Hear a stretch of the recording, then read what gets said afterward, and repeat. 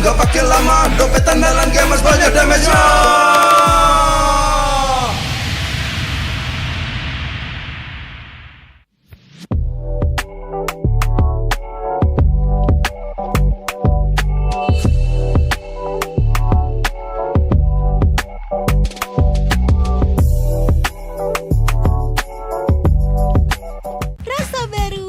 Seru pertama di Indonesia, kopi susu rasa cookies. Always ready, warnai harimu. Good day Groovy Cookies. Nikmati sensasi asyik kopi cookiesnya. Tak ada hari tanpa mabar, main ngelek, kerap buatku tak sabar. Gimana mau main sampai kelar? Ini waktunya ku bersinar. Okay, let's do it. Game smash andalanku, bikin mainku semakin hebat. Pin stabil, main makin mulus, rankku fix naik terus. Tukar DG rings, diamond dan voucher game kau dapat. Cuma Game Smash, makin-makin no debat. Game Smash Booster, kini dapat DG rings. Beli paketnya dan aktifkan boosternya di aplikasi Dunia Games. Semua tim sekarang ngelakuin hal yang sama karena kita udah membuktikan ternyata rookie Indonesia itu bisa loh. Pemain muda ya semakin bagus buat persistensi MPL ini semakin maju lah. Ada motivasi khusus kali ini, Loy? GB yang pembawa gue yang papan atas. Darah muda di MPL Arena. MPL Arena, mana suaranya? Menjok dan implosion. Oke, Skippy sudah dimiliki oleh seorang player udah terlalu tinggi stake-nya. Resource player muda kita tuh lebih bagus-bagus daripada yang lama-lama. Dan yang lama-lama juga udah kebanyakan punya kesibukan yang lain kan. Oke, Rin menunjukkan kelasnya dan Di season ini yang gue lihat jadi banyak potensi muda baru, mental segala macam masih lebih kuat lah. Semakin banyak tim yang mempercayai pemain-pemain muda ya semakin bagus buat persistensi MPL ini semakin maju lah. Yang aku lihat dari Maybe emang kalkulasinya bagus, training phase-nya juga jago, dan ya emang hitungannya tipikal go trainer zaman now sih hitungannya. Anak dewa, kita berangkat menuju ke game yang kedua. Yang akan kasih P berhasil mendorong tapi Sorizonya menjadi korban pula, tapi Boyza berhasil kali ini untuk mendapatkan dan kemenangan karena satu P dan juga Maybe tidak tersentuh sama sekali dan Pedia. kalau bisa dinilai, kamu berapa dan Aaron di berapa? Aku 10, Iron masih di bawah 9. Gue suka Hazel sebenarnya. Jungle mekaniknya jago, tapi bisa bikin decision itu sedikit banget. Gue lihat itu semuanya di Hazel. Ready? Boy. Lihat di arah belakang. Positioning sangat baik. Fabian sini tergolong dan Hensel menutup double kill dan one last. Lawannya juara season lalu loh, Hegel. Ya nggak apa-apa, main aja. Aku kan juga jago soalnya. Toy, he also try out in Bigetron. He is a MPL caliber. He can play toe-to-toe against Seman. He knows how to farm. He knows how to use his farming, his position. Keluarkan tidak ada dia tapi sakit banget. Toy mendadak berubah segalanya. Toy ada shutdown yang tercipta banget untuk kali ini. Kalau dari Loy, kamu harus menghadapi Aaron loh. Dia udah sering lawan dia sih, jadi biasa aja. Sio ini semakin kena pressure, semakin ganas. Kayak bocil-bocil pede gitu loh sama skillnya. Confidence-nya sangat tinggi sih menurut aku. Coba untuk melakukan distraksi menuju ke arah belakang. Rini, retribution of Rini. Langsung menangkan atas serentak. Menang permanen saja. Si Rene ya, walaupun dia baru main terus udah hilang biru, dia nggak yang kayak ngeblank, dia nggak yang kayak komisi aneh gimana, jadi kayak bagus lah dia. Ada motivasi kali nih, Loy. GB yang pembawa gue yang papan atas.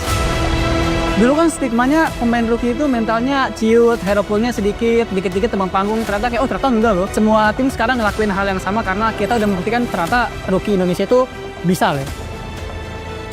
Emang udah saatnya generasi baru sih kalau bisa dibilang ya. Apinya lebih besar lah buat betin kalau mereka emang layak perform di MPL gitu.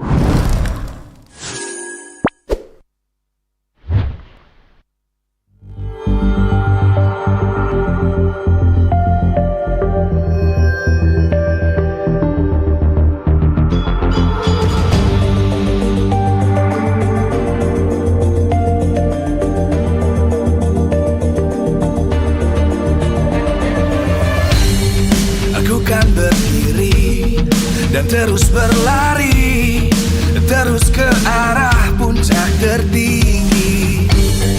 Ku takkan berhenti, hanya sampai di sini.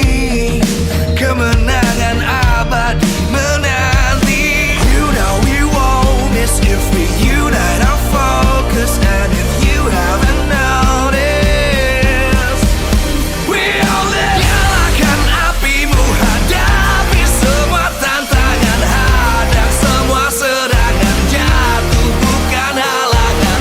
Bakar semangatmu, janganlah engkau menyerah. Kita akan buat sejarah. We all this, we won't miss. We all this, we won't miss. Saatnya beraksi, jalani ambisi. Aku kan menyawakan hari ini. You know we won't miss if we unite our focus. And if you haven't noticed, we all live. Nyalakan apimu, hadapi semua tantangan, hadang semua serangan, jatuh bukan halangan. Bakar semangatmu, janganlah engkau menyerah. Kita akan buat sejarah. We all this, we won't miss.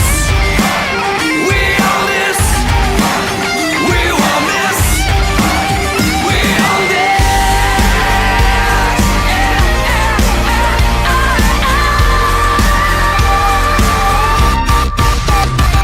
Nyalakan apimu, hadapi semua tantangan, hadang semua serangan, jatuh bukan halangan.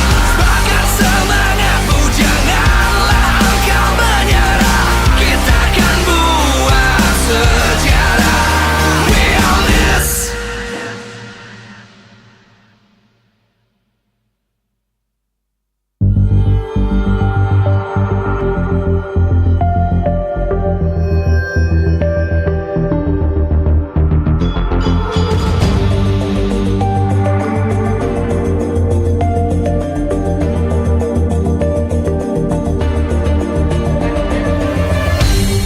Aku kan berdiri dan terus berlari, terus ke arah puncak tertinggi.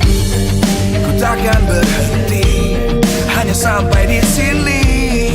Kemenangan abadi menanti. You know we won't miss if we unite our focus. And if you haven't noticed, we all live. Nyalakan apimu, hadapi semua tantangan, hadang semua serangan, jatuh bukan halangan. Bakar semangatmu, janganlah engkau menyerah. Kita akan buat sejarah. We all this, we won't miss. We all this, we won't miss. Saatnya beraksi, jalani ambisi. Aku kan menyawakan hari ini. You know we won't miss if we unite our focus.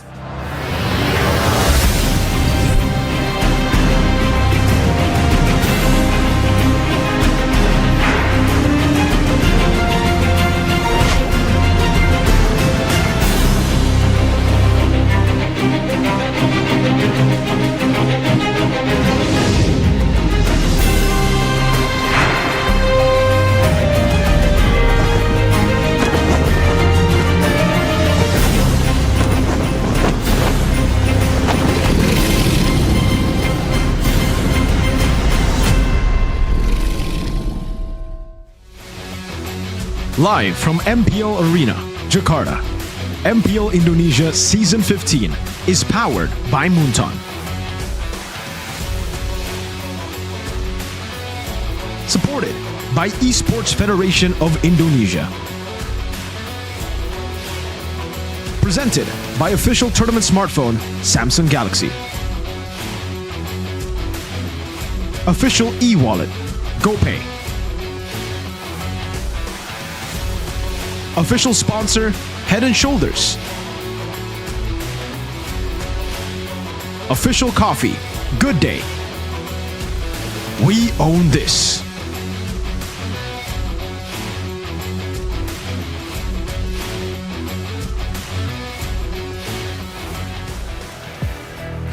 Halo, selamat datang di hari ketiga, week ketiga. Dan hari ini kita memasuki match yang pertama di hari ini.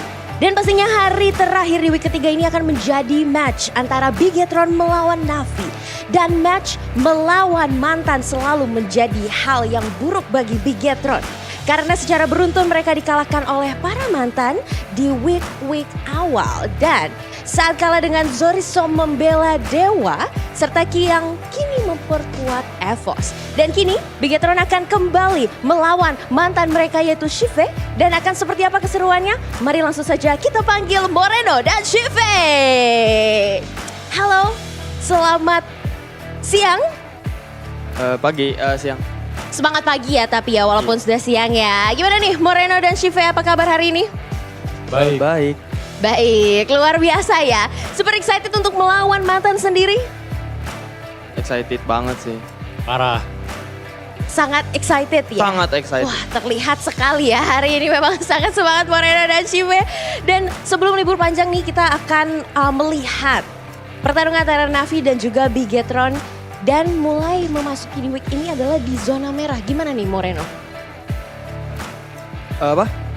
Karena akan melawan Navi pastinya dalam match kali ini. Iya. Tapi sayang sekali Bigetron harus mulai di zona merah. Seperti apa nih tanggapan kamu? Ya tanggapan aku ya lebih ke ini aja sih. Try to bounce back aja buat tim sendiri. Maksudnya buat Bigetron buat bounce back ke atas lagi. Pastinya ya untuk membawa naik lagi pastinya. Dan kamu melihat Shive ini di season lalu seperti apa? Di season lalu emang ada dia? Lebih kuat Shive ketika di Bigetron atau di Navi? Di season sebelumnya. Kalau menurut aku jujur ya lebih kuat di Navi sih. Karena mungkin waktu di Bigetron kan dia itu rookie kan kayak first season dia. Terus sekarang pas di Navi dia jadi kayak lebih mateng gitu. Jadi tulang punggung. Jadi tulang punggung gimana Shive menurut kamu? Dibilang menjadi tulang punggung oleh Moreno. Belum menang soalnya kan. Oh belum menang, jadi harus membuktikan hari ini ya? Kayaknya hari ini belum menang juga sih. kita dulu yang menang. Gak apa-apa, jumawa dikit ya hari ini ya. Dikit. Harus buktiin ya Shive hari ini bisa melawan mantan sendiri, harus mengalahkan mantan sendiri ya. Tapi kalau ketemu Moreno ada sentimen tersendiri gak sih dari Shive gimana hari ini? Gak ada sih, kayaknya seneng aja. Kan udah lama juga kan gak ketemu, udah habis dari Brazil, jadi seneng aja. Senang. Kayaknya bohong deh, kayak dia ada sentimen tersendiri sih kayaknya. Iya, tapi belum mau jujur aja ya kayaknya ya kali ini. Karena kan melihat di roster dari Bigetron sendiri di season 12 nih hanya tersisa Moreno aja nih yang pernah jadi setim sama kamu. Boleh loh dikeluarin unek-uneknya nih ke Moreno mumpung ada di depan mata nih. Nanti kayak dikeluarin di gameplay. Di gameplay ya. Oke, kita tunggu aja ya sentimen dari Shive. Nah tapi sampai sekarang nih kalau misalkan dari Shive sendiri kan belum pernah menang nih. Dan pastinya hari ini melawan Bigetron. Nah tapi ini sama-sama ada di zona merah nih. Seperti apa Shive? Nggak ada gimana-gimana sih. Soalnya tim aku sendiri kan emang nggak ada bener-bener player yang kayak superstar banget lah. Jadi kita nikmatin setiap prosesnya aja sih. Nikmatin setiap prosesnya dan pastinya harapan terbaik ya untuk hari ini untuk Navi juga. Boleh dong kasih pesan-pesan untuk Moreno nih dari Shive. Good luck have fun bro. Good luck and have fun. Kalau dari Moreno? Good luck have fun bro juga. Idem ya, sama aja ya. Iya. Oke, dan pastinya yang terbaik untuk Navi dan juga Bigetron hari ini. Dan Superfans jangan lupa dukung tim kesayangan kalian. Dan kita akan lempar ke Bude Clara Wongstar. Silakan Bude.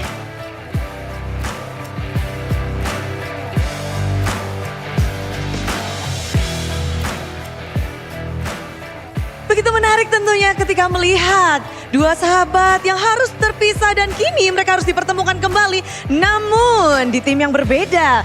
Dan Bude Clara Wongstar mengucapkan selamat datang untuk kalian semua para super fans yang ada di MPL Arena dan juga yang ada di rumah yang lagi nobar-nobar tentunya di hari yang ketiga, minggu yang ketiga MPL Indonesia Season 15.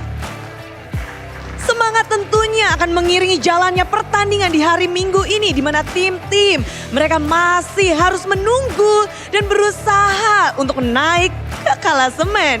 Dan kalau di match pembukaan ada Bigetron dan juga Navi, ini akan menjadi perhatian bagi banyak superfans karena Bigetron punya histori yang buruk dengan para mantan. Bukan hanya sekali saja, namun 2 kali. Akankah kali ini bisa jadi yang ketiga? Atau malah di sini Navi yang bisa akhirnya mendapatkan kemenangan pertama mereka. Bigetron, kita tahu mereka berada di posisi yang kelima. Tapi jika kali ini mereka kalah, mereka akan terjun bebas ke dalam zona merah di peringkat ke-7. Jadi mereka membutuhkan kemenangan ini supaya menutup minggu yang ketiga sebelum break panjang dengan napas lega. Namun berbeda halnya dengan Navi. Navi belum memiliki 1 kemenangan match pun. Ini menjadi pertanda bahwa mereka benar-benar butuh step up. Mereka harus bisa ngedapetin kemenangan demi untuk lebih tenang dan juga tidak jadi juru kunci. Bukan itu yang mereka mau.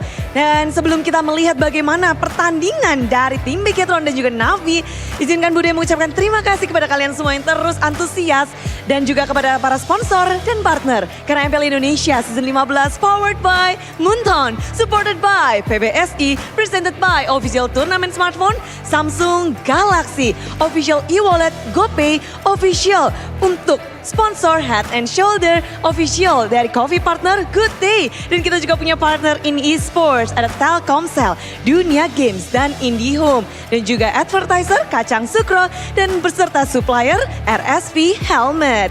Semua yang telah menunggu, menantikan bagaimana Bigetron akan memecahkan kutukan dari sang mantan.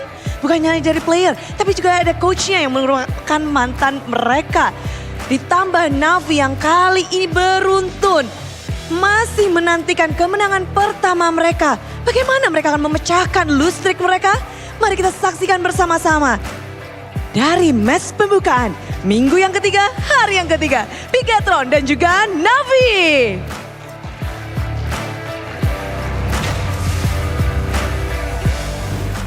The final day to close week number 3, ladies and gentlemen, at MPL ID Season 15. And we're going to open things up with the bottom, what is it called? Bottom table battle? Bottom table battle. Bottom table battle. It's between Bigetron as well as Navi. But today you guys are going to be joined in with me, Eterna, alongside with Goni as well as Mirko, as we open things up with number 5 and number 9 on the standings right now. So however this goes, there is a possibility that Bigetron will be dropped to number 7. So red zone for the Red Robots. Tough luck for Bigetron. Looking strong though. Wow. For week 1. But what happened, Mirko? Very shaky. Very shaky indeed. I'll have to talk about Bigetron's performance here. They have been very, very shaky. You know, they haven't been able to get the dubs consistently, although they were able to get some. They beat Alter Ego, they lost to Dewa then, and then an RQ loss. An Evo's loss first. We haven't seen BTR RQ. Hope that never happens this season. Yeah, they definitely need a match here. We heard from E2 Max as well in the interview yesterday that they're still working on a lot of stuff here, right? Coordination is key, synergy is still not the best, and some of these games really go down to 50-50s, but I think against Navi, that ain't no excuse, sir. There ain't no 50-50 here. We know Navi's track record. They have 0 wins. But it's not just Bigetron that's under pressure right now, because Geek will be facing up against RRQ, who are right now number 1 in the standings, undisputed, undefeated so far, still on a win streak. And to close things off for week number 3, before we head over to the 3-week break, it's going to be Alter Ego and Dewa United. Here are the standings, ladies and gentlemen, presented to you by the official tournament smartphone Samsung Galaxy S25 series. And there it is, right? Bigetron at number 5 has a chance to drop to number 7. That means TLID will be pushed up, I believe. If they do go 0-2, I believe TLID will be above Bigetron. Because 2-3, TLID is also at 2-3. Is that how math works? That's how math works. That's how math works. 2-3, they're going to go 2-4, and they're going to be -2 aggregate if they lose 0-2. Will they lose 0-2 though? That's a big question right there. Hey, you know? I mean, we've That's seen wishful thinking from the cavalry here. unexpected results, right? Kind of. Hey, sure. Season 15. Season 15. Anything can happen in the land of Dawn. When Onyx have two players who can't play, yes, we've seen many Well- upsets. Enough from us. What about you guys? What do you guys think back at home? Chive faces his former team, or people like to word it as X. Chive meeting his ex because he That's used to my be on Bigatron. Will Navi be able to break the curse or fall even harder? I think there needs to be a little bit of context here. So far, Bigatron has always lost to an X. Right. So in this case, Chive under Navi is considered an X. When Bigatron faced Dewa, where there's Sorizo, they lost. When they met Evos, where there was Key, they also lost. So do you guys think it's possible if they can defeat Eman? Do you think there's going to be no win at all? And the last option that I didn't read, I couldn't catch it, but you guys can catch it in the live chat. Vote. It's pinned. Vote, all right? Vote. What would you vote? I think Chive alone, he's a good individual, right? Surprisingly, he has improved this season. But Bigatron is much more solid, and on paper, they're the better team. So I don't believe that Chive will continue the trend against Bigatron. Yeah, I think the thing for Na'Vi is most teams came into this matchup against Na'Vi thinking there's no one on the team that they should focus. So Chive got that time again as already a very good individual player, utilizing the space and utilizing, I would say, their weak jungler himself. He's exploiting his weak jungler himself by taking farm away. We've seen this so many times, and I think you can go through Na'Vi Na'Vi matches here throughout. Yeah. I don't like that. Clearing your throat like that. But MPL ID's Na'Vi performance, you can check it out again. Shiva always takes the green camps away. Once we get to mid-game, he always takes double waves as well. So that's why he's been able to stay afloat while Na'Vi kind of drowns in the crazy difference in goal that we've seen from their opponents. But in that particular case, is that a bad thing or is it a good thing? I think Because it's a good technically it thing. feels like Shive is the only person on the team who Exactly. can carry to Yeah. that point. I think he also identified that. I think the coach Aldo, also identified that. After the first few matches, they're like, all right, we gotta just give Shive all the gold we can. Funnel the gold to Shive. He's the guy who can carry the game. Gold digger. The gold miner. Gold miner. Yeah. There you go. Maybe Mines. not gold digger. Digger. So you guys thought, survey shows 45% it is possible. Wow. Interesting. If they can defeat a man. If they can defeat a man. Okay. I agree. That's Yesterday's crazy, guys. performance, I know Bigatron lost, but it just 2-0, by the way. It just- to Onyx. what's the word? Like, it made me respect Emon even more. Like, Yeah. despite the loss, his performance was insane. Yeah. Interesting. What do you think, Gani? What do I think about what, though? BTR. Bigatron, they're Oh, an is it because underdog it was team. Onyx? Oh, what do you mean by that? Is it because it's against Onyx? What do you mean? I mean, Oh. Onyx, I knew that they will win. And I That's texted fair. Mirko personally fair. regarding that match. What was the personal text? He didn't. He sent it in the group, but it was targeted towards me. What did he said, say? Onyx will go undefeated after winning against, after breaking their lose streak. He's like, Onyx will go undefeated. They're not going to lose. Okay. I stand by that, so. Meanwhile, we were talking about the X factor versus the X. I think Mirko touched on this a little bit earlier on. In terms of data, Shive is outstanding, right? He's number 2, going 0.5, 0.6, by the way. Crazy. Number 2 average GPM as the gold laner, and he's still on top 5 of average kills for the gold laner. Yeah, it's honestly quite ridiculous, this stat, right? Having a player like Shive in this team is literally like a glimmer of hope. The diamond in the rough, you could say. And they got to try to utilize him even more. I think a lot of times they still try to play the early game for the neutral objectives, for their jungler, and it makes sense because that's the meta. But knowing that, I think right now there's a big difference in skills when it comes to the trio mid of Na'Vi and the rest of the league. You might have to just play for the guy who can actually go toe-to-toe in the gold lane, and that's Shive. Move the prio from neutral objectives to Shive. But if that's the case, do you think that he'll be able to win it in terms of laning against M1? That's a tough thing, right? Because now, all eyes on Shive if you're up against Na'Vi. Because teams will try to shut him down early, and that will be the extra layer that Shive needs to at least address. Because if not, then it's going to be hard for Shive to also deliver. I don't think they need to think about winning the lane against Eman. If they wanna shift the prio again from neutral objectives to the gold lane, then there's no lane. There's no laning phase. It's not gonna be 1v1. It's a 3v1. Eman will be at a disadvantage, and then you can capitalize on taking the turret, shutting down Eman, and then playing against just the trio mid that will be ahead. But again, that's where you put your marbles on, right? You put in the gold lane, you leave the neutral objectives to BTR. But that means that's only one target that Bigatron really needs to think about. Exactly. So it's a catch-22 situation, honestly, for Na'Vi in this match. Yeah, it's the situation that they are in right now, right? It's all about how they can adapt and think and improvise in this situation, because if you let BTR go, I mean, if you contest neutral objectives, I think BTR have the better setup. The trio mid is, I think, quite a big margin better than Na'Vi's. Yeah.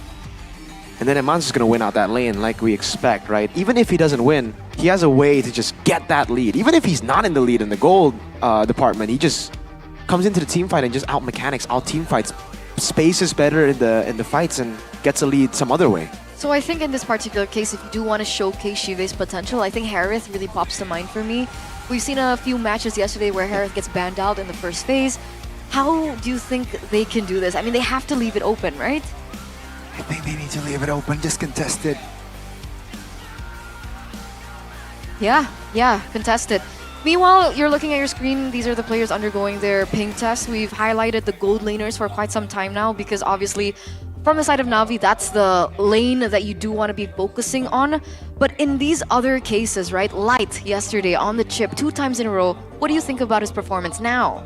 Ooh, I don't know, the chip worked until it didn't, right? It was just, I would say clutch plays from Onyx rather than Bigatron really throwing the game, because a couple of times it was just a great SOD, great punishments overall, and the chip did what the chip needed to do in the early game, mid game, and then in the late game we did see again, Onyx just make those clutch moments constantly, having Sicilian with 500 stacks at the end of the game. Yeah, that's true. Onyx outplayed BTR in the late game, but I think the chip is fine. I think if it was any other team, maybe, okay, not any other team, aside from Onyx RQ, then it would have worked. Okay, that makes sense. Do you agree with that notion? I think I do agree, right? I believe with Onyx, especially with the changes that they are going through, it's a positive one, considering the outcome. And yeah, they're back to Onyx standards, and that is why Bigatron couldn't really grab a chokehold against Onyx yesterday. So obviously these layers are something that we are going to be looking at today against this matchup, our first matchup of the day. And if we're talking about carries, we talked about the gold lane. What about now the jungle? Is Aether going to be playing, or is it Worship Ball? I have no idea. If they get Worship Paul, that's another X, right? Because he did play for BTR, this team as well. Is 2X enough? I don't know. Aldo, 3. Are 3X is enough? That's true. Aldo used to be in Bigatron. Season 12, together with Chive. Wow. So those are the remaining ones, right? Moreno, Chive, and Aldo. Moreno, yeah, the ones from the Season 12 lineup. Yeah. Oh, it's spicy. It was Key, it was Chorizo, they're no longer with us. Everyone else is gone. Everybody. Well, They're not... That actually might increase their chance? Navi's chance. Because they have more X's. Yeah, they have Aldo. It's the pattern, guys. It's the Believe pattern. in the patterns. Meanwhile, in the interview earlier on, we saw Moreno on screen with Chive. I think Moreno mentioned that, Chive and Bigatron, he didn't play as well. I think it was his debut. Was it his debut season? Chive? Season in 12? Bigatron? Yeah. Yeah. So that's MPL why. debut. That's why, Yeah. right? That's what he mentioned in his interview. And he said, now Chive in Na'Vi, so much stronger. So there's huge respect there. But also I felt something kind of weird between them. Like there's some kind of tension. It's like, because Alyssa was like, do you have any messages to Moreno for Chive? And then Chive is like, no, but the way he said it was weird. And when he said good luck was kind of weird. And then Moreno's like, he's probably just going to show me in the game. I don't know, maybe because like ex-rivalries. Chive has been a substitute, or like he's been gate kept from the alpha roster, because Eman was in the team, so Chive couldn't really step into MPL's the MPL lineup for such a long time. Oh, you're right. It was Iman that replaced Chive. Yeah. Oh, this is a personal lane. Let's go. Both my goats, ex-BTR and BTR, by the way. How would you feel, right? You've been in the lineup for so long. You didn't really get enough time. Yeah. You weren't trusted long enough, and then suddenly your team is like, okay, we'll get a PH import, let's replace you. And then you have to be moved to another team. How would you feel? Gotta deliver in that lane, right? I gotta take that dub, not just game-wise, but match-wise. It's gonna be personal, guys. Let's welcome the team lineup. It looks like both of the teams are ready, ladies and gentlemen, for our opening match of week 3, day number 3. To close things out, it's actually Aether in the jungle, so no Washipal. Still with Cars, X Magic, Hanafi, Shive.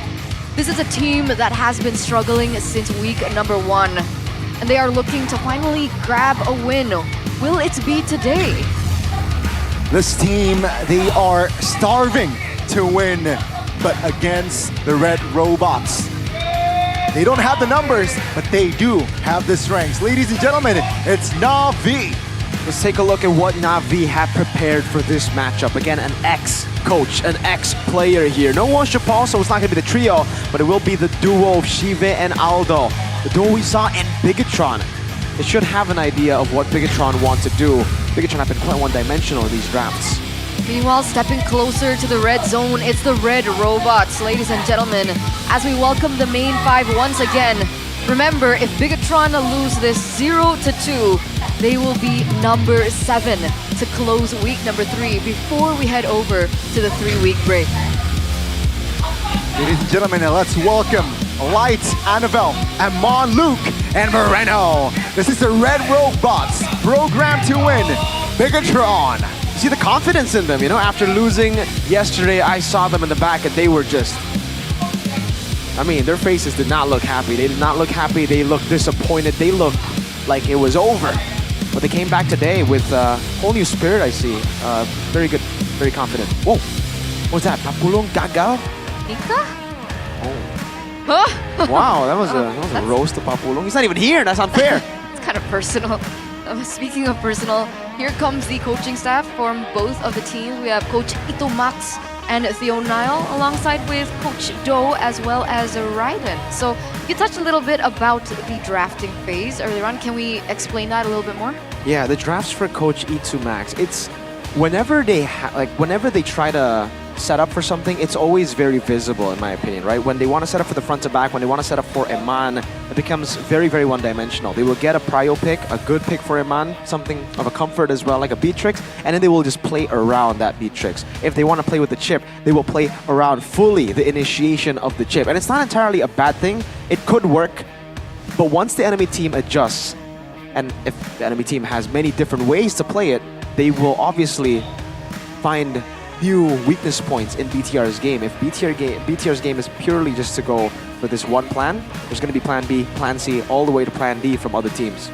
Very interesting, right? So what you're saying is it's a little bit too readable, predictable, perhaps one-dimensional from this team. So yeah, I guess especially in MPL, right? We're going into week 3. Teams will have to adapt, and teams that is easy or quick to adapt is going to have an edge. And also the reason why Na'Vi is still winless this season, right? I think they're too predictable. Their patterns and rotations are also a little bit too predictable. Let's see though, against Bigatron perhaps they might bring something new. For sure, for sure. We're waiting for that. I mean, it's been quite some time. I think I've been rooting for Na'Vi even before they became Na'Vi, right, under Rebellion. They have been struggling, you know, season after season. They get to playoffs, but they can't perform as well when they get to playoffs. I really wanted things to be different, but of course it's still week 3. It's still early. And if we're talking about loopholes to Bigatron other than the drafts, well, in regards to the draft, we saw what Onyx was able to do against Bigatron in their first game. They shut down Eman. They forced Eman on a hero that might not have the best prio in the lane, and it's not as easy to execute in the team fights. And it felt like Bigatron kind of lost control in that first game. Do you think that can be a strategy that Na'Vi can replicate? Yeah, I think there's a blueprint now set by Adi as to how to beat Bigatron, right? 4 gold lane bans, 3 at the start, and then 2 more if you really need it. I think Bigatron will adjust from that. I don't think we're going to see them, you know, fall for the same tricks again, but it could still be an attack in the first phase. Na'Vi could decide to go for the 3 bans at the start, but maybe not on second pick. Now, Onyx, they did it where they were on blue side. So first game, I don't think you want to go for 3 gold lane bans with Juicin open, Mathilda open, Joy Suyo. There's still a lot of prio picks, so they gotta respect in game 1. Do you still consider Jushin a prio pick? Yeah. It's not conditional? I still think it's prio pick. You have so much control as a mid laner with the Juicin. You still have that control constantly put in the Lantern Flare. No one can walk up against you, especially when you have just any roamer who can gap close. It's just so much control. Then obviously in this meta, you have damage in your jungle, you have damage in your gold lane. If it's the utility meta, then the Juicin wouldn't be prio. You would have Farsa, Yves come around more. But because you already have enough damage, sometimes you need that utility, and no one has more utility than Juicin. And on top of that, right, if we're talking about the Juicin, he's a beefy mage, right? He's not as, like, perhaps, if you compare it to other mid laners, she's quite beefy. And that's annoying, because if you can... She's a baddie, too. And if you can catch a Juicin, it's really hard to burst her down. So let's see, though, will Juicin still be the priority to be banned out in this game? Sir, that's the question. Let's take a look, ladies and gentlemen. Drafting phase presented to you by the official tournament smartphone Samsung Galaxy S25 series. It looks like Harith is going to be banned out this time around. Shive will not be able to get his hands on it, and surprisingly enough, well, technically they are on second pick, so they don't want to leave that open for Iman either. Alongside the Fanny, we have the Yves as well as the Matilda banned out. So Jushin gone, Chip is actually now on the table. Yeah. So that's the change. It's not first pick prio anymore. It's first phase prio. But when you're on first pick, maybe picking up the Jushin is a bit too risky. There's still other picks like I would say the Suyo, the Joy, Harith, Granger that should be the better first pick. I wonder if Na'Vi want to go and take a page out of Alter Ego's book. They were able to make a very chaotic game work with a Hanzo. Maybe if Na'Vi don't want to play purely for Shive, they could try to go for the Hanzo. Very elusive. Elusive, I like that word, right? It's so... Experience. It's so Hanzo. Suffering. And also it's so... Yeah, it's so triggering to see. And going up against a Hanzo myself, it's just so hard to counter rotations, to find pickoffs, but Suyo will naturally be the first pick. Do you think this is a Suyo killing spree? I'm not sure about that. We'll have to see. Hopefully it's a Suyo killing spree. I think... Annabelle? Yeah, I think Kairi showed how good Suyo could be with the killing spree. But this is actually not the natural choice for Bigetron, which is, again, something we need to point out. Bigetron, when their first pick, always go for Joy over the Suyo when it's open. So, I'm not a fan of the Joy first pick. I like the Suyo first. Now they decide to go for the Suyo. More control for the neutral objectives means you can guarantee the early game at least. Okay, now Na'Vi respond with the Jawhead and the Luo Yi. So the chip has still been left open up until this point. Na'Vi don't prioritize it. This means that Bigetron have a chance to pick it up. But of course, Na'Vi with the Luo Yi has a general sense of their own in the Luo Yi. What do you think about this? I think with the Louis and Jawhead, it shows that they want to be invasive. They want to invade, perhaps early level 2. Louis and Jawhead can go in, perhaps go into ganks or the jungles of Annabelle. Let's see though, Bigetron with the response, because technically Chip before level 4, it's kind of a mid-hero, right? It's going to be the Beatrix though, and the Jaw to counter that aggressiveness of that Jawhead and Louis. Yeah. Early Beatrix, Mirko. At this point, BTR, like we said, they do better with comfort than they do on meta picks. Yesterday we saw the meta picks, we saw the chip, we saw the other picks for. I mean, the 1-1 is also comfort, but you see how Emanjus does better when he gets these comfort picks, right? Even on the Moskov, we haven't really seen him pop off too much on the Moskov, so he's decided to go for the Beatrix because it synergizes better with the Cho compared to any other gold lane. Maybe Carry, but Carry's a bit not Eman's favorite. So if we think Na'Vi's playing for a pickoff, I mean, that's already a lot of strength coming from Bigetron, especially with Eman on his signature hero, you can even say at this point. Lucas now gets picked up. I mean, technically Bigetron can still go for the Valentina, unless Na'Vi ban this out in the second phase, and there you go, the Valentina ban comes through.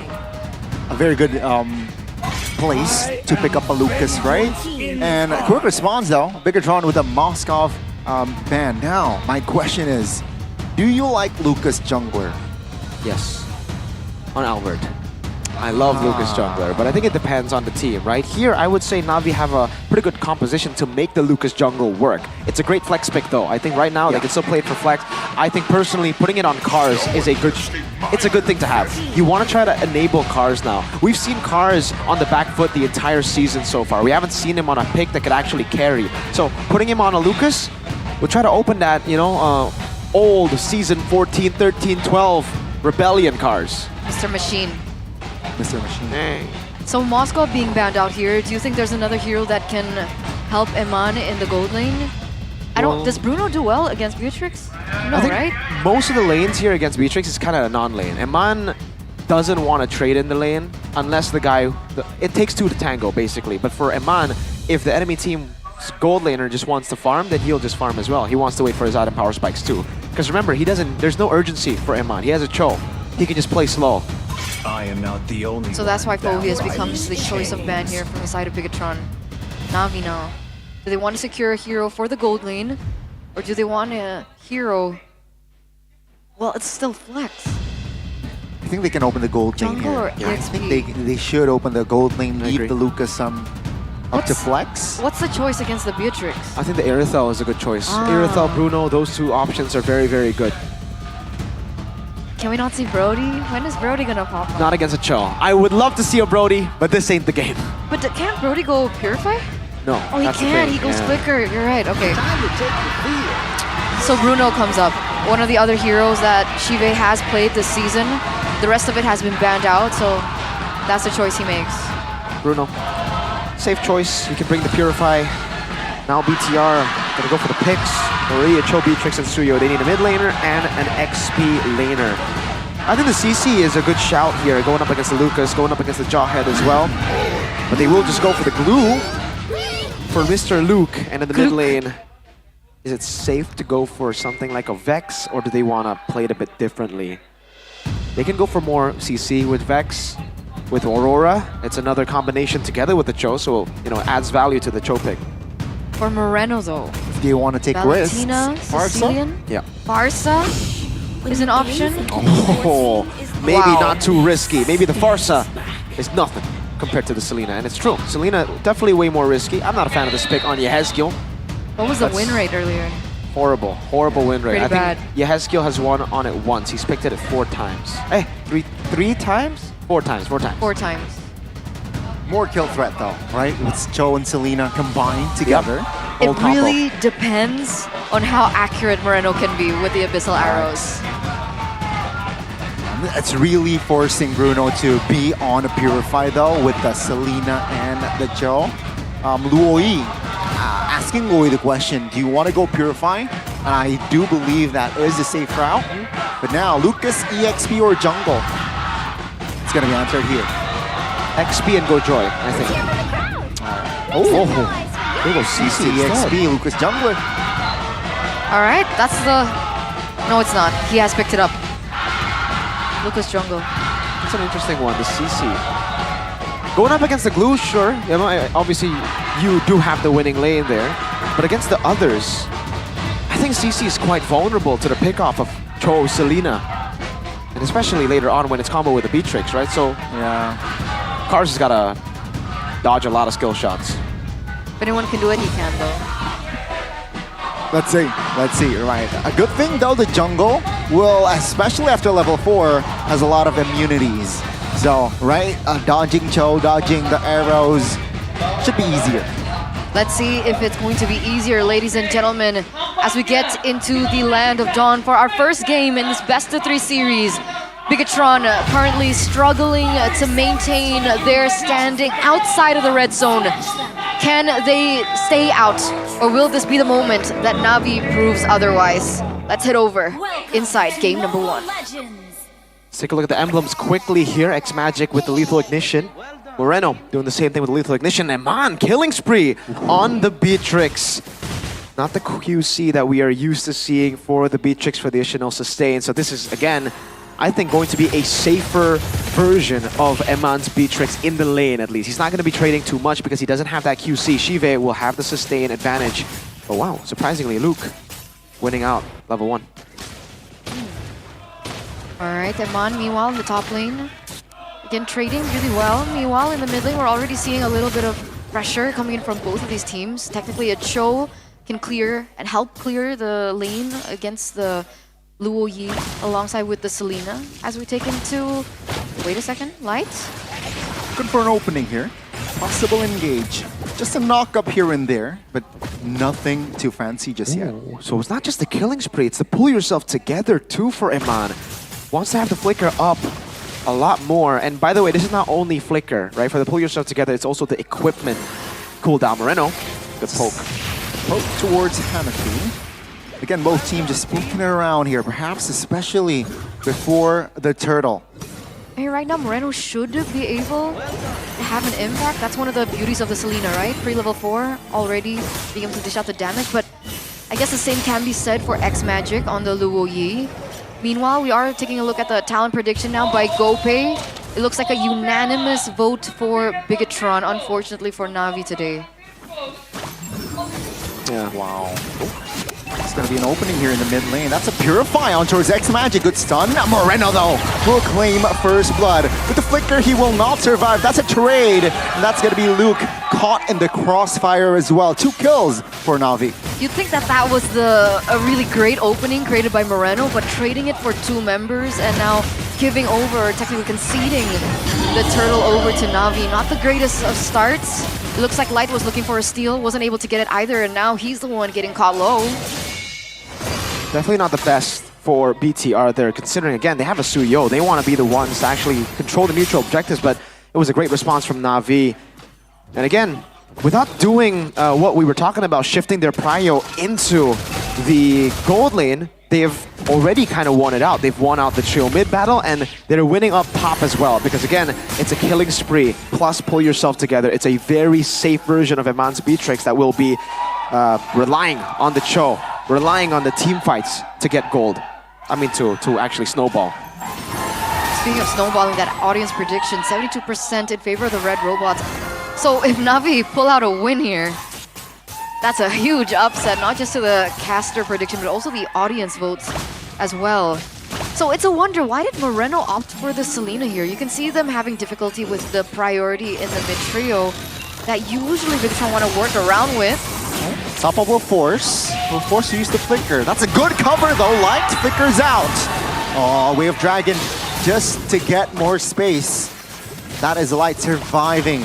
Barely. Luke though engaging in the mid lane, and Na'Vi will say no this time. That was really great cover by Iman. Yep, really, really good cover there. Shooting out that Bennett's Rage, and he has actually gone for the Sea Halberd 2 as the first item for Eman. Understanding that Na'Vi have a bit of sustain to play with, obviously with the Lucas plus the CC. Going for the Sea Halberd again, relying on the setups from the team.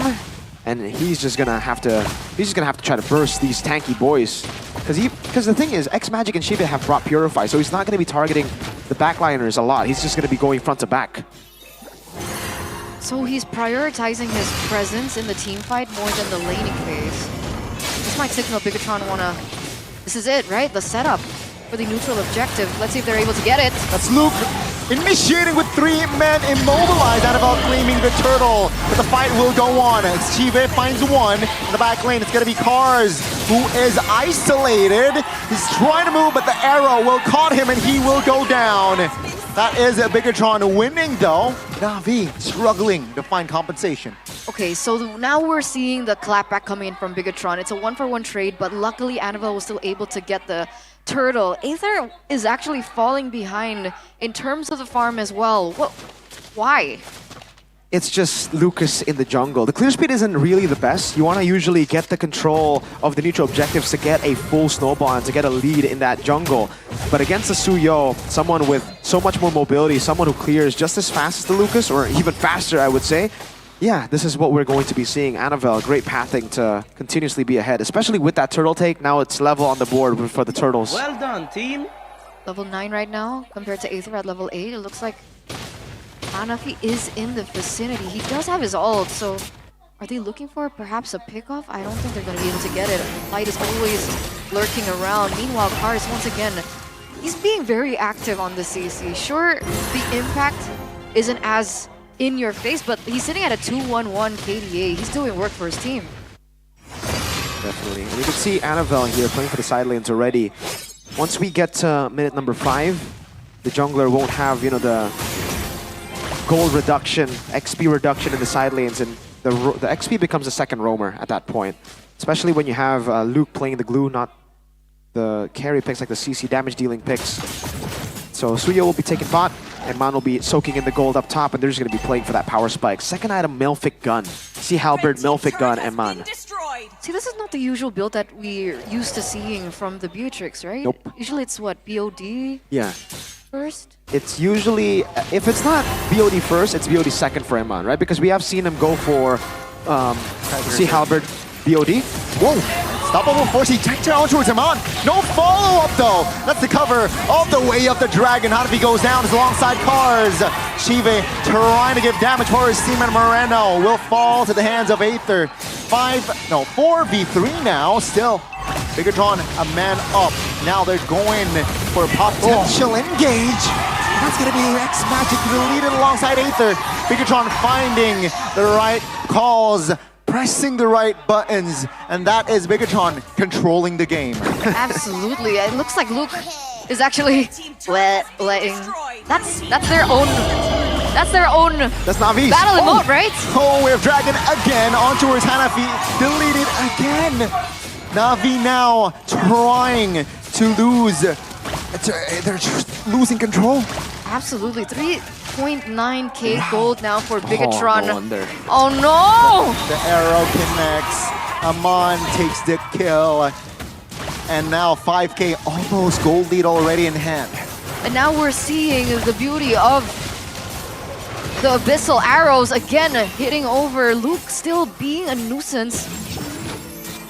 Are they still gonna go for this? Moreno's still aggressing over into Navi. Seems like Luke will be ejected though this time. Isolated and taken down. Navi finding one. Aether though receiving a lot of damage. That's Beatrix again finding the right calls. He will take the kill. Light barely survives, but he's a-okay. And they're utilizing the chaos. At some point, Eman gets a Sky Piercer, by the way. Finally gets the shot, takes it down. He's sitting at 3-0-5. So going back to Eman here, Mirko, what do you think about this build? Why do you think he went for this in this exact order? So it's exactly what we said in the draft as well, right? When we saw the Beatrix, then we saw the Cho, we're like, all right, so there's no urgency for Beatrix to win lane, for Beatrix to snowball early. It's all up to the team and up to Light to actually feed him kills. That's why he has gone for a very aggressive build. See Halberd, Melfic Gun, plus Sky Piercer. I thought this was a safer build with a Seal Halberd plus Melfic Gun, playing for the utility, playing for the range, but then we see the Sky Piercer, and that's why he didn't go for the BOD. He knows he's going to get killed. He knows the team has got his back when it comes to these team fights, and all he needs to do is now get like 2 more hits. He picked that up before he got 2 kills earlier, by the way. So he's sitting at 2 stacks, 20 Sky Piercer stacks. And so far, Moreno has done a really great job. Oh my goodness! Haman instantly deletes a member of Navi.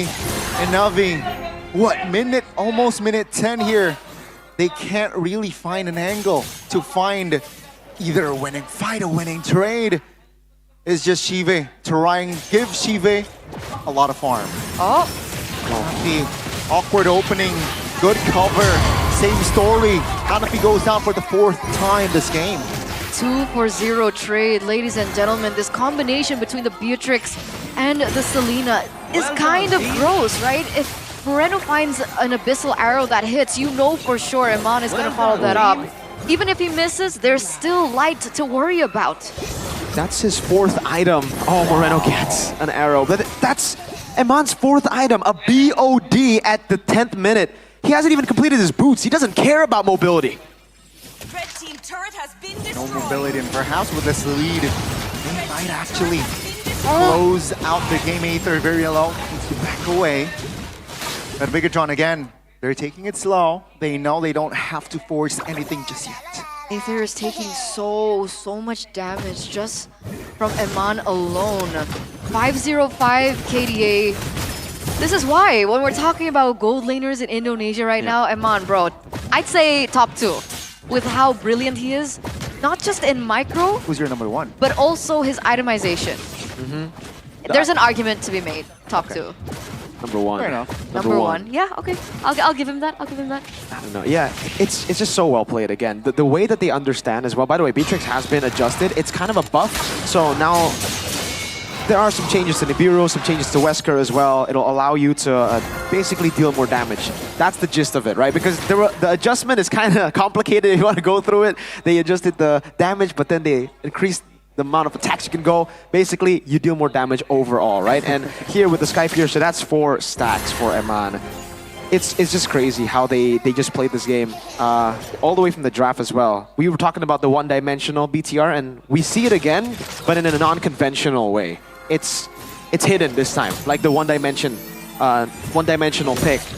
The Selena also just acts as a support to Eman, constantly giving, putting traps down, getting vision, so there's no angle of attack against the Lo Yi. It's also the pick that we see a lot in MPLPH when they are up against Lo Yi. The Selena traps stop a lot of the diversion ambushes. Oh, you're right. There's a Lo Yi in this game. Yeah. I completely forgot. X-Magic hasn't been able to find a big diversion. And technically... So do you think it's because of the Selena hindrance, or it's just him being a little bit too passive? I think it's both. I think for X-Magic, there's really no angle of attack right now. Unfortunately, when you are behind on a Lo Yi, this is the reality of the game. You are kind of useless as a Lo Yi that is 9,000 gold behind. You really need to at least stay even for the Lo Yi to look for these ambushes, because especially when it's 9,000 gold ahead for the enemy team, your diversions will deal more harm than good for your team. We've seen that happen a lot, actually. Diversion play doesn't work out, and Hanapi though. Seal flicker and a simple response from Light. Wow, that is actually wild. And now V, their odds are slowly decreasing, but this time he might actually diversion. Eman off guard with unstoppable force, but simple flicker yet again. Cards from a different angle though. The way of Dragon is there. Eman gets shut down, and that's gonna be Na'Vi finding a win. That's gonna be Luke trading 1-for-1, but now Luke will sacrifice his life for the Lord, and potentially he might escape. So, from another angle, Na'Vi will deal a lot of damage on towards the Light, and that will be the ball killing him. That's gonna be Luke already mounting X-Magic, and Selena is there to kill him. That's gonna be Bigatron again, still on the tempo. Even after that, great diversion, getting Eman, BTR somehow recovered. Eman was able to flicker out. That's the tenacity boost that he got again. The tough boots grants you a way to actually escape from the Unstoppable Force plus Ejector combo. You get hit by the Unstoppable Force, you can flicker out to safety. And now he's back up again. He did lose a couple of stacks there from the Sky Piercer with the death, but everything is still going A-okay for BTR. Okay, Wind of Nature now bought for Eman to prevent something similar from happening. The Lord is still pushing right now.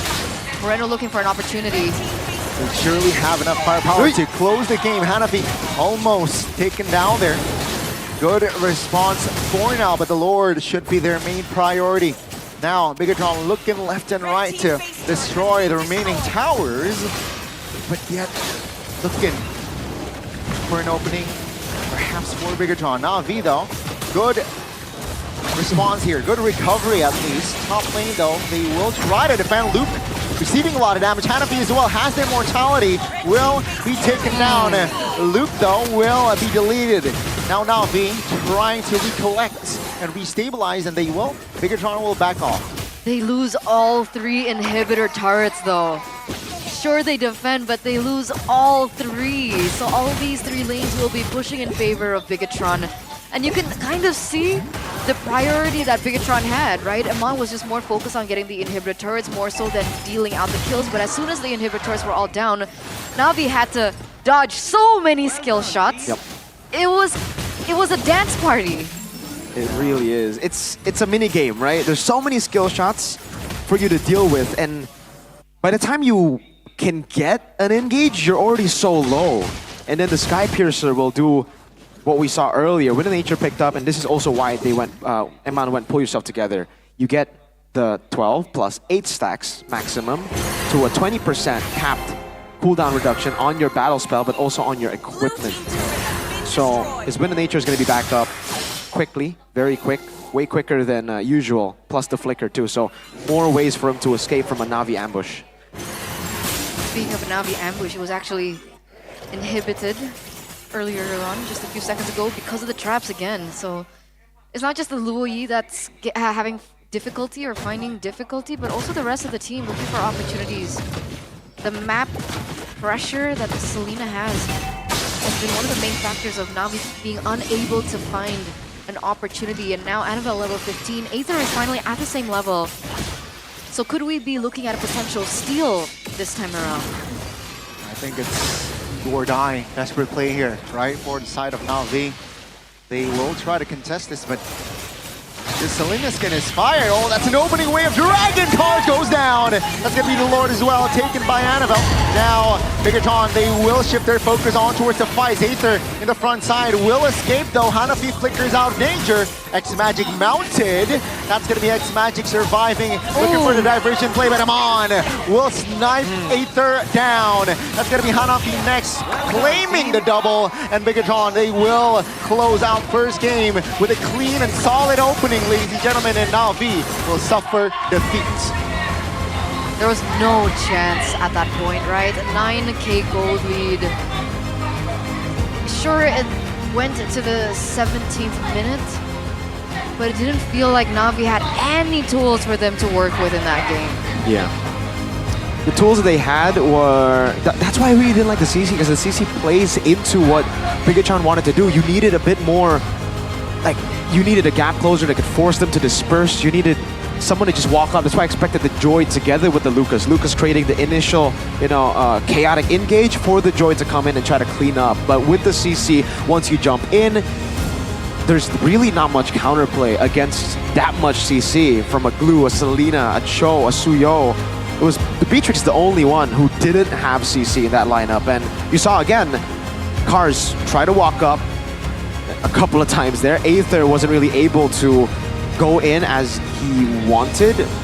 Yeah, it ended up being a very weird game for Na'Vi because they just couldn't find gap closers. It was always them held at bay by the range, by the damage, by the poke, and the pickoff potential of Bigatron. And finally, Selena works. Yaskill couldn't do it. Moreno can. Hey. I'm impressed. I loved that first game. I think they played it so clean. Yeah. It's a solid performance. Yeah. Who knew? Beatrix Selena combo plus the Beatrix Cho from Selena, yeah. Ugh, nasty. Yeah, that's why we were thinking, all right, classic combo. They're gonna go Aurora or Vexana combo with the Cho. Then we saw the Selena, and I was like, oh, wow, okay, it's pretty good. It's a lot of lockdown. Oh man, let's take a look at the crucial moment. Which moment do you think this will be?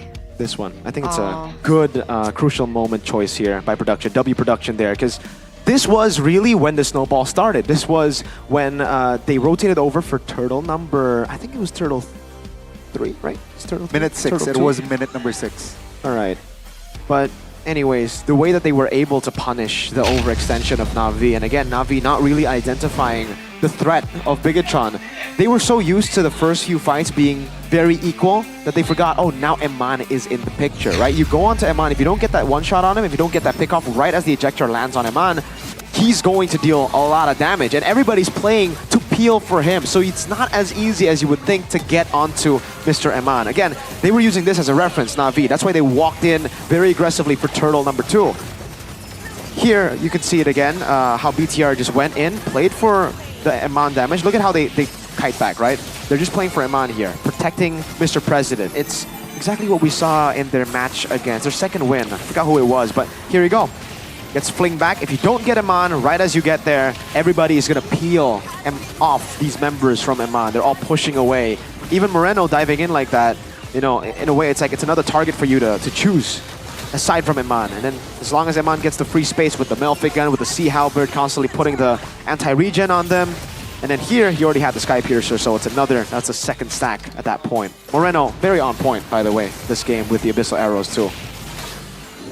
I mean, you'd think that this is the sort of gameplay that you'd want from... Oh, that's so gross, by the way. Yep. This is the kind of gameplay you'd expect from Na'Vi, right? Because their focus, their center is Shive, but instead Bigatron was the one to utilize this. And even Moreno, base damage is also quite there with the Abyssal Arrow plus the Abyssal Trap combo. So the fact that Iman can go ahead and use the snipes to finish them off is also really good synergy between the two. Yeah, and then after that, really, there was no more counterplay here for Na'Vi. They've lost too much. If they wanted to really, hold on to late game play for Shive in the later stage, the way to go would be at least to have the base turrets by this time. If they have the base turrets, then they could actually still look for a fight. At least look for one more defense, and then the next Lord fight, they can try to commit. But even then, with the Abyssal Traps, with the Abyssal Arrows everywhere, placed really, really well by Moreno, Na'Vi couldn't go couldn't utilize the diversion. The Lo Yi ended up being a wasteful pick. It's limiting the angles for that diversion plays, and you can see the relevancy of X Magic is very low in this game. And let's see here, right? Bigatron Esports, wow, positive KDA all around the board.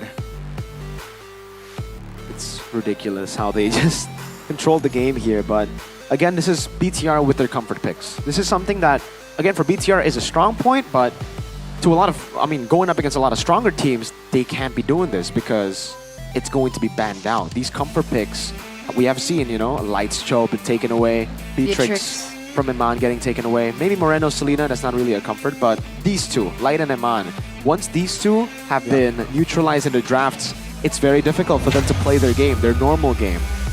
So Na'Vi, I think that's a way they need to try to deal with this in the first phase bans, right?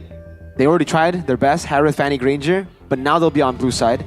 That's when we saw Onyx, go for the 3 gold lane bans. Maybe they should do the same.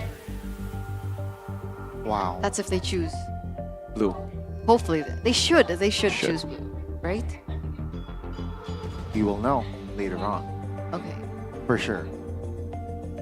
The question is, I think Na'Vi right now, I think their main focus is internally, right? Sure, you can go for and let's say ban out comforts and whatnot, but I believe what they are working on is within the team. So it's kind of tough in Na'Vi's position, right? Do you think it's like an execution problem, like an internal problem? Not internal problem, but I think their main focus right now is internally, right? Should how, say, Shive gets more farm, how the jungle gets the effective or the efficient pattern, and then they look at the opposing team. So I you think that's think their main approach? That's the focus that they should be going for, or you think that's the focus they're doing? That's their focus right now. Oh. Seems like.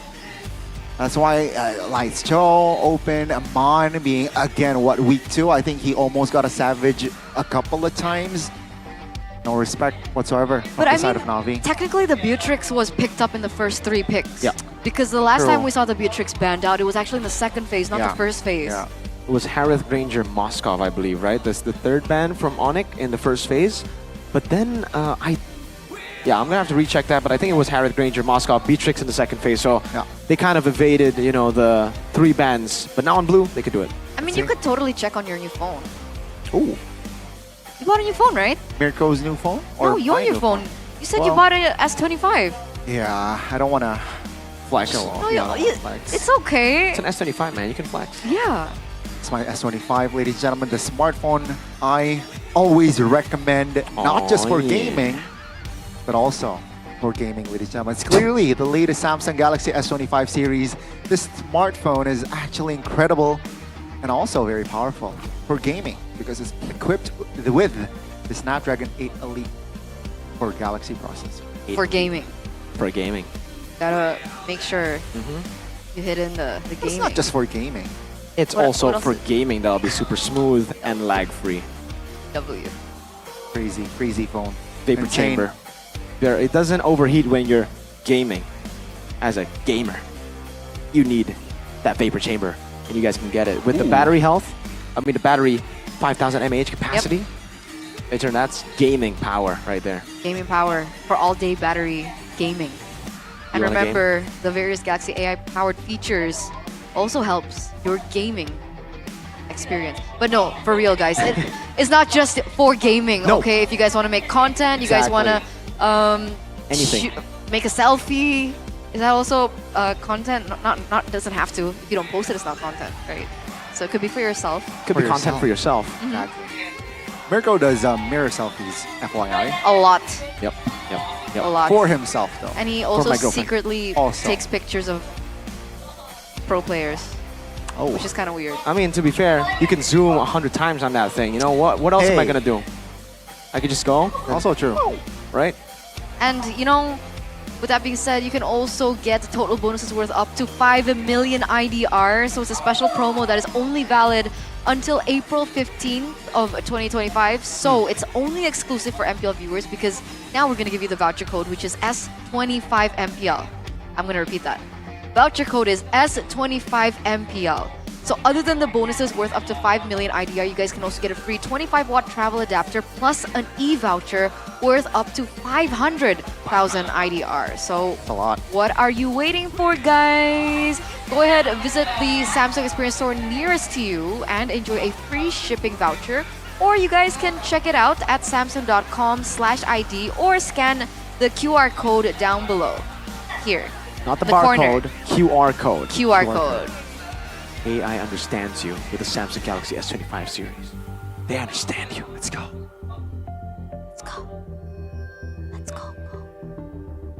Let's go. Now, with my phone, Uh-huh. I'm gonna go into my zone. Ooh, is that the Galaxy Zone, Mr. Gani? Yes, Wow. sir. Take a look at the gang here, right? I mean, whoa. Represent. Reppin' Samsung crazy.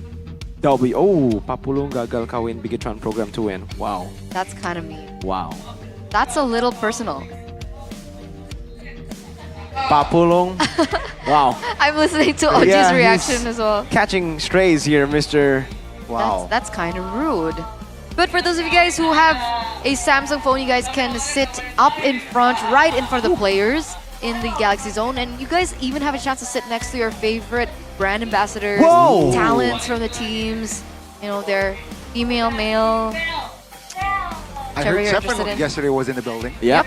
Always for the Head and Shoulders hair cam. He's ready. He's in the building. Literally as well. But I'm also ready, guys, for the gratis Gratis. WDP. What does that mean? Free. Free? That's what gratis stands for. Is that the free weekly diamond pass? Uh-huh. I want the free weekly diamond pass. WDP. It's not LDP. What's LDP? It's WDP. Oh my goodness. Oh, if you okay. want to join in and top up your diamonds, go ahead and check out GoPay Games. Always cheap, 100% secure. WDP is only around 26,000 IDR plus tons of extra promotions. Top up now and grab that new hero, Kalea, or that new skin, the new Alpha Legend. I used all my diamonds on that skin. He actually did. He did it yesterday. Ooh, how much? How much are we? 16,000. 16,000. Yes. I'm not even joking. That's the average, or were you I don't just know. I unlucky? think I was I think I was that's an incredibly unlucky. unlucky. Because the legend skin I got was like around 12,000, 13,000. Okay, so I got it with 3 more rolls.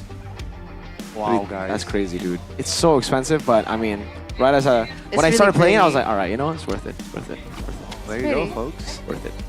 Valued it. 16K diamonds. Diamonds. Are you gonna roll? No. That's okay. He doesn't play alpha that much. You know, maybe if I they get a don't like to legend, roll. Beleric, Does he play- or Rashi loves to roll with head and play Mia? shoulders. Do you play Mia? Maya. I play Zilong. So apparently, we pronounce Mia Maya now. Yeah, it's Maya. Apparently. Maya. And Zilong is what? Zilong. There you go. Zilong. Maya. Zilong. Go for it, Gani. Get a sniff. Get a whiff. Yummy. Of yummy. You're not supposed to eat it, Gani. No, Gani. It's Zilong. The what now? How do you pronounce it? Say it again. Zilong. There you go. Zilong. So if you guys are struggling with dandruff, Maya. or you Chef guys Ed? are Whoa. struggling with itchiness on your head, and you want hair like that, Head and Shoulders is the answer. Chef is in the building. Go ahead, check it out, guys. Hair cam by Head and Shoulders. Go get yourselves the Head and Shoulders Mia or Zilong. Depends on what do you want, man. You want lemon fresh or do you want cool menthol? Get both, man. Menthol. Get both? Yeah. On the hot days, use the cool menthol. Yeah. On normal days, you get the fresh lemon. Lemon. Fresh lemon. Fresh lemon. I just realized the lemon part. Why? What's wrong with the lemon part? What? No, it's I just realized that means lemon. Lemon. Oh. Lemon. Lemon. I don't know. So confused. All right. Anyway, now it's looking kind of interesting for Navi. Hopefully they get blue side and hopefully they experiment with bans against Iman because again, it seems like every time Bigatron plays, it's mostly Iman getting the MVPs, right? Yep. He is currently #1 on the MVP standings without a player of the week. Oh, there you go. First pick, but first pick, 0%. Ugh, Big yikes. that's nasty. And on the other, I mean, the red side is not looking too hot either. Yeah, because Bigatron have a better win rate on red side actually if we take a look at the statistics, but now that might change with the constant 3 gold lane bans on Mr. Iman. So now they have the chance to do it, for real. Let's see. They gotta do it. They need to replicate the execution of Onyx. Is Coach E2 Max ready? Oh, The blueprint, the Onyx blueprint to beat BTR.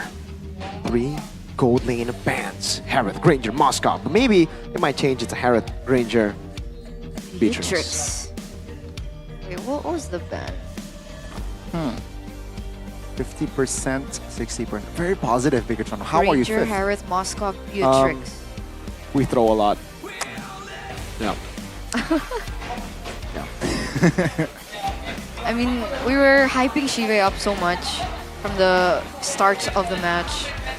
And unfortunately, he wasn't given room at all to shine No. on the Bruno. Technically, he was also kind of shut down. He was shut down, not in the Moskov? normal way. Harith Granger taken away. I mean, it's... I think... Oh. Some would argue it's hard to, like, deliver a Bruno game, you know? Yeah. Only some can pull it off. It's not as easy. So we'll see whether or not he's given a different hero this time around, ladies and gentlemen, as we get into the drafts.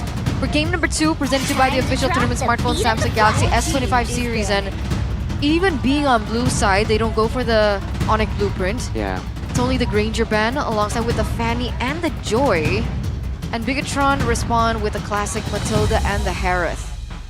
So I completely forgot, right? Like, the reason Onyx could do that is because they have a Fanny player. They have Kyrie in the jungle. Exactly. But when you don't have a Fanny player, either we've never seen him play Fanny in MPL, yeah, you're gonna have to ban that out even when you're on blue. So again, that blueprint will not be visible here, will not be used by Na'Vi. They're gonna have to find their own way to try to beat Bigatron. Matilda, Harith. Is this still gonna be the Juicin? Or are they gonna leave it open? I think for BTR, they might just leave it open, right? It's not first pick prio anymore. The Yves is still up for grabs, so they can very easily try to just counter it. But it's still to prio, even here on red side. Alright, Jushin banned out here. Na'Vi, they have the chance to go Suyo. Yep. If they want to find more success in the early game. Bigatron, meanwhile, Luoyi is an option. Chip is an option if they still want to do that.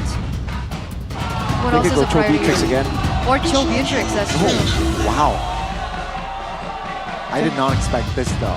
Jawhead. So they're trying to perhaps... Well, with the help of Eve, right? So this time with more range, with more poke as well. But yeah, that's going to be the 2 heroes from the side of Bigatron. Now V responding this. Okay, taking a look at Na'Vi.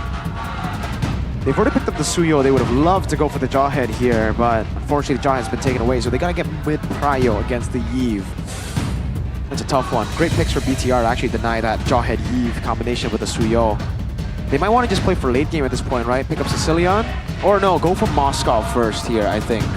The thing is, if you go Moskov, the Jawhead could be combo 2 with a Beatrix. Moskov Valentina, does that make sense? I was thinking Valentina as well. They go Padang, so no, it doesn't make sense. None. Oh, Sicilian, there you go. So they go Sicilian and Padang. More stability. They have crowd control as well here with the Padang, and it is going to be tougher for the Jawhead to engage if Padang is in your face. So let's hear Bigatron for their last pick for that first phase. Gonna be the Nolan. Yeah. all clear. And also, again, a lot of bushes will be controlled by this Nolan. Signature NFL pick. Signature NFL pick. Last time he played this, it was game 2 against Evo. That was when they had a 17k gold lead, completely shutting down the Suyo of Albert through farming, power farming. That's something indeed that we do need to note as we head into the second phase of the drafts. And now, Bigatron, what do they want to start limiting? Do they start limiting heroes that can be aggressive into the jungle? Perhaps heroes like the Khalid, Hilda? Is that still a consideration to help the Nolan farm properly? Cho as well? Yeah, it's gonna be the Cho, right? It also makes sense, right? But I believe Annabelle, what, minute 9 this season with the Nolan, level 15? Yeah. Right? Very quick level 15 with Nolan against Evos. It was a stomp of a game. They shut down Evos by playing the macro game, constantly invading when they go for turtles, looking for other angles on the map. It was a macro playstyle, but with the Jawhead, I think it's much more of a front approach. It's very kind of like, yeah, let's go for the brawls. We'll set up for the Nolan to get the last, to just assassinate people. With the Jawhead new passive, I think that is very, very applicable, especially with the Eve kill pressure too. Intelligent response here with the Hilda as well. You mentioned the Hilda, but now it's gonna be Navi who will ban the Hilda out. They do not want Jawhead and Hilda in their jungle, seems like. Bigatron though, they can respond with another hero. Or they might just go and ban. Perhaps limit Amon here, right? Tigreal is going to be the choice here. They're making sure that Bigatron will be able to have the free space that they need in the particular team fights. And the Beatrix. So you mentioned Amon, the Beatrix gets eliminated. I was wondering, right, with the Hilda being banned out, do you think that Navi would want to pick up something like the CC? Bigatron pick up the Moskov though. Yeah. This is a very clear Moskov, I would say. And I think for Navi, they overthought the Beatrix for sure. They have a Badang. The whole reason they went Badang, I thought was, all right, now you can't go Brody, you can't go Beatrix. You need someone with a Purify. But then they ban out the Beatrix. So, yeah, Moskov gets a free choice, free pick there. And you've only really limited your own gold laner now with that ban, right? Khalid gets picked up as well. There's not that much CC, technically, but Jawhead and Moskov should be able to deal with the Khalid. And again, in the XP, we're going to be expecting CC-heavy Luke. It might be another glue here, honestly. Luke makes sense, but Navi, they need... should be Bruno again. Bruno Irithel, right? Like, Bruno, there's no other choice. Irithel. I think this time go Irithel, right? You want more, perhaps more like... Yeah, more space to play with, right? You can move around while dealing damage and with less CC.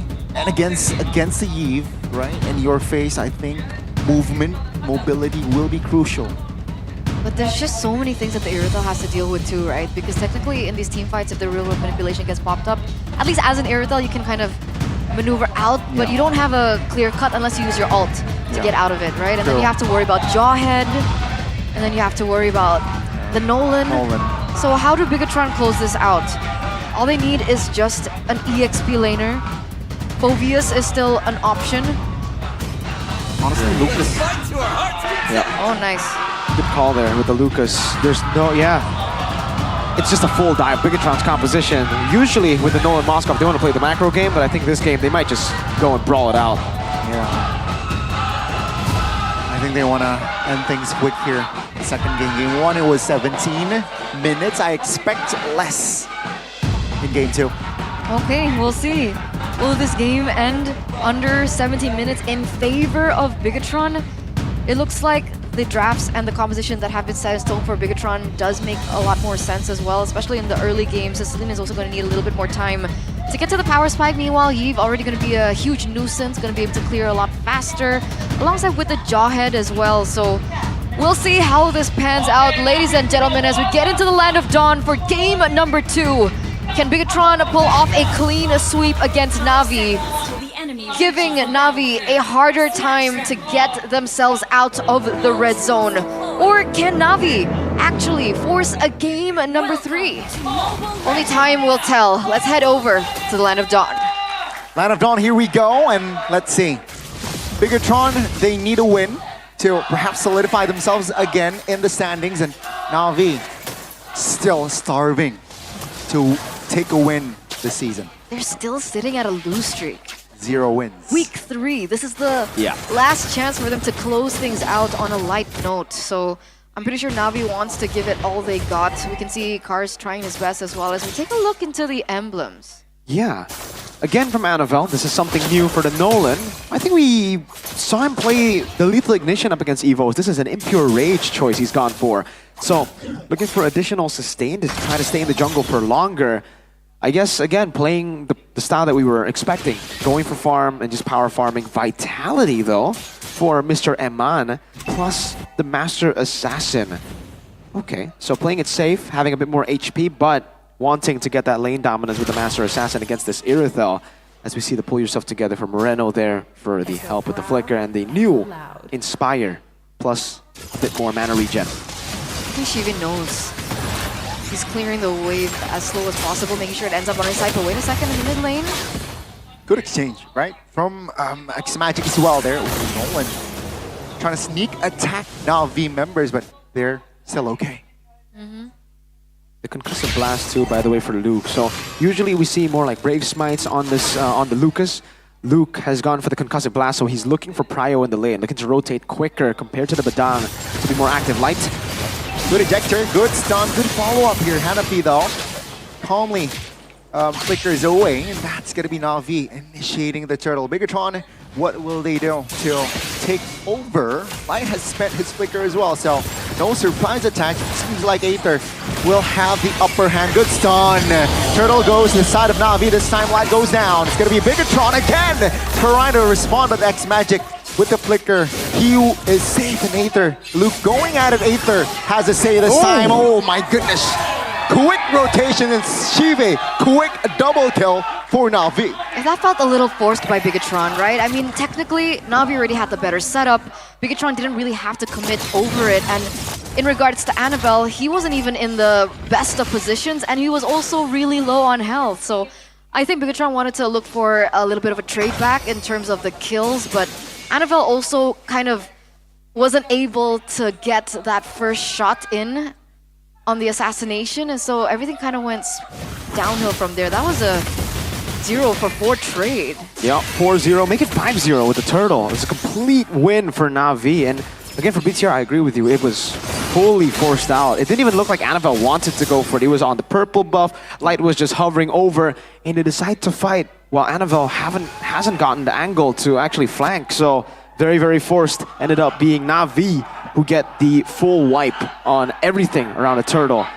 Having also Shive getting 2 kills is massive. To get him into that power spike quickly, that usually is what stops the Irithel from taking control of the game against a Moskov. But now that he has 2 kills, he should be very comfortably ahead. Getting Haas Claws early plus the Berserker's Fury will mean that he'll be active way earlier than Eman. So these are the winning conditions that we were talking about for Na'Vi, right? Best case scenario, neutral objective take wasn't as much of a priority, but the fact that they were able to get their hands on it is great. And again, like you mentioned, Shive being in the lead is also really great in terms of these team fights. Meanwhile, see here with that. Yes, oh my goodness, good follow-up. Aether securing that kill. That's gonna be another favorable trade for Na'Vi. Whilst the turtle is up. 5-0 in 4 minutes.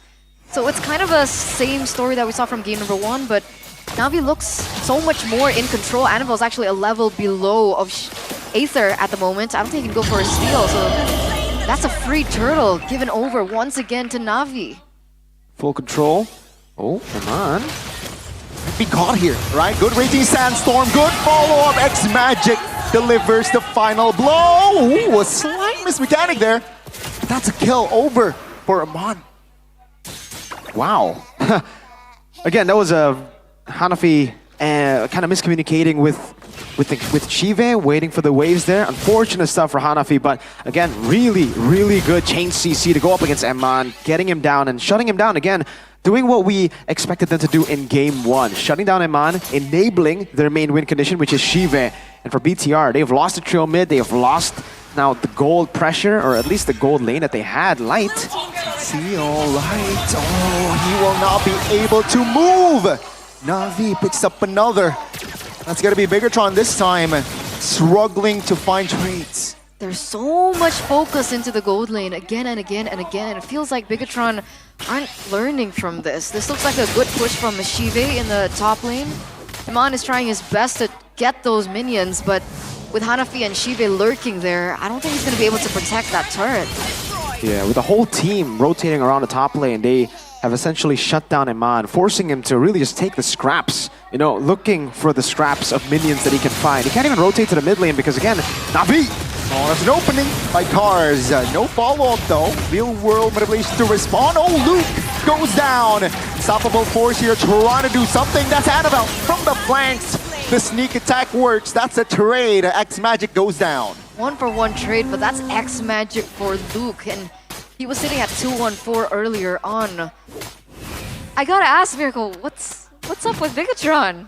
I mean, with a lead like this, Na'Vi shouldn't be giving out 1-for-1 trades like that. Bigatron actually, that was a winning fight for them. Getting the trade 1-for-1 is good for the losing team. Na'Vi's got to be a bit more clinical here. They have the objective, they have the control, they should just play for it. Gonna be the perfect turtle looking like for Aether. Luke though will zone him out. Take a look at Hanafi here. Receiving a lot of damage. X Magic feels the final blow on towards Luke. Top lane though, it's a free lane for Iman. That's gonna be Na'Vi though, still leading 3K. But that's some compensation that Iman finally gets, right? And it should give him a little bit more gold to work with.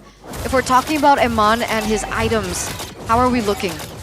Iman and his item is still pretty behind, especially compared to the Irithel here. He's actually almost 1,000 gold behind of Shive. Shive is at 6K. He already has the power spike that we were talking about, the Berserker's Fury plus the Haas Claws. So very, very far behind Iman right now. Iman needs to get the DHS before he's online. Shive is already online now, so BTR shouldn't really be going for those fights. Luke has been forced in a lot of those skirmishes, even though I think it was unnecessary. 0-4-1 currently Luke, with technically no counters on the other side, right? We expect Lucas to go 0-4 up against Valen, CC, Phoveus maybe, but this has been a pretty bad game for Mr. Luke on Lucas. I guess maybe he's looking for opportunities for Bigatron. It's a little similar. Would you call it a mistake? The way that they play, a little too aggressive maybe from Luke, especially being so far behind. Very similar to Nino, I think, yesterday in Alter Ego's match. Maybe that's just an EXP laner thing?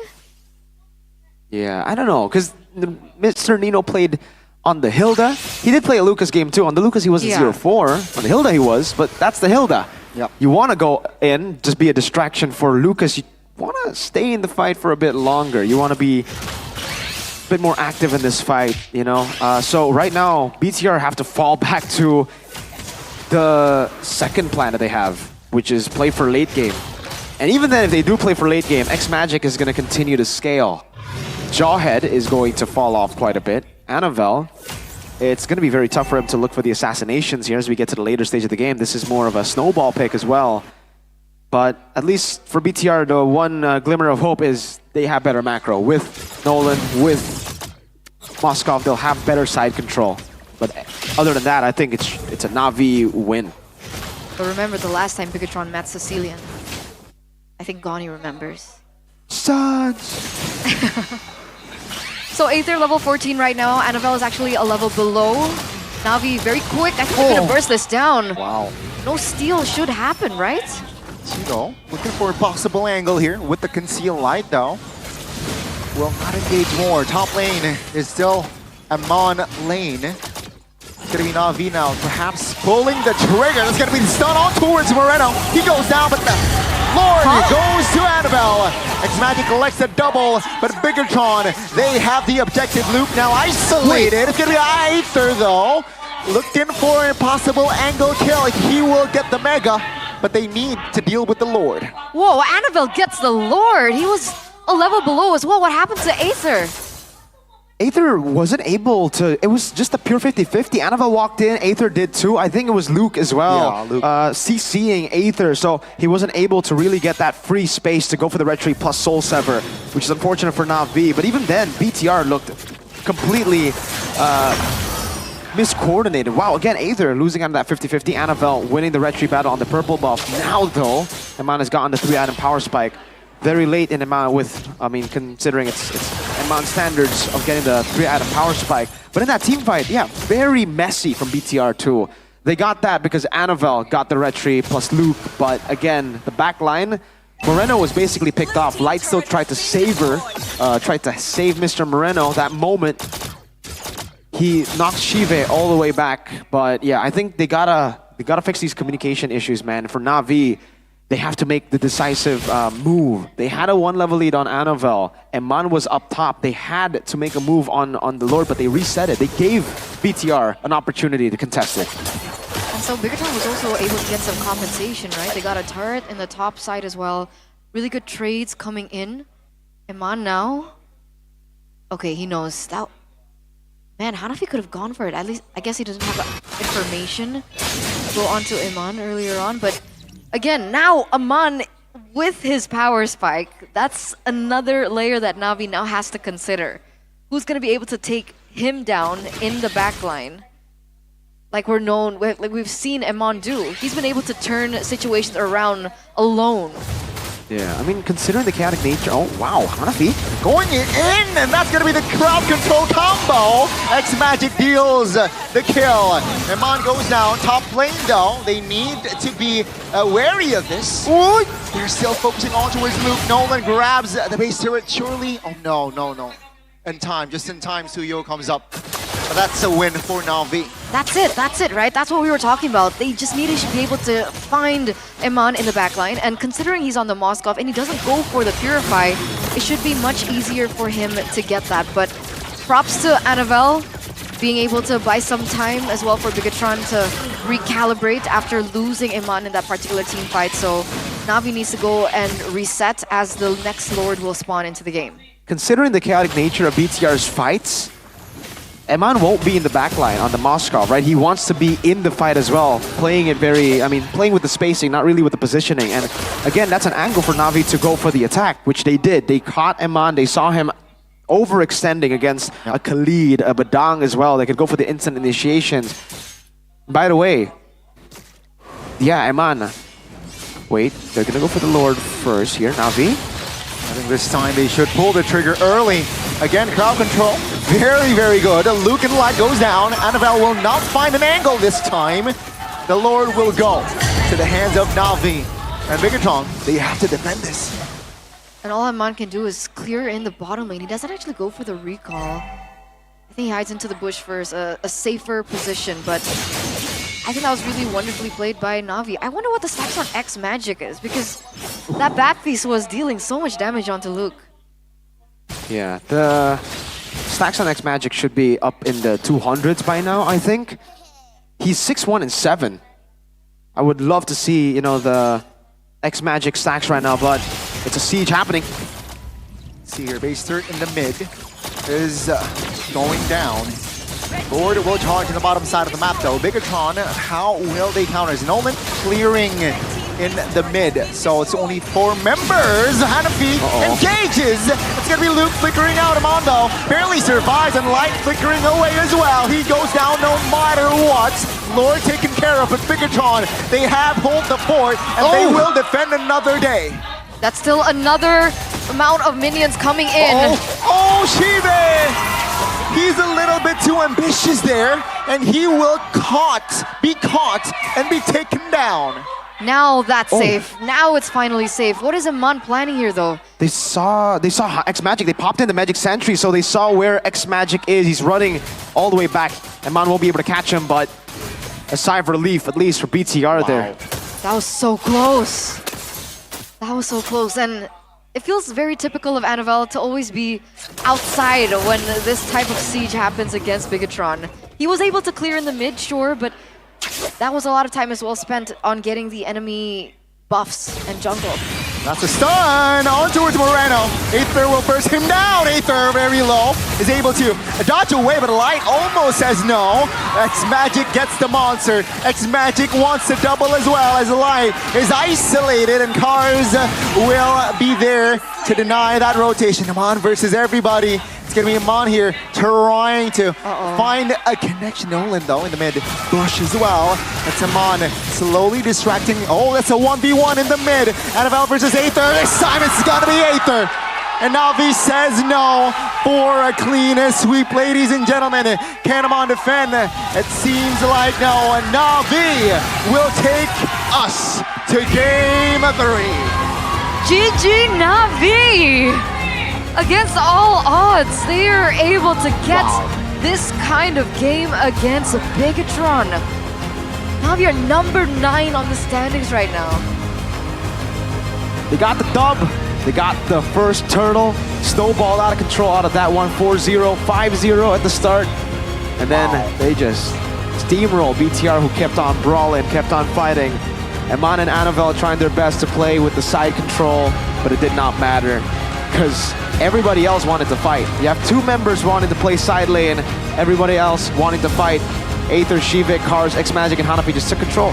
3v5, always winning it out, and then taking the game. Let's take a look at the crucial moment here. This was the moment again. BTR, I think we've seen BTR in this situation a bit too many times now. In a way where they've somehow defended, they decided to fight again. They gambled on a fight again, and so far, I don't think any of the gambles that they have made in the late game when they've, made a miraculous defense have worked out for them. The curveball, the gimmick that they have is more of a meta thing that they do, which is, again, very readable. Navi saw that and they were like, what the heck? Let's punish them. We're walking out of their base when they don't have base turrets. They're trying to go for Aether, who has crazy cooldown at this point of the game. Cooldown boots too. We can just blink and blink and blink on that Suyo. Best team in the world.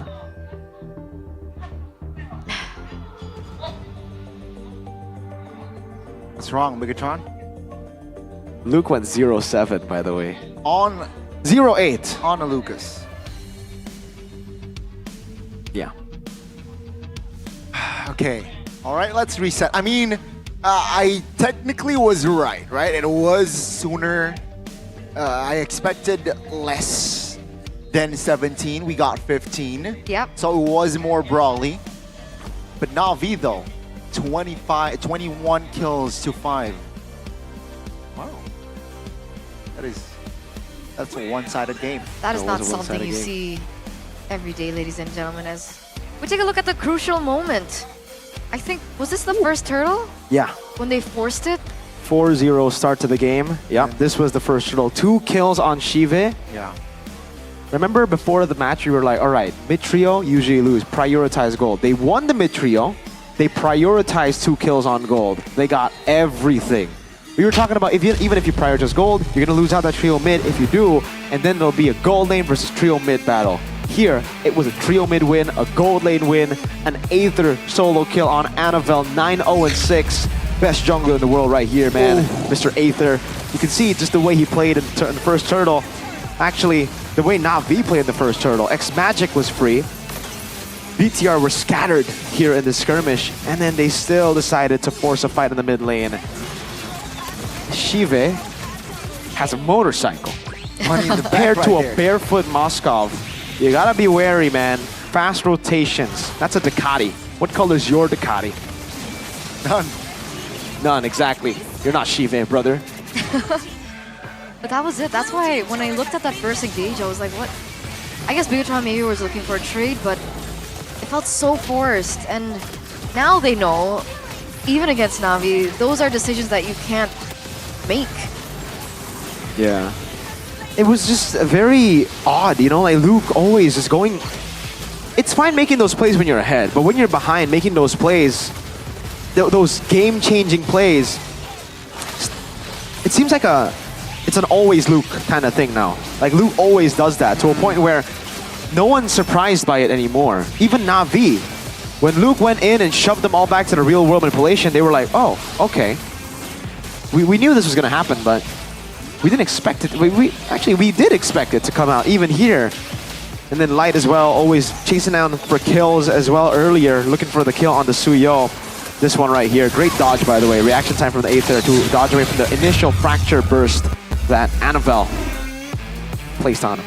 By the way, I think Cars deserves some love on that Badang. I think if we looked at the replay again, a lot of the moments where they were able to catch a couple members from the side of Bigatron, it was also because of the Badang. So, nice work, Machine. Machine. That's The Cars Cars. right there. He just ran through Bigatron. That's roadkill. And he killed a robot. Damn. I mean, again, in this game, I don't know. Like Navi just took control. It was an 8-1 and 9 Sicilian, and they really just they had a template game here in their minds. They were like, all right, we go for the intro objectives as usual. We fight for it. We play for it. And then Bigatron were like, all right, we have a Nolan. Let's find the early game. Let's go. Let's battle it out. And they lost. It ended up being a 50-50 in Turtle 1 that Navi won. It was an all-in BTR. Just imagine putting all your chips down for Turtle 1. And then Eman was pressured after that because of the space that they were able to get. So even if they were banking on Eman as their plan B, Eman was so far behind. Exactly. Got the Trinity really late in the game as well. So the impact that we saw wasn't really there for Eman either. So Navi really checked the boxes in game number 2. It was almost a perfect game from the side of Navi with their draft, right? Execution-wise, also outcome-wise. But their job is not done. It isn't. To It grab their first win this season. But they're close. They're one step They're away. very close. You want to know something? I think it was season 13? 13? Or no, it wasn't season 13. It was season 12. I think season 12. Rebellion were 0 wins, and they got their first win against Bigatron. Ooh. So will history repeat itself Now with Navi, set of Rebellion. once again? Also the trend going up against The X, XBTR. The X, the It's two still- X's. Aldo X-Factor. and Shipe. Washipal Dewa Efos. But he's not playing. from the bench though. From the bench, okay. The aura. The aura of Washipal. Not forget about him, you know? Let's not forget about Washipal. That would be kind of weird if Bigatron lost to Navi today. That would be crazy. Dewa, Evos, and Navi. Dewa, Do they have any Evos, X's at Onyx. No. Onyx? And yeah, they lost against Onyx. They lost against But there's no Onyx. No, but we're talking about X X's. on All Onyx. right. No. Only Dewa, Evos, and Navi here if they lose. Best team in the world. Coincidences are kind of weird. Like, of course, we don't trust coincidences for real. But Geek fan, I trust. Coincidence. It's weird. They always start slow. Ah. That pattern has always happened from season 10. yeah, but that makes more sense because they've been swapping out junglers, they've been swapping out rosters, and of course, Bulosi needs some time to make magic happen. But Fix the puzzle. for like coincidence in terms of X's, that's something that's not Hey, black only and white. Bigatron can you pull know? that off. It's weird. Weird. Let's see though. Miracle's team. Best team in the world. Oh, FYI, Nevin's here. So She was That's the only also one who weird. predicted a 2-1. In the audience, god damn it. that's speaking of. Do they know about Nevin's curse? You should tell him. You should tell him. Okay, if you guys are wondering, hop over to the Indonesian desk. Yep. Over there. Okay, there's a girl in the middle. Her name is Nevin, and she has a curse. Far right. So every time she casts, is she on the right? Far right. Yeah. Okay, she's on the right. Far right. Every time she casts, it always goes a full series. Like 2 weeks ago on a Sunday as well. Week number 2. I was 2-1, there. 2-1, 2-1. You were there. Every Sunday, you're here with Nevin, bro. Oh no. He Week just- 3. No, last week. Week 1 and week 3. Okay. Last week, it was so nice. Wow. Well, let's see later. We'll see. I mean, it's 1-1, so it is 1-1. It is 1-1. for the Wow. first match, it's a check for Nevin. Check for Nevin. She has a checklist of her own, like Navi. She predicted every match today to go 2-1. By the way, I just want to tell you guys just how ridiculous Nevin is. And she might be right. She might be right. I guess we have time to talk to her right now because, ladies and gentlemen, I'm going to throw you over to the host. I want to see what they're doing right now. Dan satu sama telah kita saksikan bersama-sama antara Navi dan juga Bigatron. Semua super fans semakin deg-degan apalagi support system yang paling di garda depan. Ada bersama dengan Bude, ayahanda papa dari Cars. Siang Om. selamat siang Bude. Gimana Om? Kita selalu melihat Om tuh dari season ke season terus mendukung Cars dan sekarang Cars ada di tim baru di Navi. Gimana Om melihat Cars ada di tim Navi ini Om? Ya, saya selalu senang lah apa yang telah dicapai sama Cars. Jadi saya juga kaget juga pas dapat kabar awal tahun ini Januari kalau ternyata timnya udah berubah, udah diakuisisi sama Navi gitu. Ya, dan saya terpercaya dia masih pasti akan selalu memberikan yang terbaik lah bagi timnya. Betul, apapun timnya Cars selalu memberikan yang terbaik. Dan sayangnya nih Om, kita melihat bahwa kayaknya walaupun sudah berusaha yang terbaik dari Navi belum membuahkan hasil. Progresnya belum terlalu baik untuk mereka karena belum mendapatkan kemenangan satupun dari match win point-nya. Kalau dari Om ngelihat perkembangan Cars bagaimana sih Om di season 15 ini? Menurut saya Cars masih konsisten sih mainnya. Dan saya pasti yakin dia masih bisa memberikan yang lebih terbaik lagi. Dan memang sampai hari ini timnya masih dengan rekor 0-5. Tapi saya yakin setelah lebaran pasti mereka akan bounce back dan they will perform much better.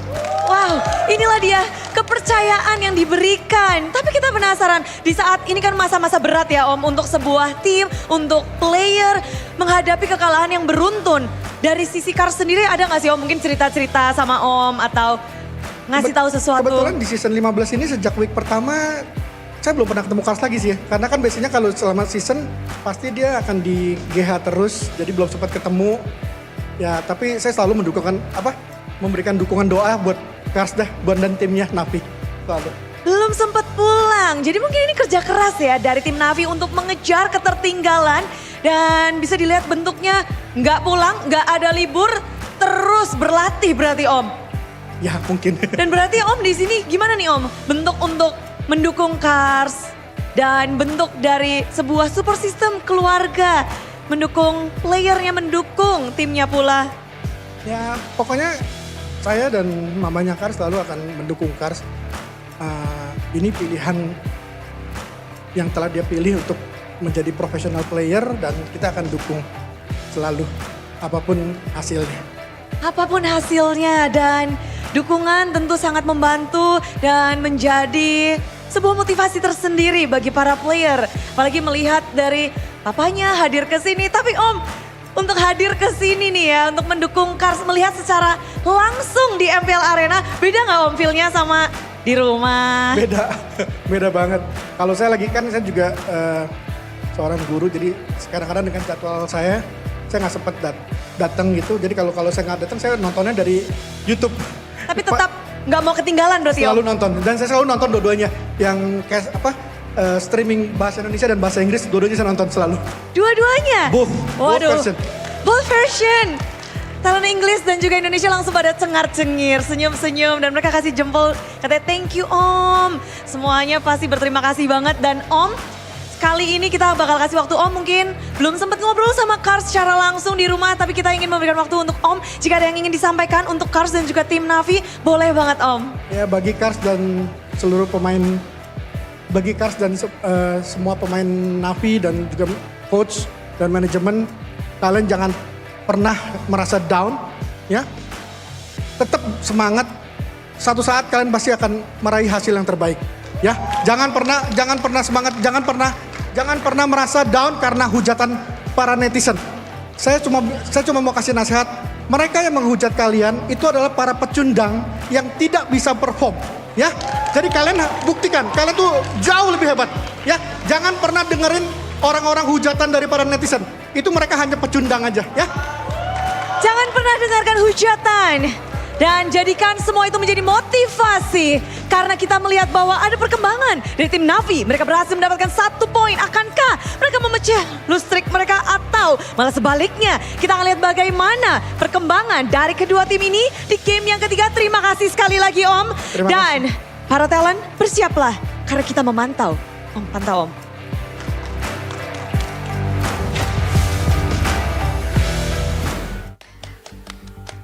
Sir Cars. Thank you. Cars That was super Senior. cute.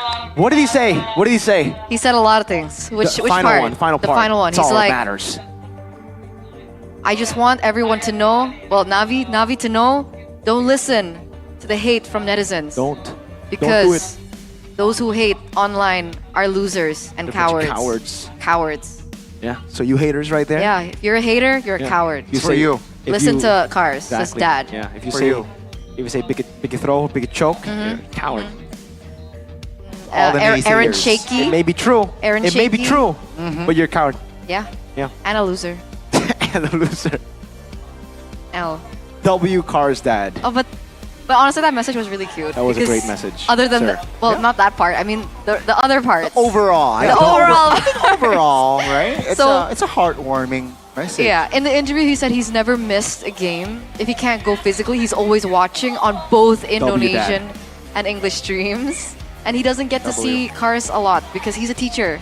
So he works a lot. And then when the season is on, Cars is always in the gaming house, so they don't get to see each other a lot. But he's always there, always supporting. And that's really sweet. And he always gives us food, which is great too. Yeah. W Mr. Wijaya. Thank you, Om is uncle. Yeah. Terima kasih banyak Om. Terima kasih, Om. Thank you. He speaks English too, guys. You can say thank you. You Yeah. can say terima kasih. But that's fine.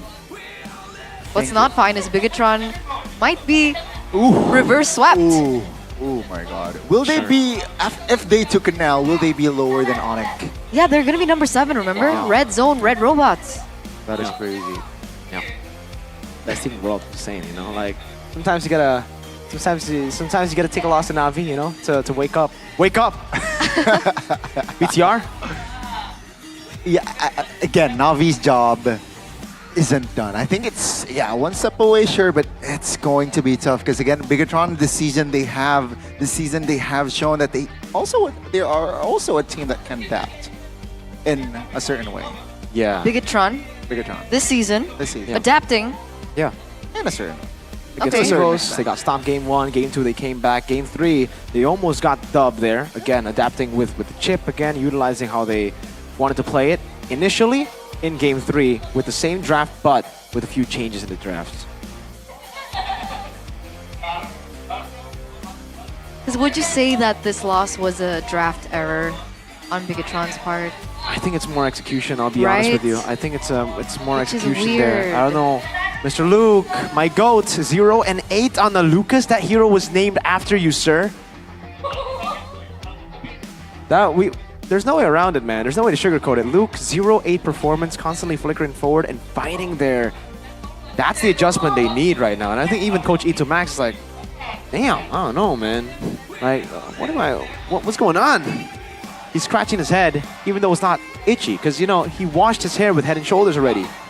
But he's scratching his head. He's still scratching his head. I think Nevin is... See? Ranger Mouse is calling us, saying Nevin predicted 2-1. He's the only one who predicted 2-1. No, Nevin. I don't think she can hear you from here. No, Nevin.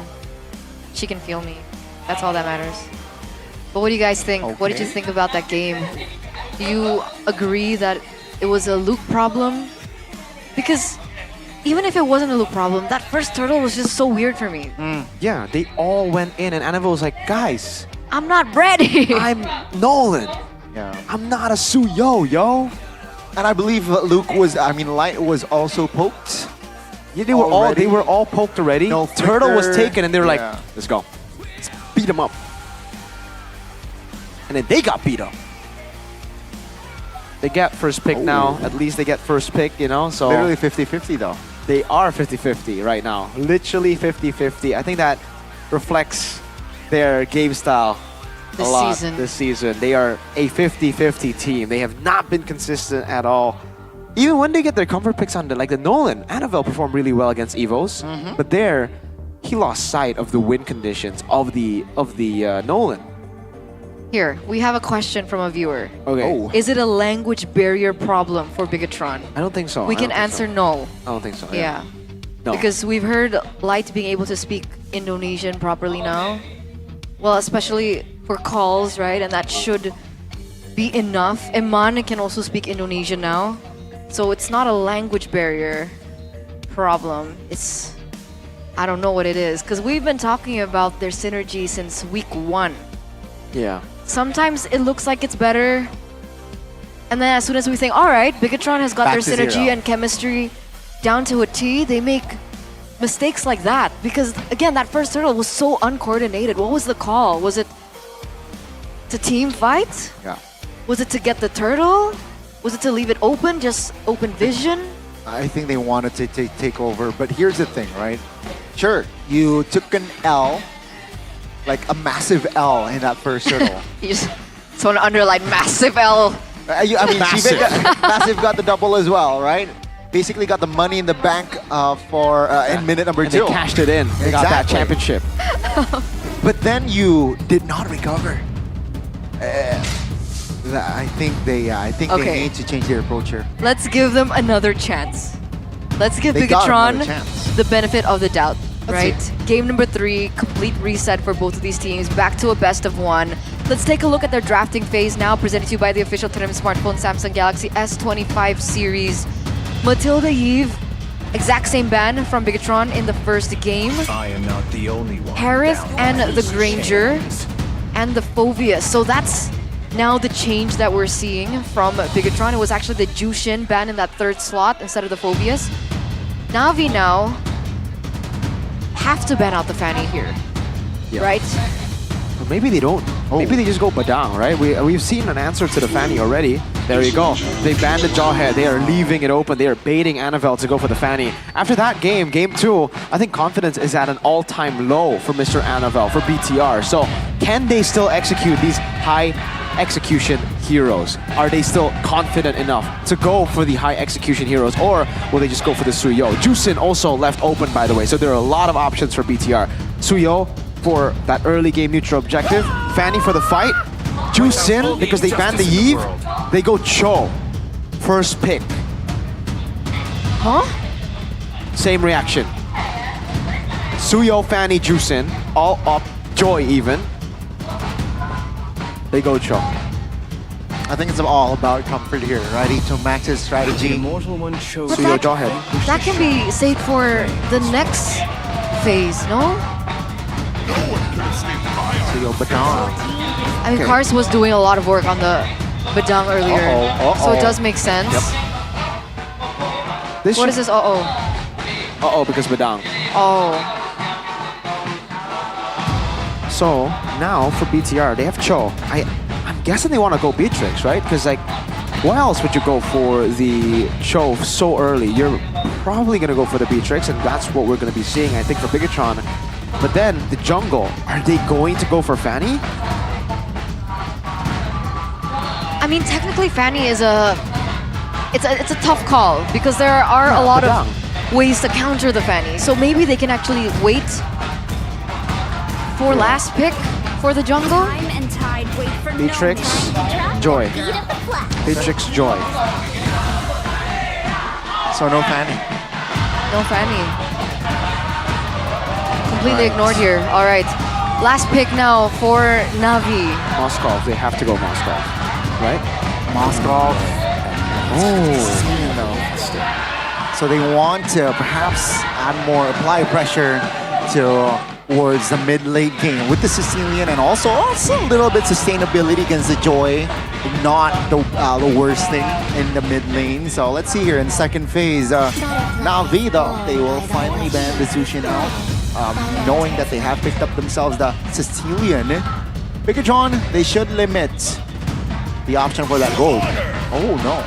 Yeah, I was thinking the same thing. I thought they were gonna limit the options in the gold lane, but they ban out the Tigreal. Again, I'm thinking something like a Moskov here, because for Na'Vi, they all really want to group up. Something like a Moskov could add, another layer to their win condition. Having side lane control, where it could go up against the Joy. We've seen it from Chadera too against Liquid. You remember playing in the side lane, getting the lead, and then in the end beating a Joy even in the side lane. Okay. So Moskov ban here for Bigatron.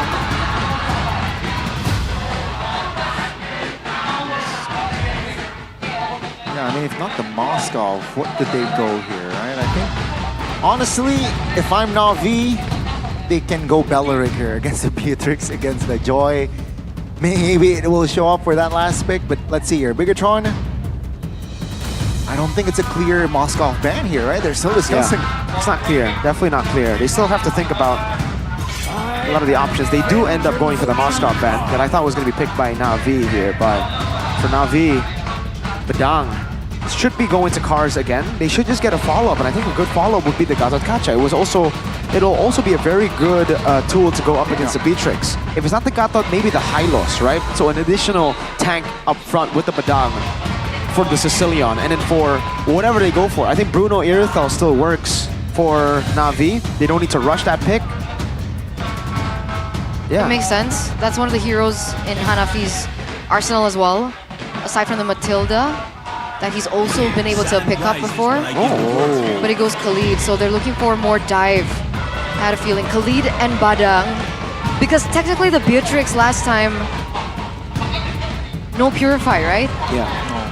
So there should be more opportunities to pick off Eman. Yeah. And it was the combination of Hanafi and Cars in game 2, right? The Khalid and Badang combo. Yep. Bigatron this time, how do they respond to this? They have the joy, they need range. And they do. Farsa? But there's so much dive. Do they go for something more safe? Valentina. Safe would be, yeah, Valen. Okay. Safe. They go for the Valen in the end. They can steal some of the old Raging Sandstorm as well. Oh, and it's a throwback. Terizla. Debut pick for Terizla. We haven't seen Terizla at all. But this definitely fits, Luke's playbook a bit more. What do you think of over this? Meta. It's literally just comfort over meta. Terizla, Beatrix, Cho. How does it lane? Depends what we see. I think it should be up against Badang. Badang. Terizla should be able to actually win out at the early levels. But again, once the Badang gets a Thunderbelt, in these team fights, it's a battle of who dives better. Terizla will be trying his best to lock Sicilian down. Also lock in Suyo down. That's another layer of CC for Mr. Terizla. For Na'Vi, gold lane, Bruno, Irithel, both works. Okay. Bruno or Irithel? Bruno, so he's going to his comfort as well for Shive. And last time, the Sicilian actually didn't go for Purify. So I'm wondering now with the addition of Luke on the Terizla, will he now be able to bring the Purify? I think X-Magic wanted to go for Flicker a little bit more aggressive gameplay as well. I think his performance on the Flicker was immaculate, and I do believe he can also deliver whilst on the Purify. Let's see though, what will be the decision be? Game 3, let's get it on. Debut Terizla.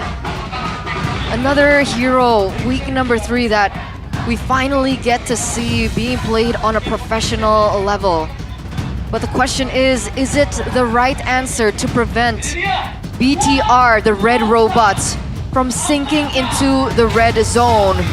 Will it be BTR number 7? Or will Na'Vi finally be able to find a win in their lose streaks? Ladies and gentlemen, let's get to the final game in this best of 3 between Bigatron and Na'Vi. Ding, ding, ding, ring the bells. Game 3, here we go. Same build for Eman this time with the killing spree. Brave Smite for Terizla, for Luke in the XP lane. And you can see here, trying to get that lane control. You have to remember that the last time we saw Terizla, or last time we saw him in the patch, was the nerf on the damage reduction, so he's not going to be as tanky. And also, skill 2 cooldown. Once he uses that skill 2, it'll be very tough, and you can see already early. Yep, Moreno getting poked by X-Magic. I'm wondering whether or not this is actually a comfort hero for X-Magic, because the way he plays the Sicilian in the early game, there's already so much impact with it. Oh, Eman? An early exchange here from side of Na'Vi. Very, very aggressive, and that will force Light and Eman actually to, again, just back away. Hanafi applying pressure here. Aether is also hovering in the area, and that's going to be early gold picked up for the side of Na'Vi. Okay, Eman still gets that last minion in, so it's not too much of a hassle onto him, but you can already see the output and the impact that Na'Vi can have in this early game to pressure Eman out of his lane once again. Here as well, just a battle of clear at this point for Luke, wanting to get level 4 to set up for the first neutral objective. This is going to be a big one, folks. The first neutral objective 51-49. Wow. Audience prediction.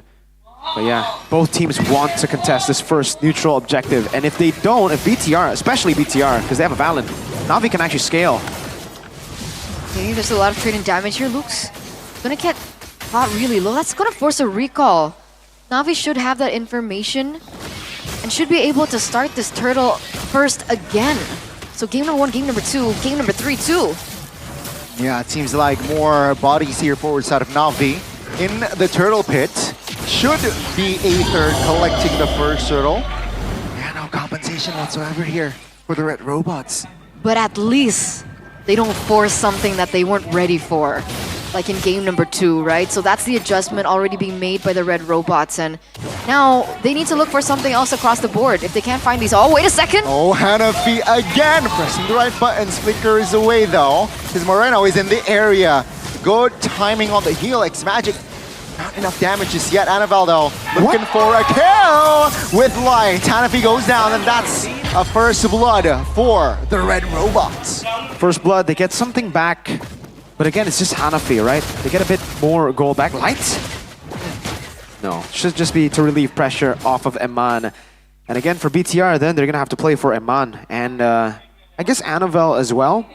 But Annabelle is a bit harder to play with, right? Because Na'Vi have so much CC. Even if Annabelle walks up, Aether will be able to lock him down. Same goes for Hanafi and Cars, especially on the Badang. Flicker. Good Flicker. Oh wait, X-Magic doesn't go for Purify again. So that's something that can be capitalized in the later stage of the game by Bigatron. Meanwhile, in the bottom lane, Luke just walks out of that, and he's going to be A-okay. And apparently, Eman is going for the exact same build. See Halberd first into the Melfic gun, I believe, but I think he might not be able to go for the Sky Piercer. It's a bit too risky now in this game. It's not the lead that we saw in game 1. Whoa. On towards a member there, and that is already a good response from the side of Na'Vi. Oh, Hanafi on Eman again. Whoa! Oh, another pickoff potentially. But Eman will be able to go home safely, like providing damage there, enough damage to just back Hanafi. I guess that's the new message, right? That's the new mission. Mr. Hanafi, all you need to do is now just hold on to Eman, chain him up as best as you can. And we've seen Eman being unable to get into his teamfights light. However, Bigatron this time will have more say! Cars denies Moreno, but Moreno quick to respond. Cars though finds the kill. Bigatron now in the turtle pit trying to find the neutral. It's gonna be Aether collecting it still. Aether trying to die, not to die, and he will fall as well. Hanafi flickers on towards Annabelle. No follow-up. Na'Vi still 1,000 gold did it in their pocket. 2-for-1 trade, but Na'Vi pick up the turtle. What do you think that was worth it for? Na'Vi. All these equal trades are going to be worth it for Na'Vi. They have X-Magic on the Sicilian. He is scaling against BTR. Well, technically BTR are also going to be scaling, but I think for Na'Vi, if they stay even, that means BTR won't really be able to shred the front line of Na'Vi as fast as Na'Vi shreds the front line of BTR with their front to back, right? It's Bruno plus Sicilian. So as long as they keep this lead at 1K, even at no lead, as long as they're even, I think they have the easier comp to pull off. BTR have to look for so many creative angles. Again, this is what you get when you go for more comfort over meta, but that's the game that BTR chose to play. And essentially, oh, wait a second. Luke? He pulled, good stun. That's gonna be Luke here trying to reposition. Na'Vi will not commit on towards the dive or the fight just yet, as Annabelle will try to sneak, find the turret. He does not want the 1v1 just yet. So that's information that both jungles are actually in the bottom side of the map. Aether goes in for a recall. And earlier on, we saw that Moreno actually opted to go again for the Raging Sandstorm. How do you think Moreno has been in this game on the Valentina? Because technically there are not a lot of ults that can be utilized, in a sense. Yeah, the only real ult to take is the Raging Sandstorm. Maybe you would go, you can go for Fist Crack, but that's more optional. I think the Raging Sandstorm is still the better choice. So he's going to be stuck on the Khalid ult for the most part. We won't be seeing him, venture off to a different ult for a while. Eman has the Melfic gun. And I guess, I'm not too sure if this is the power spike yet. Last time, I think the Sky Piercer was when he really started to turn on in the game, but... Oh, kick. Light Wave Dragon on towards Cars. He flickers out with a miscrack pop. Hanafi trying to find him on, and he will find the kill. It's going to be Annabelle, though, trying to find the trade. Gets its magic. That's the goal for the mid. Hanafi, again, being a constant nuisance. This time, he will be punished by Lights. Navi, though, they have their eyes set on towards the turtle, but Annabelle denies the newt.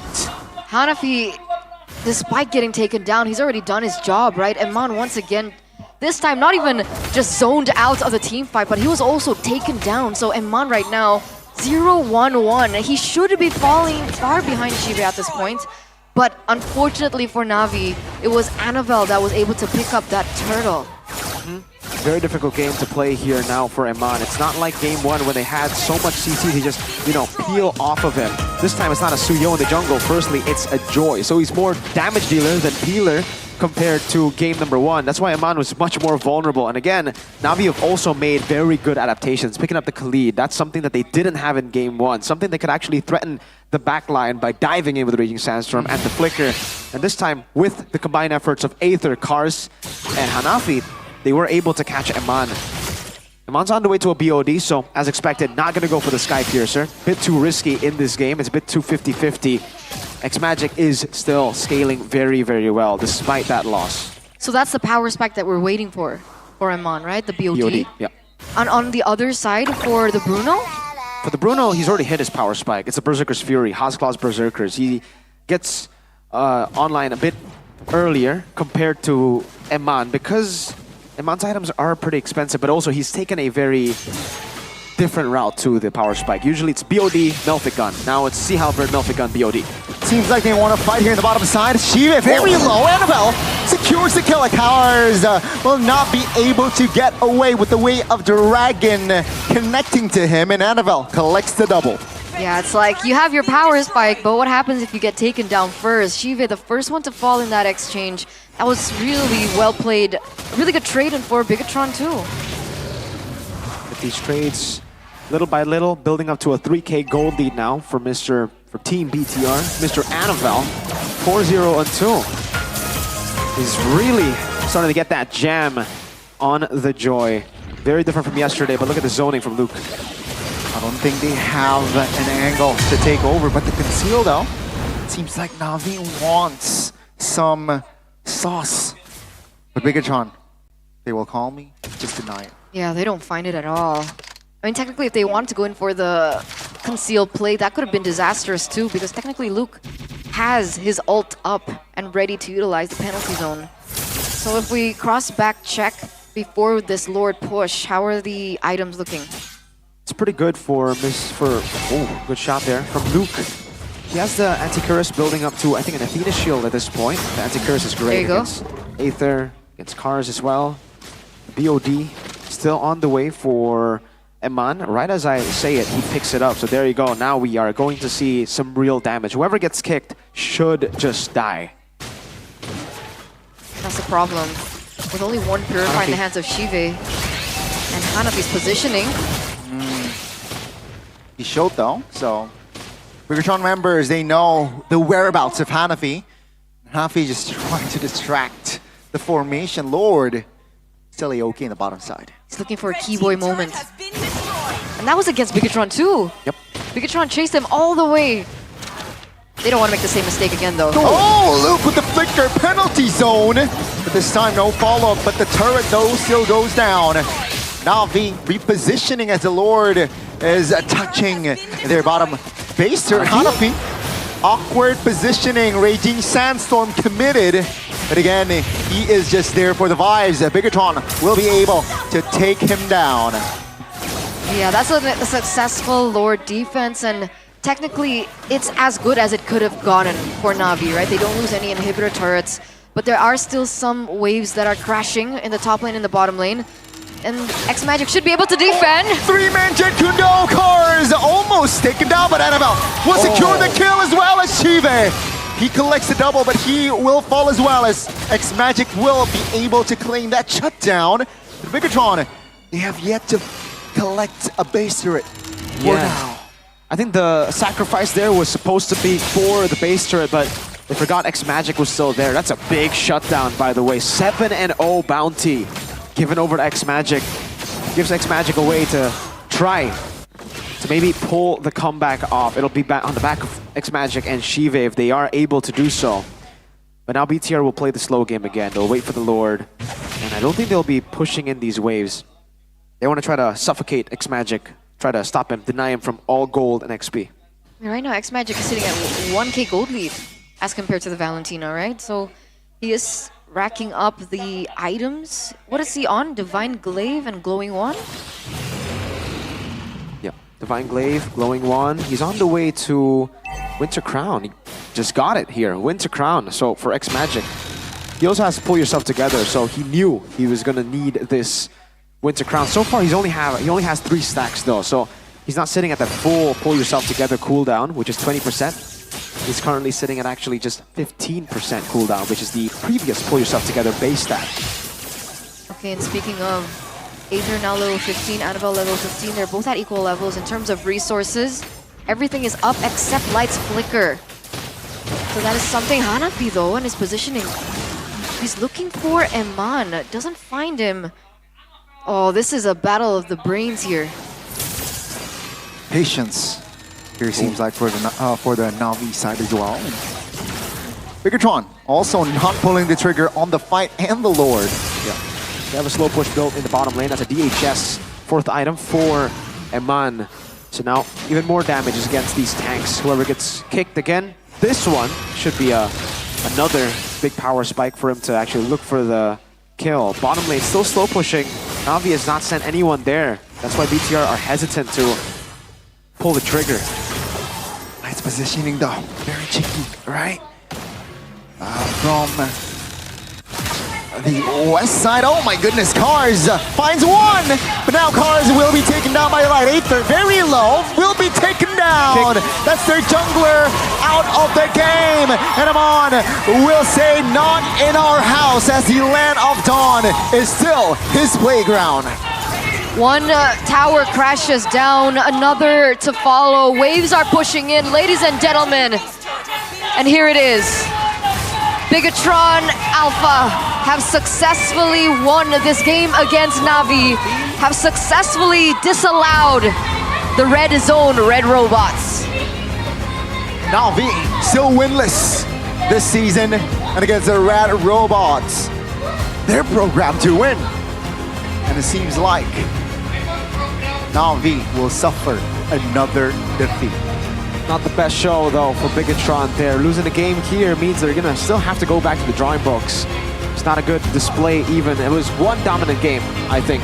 It was game number 1. Even here, Turtle won very, very 50-50. It was constant 50-50s up until they won the 50-50. So for Bigatron, a lot to work on, but for now, they will celebrate with the Bigot Troopers here in the building. Na'Vi, unfortunately, after getting the momentum of game 2, after leaving the Fanny open, Bigatron did not take the bait. They did not take the Fanny bait. They stuck to what is, what is safer, I would say. The Fanny would be a good way to, try to win game 3, but with a Badang still open, just too risky. At the end of the day, Na'Vi, they had the force error to deal with. In the bottom wave pushing in. Here they decided, you know what, let's go for the decisive move, but it's for a fight, and it was on to Moreno. This was magic, the final moment, but let's talk to Bigatron and how they felt they did in game number 1, 2, and 3.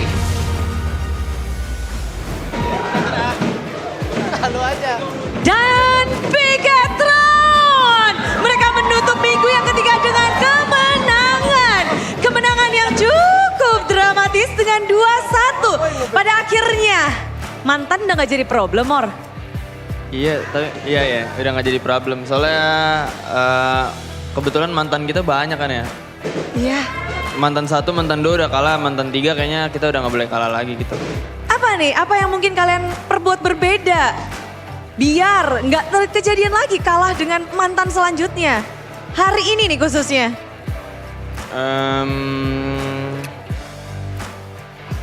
Ngapain semalam? Nggak ngapa-ngapain sih, maksudnya ya udah main kayak biasa aja. Apakah ada mindset yang berbeda dari tadi pagi mungkin kalian ada sesuatu yang berbeda yang kalian lakukan? Ritual yang berbeda? Ada nggak? Ini teman-teman AFK semua, ada nggak? Nggak ada, Bu deh. Nggak Biasa, ada? Iya, biasa. Biasa aja, tapi kan kita melihat bahwa mungkin mantan bisa membaca, apalagi ada Coach Aldo juga, Iya. lalu ada Shive juga. Apakah sebenarnya dari permainan kalian yang mereka tahu itu menjadi bekal mereka? Atau apa sih, kalau mantan tuh apa yang paling kalian khawatirkan? Mungkin yang mantan 2 sebelumnya kita belum move on kali. Mantan yang ini kita udah move on, jadi kita bisa lebih kuat dari mantan itu. Tapi kalau boleh tahu, ini kan 2-1. Game yang cukup kerat juga. Dan apa sih kunci kemenangan kalian di penutupan minggu ini? Kunci kita Eman sama Navel sih, Bu deh. Wah, langsung ya. Anavel, kunci kemenangan. Anavel, kamu gimana? Melihat pertarunganmu dengan Navi di minggu ini, Bigetron dengan naik turunnya. Apakah ada motivasi tersendiri untuk Anavel supaya tidak jatuh ke zona merah? Atau ada sesuatu yang spesial nih? Ya mungkin motivasinya karena season lalu gak lolos playoff, jadi season ini wajib lolos playoff sih. Menghindari zona merah, wajib lolos playoff. Tapi ngelihat sekarang perjalanan Anavel sebagai jungler dari tim Bigetron. Bagaimana sih untuk Anavel melihat perjalanan sampai 3 minggu ini? Banyak struggle-nya karena ini juga kan gantiin posisi super can, jadi lumayan ke pressure. Pressure, gimana nih cara Anavel untuk sekarang masih menjadi sebuah kendala atau Anavel sudah bisa mengatasinya? Ya kayaknya overall udah katasi sih sejauh ini ya. Udah nggak ada ngerasa harus lebih baik dari dia dari itu, enggak. Tidak, dan sekarang Anavel kalau melihat performa tim Bigetron ke depannya bisa lebih naik gak sih Anavel? Sekarang posisinya lagi di tengah-tengah nih. Apa tadi? Bisa lebih naik lagi atau ingin bertahan di zona tengah-tengah aja? Yang penting masuk playoff. Ya pasti pengennya lebih naik sih semua ya. Kita juga semuanya try hard, jadi ya nggak ada niatan buat nge-stuck gitu. Nggak ada niatan buat nge-stuck dan melihat hari ini juga ada yang berbeda. Apakah mungkin karena patch atau ada sesuatu yang baru? Karena look, untuk kali pertama kita melihat Terizla. Lukas. Terizla terakhir. Terizla, ya. Luke dengan Terizlanya. Bagaimana kamu tiba-tiba ada Terizla muncul? Gak tahu sih, Bu, dia main aja tadi. Teris disuruh coach. Sepasrah itu? Iya, ikut aja. Kamu gak bertanya, emang ini kuat? Kuat dong. Di patch ini tetap kuat? Lumayan. Jadi ini hero yang bisa dipakai situasional untuk melawan tim Navi situasional. atau situasional. Tapi sudah menggunakan Terizla sebelumnya di latihan? Di scrim doang sih paling. Oke, jadi memang sudah dipersiapkan juga untuk menggunakan Terizla? Iya. Iya benar, tapi lu naik turun kemarin sempat dilanda hampir zona merah. Lu kan pernah terpikir bahwa posisimu di Bigetron ini bisa senaik turun ini? Nggak expect juga sih sebenarnya, Bude, cuma ya nggak apa-apa lah, nikmatin aja prosesnya. Menikmati proses. Yang penting belajar. Yang penting belajar dan terus belajar mengingat hari ini dengan 2-1. Eman, we want to hear from you. CV is one of the most player that we talk about from Navi. He played really well in previous matches. What do you think about Shive in this match? Jago dia, Bude. Terima kasih. Bude sudah tahu jawabannya pasti jago. But jagonya tuh gimana? Apa sih? Karena semua orang dia jago. Dia bisa laning sama positioningnya dia bagus juga. Oh, bagaimana kamu bisa menyesuaikan diri dengan melawan Shive yang sejago itu? Apa? How do you manage to fight against him? Gara-gara temen gue sih. Gara-gara teman. Memang Mobile Legends itu mainnya berlima, nggak bisa sendirian ya. Tapi kemenangan hari ini, in this win, 2-1 with Navi. Are you expected to be 3 games? Iya, soalnya tim Nabi jago juga pas gue lihat gameplay mereka yang kemarin. Oh, dan dari Eman sendiri melihat bahwa Navi juga ada potensi. 3 game, memang mereka sudah lihat ini bisa terjadi 3 game. Dan Light, as we know, your Cho is 100% win rate for the game. Is Cho your key of success, your key to win? Maybe. Maybe, mungkin aja, but what if every opponent, every team will ban your Cho? Ada hero gua sub aja. Sub aja, jadi sub? Jadi sub, ini mind blown sekali ya, tiba-tiba di tengah ganti ya. Tidak, hanya bercanda. But many teams will respect your Cho for later on. What is your response about this? I must be ready to play other heroes if that happen. Dia harus siap aja kalau itu terjadi. Karena benar-benar Cho dari Light bisa menjadi salah satu kuncian. Dan melihat kemenangan hari ini adalah kemenangan yang dinantikan. Masih ada di tengah-tengah, masih akan berlanjut nanti di minggu yang keempat. Tapi Moreno, kawanmu, mantanmu, masih dalam zona merah, belum mendapatkan 1 match kemenangan pun. Sebagai mantan, sebagai teman, ada yang ingin kamu mungkin Sive ya? sampaikan motivasi? Buat Sive. Iya. Ya semangat buat Sive jadi tulang punggung. Semoga ya semangat terus lah. Semoga kalian bisa, lu bisa naik ke mana? Ke atas. Bisa menang lah. Semangat. Semangat. Semuanya ingin memberikan semangat dan hari ini kita menjadi mungkin perpisahan sejenak. 3 minggu akan berpisah. Kemenangan hari ini mau kamu persembahkan untuk siapa nih? Kemenangan ini mau aku persembahkan untuk Big Troopers dan Koet katanya. Koet. Yang selalu hadir sekarang ya? Iya selalu hadir. Bu, kalau boleh kasih tahu Koet di belakang ada ngomong sesuatu nggak sebelum match? Nggak ada sih, dia yang ngasih kata-kata dukungan aja. Semangat, kata-kata semangat doang. Iya.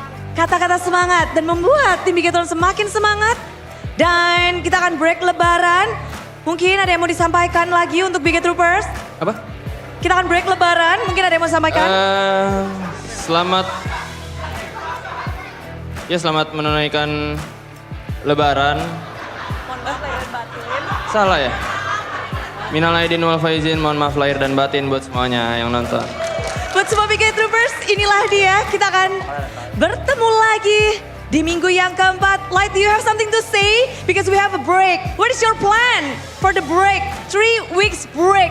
What is your plan? I'm gonna rest and also review the games in MPL and also spend time with my girlfriend. Oh, jadi plannya sudah banyak. Ingin beristirahat sejenak, lalu akan rebuild lagi. Dan bucin tetap ya. Dan sudah kata-kata penutupan dari Luke untuk hari ini. Kata-kata Gacor. Wuhui!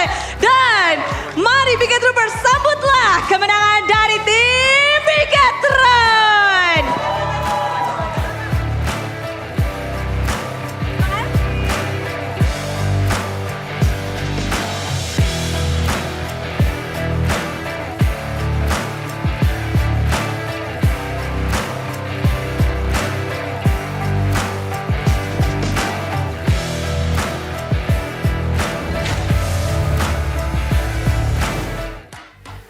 Congratulations to Bigetron Esports. Wow, that's Once crazy. again, ladies and gentlemen, 2-1 victory, preventing yet another win for Navi, who up until this point has yet to secure a win. 0-6. Are they 0-6 or 0-7? 0-6 now. Born to win or programmed to win, right? Yeah, in this it was game, the- it in was this battle. match, it seems like if you're programmed to win, it's better. So far it looks that way. You know, born to win, but maybe when you're born to do something, maybe you haven't found it yet, right? Like Yes. usually, maybe you're born for football, but you've never played football, so you don't know that you are good at football. You know what I mean? Facts. Yes. Exactly. So maybe that's the case for Na'Vi. They haven't found their identity yet. They gotta find it maybe during the break, because that was the last Na'Vi match of MPL ID Season 15, Week 3. We'll be seeing him in Week 4, which is 3 weeks later. 3-week break. A lot can change in 3 weeks, guys. Exactly. They could be the best team in the world after that. Exactly. Now we're gonna take a look at the crucial moment for that third game. Third game. Which moment do you think it is? Crucial moment, I think it has to be around Turtle 3. This one right here. The one where they went for the kicks. They were able to get it, but it was Na'Vi overextending, looking for Eman, but completely forgetting there were 2 carries this game, unlike game number 1. Game number 1 was pure peel. They were peeling for Eman, playing for the single carry, but game 3, it's a Joy, not a Suyo. Annabelle got a free, all the space to actually look for those kills, look for the cleanup. You could see him pulling up the W sign. That's W Annabelle on the Joy. MVP. And that's why he is the player of the match, presented to you by the official tournament smartphone Samsung Galaxy S25 series. Only shut down once. I think that was when he overextended. 914 KDA. Let's take a look at it again, right? See exactly how Annabelle was able to. That was a weird one. I thought that hit Hanafi, but it went through him. Still, the kill went over here. Moreno became the real target for Cars most of the time, and here he was able to get the kill.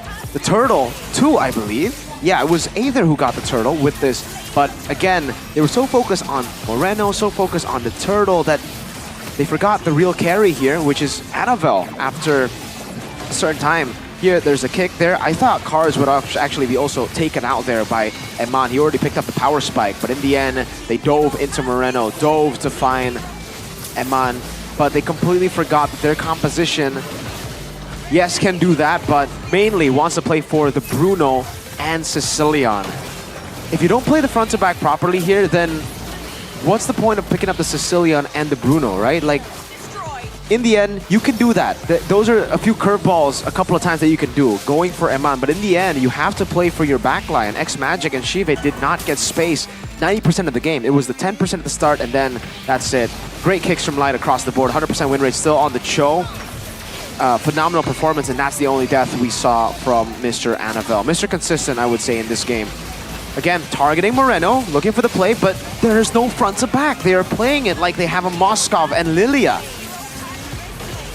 And obviously they get wiped there when the front line is so far back, got slain before the back line could even do anything. BTR to control, and then Eman suicide in base. Finally, we see the adjustment made from Bigatron in those final moments, and Na'Vi now a little bit uncoordinated in these team fights, so 14 minutes and 39 seconds was all it took for Bigatron to be able to punish Na'Vi for those said mistakes. And again, Eman, different itemization choice this time around. Why do you think he still goes for Sea Halberd first item though? I think it's just because he wants to be able to follow up the light kicks, right? Like, just pure damage won't get it done a lot of times because you're going to be kicking in the frontliners, Khalid, Badang. Those are the two that will be kicked in. Sicilian has Purify, didn't go Purify this game, but in the previous games, he would have Purify. I thought he would have Purify here too. Bruno has Purify, so the backliners won't be the target. Most of the times it'll be Badang, even Tsuyo or Khalid. They will have a bit more HP defenses, and the Sea Halberd is a good way to have. Sea Halberd Melfic Gun is a good way to have Melfic Roar and Melfic Gun, technically, right? You want the range from Melfic Gun, it gets you a bit of penetration, you get more penetration with the Sea Halberd, so usually you have to choose Melfic Roar or Melfic Gun. This one, with Sea Halberd Melfic Gun, you have Melfic Gun, and technically a Melfic Roar plus more penetration. Well, there you go, And ladies and anti-regen. gentlemen. That's a brilliance of Eman. Because it's very rare you see him on a template build, no matter what he plays. Even in terms of his emblem choices and the sub-emblems. Pull yourself together and killing spree. Remarkable player still. My goat. I think if we had to vote for a champion, Bigatron. I'd vote for him on. The big O-N-I-C. What? The big O-N-I-C. The big O-N-I-C? O-N-I-C. You guys know what I'm talking about. Wow, that took a while. Onic! Right.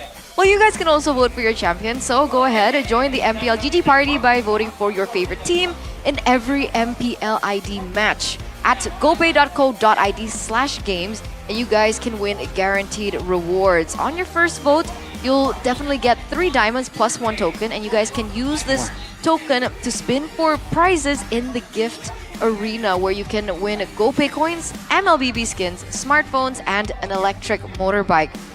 So what are you waiting for, ladies and gentlemen? Come over to the arena and get your gifts. Let's go. Plain and simple. GoPay, right? Open the app, top up game icon, look for it and click. Click the trophy icon. Should be around the top right corner of your UI of your screen. And then click and vote now to get a token, and then click vote for your champion. And after that, you can enter the winning team and of course the final match score. Collect as many tokens as possible by playing Vote Your Champion and spin wheels in the gift arena to win your dream prizes. That was said by none other than Turna. The electric motorbike man. The EB. That's what I want, Or right? EM. But I also just want some simple things in life. Maybe Okay. the electric motorbike isn't for me because I'm a gamer, right? I stay at home. I just need good connection. I know the perfect present for you. What is that? It's Telkomsel Packet G21. No, I want to lag. I don't want Telkomsel. I want to have bad games, is what no one would say, especially with this in front of you. Packet G21 offers fast and stable internet connections of up to 100 Mbps for just 375k IDR. So it's super affordable, and lag-free games is definitely what you guys want. You can even stream on it. You can do whatever on it. So don't forget to subscribe now via My Telkomsel app, or you guys can check it out on the website tsel.id/nacional with an S. What an opening of What an opening. day 3. So Better match. for Nevin, it's like match number 1, 2-1, check. Match number 2, RQ Geek. we'll see after the break, ladies and gentlemen. So don't go anywhere, stay tuned. We'll be right back for match numero 2.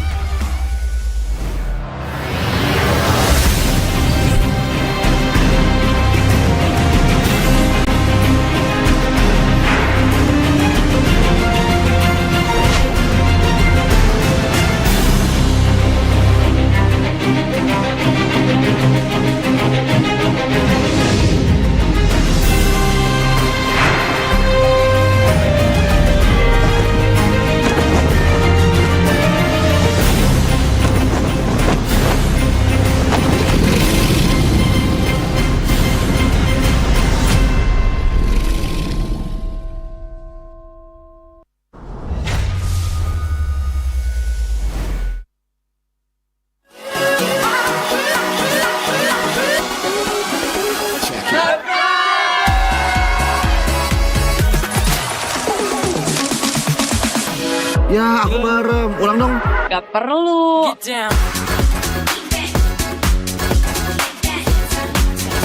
Guys, review.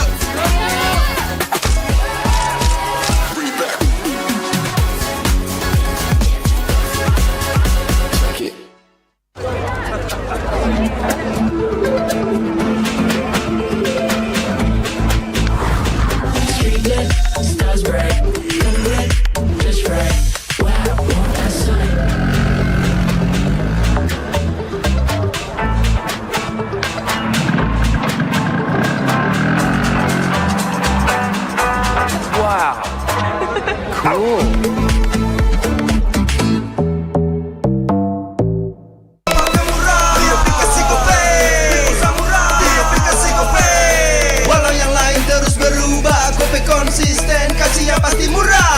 Tagihan murah di aplikasi GoPay, gratis transfer 100 kali per bulan. Download aplikasi GoPay baru, nggak pakai lama. Dompet andalan gamers banyak damage-nya.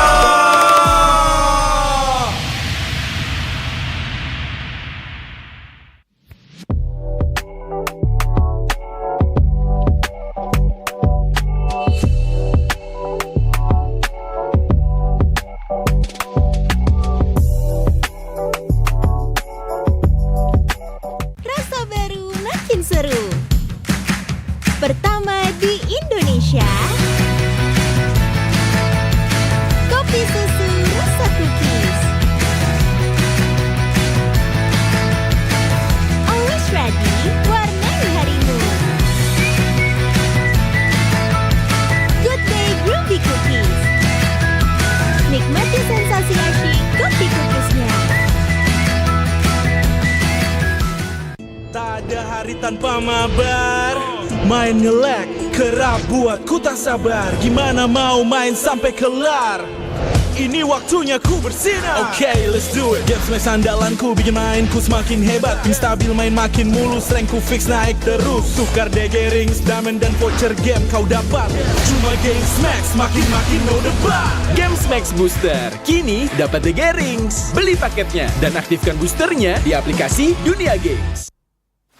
Semua tim sekarang ngelakuin hal yang sama karena kita udah membuktikan ternyata rookie Indonesia itu bisa loh. Pemain muda ya semakin bagus buat persistensi MPL ini semakin maju lah. Ada motivasi khusus kali ini, Loy?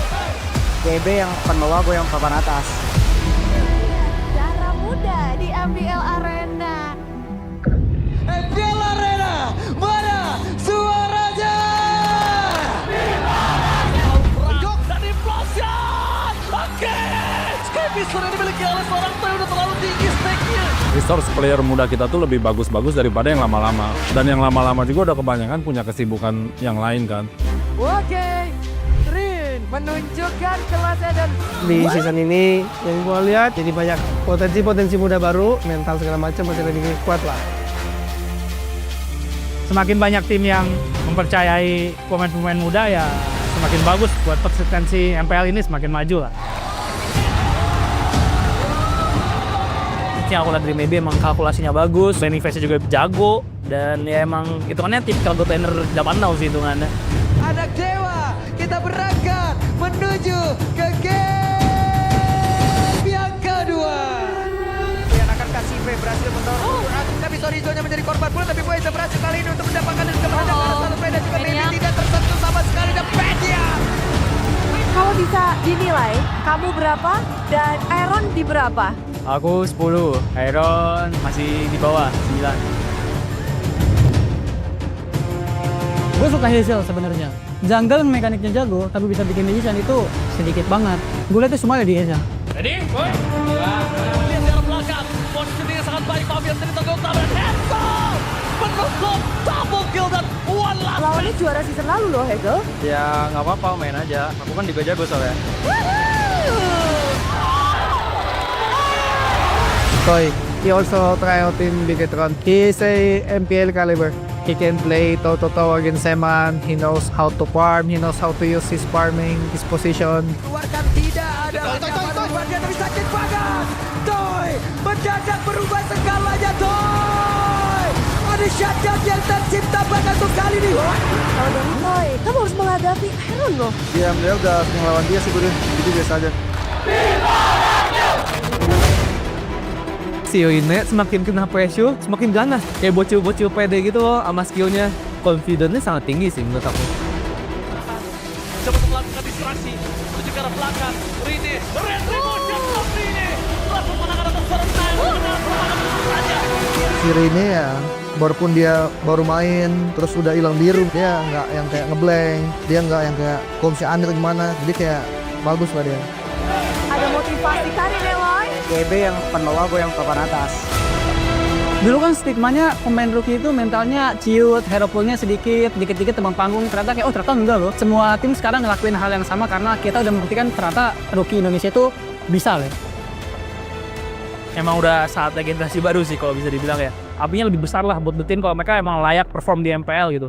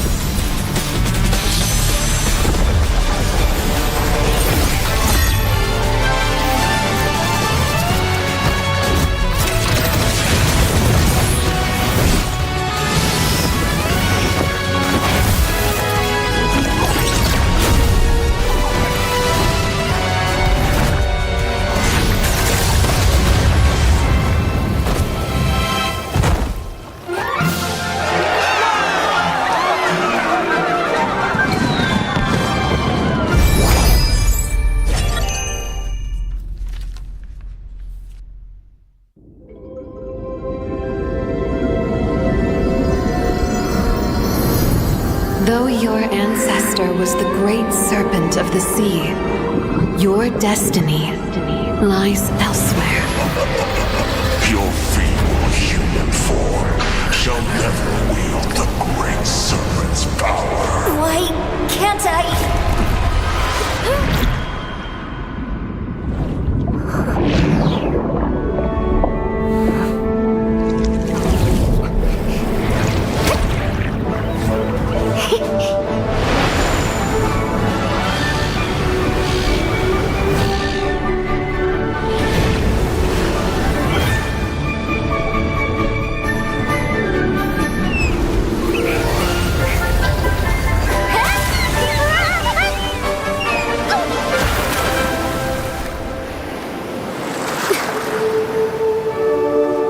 The great serpent's power.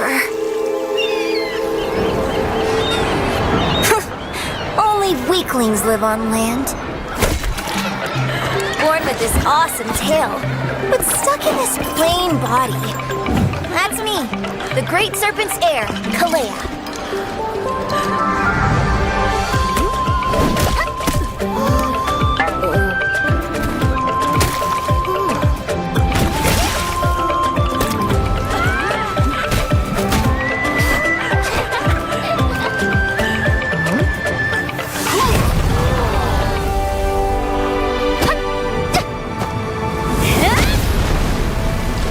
Figures.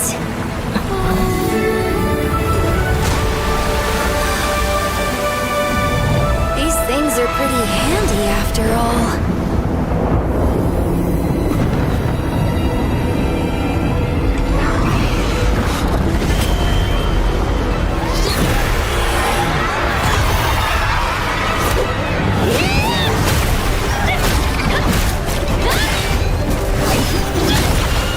You messed with the wrong island.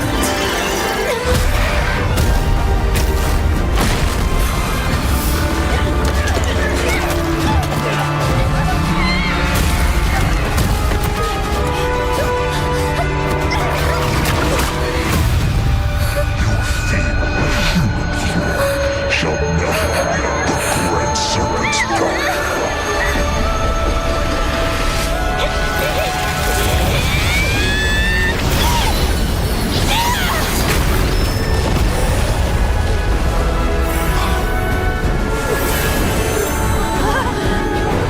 So this is the great serpents? No. My power.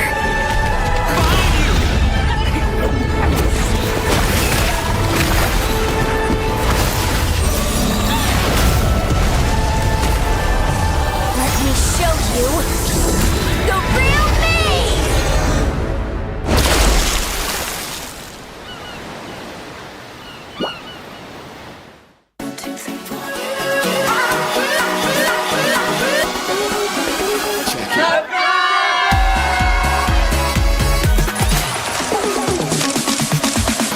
Ya, aku merem. Ulang dong. Gak perlu.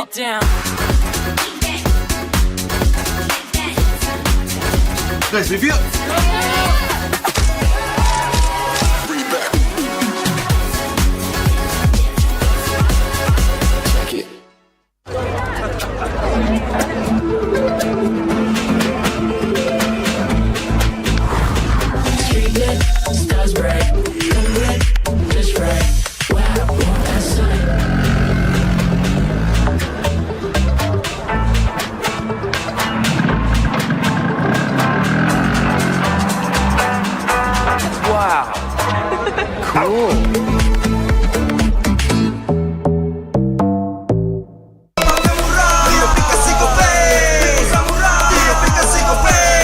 Walau yang lain terus berubah, kopi konsisten, kasihnya pasti murah. Bayar tagihan murah di aplikasi GoPay. Transfer 100 kali per bulan. Download aplikasi GoPay baru, nggak pakai lama. Dompet andalan gamers banyak damage-nya.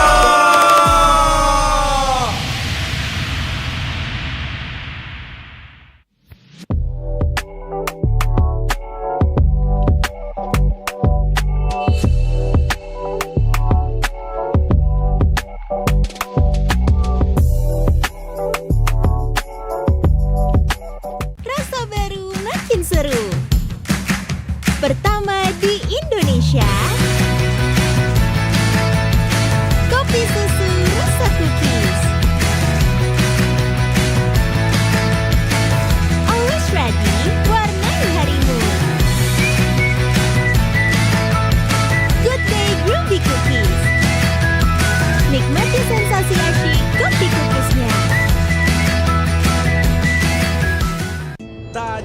tanpa mabar. Main nge-lag, kerap buat ku tak sabar. Gimana mau main sampai kelar? Ini waktunya ku bersinar. Oke, let's do it. Game smash andalanku bikin mainku semakin hebat. Tim stabil main makin mulus, rankku fix naik terus. Tukar DG rings, diamond dan voucher game kau dapat. Cuma game smash, makin no debat. Game Max Booster, kini dapat DG Rings. Beli paketnya dan aktifkan boosternya di aplikasi Dunia Games. Semua tim sekarang ngelakuin hal yang sama karena kita udah membuktikan ternyata rookie Indonesia itu bisa loh. Pemain muda ya semakin bagus buat persistensi MPL ini semakin maju lah. Ada motivasi khusus Karine Loy? GB yang akan bawa gue yang papan atas.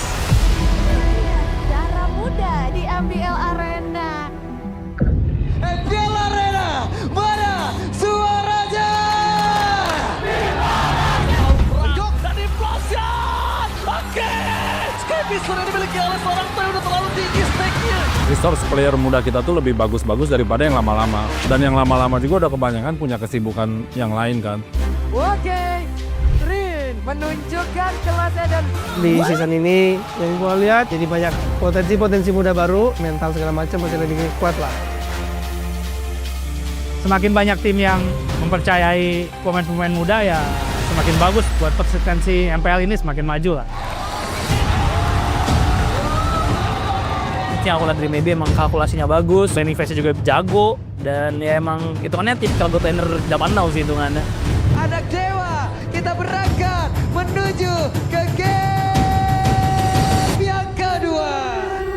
Yang akan kasih V berhasil mendorong tapi Sorizonya menjadi korban pula, tapi Bueza berhasil kali ini untuk mendapatkan dan juga menendang karena satu P dan juga Maybe tidak tersentuh sama sekali dan Pedia. Kalau bisa dinilai, kamu berapa dan Aaron di berapa? Aku 10, Iron masih di bawah 9. Gue suka Hazel sebenarnya.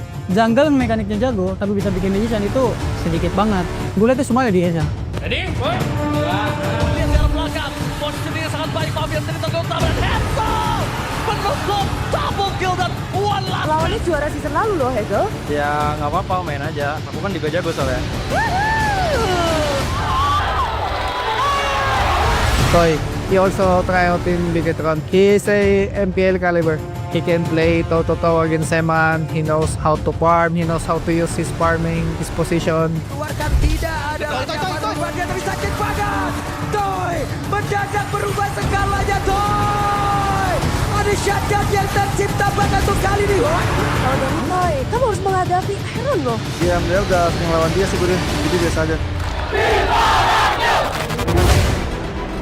Si Yoine semakin kena pressure, semakin ganas. Kayak bocil-bocil pede gitu loh sama skillnya. Confidence-nya sangat tinggi sih menurut aku. Coba untuk melakukan distraksi menuju ke arah belakang. Rini, retribution of Rini. Langsung menangkan atas serentak. Benar, permanen saja. Si Rene ya, walaupun dia baru main, terus udah hilang biru. Dia nggak yang kayak ngeblank, dia nggak yang kayak komisi under gimana. Jadi kayak bagus lah dia. Ada motivasi Karine Loy? GB yang papan bawah, gue yang papan atas. Dulu kan stigmanya pemain rookie itu mentalnya ciut, hero pool-nya sedikit, dikit-dikit terbang panggung. Ternyata kayak, oh ternyata enggak loh. Semua tim sekarang ngelakuin hal yang sama karena kita udah membuktikan ternyata rookie Indonesia itu bisa loh. Emang udah saatnya generasi baru sih kalau bisa dibilang ya. Apinya lebih besar lah buat buktiin kalau mereka emang layak perform di MPL gitu.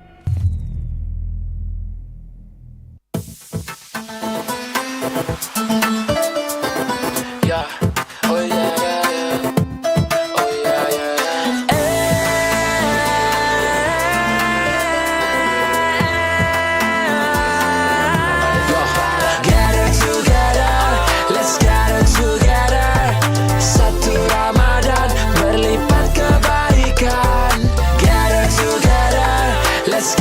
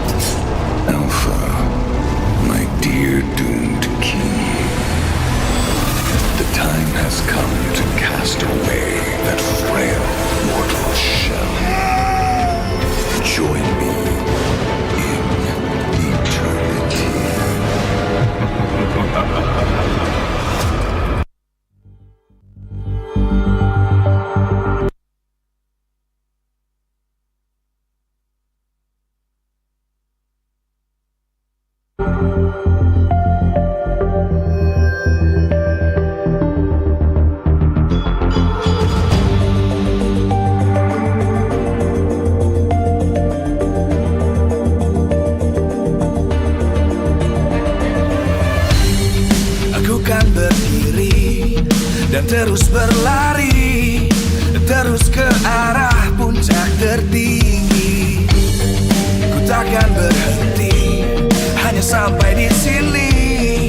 Kemenangan abadi menanti. You know we won't miss if we unite our focus. And if you haven't noticed, we all live. Nyalakan apimu, hadapi semua tantangan, hadang semua serangan, jatuh bukan halangan.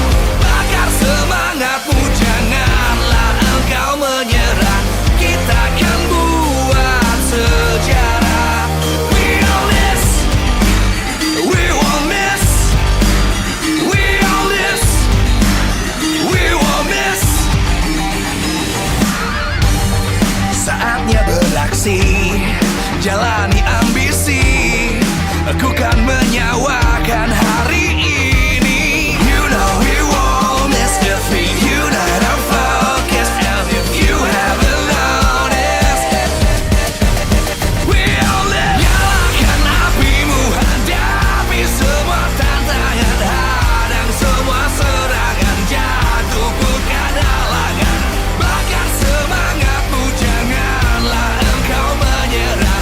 Kita akan buat sejarah. We all this, we won't miss. We all this, we won't miss. We all this.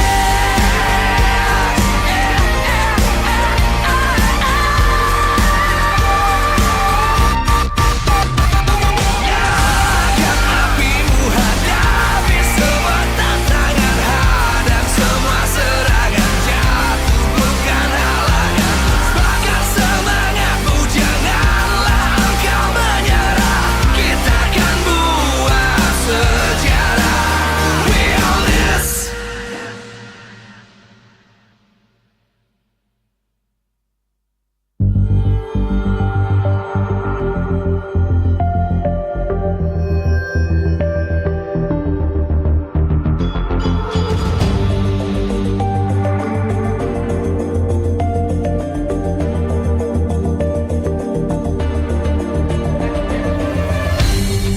Aku kan berdiri dan terus berlari, terus ke arah puncak tertinggi. Ku takkan berhenti, hanya sampai di sini. Kemenangan abadi menanti. You know we won't miss if we unite our focus. And if you haven't noticed, we all live. Nyalakan apimu, hadapi semua tantangan, hadang semua serangan.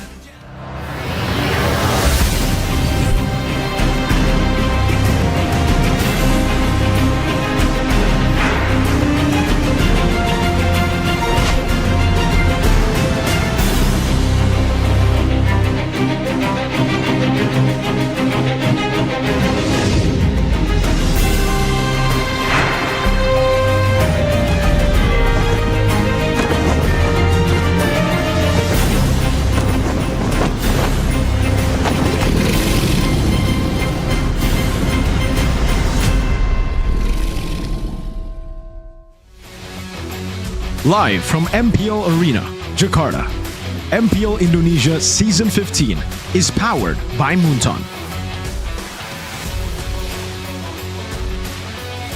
Supported by Esports Federation of Indonesia. Presented by official tournament smartphone Samsung Galaxy. Official e-wallet GoPay. Official sponsor Head & Shoulders. Official coffee Good Day. We own this.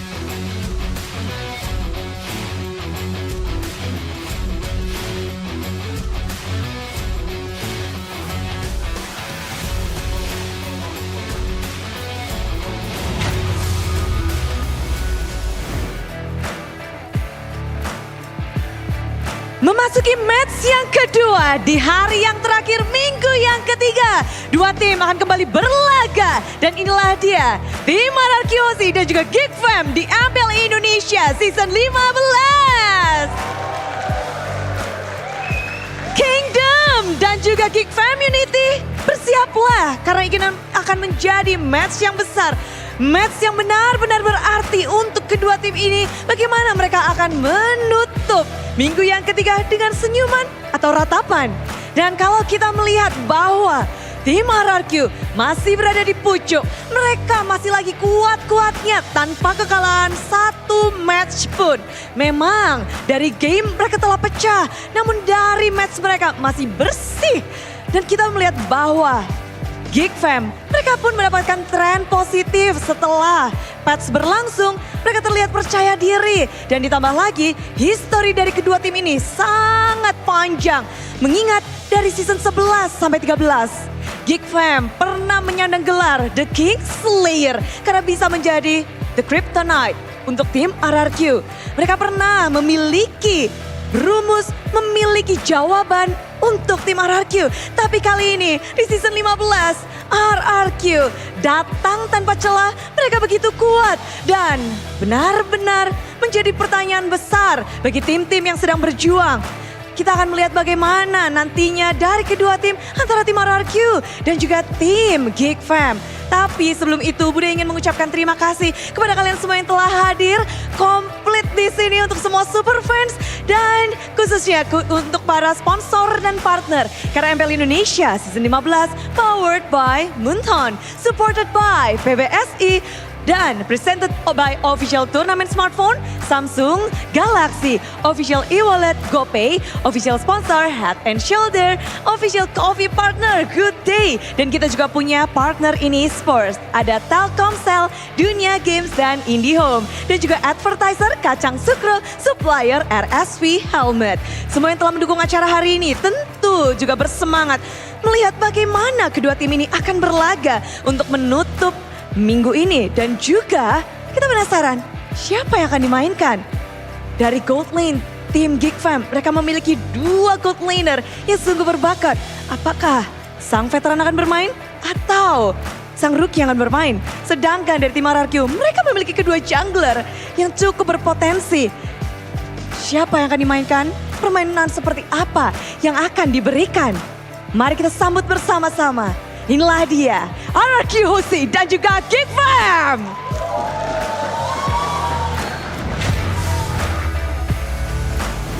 Once renowned as the King Slayers, will they be able to live up to the title once again, ladies and gentlemen, as we get into our second match of the day, Geek Fam versus RRQ. Geek Fam currently right now number 8 on the standings as of this morning, and RRQ number 1. So it's a very, very different performance for both of these teams so far. Still undefeated for the Kings of Kings this season. Surprised me, considering Skylar has stepped down this season. Toy, a newcomer, but then he was able to just deliver week in and week out. Absolutely, I think Crazy. after the Snapdragon Pro Series, they really have rebuilt everything from scratch with Toy in their lineup. But ladies and gentlemen, we want to know what you guys think. How can Geek reclaim the King Slayer title against RRQ?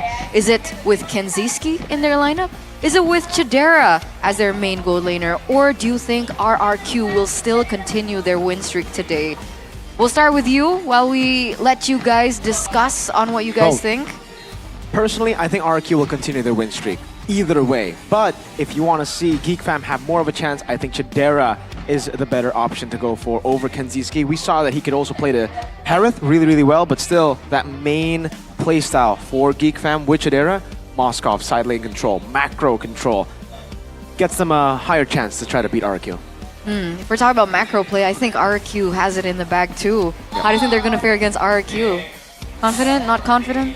I feel like I'm with Miracle, but looking at the history though, since Skylar isn't in the picture, I believe Geek Fam can surprise us and take the dub in this match. That's a big question, right? With because Chidera. There's a reason why Geek Fam were called the King Slayers. Season 11 until Season 13, RRQ have not been able to find a single victory. However, when it came to Season 14, that's when the Kingslayer title kind of faltered, right? They instead were the ones who were unable to find a win against RRQ. So now the question is, without Skylar, with Toy in their lineup, do you think the Kingslayer title can come back? I don't think so. I feel like RRQ are stronger now than they were in Season 14. So they have steadily gone up. And with the loss of Skylar, I initially had the same thought, right? Without Skylar, without that in-game leader, that figure in RRQ is not going to be as strong. But I think they've already proven that thought, that topic, completely wrong. It's completely wrong. RRQ are doing better now without Skylar than they were with Skylar. And it's not Skylar's fault. I think it's just he's such a good player. He's too good to a point where the whole team needs to play around him all the time. But with Skylar's departure, or his, now he's resting, everybody plays at a high level. Everybody can carry the game now. I agree. Highlights on Hazel, highlights on E-Dog, highlights on Rins.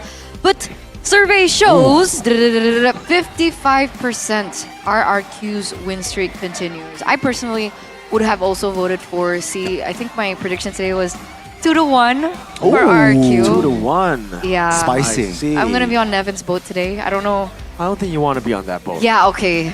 It's a pretty bad boat. Not today, Yeah, that's true though. Insane. But I don't know. There's something about Geek, especially after the patch, and how they were able to perform in yesterday's match, and the way that they were talking about themselves in the interview too. It seems like this is a patch that Beloy's can really, the word is not fondle. I was gonna say fondle with. That's not the word. Play around Play around with. Perhaps. That is definitely not the word. That's not the word. The patch. Play around with. That's the word.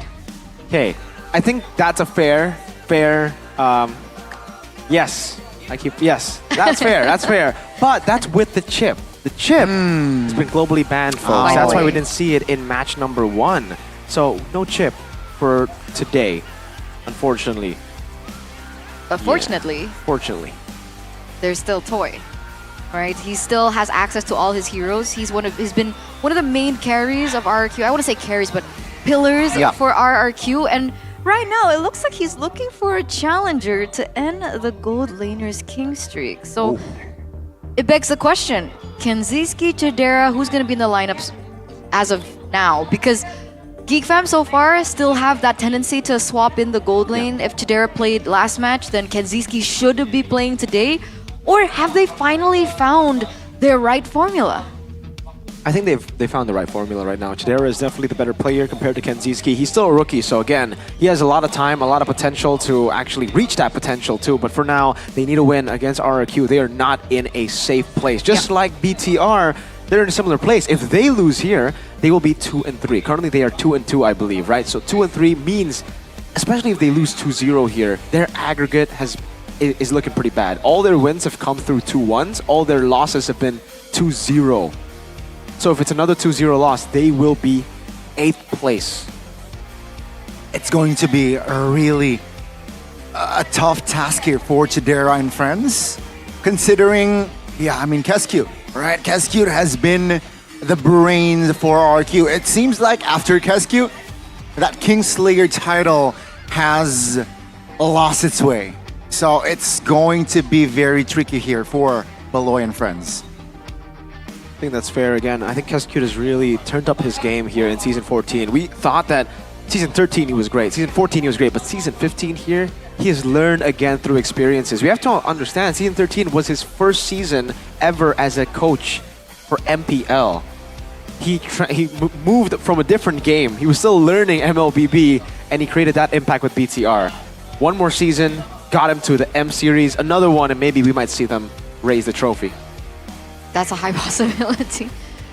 Regular season, no doubt. It's always been his thing with NMM, right? Being able to top the ranks in the regular season. But the grand finals, it's a different story. But, L's not for losses. Losses. What? Ex-BTR, by the way. Kescute. It's for learns. And NMM, my goats. Learnsings. So that's why the game that they lost, or they dropped yesterday, it was a little bit more eerie for me. Because now they know the possible weakness, the possible loophole that other teams can actually utilize over. So, and now they're going to be able to cover that hole, and then now other teams will have to look for a different loophole for RRQ. I'm pretty sure Arash is so happy at home right now. Yeah, he's probably watching for sure right now. Sheffen's shaking. Sheffin has been shaking for a while. He's been shaking for a while. He's been dancing. Whilst in the building, by the way. Yeah. So with that in retrospect, what I'm wondering, there's layers to Geek Fam and there's also layers to RRQ Hoshi right now, right? Is it Chidera or is it Kenziski? And I'm wondering if they're gonna give Sutsujin some playtime this time. Hazel has been doing incredibly well. So maybe we'll just talk to them straight away. Let's talk to the team, let's talk to the players with Alyssa. Ring ring ring. Memasuki match kedua hari ini, kita akan melihat antara Geek Fam melawan RRQ.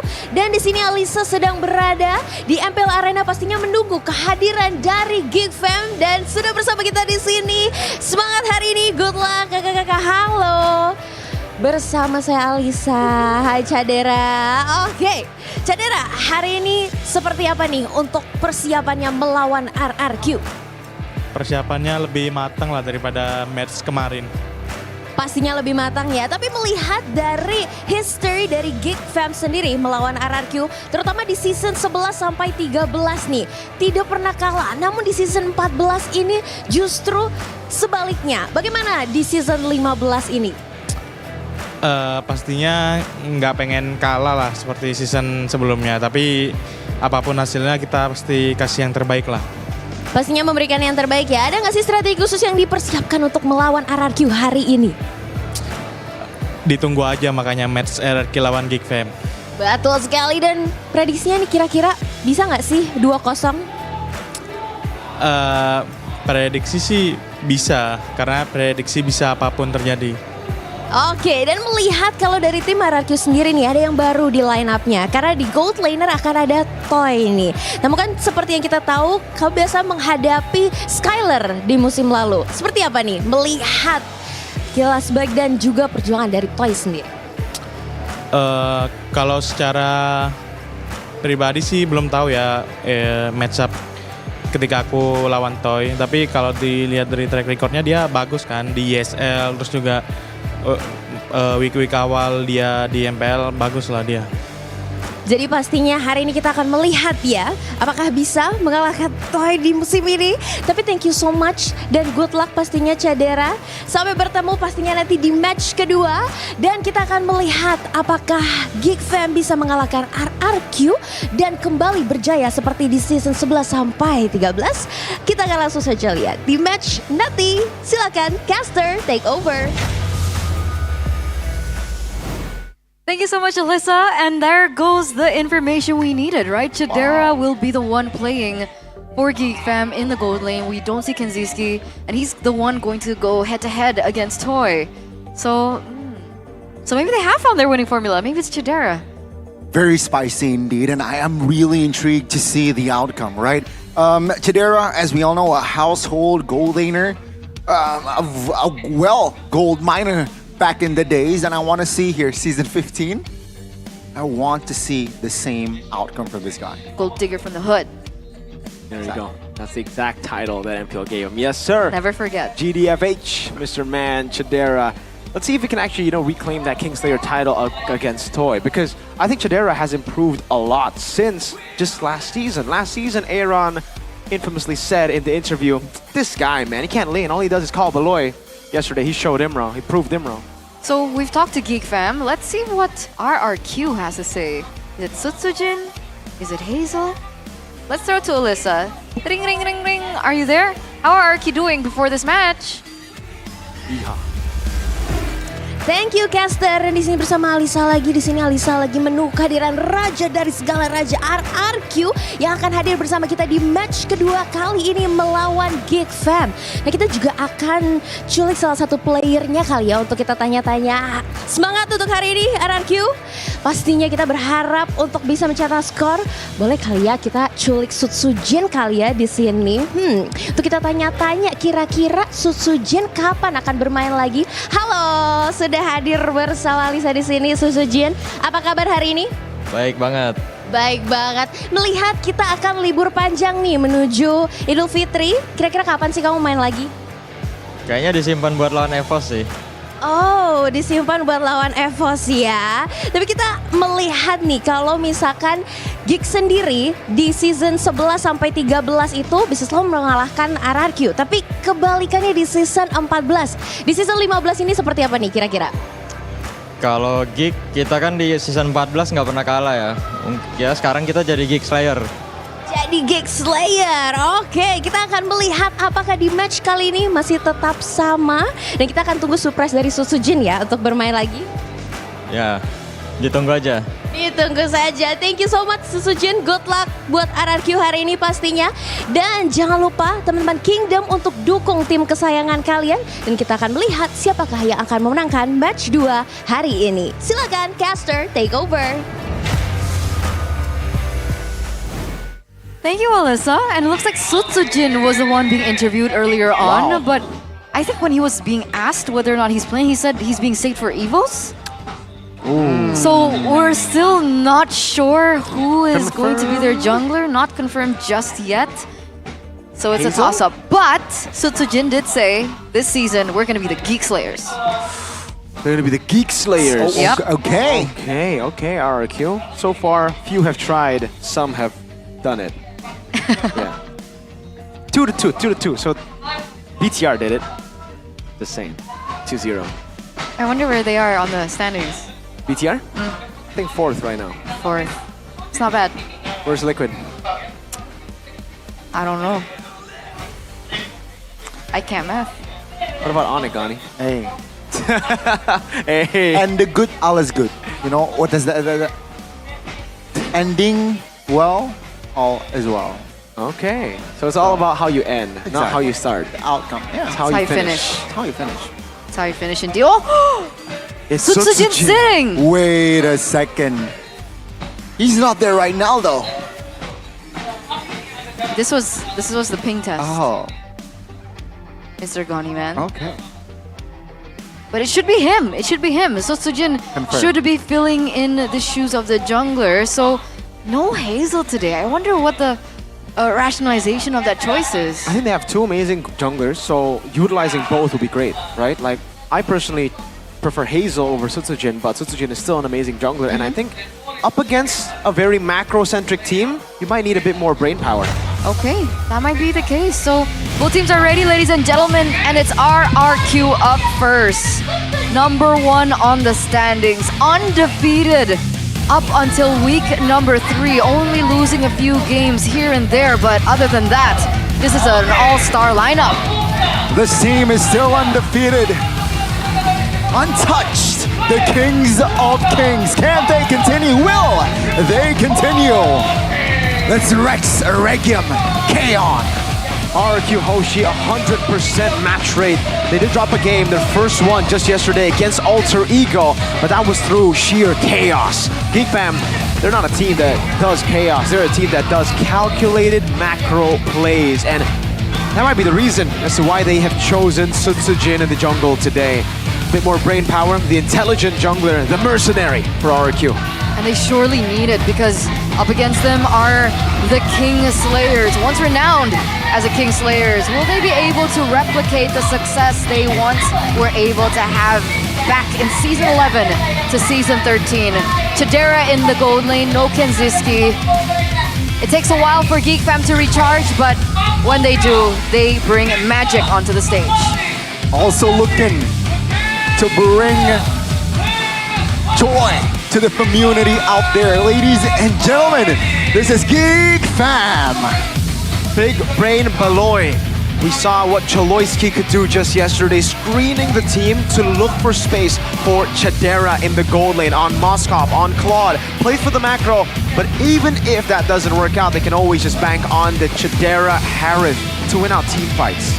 Agreed. We haven't seen the Harith from Chidera in quite some time, and when we did, damn, boy, that was an exceptional performance. Meanwhile, Like you mentioned, these are two teams that are going to be calculated. These are two teams that are going to require as much brain power as possible. And obviously, the coaches will be the epitome of how that begins, right? Coach NMM, Keskute, Bluffsy, and Dora DSP. So far, Keskute not dropping a single match. That's going to be a tough pill for Bluffsy and Dora DSP. It's going to be a tough challenge indeed.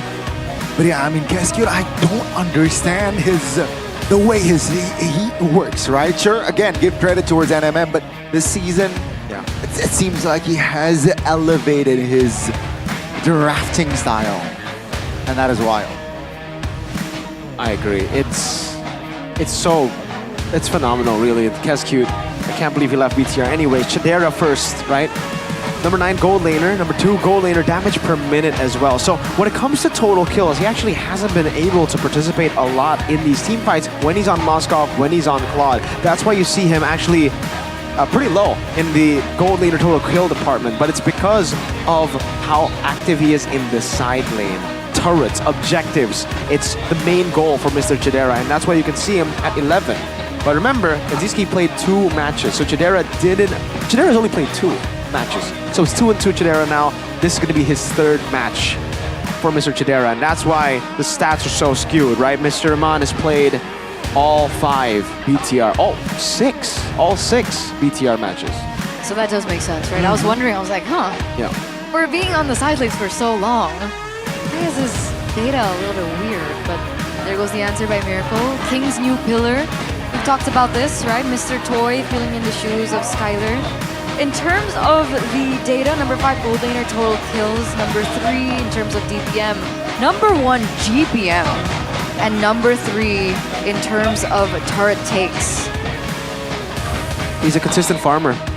Like for Toy here, we have seen him obviously in clutch moments like up against Onyx when he played the Aerithel against CW's Granger, Sansa Sicilia, just waiting in the bush, playing for the ambush. But really here, it's just, he just needs to be reliable in the gold lane. He needs to be able to farm it up. Even in damage per minute, you can see Eman is still number 1, he's number 3. He's not top 2 in the damage per minute department, but he doesn't need to be. Because for the most part, RQ usually just win out the trio mid-battle. Toy is the secondary carry, and so far we haven't seen RQ really having to depend on him a lot. It's just that one time against Onyx. And now we are going to take a look at the keys to victory by the Samsung Galaxy S25 series, and we're going to start with Geek. So, keys to victory here, we have to take a look at the punish Sutsujin with Big Brain Beloy's movement. Sutsujin, intelligent jungler, but up against Mr. Big Brain Beloy, we know this is a battle of whose brain is bigger. Do you think Beloy's brain is bigger, or do you think Mr. Sutsujin is, right? Because for Sutsujin, he's very calculated, and usually when you're a calculated jungler, it makes it pretty readable for BBB. We've seen that before countless times. Here for RQ, Match Geek side control macro. We know how oppressive Geek can be when they get that macro control, mainly from Moskov. So denying Moskov doesn't need to be banned, could be picked up for Toy. Respect Geek fam's bounce back ability. This is crucial. We see this many times. Liquid fell for it. A few other teams fell for it that I cannot name right now, but Geek will lose game 1. They will have a horrible start to the series. Bad draft, horrible execution, and then in game 2, the switch up. They are not even the same team anymore. They swap up. They switch up so quick that a lot of teams underestimate them in game 1 and they end up getting punished in game 2. So for RQ, respect all the way. If they lose or if they win game 1 against Geek Fam, don't be too happy. Always remember things are geekable. Exactly. Also, for the keys to victory for the side of Geek Fam, at the end, it was make sure Gobs gets a hero that isn't CC. Yeah. Enabler heroes. So Gobs needs to play the enabler heroes because he's mainly the guy. He's what I think Luke was for Geek Fam, right? Luke as well, very rarely played the carry heroes. We saw him in Xborg a couple of times, but mostly Lapu Lapu, Sarizla, it's all about playmaking. So for Gobs, I think it's a similar playstyle. With them having the prio over in jungle and in gold more, putting a CC on Gobs has been pretty bad, and that's why I think they've lost their 2 matches against BTR and was it? I forgot the other loss, but yeah, those are the 2 losses that they took. So maybe a CC ban in the first phase? CC's been doing really, really well. What is this? Caster POV. Get ready for the third game. For Nevin, come on. full best bro. of 3. Nevin. Nevin. What is going on? So, for you guys gotta know, we spoke about this earlier. Oh, Lord. Nevin, when she casts, it's always 3 games. So she's telling us to be ready for 3 games. You guys at home. Look at the kingdom. Also. Look at the kingdom. They're angry. They're like, what? 3 games? What do you mean? 2, but they're ready though. What? They are ready. Why are you calling me out, Nevin? What? Oh my god. Well, it looks like for first pick, it will be Geek. 33% as compared to them on red side, which is a little bit higher at 42%. Interesting. But that does give them some time and some space for the bans that are more respect-centered as compared to, you know, just banning out the, what is it, Fanny, etc., Yushin. They're able to a little bit perhaps more dictate of the drafts here if they're first pick. But man, the win rate on RRQ side is, pick your poison. 100%. I can do blue, I can do red. Yeah, Kescu stayed on red in game 2, game 3 yesterday against Alter Ego. And even without blue side, they were good. So again, you know, the adaptive draft, just assessing his opponents, he does so well at that. Even yesterday, a very weird but effective CC respect ban towards Alter Ego.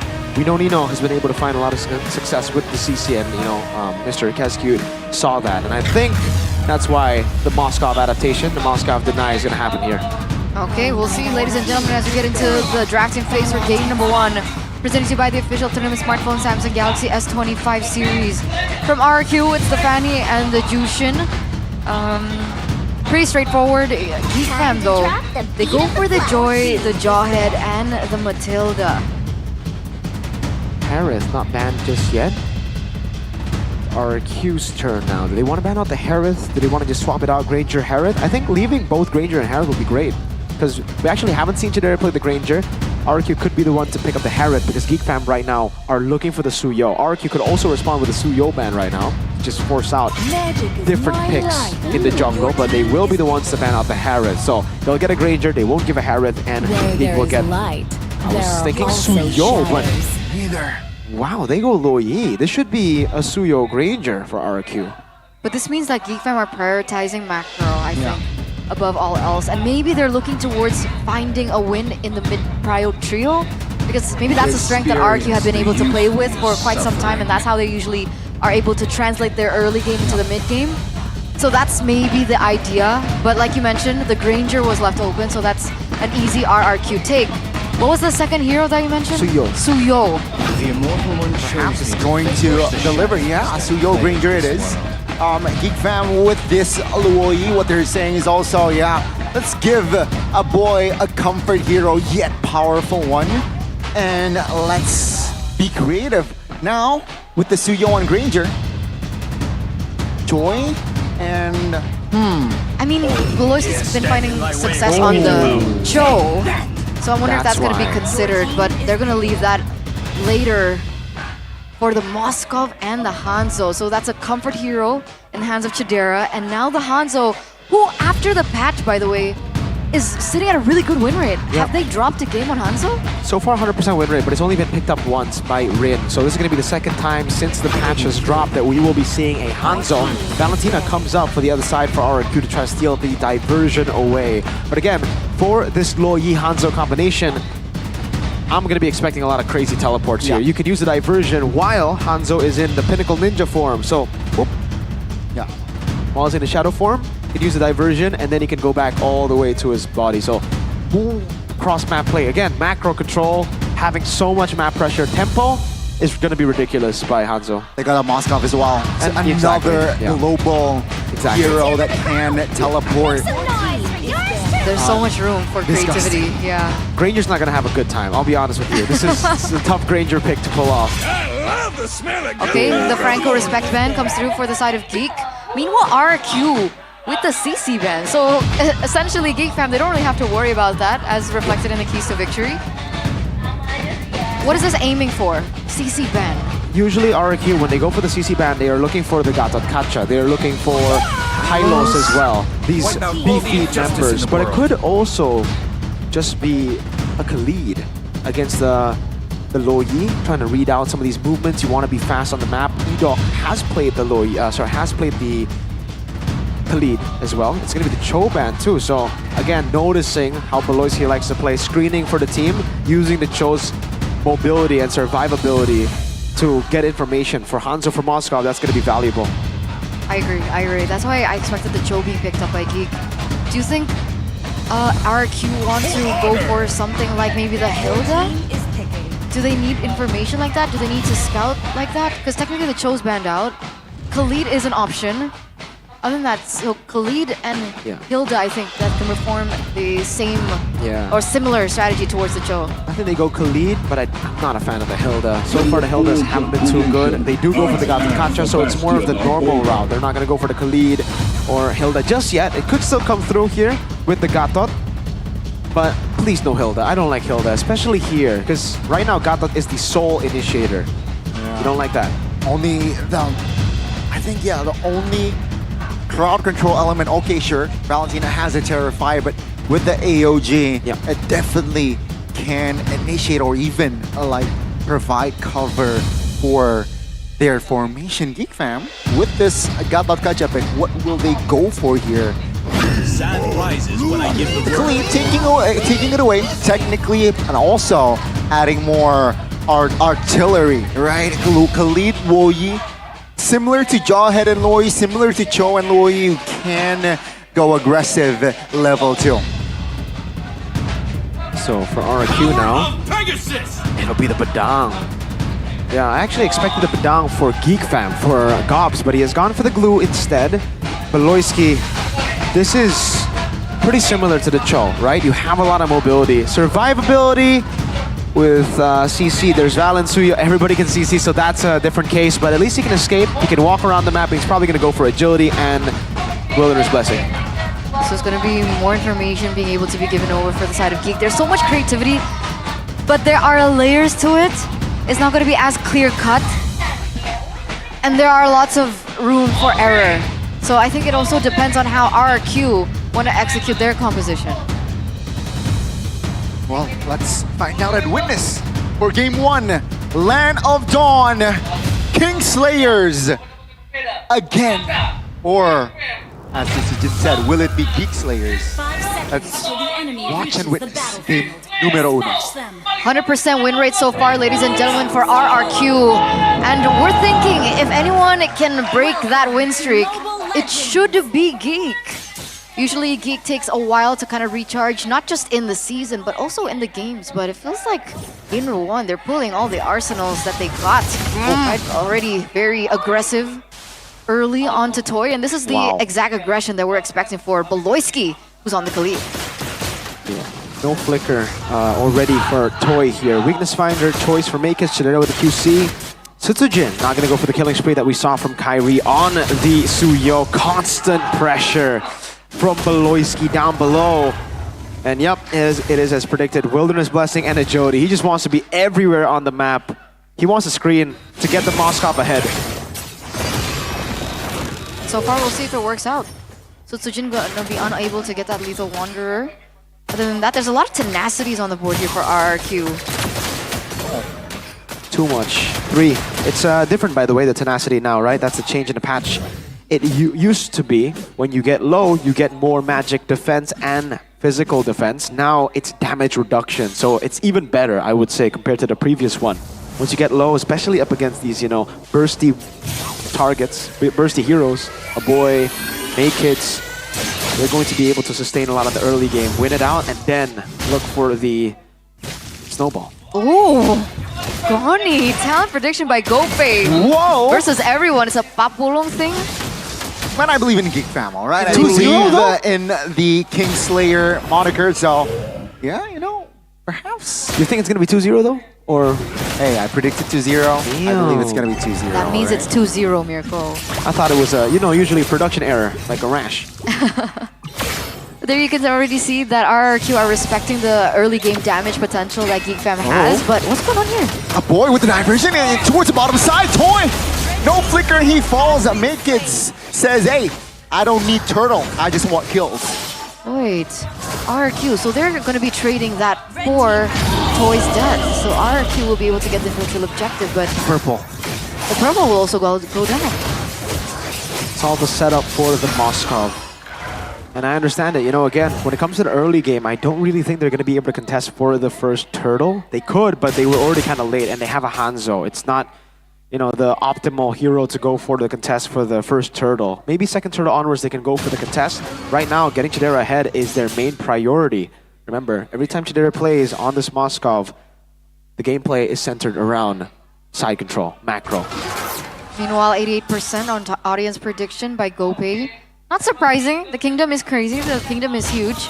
They were even making emotions here in the MPL arena, ladies and gentlemen. So if you guys want to experience atmosphere of MPL ID at its prime, come to an RQ game. And you will be able to experience it. Bloisky, meanwhile, still looking for information, giving visibility. That's a diversion play.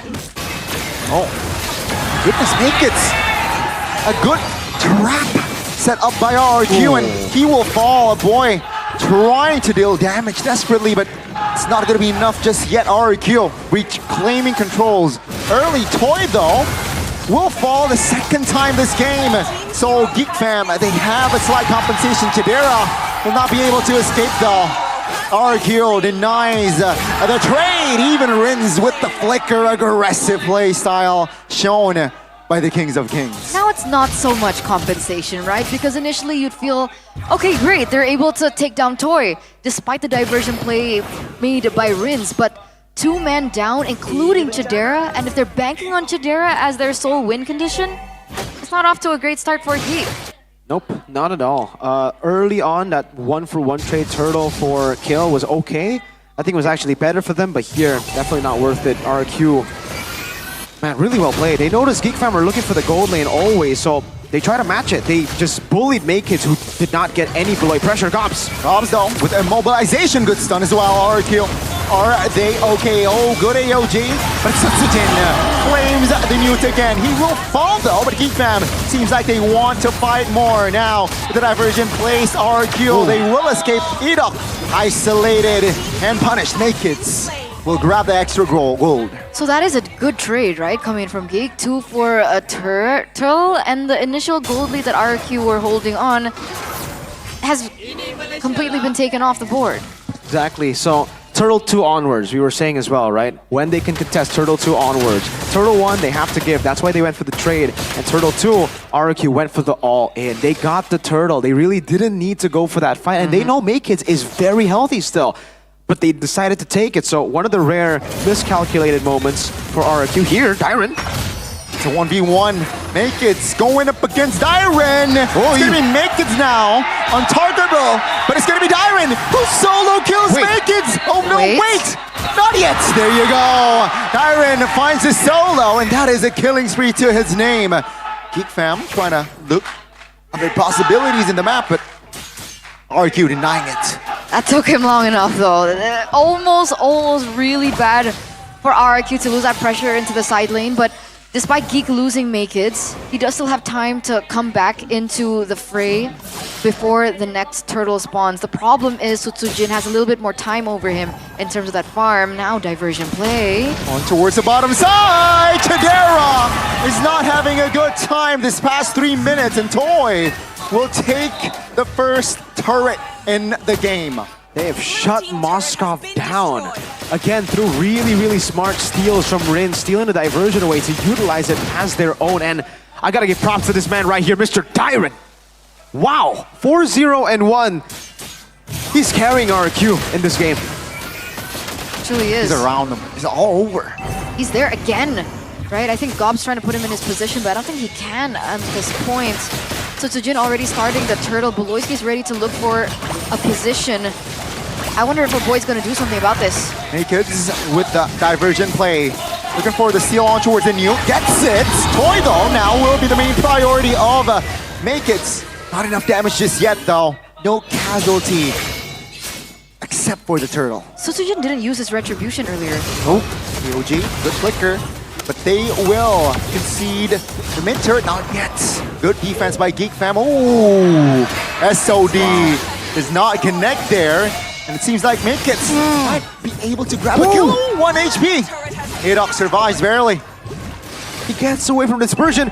Oh, I thought they were gonna get an ambush again, but it's just to reposition. RQ doing so well to read it out. Hey, it's my goat. XP tier, by the way. Ooh, you're right. Hello. Stephen H. Stephen H. He hasn't aged a single day since I last saw him. And it looks like he's restreaming, ladies and gentlemen. If you guys want to watch from a different viewpoint, you can watch on Stephen Age. He's usually live on YouTube. And is he spicy with his commentary? Depends on the day, you know. I don't think he's that spicy today. I think he's pretty calm, tame. Alright. Ooh, AOG, a boy, no flicker. They realize that and they will punish that. Toy though will be the trade. It's gonna be Midkits now. Dealing damage to multiple members. Shadera taking her to her top lane. Now RQ, can they restabilize? Can they reposition? Suyo gets out. Gobs is able to distract and Shadera might be able to take another tower if he's greedy. Looks like he's going for the purple buff instead, but Rins knows what he's up to. Gonna try and stop him, a 1v1. He has a flicker. Wow. Oh, the SOD. Will he commit? He will. Good flicker. No, it's not even flicker. Chidera, good calculations to dodge away from the damage. Oh, that was close. My goodness. But it's still a win. It's a big win for Geek Fam. They were able to win a 4v5 while Chidera got turrets. He didn't get the turret in the second tier turret, but still half HP down on that turret means that, you know, got a lot of value on that, and he's gonna constantly be pressuring that lane. RQ, their way to answer the macro is they're gonna be sending Edok and Toy together up top. But again, this is a temporary solution. There is no permanent solution to the Moskov unless you really pick him off, and that is a stretch really to say that RQ can, especially with how Beloyski is playing. The Cho, now the Khalid, same playstyle. He's just covering the entrance for RQ to actually get to the Moskov. And RQ now, they just have to be decisive. They go for the Lord and they have to commit onto it. Dobbs though is providing information. Christian play. Is this too greedy? I think it's a little bit too late now. RQ disengaging top lane. It's gonna be their main priority. The shadow of Midkits will be taken care of. Oh, diversion. Moskov, will he sniff this one out? He still has that flicker as SOD does not land. And Chidera will pin Rins down, but Toy is around, and Toy will toy him to death.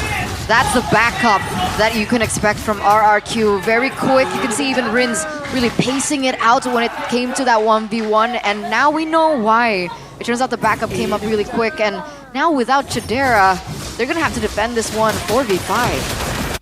Really good steals. Oh, okay, kids here. Damage is enough to take him down. My kids looking for the double. Perhaps he will get it. Gobsell will secure it. 2-for-1 Beloy being the only trade, and they need still to take care of that Lord in the bottom side of the map. Not the best place to initiate a team fight in those tricky areas because a boy will be able to get full value out of it. But all in all, 2-for-1 trade. There's a diversion play though. Tyron, Toy, and Sutsujin is around though. Shadow is taken care of, so it's another reset. RQ though, they have bucketed 1,000 gold. Remember Chidera when he was up against Onyx, game number 1, when Onyx were able to win the game against Geek Fam, it was when Chidera got shut down. How? Chidera overextending, staying too long in the side lane, and I think that's what we're seeing right now for Chidera. 2 times he's been caught lacking in the side lane for too long. He needs to know when it's the right time to back off. Kids almost went for Rins there. Dyron. Okay, no skirmish, but yeah, he needs to be more clinical with the decision to actually back away. He can't be staying too long, especially because Rins can steal the diversion away. Are they gonna get the turret? No, it's actually make it to the back line. Just poking though. Perhaps trying to bait out a spell or two from the side of RQ. It's back to just clearing for both teams. Wind of Nature just bought in for RRQ. That should help him stay alive a little bit longer, especially when Makeits goes in. Okay, back again to the slow game. RRQ There's no reason for them to keep on shoving the wave, so they will take it as slow as they can to wait for the Lord. And again, I think they're in a good position to actually just hold. Dyron has immense CC, great peel potential from Edok as well. So if Maykits does want to jump in, as you can see from the last 2 times, he wasn't really able to get into the backline. Toy has been pretty safe with Edok and Dyron taking the shots, but now seems like they will pull the trigger first. Boloyski misses. Now Edok and friends, they would like to counter-engage on Boloyski in no man's land. He should fall here in the hands of Toy. And Toy gets the killing spree. 3 kills already to his name. Unfortunate timing for Geek Fam. Now that the Lord is up, they are gonna have to wait a little bit longer if they're waiting for a setup coming from Boloyski. That's 20 seconds on the timer. Meanwhile, RRQ are already very quick with their decision making. Maykits. Yeah, looking for Toy. Now the damage though will not be enough, but Chidera off cam finds one. Edok might be next. Good reposition by Chidera. He survives, and RRQ though, they know, they're fully aware that they will get the Lord. Great take by RRQ, utilizing again Dyron on the Badang to peel against this Hanzo. Maykits, every time he walks up, it's either Edok with a taunt, a revitalize, or Dyron with a big punch back. So Maykits has never been able to really, again, target the backline. Toy has been safe, despite the dive of the diversion plus the Hanzo. Let's take a look at the items here. Full 3-item power spike for both Maykits and Chidera. He's on the way to a Wind of Nature. He's going to be very, very strong in the side lane once he gets that, because, again, most of the threat from RRQ is physical. Only Rin's can deal magic damage to actually punish diversion though. Hanzo. Toy is in the area. No flicker for Toy, but the cover is there for the gold laner of RRQ. They're so quick and they're always so ready. That's what you were talking about. They gotta be ready. They have to be very, very ready for the Hanzo. If any of these peelers are caught lacking, Toy's just gonna die. But luckily now he has a failsafe. He has a Wind of Nature. So even if they are a bit late now, they can afford to be late. See here with the Lord marching the top side of the map. Efam AOG fights Chidera! That should seal it! 5v4 with the Lord. Top lane taken care of. Gobs trying to sustain, but the damage will not be enough to take him down. Rizzian Rins, no! Says no! Looking for the kill. Gets Maykits, and Gobs finds Rins. Lord still is up here for RRQ as well, base turret number 3 should fall here soon. Geek Fam, just 2 members, 3 members now defending, as they will have to wait for Chidera the next 10 seconds. Oh, I don't know. Is it going to be enough? They prioritize the structures. Boloyski's getting caught low. Yep, he needs to back off. Now, take a look at the minions here. Hold off by Gobs. But now, RRQ, they have enough resources to perhaps find the kill. Diversion alongside Gobs. And the Moscow Chidera! Good stun! But the damage surely will be enough for Sutsujin to be taken care of in RRQ. They run for the hills. Wow! Geek Fam kept at it for so long, and RRQ again, a very rare overextension, overstay moment for RRQ that led to a kill, but luckily they were still able to just survive with Toy, survive with most of their members still alive. It's only Sutsujin that got caught there, but it's A-okay. There are no objectives on the board, and so you can see the timing as well from RRQ, right? Even when they decide to make these uncharacteristic mistakes, it's when there's nothing to take. There's no Lord to capitalize on that mistake for Geek Fam. There are no turrets to take as well, because RRQ are just back to their template formation, which is hold in mid, rotate around for Edok to open up the space. And again, they've effectively denied the Moskov here without denying the pick. All in all, it was a huge victory, right? All 3 structures taken down, so around this Lord, it should favor RRQ. We see that Chidera has been set to kind of handle that. And RRQ understand this. They might even blitz this down. Should be no contest, but that's a diversion play. Yeah, with alongside Boloyski, who finds Toy. The damage though, not yet enough to take him down. Now it's actually gonna be Sutsujin, who's gonna be the first casualty alongside a boy. Now Gobs trying to provide the peel, trying to sandbag for the team is Rins, Dyron here. Trying to position and counter engage, that's Gobs. Mounting Edok though, so that's gonna be the tank. The Gatot Gacha, will it be enough? No, not just yet. Good taunt. Seems like they will eye Gobs first, as the Lord now will be the main priority of Geek Fam, as their jungler of RRQ is still MIA. Makekids receiving a lot of damage. Maloyski loses immortality, but Chidera will be the main casualty. Makekids now is very slow. Edok Dyron, Toy is on him. And that's a maniac from Toy. The Kings of Kings. They have wiped Geek Fam out, but now it's only a boy who is left standing towards their space. No flicker AOJ. That's going to be a good taunt, and a boy will not be able to defend. Ladies and gentlemen, the Kings of Kings. They strike first in this best of 3. Impeccable decision making by RRQ in those final moments. And it was very unfortunate. Those structures being unavailable for Geek automatically allowed the minions to push in favor of RRQ. So Makekids was kind of struggling in that moment. He had to choose, and that bought enough time for RRQ to roll back despite losing Sutsujin. Wow. Extremely well played from everybody on RRQ, man. Every single member played their part. Sutsujin controlling neutral objectives, the peel from Edok, the engage from Dyron, the peel from Dyron. Toy, again, very rarely do we get to see Toy actually be the carry, because again, a lot of times RRQ just rely on their trio mid to win the games, but here you get to see how reliable Toy can be. Makekids there getting outplayed by Rins, but in the end it was Rins who got slayed by Makekids, but he bought enough time just going there and stopping Makekids from jumping in to go from Toy. It's just incredible from every single one of them. But man, that was a well-fought battle by Geek Fam. They really made it messy. They almost pulled off what Alter Ego did to RRQ, but it just shows how fast RRQ adapt.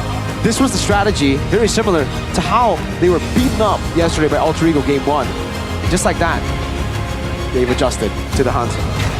Very quick adjustments. And that's what we were anticipating, right? No matter what happens to RRQ, every time it seems like there's a hurdle for them, it's always very quick adaptations. But obviously, Geek Fam didn't play it in the same way Alter Ego did. Yeah. Alter Ego was just brutal, in your face, chaotic. Yeah, like that. Exactly like that. An inch away? An inch away. A centimeter away in your face? An inch is like 2 point something centimeters, I think. Is it 2? We don't use inches. I don't know. I don't know either. Don't use inches. But it was really close. Very close. A very brawly game though. Yep. Which I enjoy. But man, do you not think Geek Fam caught a little bit of the tempo of RQ instead of playing their own game? Yeah. I think so. I think in the bottom lane a couple of times, 0-3-2 Chidera should have never been the case. You've gotten such a big lead in the early game by shutting down Toy. That lead should have been constant. But unfortunately, it wasn't, right? Toy was able to bounce back. And I gotta be honest with you, this guy is ridiculous, man. This Dyron guy, all the way from his Rebellion days to then him having, an inactive season a couple of times. To him being... I can't believe he was played, in MDL over Dawn, bro. Thank God he's here. That was the Rebellion Dyron Khalid specialty, right? Yeah, Rebellion Khalid, Rebellion Benedetta. Oh, yeah. Rebellion Paquito, Dyron, that's his playstyle. So to see him go from such a very selfish player to maturing to now basically being a playmaker for the team and being so good at it too. Always peeling away and getting that 1v1 against Makekids up top, by the way. So many times he just came in clutch. Rins, gotta give a special shout out to him, because if it wasn't for Dyron, I think Rins definitely deserved the MVP shout too. Amazing player, diversions, getting the proper kills. But just look at how clean he is in this game, Dyron. It's nothing too flashy. He doesn't go for like those Luke engages, but he doesn't need to. He knows he wants to play front to back for Toy. He wants to peel for Toy. Makekids jumps in, he's right there. When team needs CC, he's right there. Enjoying the show. Yeah. Then, and he still gets out there. Yep. Maloyski looks for an opening again, and that should be Dyron protecting once again. That's crazy. Because we saw him perform on the Phobias yesterday, and it was really good, and now we see him on the Badang. Look at this, right? Holding them down in the final fight, Chidera. If he didn't do that, I feel like Chidera would have gotten a chance to actually go for a triple kill there. They're all so low. If it wasn't for the lockdown CC, I don't think they could have gotten the win here, maybe it would have been prolonged a bit more. I think that was a taunt from Idok. I was like, Jidere's like, oh man, He made a couple of y'all are low, clutches but taunt. like, bro, Oh, do anything. haunted. GG for RRQ. 1-0 1-0. for Q. What a team. They're so clean. They're so clean. It's scary. My goat, So, their job's not done, like you keep mentioning, right? You like to say that. Their job is not over. There's still one more game. But before we get into the second game, we are going to go to a short break. Ladies and gentlemen, so stay tuned, don't go anywhere. We'll be right back. See ya.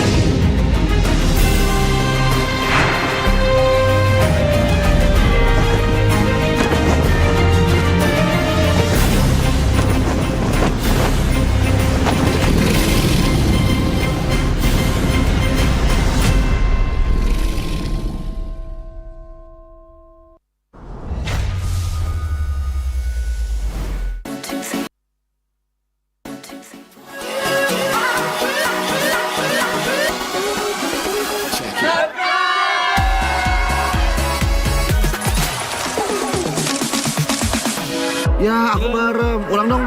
Gak perlu.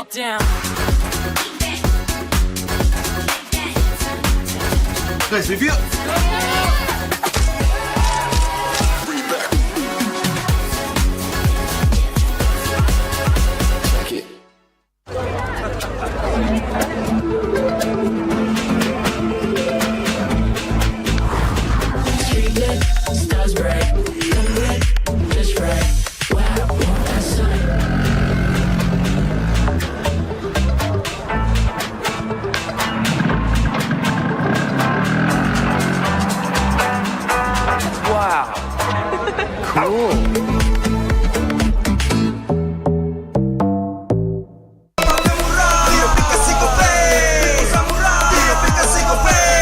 Walau yang lain terus berubah, Gope konsisten, kasih yang pasti murah. Bayar tagihan murah di aplikasi Gope, gratis transfer 100 kali per bulan. Download aplikasi Gope baru, nggak pakai lama. Dompet andalan gamers banyak damage-nya.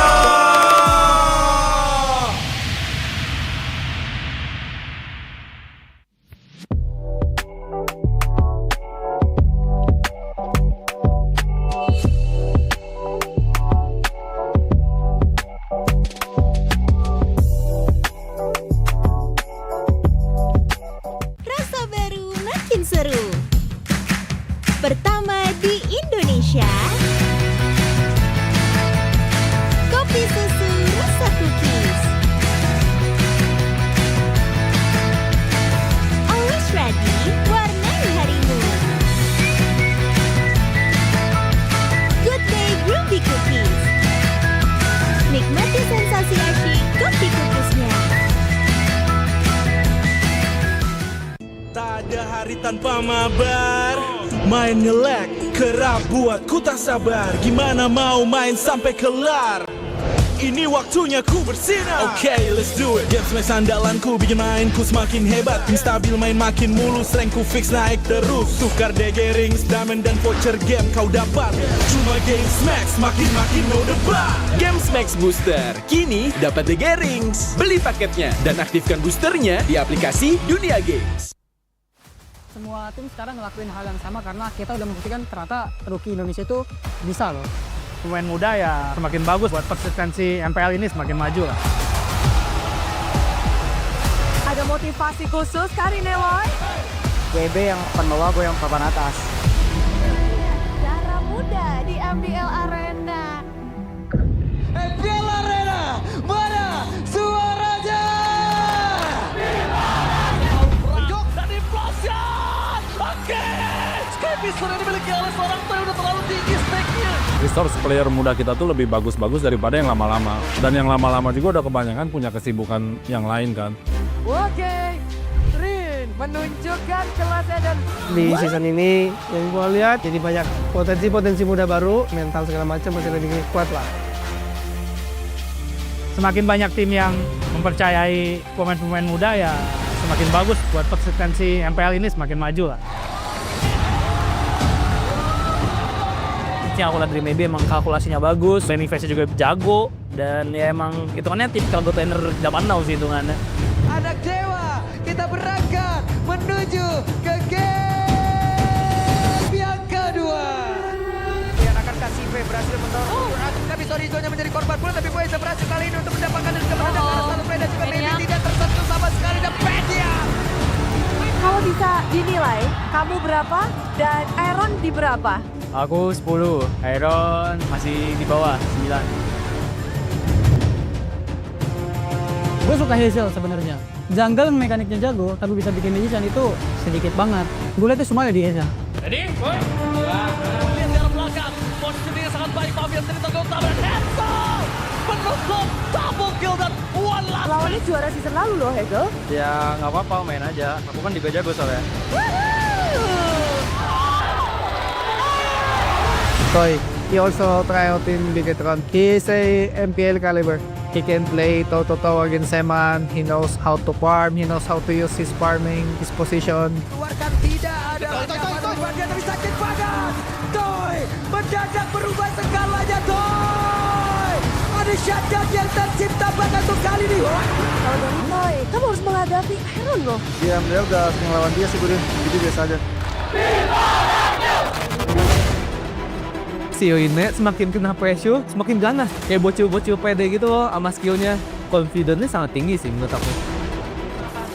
Coba untuk melakukan distraksi menuju ke arah belakang. Rene, retribution of Rene. Langsung menangkan atas serentak. Menang permanen saja.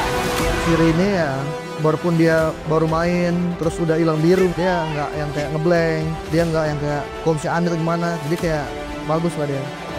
Ada motivasi karir Eloy. GB yang penolak, gue yang papan atas. Dulu kan stigmanya pemain rookie itu mentalnya ciut, hero pool-nya sedikit, dikit-dikit terbang panggung. Ternyata kayak, oh ternyata enggak loh. Semua tim sekarang ngelakuin hal yang sama karena kita udah membuktikan ternyata rookie Indonesia itu bisa loh. Emang udah saatnya generasi baru sih kalau bisa dibilang ya. Apinya lebih besar lah buat buktiin kalau mereka emang layak perform di MPL gitu.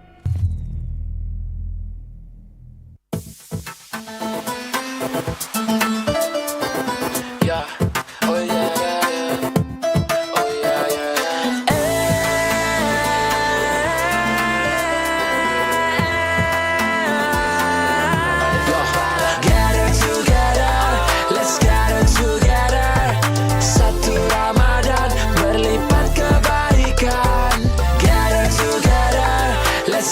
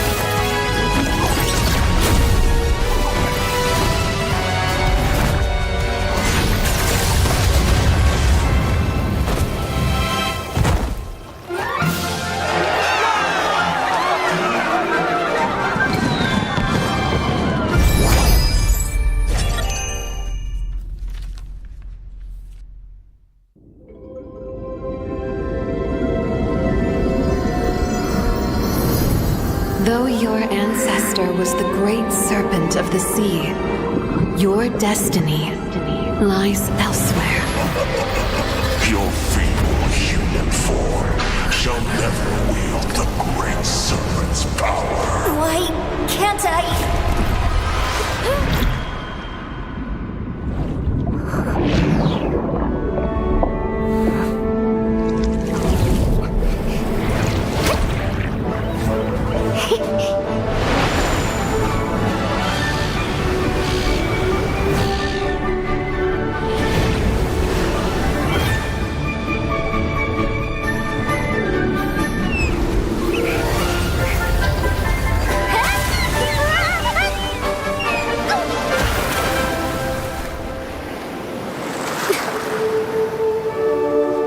The great serpent's power. Only weaklings live on land. Born with this awesome tail, but stuck in this plain body. That's me, the great serpent's heir, Kalea.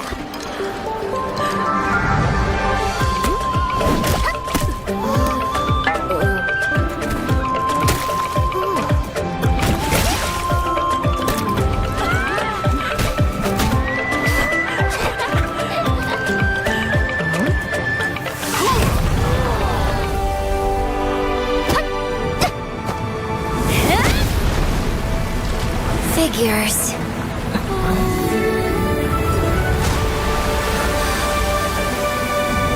These things are pretty handy after all.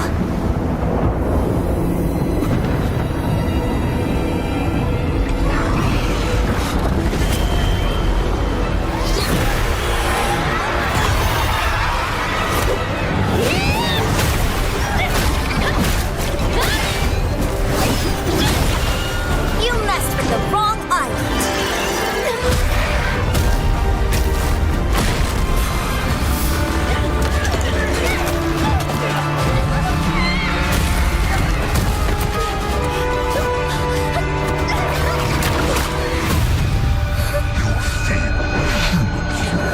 Shall never wield the great serpent's power.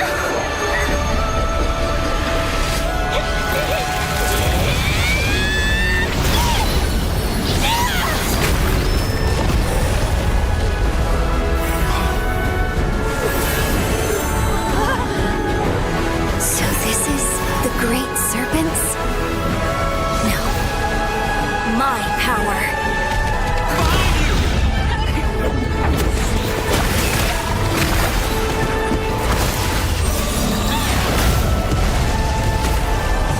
Let me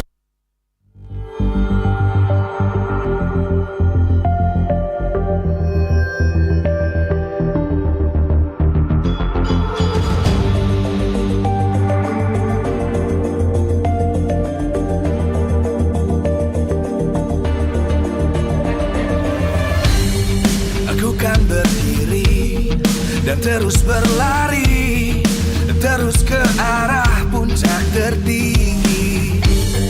Ku takkan berhenti, hanya sampai di sini. Kemenangan abadi menanti. You know we won't miss if we unite our focus. And if you haven't noticed, we'll nyalakan apimu, hadapi semua tantangan, hadang semua serangan, jatuh bukan halangan, bakar semangatmu, jangan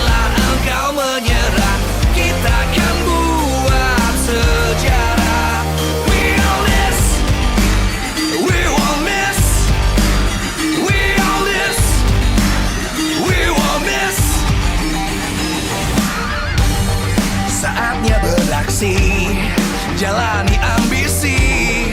Aku kan menyawakan hari ini. You know we won't miss if we unite our focus. And if you haven't noticed, we all live. Nyalakan apimu, hadapi semua tantangan, hadang semua serangan, jatuh bukan halangan. Bakar semangatmu, janganlah engkau menyerah. Kita akan buat sejarah. We all this, we won't miss. We all this, we won't miss. We all this.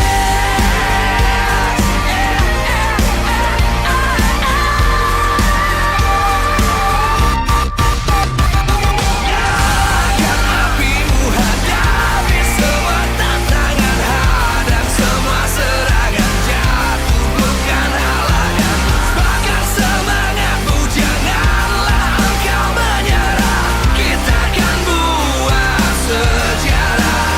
We all this.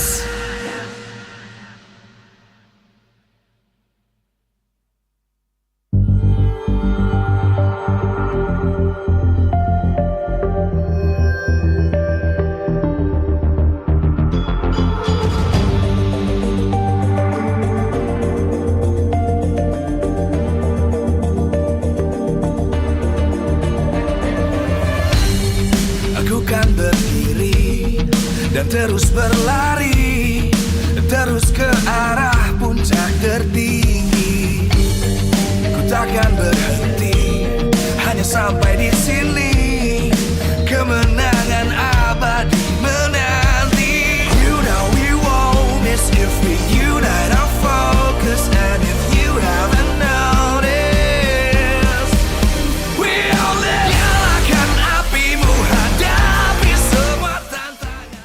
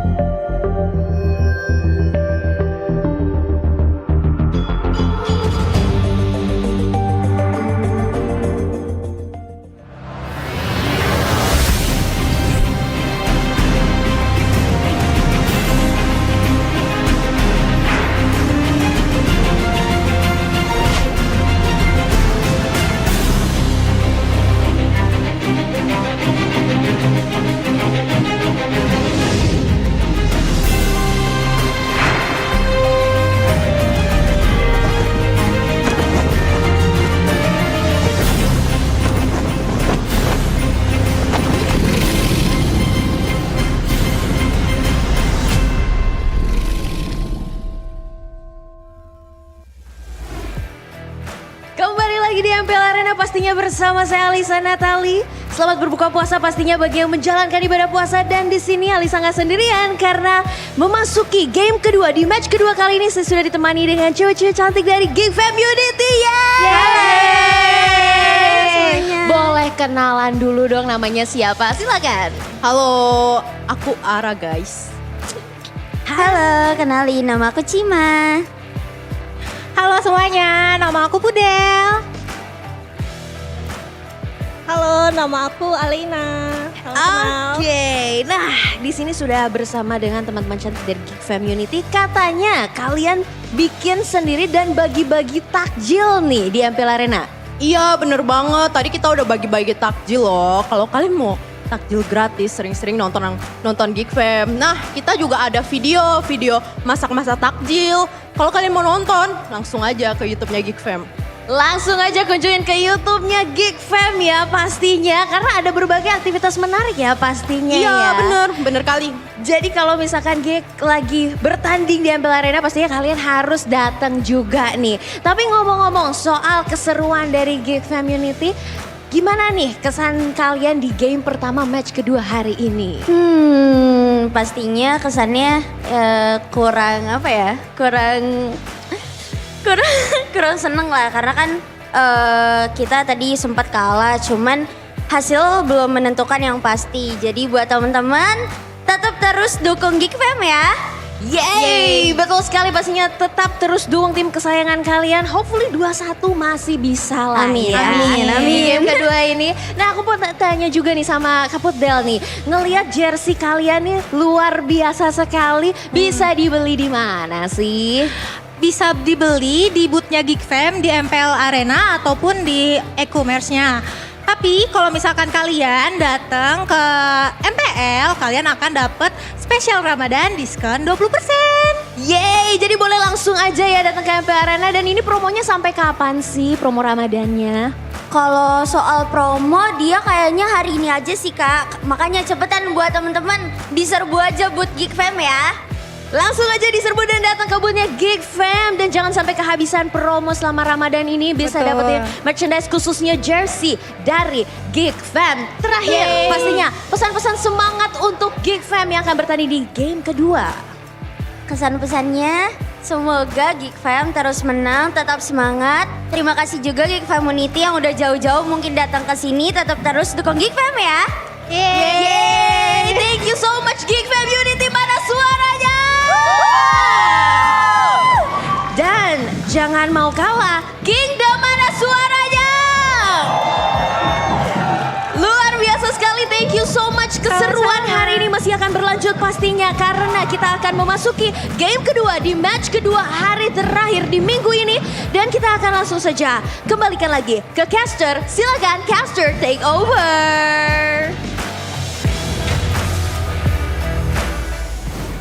We're back, ladies and gentlemen, and there you go for the Geek Fammunity out there. If you guys are looking to get your hands on their merch, there's actually a special 20% discount if you guys come over to the MPL Arena and buy it over here. Can you imagine 20%? That's a lot, right? I do believe that I think personally, it's a sick jersey for a Geek Fam. Which one? Home or away? Both.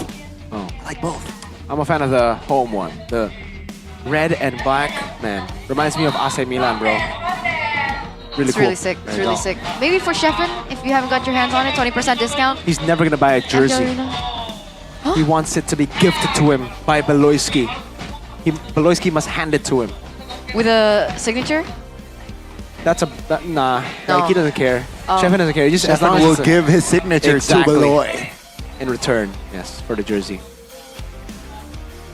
Come on, Adrian. 1-0 for RRQ. For those you guys have tuned in, it was not so much of a stomp. 17 minutes in terms of kills. It was 15-19. But all in all, it felt like the execution from RRQ was just clean, right? I think they were able to adapt very quickly to what Geek Fam were able to bring to them in the first game, and then they were able to adapt. So now, if we're talking about adaptations, now it's on Geek. Are they gonna stick to blue side, or do you think they're gonna swap to red side?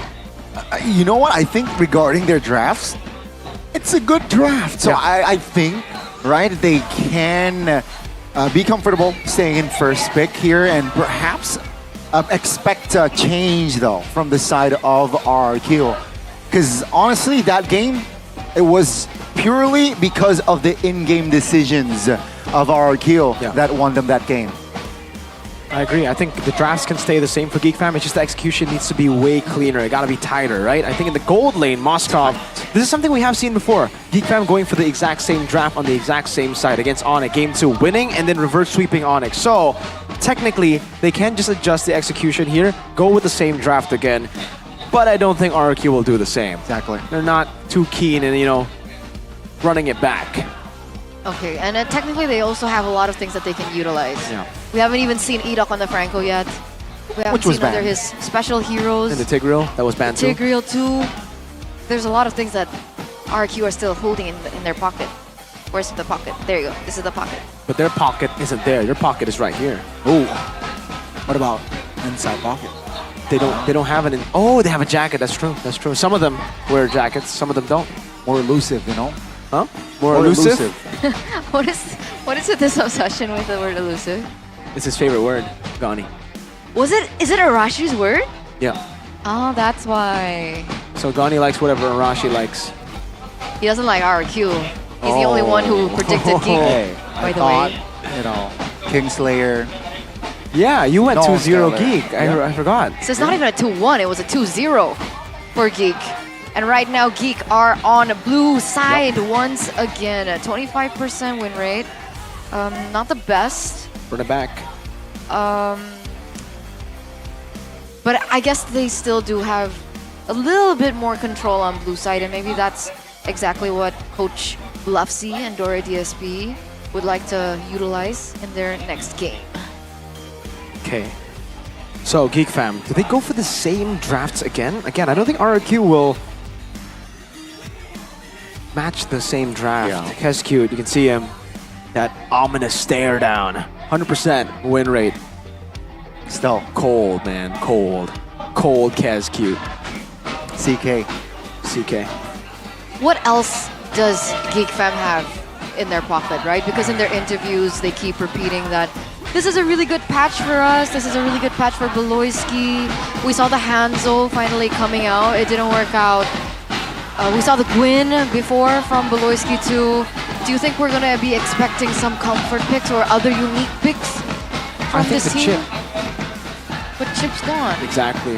I think that's why we haven't been able to see, Geek Fam really shine here. Because again, in the interview yesterday, he did say the reason why he feels like this meta is his meta is because even if the chip gets banned, that means there's another hero that they can take. That would be left open. Yeah. And for those of you guys who tuned in, maybe you missed the memo. Chip is currently globally banned because of a certain bug that interferes with the game, so the chip will not be able to be played today. So let's get into the drafting phase, ladies and gentlemen. Game number 2 presented by the official tournament smartphone Samsung Galaxy S25 series. And the adaptation starts here. Instead of the Joy ban from Geek, it is actually the Luo Yi. Wow. So the Luo Yi has been eliminated. But RRQ, they also respond with this Hanzo ban. So Harith is open, Suyo is open, Joy is open, and the Harith will be instantly picked up by Geek. Seems like Geek Fam, they will prioritize comfort here. RRQ though, they will not decline the Suyo opportunity. They will pick up the Suyo. Now though, will the Gatot Kacha pick come early? I don't think they're going to go for the Gatot just yet, especially with the CC still available. Also, I'm not too sure if they want to go Granger here. They can go Granger last pick against the Harith. Usually we would expect range, like Farsa, Eve. But do they want to just go Badang then? Flex the Badang? Alright, they go for the Gatot, so still have that Gatot flex. Not going to go for the Badang just yet. Now Geek, do they go for their Gob CC? CC is up and available, but it wasn't in the keys to victory, Mirko. Don't give Gob CC. Yeah. Sure, situationally here, you would want that, but I don't mind him on the blue, honestly. Right? He performs well. Joy is still on the board as well. Joy is still on the board. Joy hasn't been finding as much success, though. Make it. So what else is in his arsenal? Nothing. It's just Joy, Suyo, and Hanzo. Yeah. They can also go for the Cho, I think, if they really want to, right? To utilize the mobility of the Cho to open it up again, but it is a different lineup already. Usually we see, okay, they still go Cho. I was about to say, usually we see Cho when we see a Moskov too, so you can just screen for the Moskov, but it's still the same here. It's going to be Joy and Cho. There you go, for Geek Fam. Q. I wonder what they're going to go for, right? They go for the Granger. So they still go Granger despite the Harith pick. I wonder what's the idea. RQ now, both of these teams have not picked up a mid lane. There's still a flex into the EXP lane. So CC is still an available option for RQ to ban out unless they want to pick it up for themselves. Technically, the CC does well against the Gatot, just in case this Gatot does get flexed into the EXP lane. But it looks like the Hilda will be a priority ban for RQ for now. Khalid is going to be a hot pick as well in the second phase, if not banned. I think it can be picked up by Geek or RQ. So Khalid, you mentioned CC. Yeah. Khalid could work here. Thinking of another, maybe for, yeah, I was about to say Tigreal could work here up against the Joy, but it's banned out by Geek Fam. So, I think with that, probably gonna see Gatot Kacha just go roam now. RRQ, if they ban out CC, that means they might want to go for another Badang pick, and I think the Badang really works here still against the Harith, against the Joy. You have a lot of lockdown, especially against the Joy later. Whenever he wants to walk up, just punch her in the face. wondering if multiple Franco times. will be let go. Franco ban in the first game. They might actually target Igorok again, right? With the Tig and the Franco. It might come through. RQ though, will they limit the mid laner now? Because the last time we saw RQ play when he was forced on the Kufra, the impact wasn't quite there for Edok. Sicilian banned out by RRQ. Okay, so for RRQ, they didn't ban the CC. That may mean that they're not going to go for, you know, the Padang again. Still banned out, anyways, by Geek Fam. So Franco. Yeah, we can expect the Franco last pick. If they are going to pick up the Franco, I don't think they pick it up here. They go for CC, so no Franco. They end up still going for the CC in the end. Expecting Geek Fam to go for Hylos, I guess, because there's no other choice in the XP aside from these tanky guys, right? It's just Lucas, Hylos, Phobius, Glue. Everyone can really be stopped by that CC. And I think what Miracle mentioned earlier on, so it's actually Geek that picks up the Farsa. Technically, RQ now for Rins can pick up something like the Valentina. If they want to take the Feather Airstrike, it's big problems that can be created for the Harith and even the Joy in certain occasions. And the Glue comes out. Yeah, we expected the Glue as well. And yeah, the Farsa here should be crucial, right? Because he controls the range. RQ, you mentioned the Valentina. I like that pick, and you know, Feather Airstrike steal, and if he's feeling a little bit freaky, he can go for the Way of Dragon steal. Yep. And I think that's it's a Rins type of play, right? Yeah. He's very aggressive. We saw him earlier on. He made a lot of flicker plays on the Valentina. Exactly. It should be the Valentina, right? They don't want to go Eve here. Oh, it's a Veramis. Wow. Okay. Up against a single target. Yeah, against the Glue and against the Cho. Really good for both, right? Oh man, against the Glue, that's so good. Now you can't. I think RQ just got it. Oh, just on the Paramis pick alone. Wow. But remember, we've been talking about mid prio for RRQ with the Paramis in their lineup. Do they still hold that mid prio with this composition? I think they still have that prio. The Gato should be able to help the Feramis there as well. Suyo, prio. They have CC in the side lane. That will be a winning matchup against the Glue too. Yeah, this is a trio mid win should be for RQ. So it's gonna be nice and dicey, ladies and gentlemen, especially around that first neutral objective. We'll see. Will RRQ be able to continue their win streak here in MPL ID Season of 15? Or will the Kingslayers be able to turn things around, live up to their namesake, and force a game number 3? Let's head over to the Land of Dawn. It's round 2, folks. Ring the bells. Rex Regum Kaon or Geek Fam. Wow, I mean, on top of that, RQ have technically forced all magic damage from Geek Fam. So itemization-wise, it's gonna be great. Rins has gone for Lethal Ignition. Not the usual choice, Sutsujin. Yeah, we'll be able to retrieve that. Not the usual choice, but against this kind of composition, you're going to be an aggressive Feramis for sure. So, really good choice of emblem for Mr. Rins. Let's take a look at the full emblems by Indie Home. Inspire, Bargain Hunter, nothing too crazy. Tenacity plus that firmness. The Inspire and Tenacity from Rins too. So, he goes for a more aggressive core emblem, but goes for a defensive sub-emblem.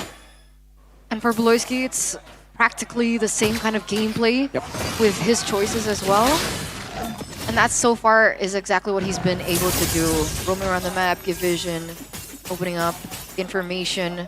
Also being a little bit of a problem for Sutsujin, but he should still be able to work around that, still remain and have an intact farming pattern.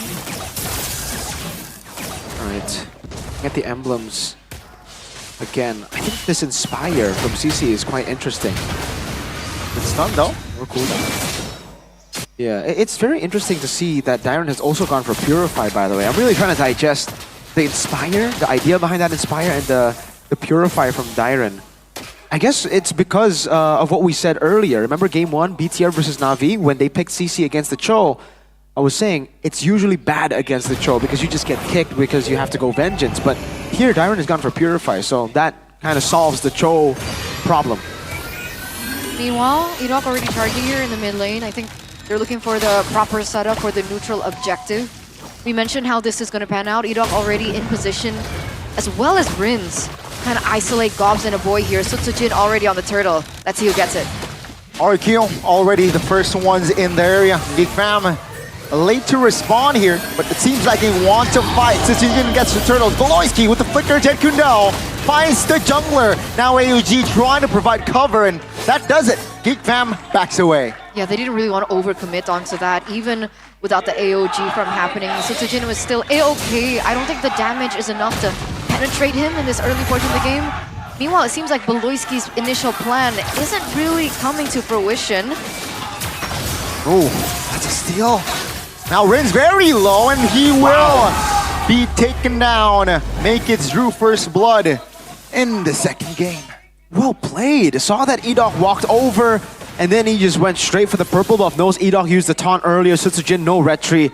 Really good move by Maykids there, outplaying RRQ. Meanwhile, Maykids is kind of low here. Sutsujin is in the vicinity. Uh-oh, 3v1 now with the Feather Airstrike already spent as well, and Maykids will grab his second kill in this game. That was a 3 versus 1 kind of situation. I don't think Sutsujin can get away with that. There's a lot of bursts coming in from a boy, even in this early portion of the game as a Pharsa. In terms of items, is there anything special that we're looking at that they're heading towards?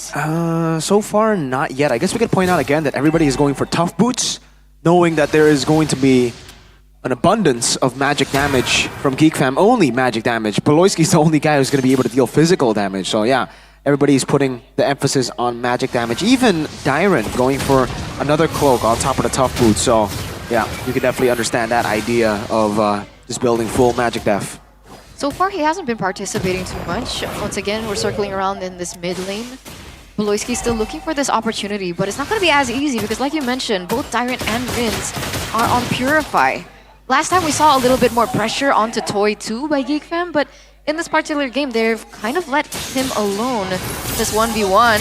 2v1, trying to just get the purple buff, and they got it. Right, RRQ though. Now, what will they do? It seems like they're on the move on towards the turtle. Geek Fam, will they be able to respond this time? No. Sutsujin is a level below, by the way. Yeah. But I don't think they'll be able to contest again. Geek Fam have to respect that RRQ have better control over the neutral objective. That's why they've just gone for trades on the board. Cho was literally just sitting in the bottom river. They know it's very hard to do that taunt. The taunt on towards Beloy though. Maykids looking for Rins. Feather Airstrike as well connects, but that's going to be the Netherrealm committed there. So that's info for Geek Fam. Absolutely, but Beloyski's a little low, so that's a forced recall. A boy gets hurt just a little bit, not too much to force anything crazy. But oh, it's R7! MPL ID X streamer by Good Day. I don't think he notices that he's being presented onto the screen just yet. But once again, ladies and gentlemen, if you guys are looking for a different perspective, you can check out R7's restream right now. He looked so confused for a while. Oh, there you go. Finally reacts. Now he's surprised. Oh! Look at that Riz. Oh, what? Oh! What? Damn! How's he doing that? I have no idea. That's magic right there. Way of Dragon though. Connects on towards Ito. AOG to save his own life. Wow. What a connection. No casualties, which is great. Toy, meanwhile, goes for the Sky Piercer. So it looks like he's quite positive that he will win and will be able to make that kind of trade. This is how many buffs have been taken away from Sutsujin. So far, 3. And yeah, for Toy Sky Piercer, it's not really a risky move for a Granger. This is just part of the core build. You always go for Sky Piercer, Hunter Strike into Sky Piercer. Man. Whoa, Cops with the flicker as well. So aggressive, but the reinforcements is there. Wow. Dairon now looking for his own teammate. Netherrealm popped as well.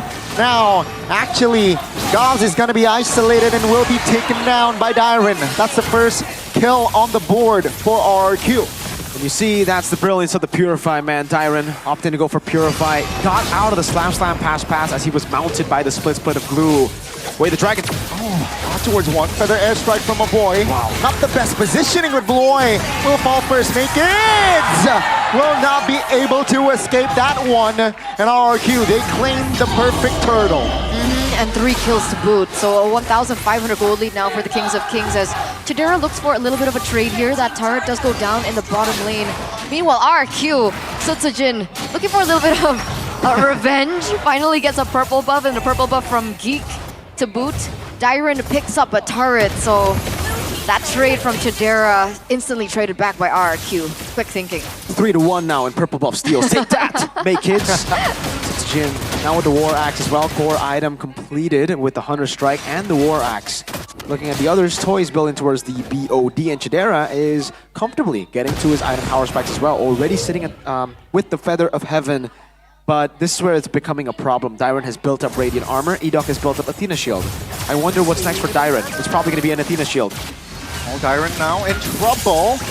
It's only the CC though, but they have spent a lot of resources. Wow. Dyron will go down eventually, but take a look at the mid lane. Geek Fam's mid pulse. There's always so a trade. goes their ability to control on the map, especially for Beloyski. That is going to give him a little bit of a tougher time when it comes down to map control. Meanwhile, RQ on their next mission here, putting some pressure onto Chidera in the bottom lane. Luckily, Makids not standing idly by, gets a turret in the top lane too, so both of these teams are trying to trade into the macro, and RQ still need to consider this as a way for Geekfam to come back into the game. Yeah, wow. So looking at the items for Dyron again, he's not going to go for the Athena Shield. I think he's building towards an Oracle, again, to enhance what he already has built in his kit. That's Sustain for CC, plus the Brave Smite, plus the Oracle and War Axe, so even more Sustain against the magic damage and just pure damage of Geek Fam. So what does Chidera do now? Does he go direct Divine Glaive? He has to go Holy Crystal first. I think even if he goes Divine Glaive, he's going to be lacking damage to get through. So just go for the normal build. Holy Crystal and then Divine Glaive. It'll take a while longer, but at least once he gets it, it will be a surefire power spike. I guess that's the case. A boy, though, goes for the Divine Glaive. So he can afford that item build. Hopefully it does help, because this next Lord will be telling how the rest of this game goes. So Tsujin level 13, Makids is also at level 13, so there is technically a chance for them to go for a steal. The thing is, RRQ have already done their homework, right? Slow push up top. It's a forced error now. They can just play the long game, constantly going back and forth, playing with a slow push up top, and then dealing with the wave in the mid and bot as they continue to just cycle the Lord. Geek Fam will try to go for the decisive play. See here, pulling the trigger, doesn't really quite find the angle, and boy, in trouble! And he will fall with the Wings by Wings in hand. And that is him also. He spent his Purifying. Let's see here, 5v4, not in good shape for Geek Fam. RRQ though, looking for something. Makids here will be taunted, and that's gonna be Makids here, surviving actually. Chidera dealing damage, but will it be enough? Gobs trying to sandbag, and Chidera finds one, finds two. Chidera, he might find more as Edok Prince is on him finally. Good Purify on him, but that's gonna be Beloyski jumping in the fray. AOG finds one. Gobs is gone. Way up the dragon will not do anything as he will be taken down as well. Chidera repositioning. Aboye is in the area. Now with the feather and strike, Edok will not find someone. It's gonna be Dyron with the kill as well. RRQ, they are a menace. Wings by Wings out, but in the end, that's gonna be a boy being able to escape. That was a very messy engage towards the start, right? Let's go for like a little bit of a replay there. Very, very transparent engage from Beloyski. RRQ was able to read that really well. At some point, it was an awkward position coming in from Toy, but they had a little bit more in their arsenal, right? Dyron now, though. See here, 5v5, surely. RRQ, they have more than enough firepower here. Good mount. On towards Dyron though. Makids fail to find the connection for the steal there. And Gob surely will be taken down by Sutsujin. That's the Lord. And Gobs. Well played again to RRQ. The fact that Geek Fam trying to make it chaotic in that skirmish, having the Harith means that you can actually force out those battles, those brawls. and RQ took it. They had another realm. They were stuck there. Toy able to kite away, but not for long. Again, Chidera bouncing back and forth with the Chrono Dash, man. Just dealing so much damage as he got the Holy Crystal earlier. So that power spike is going to be coming in very quickly as well for Chidera, that Divine Glaive, as he got 2 kills, Sutsujin and Toy. But RQ, even in the long battles, they were able to out-sustain and to outlast Geek Fam. In the end, it was RQ with Dyron getting the dub again. Gobs mounted him, the Purify out to safety once more, and then a clean retry from Sutsujin. Now it's just about how they utilize the Lord. Maloy! Dyron actually might be caught here. Good recovery though. With another realm, Maloyski flickers out of danger. Edok with the help of Toy as well. That will secure Maloy. Mid falls again. RQ now applying more pressure. Top lane Makers has cleared that lane. Though, RQ, they move on towards the bottom side of the map here. Geek Fam with just 1 card. Will they be able to find something? Not yet, though. Ooh, that will be RQ playing it slow. Perhaps applying pressure towards the mid lane. Feathered airstrike till relief of pressure. Iron, though, immobilized here, is able to walk away.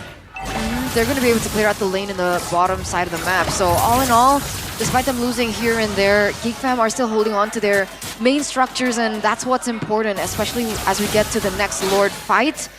It seems like Gobs is opening up the map here. Rins is in the vicinity. Oh, look at Beloyski though.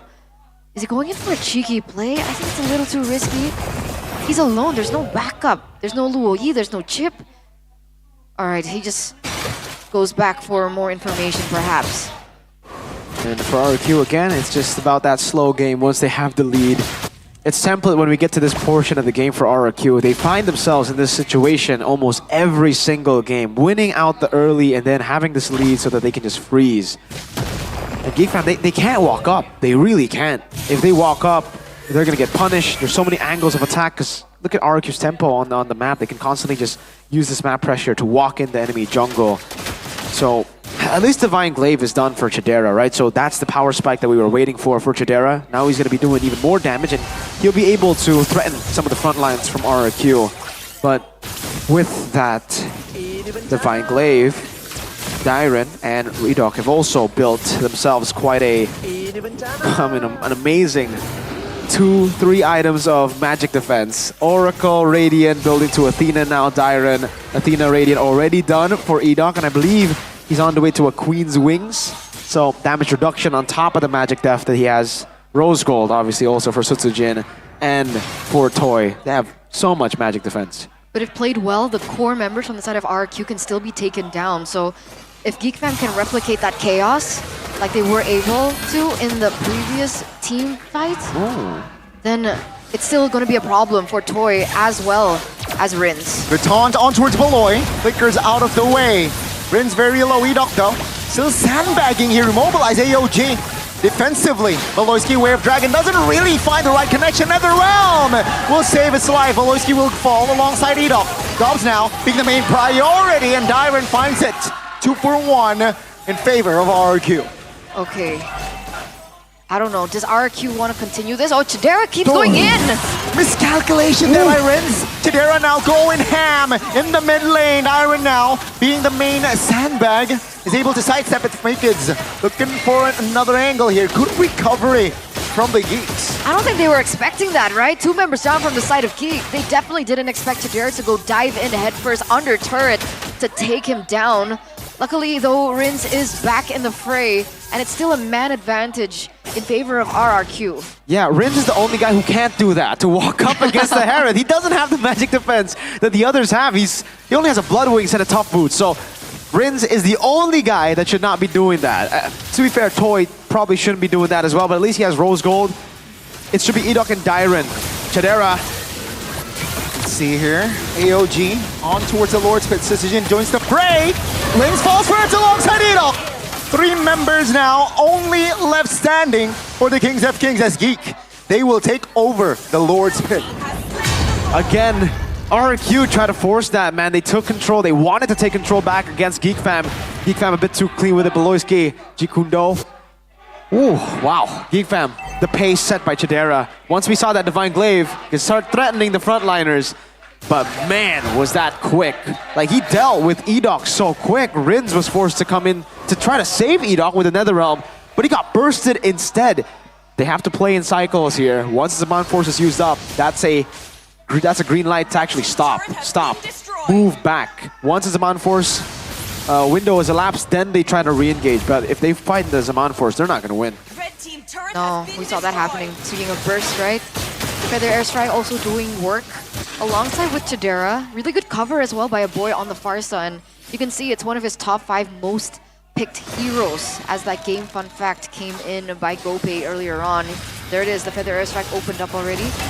Zoning him out. Chidera gonna be able to deal some damage onto the turret. Yep, base turret top lane will fall. Lord now being the main priority. Setsujin though, relatively low. Base turret in the bottom side here, very weak. Almost taken care of here. Oh, the minions will do its job. 2 base turrets here, taken down. And they're on the side lanes. So this is the result that you'd expect Geek to be in just a few minutes ago, and yet it's Geek that have taken these side lanes. So when it comes down to control over the Lord, which will spawn in under 80 seconds, that's something that they have in the bag over RQ now. A lot more homework for them to deal with. Chidera, the hyper carry. You want to know how much damage he's done? How much? No. 87,408 damage dealt so far. That's only going to climb up. Compare it to Toy. Toy has only done 51,000. Wow. Tyron is actually leading in damage dealt for RRQ with 63,000. So, yeah, the fact that Chidera has now gone to Bloodwings 2 means he's going to be harder to kill with the Purify. With the Zaman Force, he's already kind of impossible to kill for RRQ. They really need to bait the Zaman Force. It's way easier said than done, by the way, but that's how they can win. Because if they fight in the Zaman Force, it's GG. That's a win condition that needs to be met. And it's surprising because even from the drafts, I guess the one-dimensional source of damage is not necessarily a problem here. Why do you think that is? Yeah, it's because once Joy and Harith makes it to late game with the Divine Glaive, even if you have a lot of magic defense, it's only going to prolong the inevitable. You deal so much damage, especially because for Joy, at least, okay, Joy comes in, 1 cycle of skills, you get through that, you're done with Joy, right? But the Harith, it never stops. When you're in Zaman Force, that damage never stops. So it's constant burst, burst, burst, burst. It's like DPS burst. And Chidera has sold his boots for Oracle. I was thinking, why Oracle? There's no magic, only Fairness on the other side, but it's to make his shielding, his healing even bigger. So whenever he dashes with the Chrono Dash, look at the shield. RQ though, seems like they're poking here. Oh, Edok very low. Winter Crown here, perhaps to buy time for his team. Netherrealm is there, and he is A-OK. Gobs though, now half HP.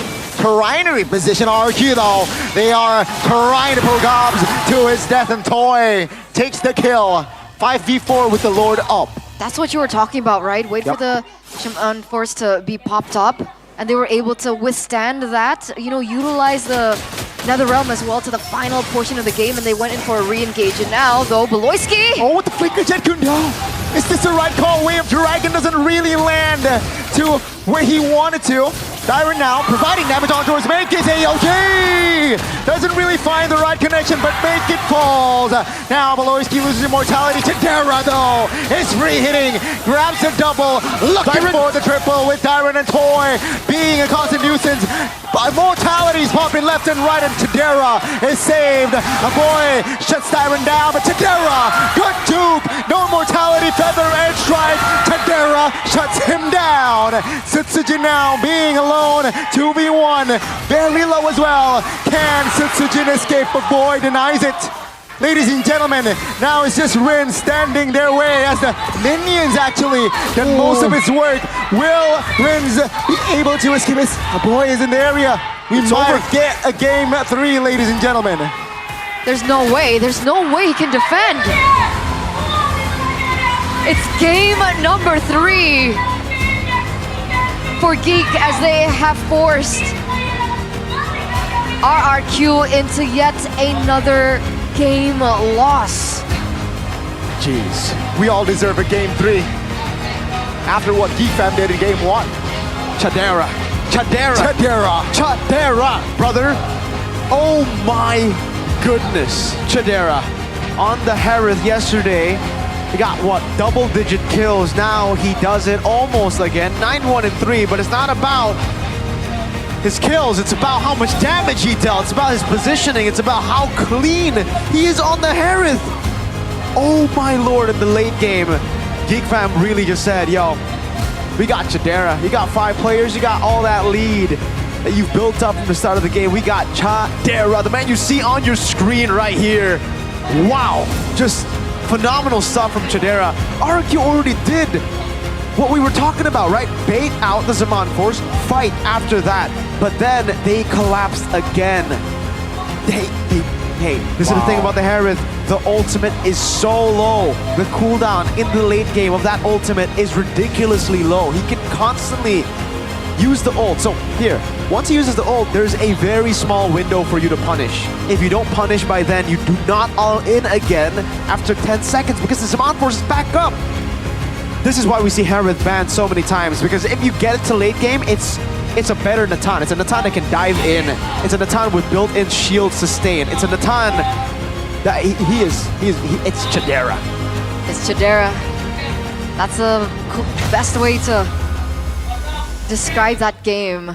We saw him on the Harith, on his debut Harith of MPL ID Season 15 yesterday. He pulls it out again today. Now there's a reason why the Harith is constantly banned away from Geek, and you guys see it in the flesh. That's why they first picked it as well. Crucial moment though. Minute 20. Wow. The crucial moment is, again, when RRQ decided, look, they can't dive. Again, you should never dive a Harith in the late game unless you have just an overload amount of CC. But in this case, they don't, right? It's a CC, but it's not crowd control. It's the hero up top. Not a lot of CC there. Suyo, very low.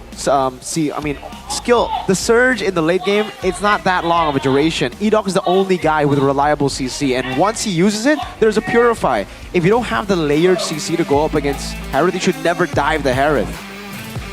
That's why, ladies and gentlemen, Chidera, player of the game, 913 KDA, 135,907 damage. Chidera. He's double the Farsa? Almost double the Farsa. And the Farsa's on his team. Wow. So yeah, it didn't really look like he was doing much in the game, but it was just the damage he was doing as a shadow carry. He dealt 76,000. He dealt more damage than any of the RQ members. It's top 2 damage dealers, Chidera and Aboy. Both magic damage against Athena, Oracle, Radiant of RQ. Still didn't matter because we got to the late game. And I gotta give props for Chidera, man. We were talking about itemization earlier today for Eman. I gotta say that Oracle last buy, selling the boots for the Oracle, I was like, wait, oh, the shielding, the added shielding, and you saw it. He was never low. I mean, he was low in the end, but by the time he was low, everybody else was dead. So it made sense. It's so good. He's so good on this Harith, man. He should really consider going pro. Wow. Why isn't he a pro? Look at the shielding. I mean, this guy did not lose HP against 4 members.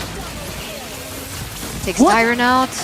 And in the end, when he is low, again, whenever he uses the Chrono Dash, look at, boom, bang, bada bing, pow, Zaman Force, bye-bye toy. I mean, let's give credit towards the boy as well, right? He was there not just for the vibes, and he was actually contributing. Of course. A boy, second shout for sure. Dude, I thought with the fair miss, they countered Gobs, they countered the Harith dive in the mid-game, they countered everybody, but they couldn't end it fast enough. 0-5 win for Boloy. That power spike, man. I'm telling you, it's not the 7-death power spike anymore, it's the 5-death power spike. 1 assist, a total of 1 kill participation out of 15 in 21 minutes. Don't matter. It don't matter. That's the BBB. That's not very the point. selfless. Not the point. Oh, man. So no way you can leave Chidera open. Just ban Chidera out. Yeah. Like ban the player out. Oh.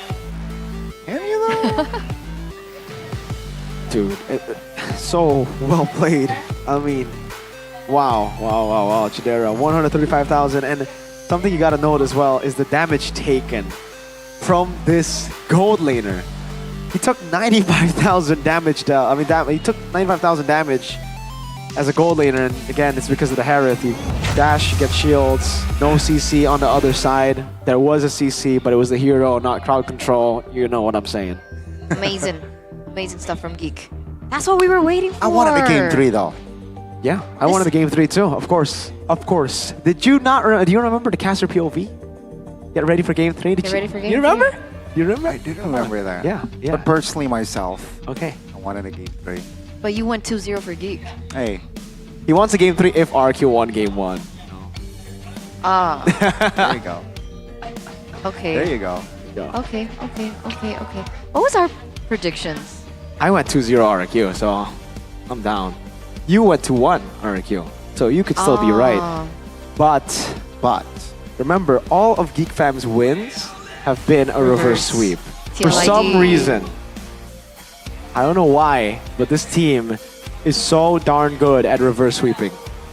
You mentioned it, right? It takes time for them to roll. Yeah. And you mentioned Not also just in seasons, but also in series. perhaps same. And you mentioned also RQ, not too complacent. Don't be complacent. And perhaps game 2.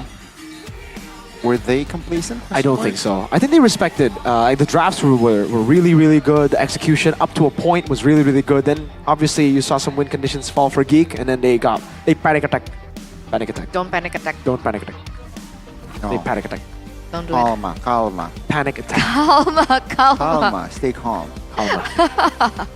But there it is, 1-1 now for Geek, as they were able to force another game over to RRQ. And this might be the moment where we see RRQ's win streak finally crash. Oh. And then the title will come back. The Kingslayers. Kingslayers. Don't jinx it yet, just yet though. I said it's a possibility. Didn't say it So was a Jin certainty. said they're going to be the Geek Slayers, so there's a lot of stakes here. Kingslayers or Geek Slayers, who's going to be, sir? Which one? Which one? Jin or Geek? Will we know? We will know. Yeah, we will What? know. We will No, know. we'll never know. Okay. Will we know? Because honestly, like you mentioned, right? Yeah. The Faramis last pick, other than the brilliant. fact Gobs, it also hindered a lot of Beloyski's movements. Yes. Like every time he went in for a pick, if let's say they didn't have the Purify, which a lot of them actually had Purify, right? I think CC had the Purify, Faramis had the Purify, but when he targeted someone else, like perhaps the Gatot, we saw some Gatot picks. As soon as the Netherrealm came in, it was GG. They couldn't find picks, so Chidera again, just being so brilliant on this hero. Yeah. Oh, the Harith needs to be banned out. No way. The thing is... No way. Or they get more CC, because if you have more CC, layer CC, yes, the Harith will have problems dealing with that. Overwhelmed. Overwhelmed the Harith with CC. Yeah, but the Faramis pick is a little bit risky, right? That's why they banned... The Farsa is there, you know. That's why the bans were so good by Geek. But I think the... Madam Tig. Who else was available? Yeah. And anyway, before we get Take it into down. game number 3, ladies and gentlemen, to see the finale of this series, we're gonna throw it over to the host to see what they're doing up on the stage. Yes, benar Clara berada di tengah-tengah MPL Arena dan langsung menemukan nih ada ciwi-ciwi oren di sini. Udah semakin penasaran dan pengen kenalan. Talia, halo. Halo Bude. Apa kabar Talia? Baik. Tetap semangat dong pasti. Harus. Harus semangat. Tapi Talia ini kok lagi rame-ramenya nih kayaknya. Bersama siapa aja Talia? Ini bawa kerucil-kerucil baru, cewek-cewek RRQ. Wih, boleh dikenalin satu-satu mungkin? Boleh. Pertama mungkin aku ya. Halo, aku Sharon. Aku newbie di sini. Bisa dipanggil juga Siren. Salam kenal. Salam kenal. Gemes. Halo, kenalin aku Ataya, biasanya dipanggil Acai. Acai. Halo, aku Axela, biasanya dipanggil Axel atau enggak Acel. Axel atau Acel? Dua-duanya oke. Halo semuanya, perkenalkan nama aku Nicole, biasa dipanggil Nicole. Nicole aja. Nicole aja. Nicole aja. Tapi makin rame nih kayaknya keluarga RRQ. Kebetulan RRQ udah banyak banget jadi talent-talent barunya gitu. Makin rame keluarga. Makin rame, makin solid lagi. Asik. Terus gimana nih tanggapan para talent-talent ketika RRQ dipucuk? Dingin ya udah pasti. Kita semua kedinginan di sini jadi kayak kita juga kan dari season-season sebelumnya juga ada di sini juga nggak mudah. Terus menyaksikan semua prosesnya kayak jadi kedinginan banget gitu. Kedinginan, tapi seneng pastinya ngelihat dari momen-momen ini keadaan sementara tuh satu sama. Gimana kalian heboh nggak? Biasanya kan kita ngelihat 2-0 tapi minggu ini nih kayaknya satu sama dulu. Mungkin harus ini lagi sih dengan satu sama harus ada yang diperbaiki mungkin untuk next matchnya gitu. Tapi yakin pasti setelah ini juga balik lagi 2-1. Balik lagi. Biasanya siapa nih yang paling greget, paling suka teriak-teriak di sini, paling semangat? Sebenarnya kita semua sih. Semuanya ya. Kita semua. Heboh soalnya kalau cewek-cewek kan biasanya heboh Bude. Betul. Apalagi kalau rame-rame kayak gini kan semua cewek langsung kayak harus heboh. Iya, harus heboh. Kadang yang di belakang tutup telinga ya. Berisik banget cewek. Kita berisik soalnya teriak-teriakan. Betul. Sambil gigit kuku gitu ya. Oh, gigit kuku. Iya, Tamu itu mah. Karena greget dan takut. Oke. Tapi kalau ngelihat tentunya performa dari tim RRQ pasti banyak banget match-match seru ya yang dihadirkan. Tapi paling nungguin match apa nih dari kalian? Classic Derby. Classic Derby. Waduh, ini memang dua ini ya, EVOS RRQ memang kita tahu historinya panjang, bahkan kalian nantikan. Kalau kalian sendiri ada nggak? Ada artinya, mungkin ada sesuatu kenapa mereka? Pasti udah ditunggu-tunggu banget kan Classic Derby. Terus udah gitu juga posisinya kan 1-2 ya. Jadi kayak bener-bener ditunggu banget dengan roster mereka yang baru juga ya kan. Ada Albert juga. Jadi kayak kita tungguin match ini banget sih. Gitu. Menantang pastinya karena banyak mantan-mantanan di situ ya. Iya, mantan-mantan bertemu lagi gitu kan. Nggak tahu nanti bakal kayak gimana gitu kan. Biasanya ini ada dari fanbase yang besar berkumpul. Ini juga history dari player sekarang makin kental lagi, ditambah history dari tim yang kita tahu dari season pertama hingga saat ini masih terbawa nih. Kalau talent-talent yang baru ngelihat FIFA Roar akan dikumandangkan, kalian makin semangat gak sih? Semangat banget pastinya ya, deg-degan semua ya pasti. Deg-degan. Deg-degan jujur kita nggak main aja tapi nontonnya tuh deg-degan banget sih. Udah kerasa sih, apalagi dari Kingdom juga teriakan-teriakannya itu jadi bikin deg-degan juga kan, heboh juga. Masih minggu yang keempat, tapi Bude kepengen dong salah satu dari kalian tuh ngajakin Kingdom untuk datang nanti, untuk ngeramain, untuk Royal kita punya peperangan dari derby klasik kita. Boleh ya Taya?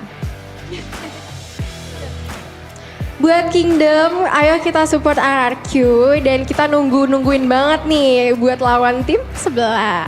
Ayo yuk dukung kita. Dukung kita, tapi hari ini nih juga lagi satu sama, lagi deg-deg ser. Gimana kalian? Bude kepengen tahu dari pandangan para talent, melihat tim RRQ, ada nggak sesuatu yang bisa kalian spill nih tentang para player-player? Mungkin untuk hari ini, gimana sih mereka para tim-tim kalau di belakang layar? Pasti kalian tahu dong. Sama aja sih Bude, mereka kompak, sama-sama kompak, makin kompak ya tiap harinya. Setiap seasonnya juga makin kompak lagi gitu. Jadi kayak udah seru-seruan aja, lebih enjoy lagi merekanya. Seru-seruan, enjoy aja. Tapi sekarang kondisi satu sama, terlihat enjoy di belakang kamera. Tapi sekarang mereka harus berhadapan satu sama lain di game yang ketiga. Ada yang mau kasih mungkin semangat-semangat, pesan-pesan? Semangat, pokoknya kita yakin kalian bisa. Karena kekalahan ini nggak jadi penentu ya. Kita yakin ini nggak seberapa, pasti habis ini comeback lagi. Amin, amin. Amin. Semuanya tentu ingin memberikan yang terbaik antara Geek Fam dan juga tim RRQ Hosi. Keduanya harus berjuang untuk menentukan akankah The King Slayer is back atau Geek Slayer yang akan hadir. So bersama-sama, yuk kita lemparin ke caster bareng-bareng yuk. Kita langsung aja kita bilang monggo gitu ya. Caster, monggo!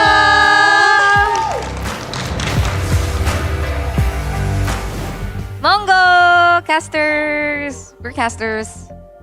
Thank you, Bude. Mongo casters. Thank you so much. Those were the RQ talents. They're new, so you can get to know their faces and maybe check their profiles. Socials. Check their socials, yes, exactly. As Gure made a good point, right? Geek Slayers or King Slayers. Either way, for me, it's a good day. It's a good day? It is a good day. Can't get any worse, honestly. I love So, good day, ready to... What did she say? They're talking about the caster Good POV. day. Good day, good day, good day, good day, good day. We have good day, we have good day. It's good fine, it's day. fine. Cheers! We're having a good. You know what? It's the time for drinking. No? Is it? I want some good day. Okay, fine. I'll do it too. You know what? Once in a while, Peer pressure. you gotta I have an crack extra. open. You can have an extra. I have. No, Gani, it's okay. That's head and shoulders. You can't drink head and No. shoulders. Go and This drink is your good day. actually a good day. Show it then. Are we drinking it or not? All right, folks. Once in a while, you gotta open up, crack open a good day together Yo. with your boys. Cheers. Wow. Oh, it's Yummy. been a while for me. Yeah, same. Coffee. I love it. Go get your good day. I'm cookie people. I'm a cookie person. I'm not just a cookie person. I'm a groovy cookie. Not a, Ooh, kind of you're a guy. groovy cookie. What about, is that your favorite flavor, Gani? Groovy cookie? I want to taste the avocado I one. have to say, I wonder what the avocado one avocado tastes delight like. Yeah. tastes good. I like it. Oh, okay. So I'm a cookie person. Arashi's a cookie person. the avocado We got one. Realize who's an avocado person. And then Chefin, I think he likes mochaccino. Mochaccino. And I'm a tiramisu bliss. What's with this? Yeah. Oh, it's just being like Oh, I girly. thought it stands with tea. You know?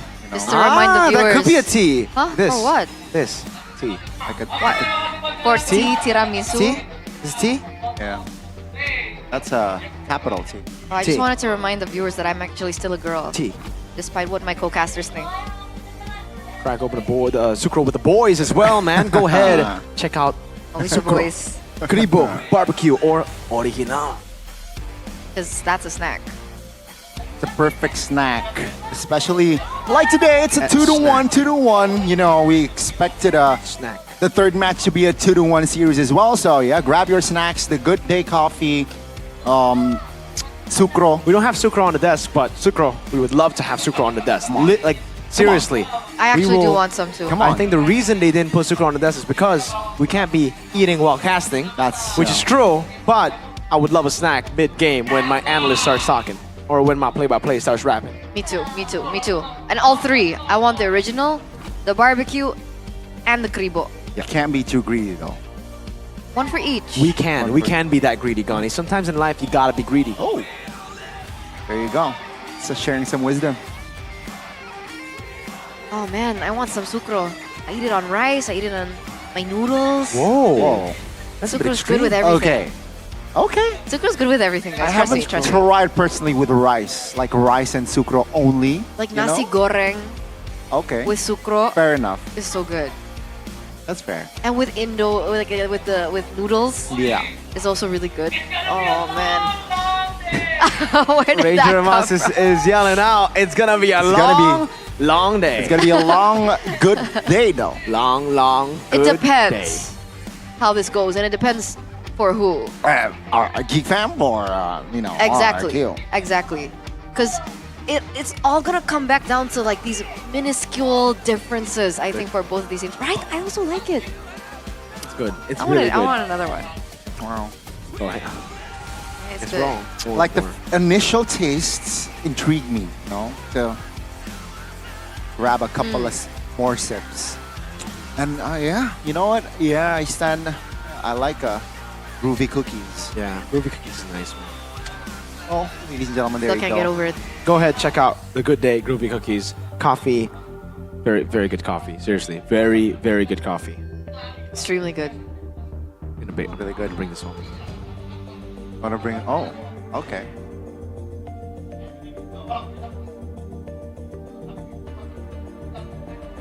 What's going on here? So, wait, why are you crying?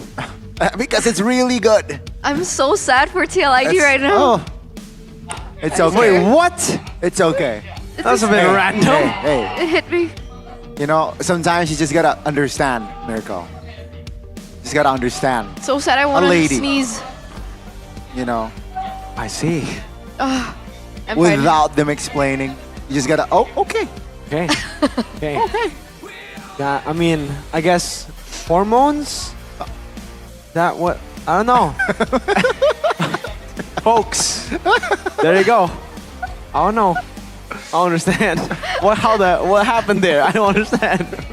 Let's talk about the matchup again. Let's go. Let's talk about the matchup. Let's go. You can see Bluffsy smiling from ear to ear.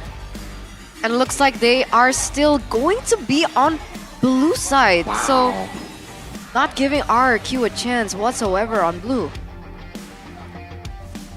So, for Geek Fam, they want Harith again, Gani. They just want Harith. I think RRQ gotta ban it. RRQ have to ban the Harith this time, right? They banned Fanny Juice and Harith. Last game they banned Fanny Juice and Hanzo. I think the Harith is more of a problem than the Hanzo. So, Fanny, Juicin, Harith again. What did I dislike? I honestly, from the drafts of RQ, I only dislike the Faramis pick. Really? It makes sense, sure. But, I don't know, I prefer other open mid laners there. They wouldn't have won the early game that hard if it wasn't for the Faramis. Yeah, but if they do lost the early game, wouldn't they be able to like recover? They wouldn't lose the early game. The glue is completely useless. One. Cho also very hard to pick off. You go for a kick, Netherrealm comes in. So Right. the early game it's like a surefire, and in that game, particular game, not for every game. Okay, so it's okay. So let's see the adjustments, ladies and gentlemen. Still the same so far as we get into the drafting phase for game number 3 presented to you by the official Cinnamon Smartphone Samsung Galaxy S25 series. I think Luo Yi was the choice for Geek in order to force that Harith. Yeah. But I don't think RRQ will let this go this time around. Remember, RRQ won against the Hanzo earlier on. So yes, Luo Yi comes through. RRQ Harith ban. And Geek will have the opportunity to pick up the Hanzo maybe in the later stage of the game because technically heroes like Granger, if they want first pick, Suyo is more available. If they want objective control too. Huh. What's the first pick gonna be? I think it just has to be either Joy or Suyo now, right? Then, yeah, they go Joy, and then they're gonna go for like Cho Moskov second. Cho Moskov, wow. Yeah, play for the normal Geek Fam strat. Oh, okay, for Geek Fam. Yeah. RQ, their response should be normal here, right? Suyo third pick later on. Now they should just pick up the Granger and they want change. Do they want to deny the Moskov now? Pick up the Moskov for themselves? Stop that macro from happening? Forcing, again, Geek Fam to play for team fights with Granger. Experience. No. They're gonna go with it. Oh, that's a change. Phoveus. Early Phoveus pick for RRQ. Tyron did pick up the Phoveus. Yeah. And he was able to win the MVP with it. So early on though, is it a denied pick? Technically CC still available for Geek to pick it up, but Cho and Moskov comes in, so still playing to the identity of Geek, the side lane pressure, the what would you call it? The lighthouse of Geek. He's a with the ward. Cho. The ward, that's the human term. ward. Human ward. Tigreal! That's Early, where but things change. no Suyo. I like the Tigreal. I love the Tigreal. I wrote down Tigreal against Joy, but we didn't get to see it in 2 games. Yeah. It's banned out. Now they get the Tigreal. But no Suyo. Geek are gonna ban out some of these, heroes. I think Suyo and Hanzo are gonna go. So Tsujin hasn't used a lot of heroes this season. No. He's only picked up the Joy and the Suyo. So if the Suyo does get banned, so Tsujin's gonna be put to the test. I mean, not saying that his hero pool is shallow, right? Because we've seen Tsujin on really weird heroes. Alpha, I believe he still definitely can pull off the Alpha. RQ though, they ban out the Faramis here. Right.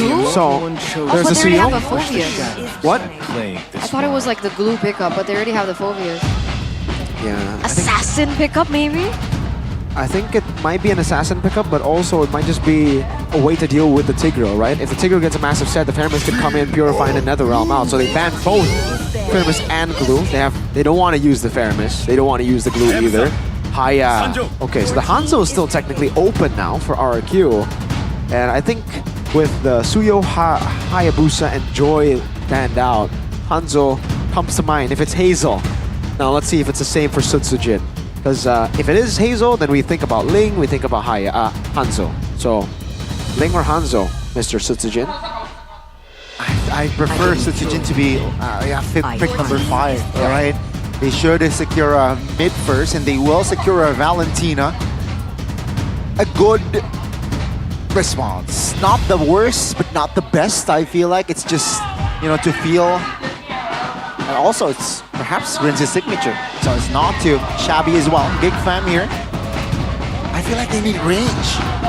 They're lacking in the range here. And that's why the Valentina pick was smart, I think, right? Because it's forcing Geek to think if they need range, they have to pick a hero like the Yves, like the Farsa, but now they're going to have to allow that to be given over to RRQ. And the reason they picked Valen as well is Valen would have been a great option for Geek Fam to take against the Tigreal, to take the implosion. So that's why they went for the Valen first. To Cillian and Hilda. And then the Lucas jungle. There's the change. Sutsujin. Wow. Taking the Phobius early was a setup for the Lucas, right? The CC not visible. The Valentina take plays into Tigreal and Lucas. This Kescute guy is so crafty, man. And Geek had no idea. Wow. Is this guy a rookie coach? This guy needs to go pro. Exactly, man. And that's why he's here, ladies and gentlemen. That's why he's known as the king of the regular season. But it looks like he's looking for more than that. Maybe he wants the King of the Galaxy title this season as well. Amazing stuff from the drafting phase. Let's see, ladies and gentlemen, once again, the final game of the series. For sure, this time, will it be the Geek Slayers coming back, or will the King Slayers be the one to come back as well? Let's head over into the Land of Dawn for game number 3. Geek versus RRQ as we head over to a pause. This is the first pause of MPL ID, is it not? It is. And Ladies it's on the gentlemen, day that Nevin is casting. Welcome to the first pause ever in MPL ID. Wow. It just never happens. It feels like it feels new again. It feels like wow. It feels awkward. It does. This is awkward. That's crazy. We're supposed to be enjoying the game 3, but now I'm enjoying the pause. Hey, let's go. It's been a long time since a pause. Maybe last season. So I'm enjoying the moment. English podcast is back. Let's go. Let's go. Let's go. English podcast is back. By the way, ladies and gentlemen, we want to make sure that everything is up to par, both for the team, the coaches, the players. Want to make sure everything is great and fine and dandy, not just for the players and their playing experience, but also for those of you guys back at home and in the MPL arena, so they get the best viewing experience as possible. Because again, 1-1 right now, it's a high stakes game. It can go either way, and troubleshooting is in process. So welcome to the English podcast. Oh, by the way, it's the second pause. The first pause was Keyboy against RRQ. That was the first one. So this is the second pause of MPL ID. We've gone through... Oh, was it during the team fight? Yeah, when he played Hylos, yes. I wasn't casting. So second pause of MPL ID here. And both are against RRQ. That's Onyx, and then Onyx RRQ Onyx, and then Geek RRQ Geek. We're heading towards the end of week 3. Turn 9 Merkel. Yep. Who do you got for MPL ID season 15? Champion?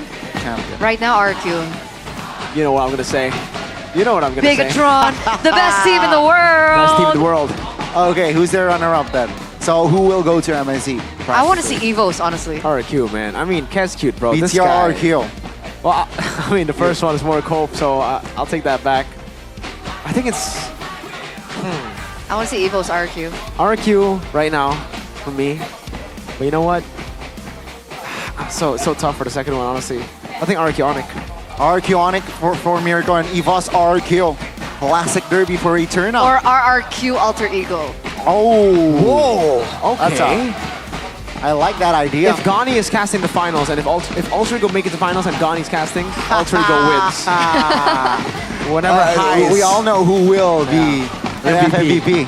Well, The if finals Gani is MVP. casting, Highs is the finals MVP. I think it will be Guaranteed. 4-0 every game. Highs gets a Savage twice. Yeah. Amen. Amen. But it looks like we're going straight back into the land of Dawn, ladies and gentlemen, as we head over to the beginning of our third game of this series, the finale, the conclusion is already, man. Edok on his signature pick, dealing some damage onto Beloyski. Rins being able to follow it up either, but this is a boy on the Sicilian too, so they're no pushover themselves. Okay, taking a look at the emblems here. Tyra with the Brave Smite. Nothing too crazy. Oh, Edok. Good poke here from both Apoy and Beloy. Rins and Edok here. Tough for them, making it tough for them to clear their lanes, their waves, but no spells triggered just yet. Yeah, emblem check once more by Indie Home. Inspire for, yeah, nothing too crazy. It's just the Wilderness Blessing and the agility for both XP and Rome of Geek Fam, Beloyski and Dobbs. Tyron on a signature pick, tenacity, plus the agility. It's the Wilderness Blessing for Edok. Wants to be active too. Wants to try to match maybe that Beloyski move with Cho. Let's see here for the composition. 4 flickers invested for side of RQ. So yeah, being either ultra aggressive or being ultra conservative here for side of RQ. Again for RQ, main objective point, hold up. All right, flicker out from Rins. Main objective point will be the first turtle, Sutsujin. Gobs though on the bottom side. Oh, good flicker by Edok again. The creative player who opens up for first blood. Wow. RQ gets it. Finally, right? And right before the turtle as well. So let's see if RQ can actually translate that over into the next neutral objective. Beloysi's gonna try to make that impossible for them. There's a boy as well in the vicinity, but Rins with the IMU gonna be able to zone a boy just a little bit. But here comes the 50-50. Make It is already on the way too. Yeah, they're actually taking it very, very slow. Waiting for Edok to get level 4, I believe, here.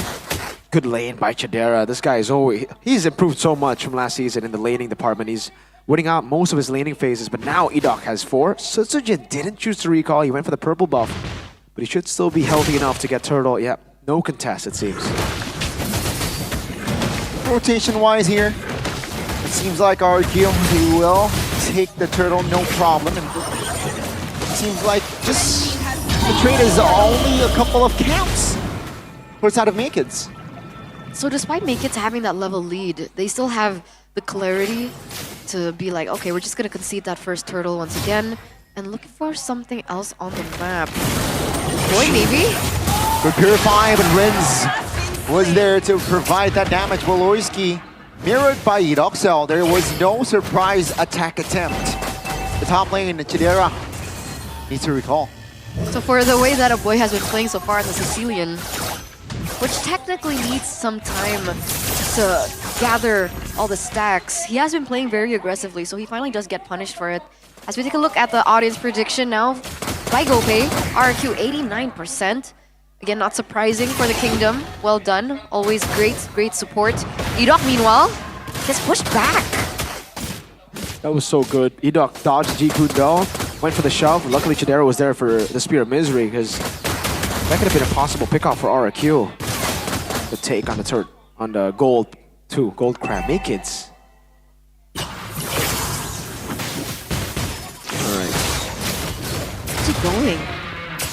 Meanwhile, for the MPL ID X streamer, oh, it's Amoy Gamoy. She's a talent for Geek. So if you guys want to check it out from her perspective, maybe gain some new insight, you guys can hop over to her stream because she's restreaming this game right now.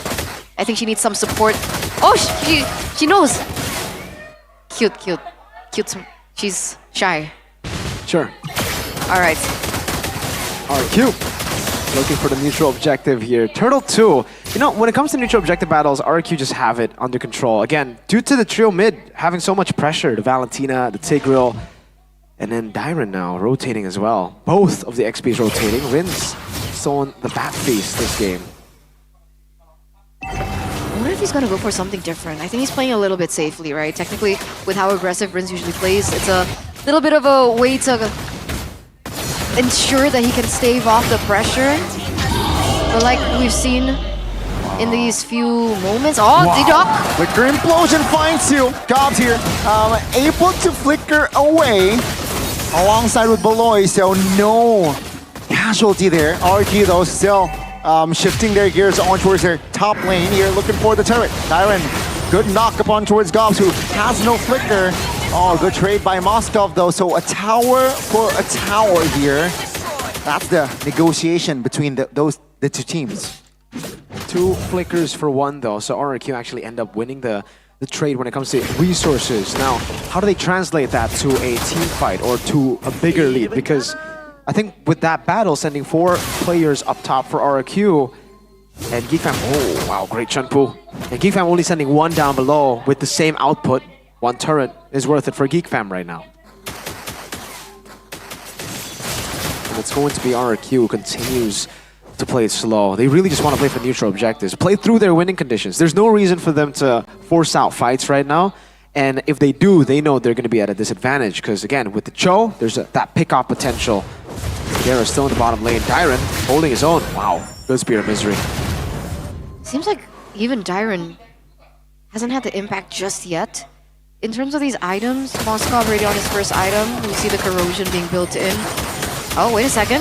That's a good setup there by Sutsujin and Rin. Dyron not really far behind, and Sutsujin will take the kill.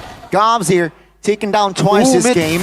Now in the mid lane, that's a good immobilization. Rins though, good maneuvers, and that's a kill on towards a boy. Beloyski will find the trade though. Both mid laners down, and that's gonna be the Moskov actually finding the inner and the bottom side of the map.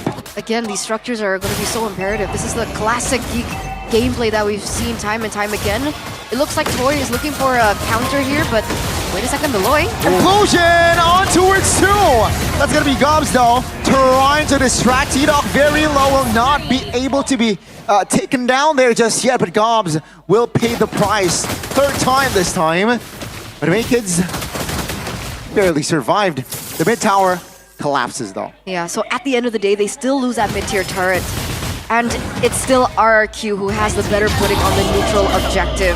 Toy is going to be able to push out this top side as well. I think Dyron should be falling quite far close in order to help him get this other turret. So RRQ, they're being able to get a lot of things left, right, and center. Yeah, great equalization on the board too, by the way. They're able to equalize in turrets there. Rins in the bottom lane. The disengage, right? Now it's a 1v1. Rins and Chidera though. Wow. The reinforcements is not far, but good moves by Chidera with the SOD towards the mid. He's able to escape that almost nasty pinch. Kids putting some pressure in the top lane. I think they want to go for a buff steal here, but Sutsujin is lurking in the area. That tower is absolutely going to go down, so it's another structure in favor of Geek. They're not going to allow RQ to go for a trade in the bottom side either. And there goes the buff. Okay. Down below now, RQ are sending their troops to hold the Moskov. Finally, now we are seeing a response towards the Moskov. Bottom lane still, even tier 3 intact for GeekFam. They're playing the slow game really, really well, able to match up against RRQ. And remember, for GeekFam, it is really about weathering the storm. They want to play for the late game, for a boy to scale up, for Moskov to scale up. So far, despite the perfect turtle, it's been a better performance by GeekFam to keep the lead lower than... I'd say even if they're down, even if they're just down by 2K, it's still worth it. So the fact that it's only 800 gold, it's phenomenal for GeekFam. Yeah, absolutely. The pressure is on RRQ for sure. Does the SOD hit? It does. On towards E-Dog, 3v2. Implosion though will lock 2 members down. That's gonna be Toy though, knocked up. He flickers out of danger, and it was a 3v2, but that will be 3 members of GeekFam deleted. That was so unfortunate. Really, really, really good response coming from RRQ. This team is ridiculous, dude. You think about their drafts are just perfect.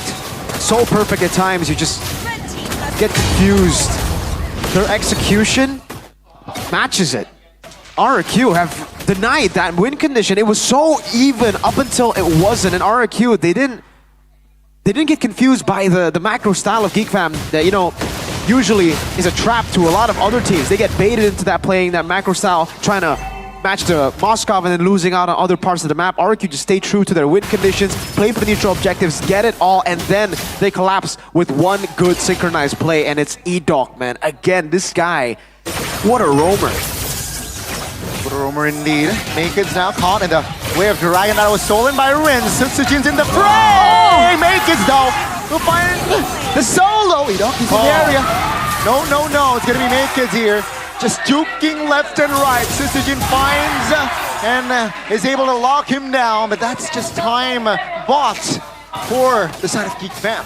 I mean, technically Toy is still up, so he can still push in the lane, but a boy with his range should be able to clear it out as well. Meanwhile, Maloyski's positioning is rather eerie, but Tyrant spots him out. Oh no, Maloyski is able to get out, but E-Doc might says no. Good lockdown there with an implosion.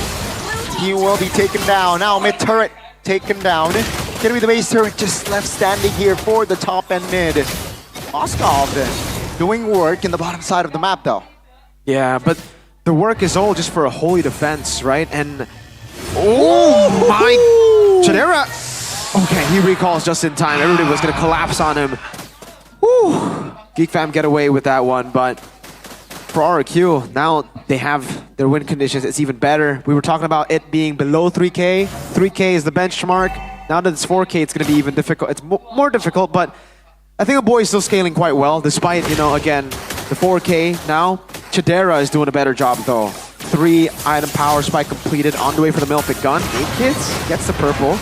Look at the Moskov. All alone. Can recall. Should be able to recall in time. Oh! Okay, 2 times now. Oh my lord. Luckily. But Rin so far, you can at the very least say that he's confident. Right? There are so many moments he goes in for 1v1. Sometimes it works out, sometimes it doesn't. I think earlier on, Way of Dragon over to make it. If he was able to get that, I think that would have been huge for RRQ. So that's also something that Geek really need to consider, especially if we get into the later portions of the game. The damage coming in from Rins, is he more focused on damage or utility with his build for Rins? For Rins, he is going for Starlium Scythe, so definitely more damage. Starlium Scythe, Enchanted Talisman, and Glowing Wand. So there's a bit of utility there, but with the Starlium, he wants to deal damage. And looking at the damage dealt, he's not far behind him. Cecilia, he's the second, oh no, he's the third damage dealer in the damage dealt. But it's because Sutsujin and Granger, Mr. Toy, have just been doing so much. Lord spawning for RRQ. Let's see if Geek Fam can continue this macro game. They've dealt with the wave in the bottom lane, so there's not going to be a threat, and they're going to stay decisive, committing onto the Lord. Boys, with the conceal here. It's a pinch maneuver. That's a Jet Kundo, Way of Dragon. Sutsujin gets the Lord. Chidera now not free hitting, but the damage will not come through. Toy bursts him down. Sutsujin collects the double, and that's 3 members down and out. A boy deleted. Maked's left standing, trying to do everything in his power to survive. But that's RRQ wiping Geek Fam out. And the MPL arena goes wild. Ladies and gentlemen, wiped out in the 13th minute of the game. And there it is. It looks like RRQ still remain undefeated in MPL ID Season 15. What Kingslayers? They're the Geek Slayers. The Geeks have been slain by RRQ, and you can see the mastermind laughing in the back. Kescute, you mad lad, you genius. Oh my lord, these drafts have been an amazing... It's been an amazing draft from both sides, from Geek Fam and from RRQ. It's been a very entertaining draft. And the execution tops it, man. It really is amazing. Sutsujin back in, even though he lost game number 2. I think, the composure of this guy to come back in game number 3, to play it the way he did, super clean from everybody. It's so impressive, this new RRQ lineup, this squad, undefeated in MPL Indonesia. So close for Geek Fam, yet so far now they get dropped down to, I believe, 8th place Geek Fam. Unfortunately, it's just that close in the tables from 3rd all the way, so from 4th all the way to 8th. And this time, if we take a look at the replay, Chadera not on the Harith, not as much of freedom as we would want him to have. And so the impact that he had from game number 2 was not as seen on the Moskov. But let's talk to RRQ once again as they're welcoming up on the stage.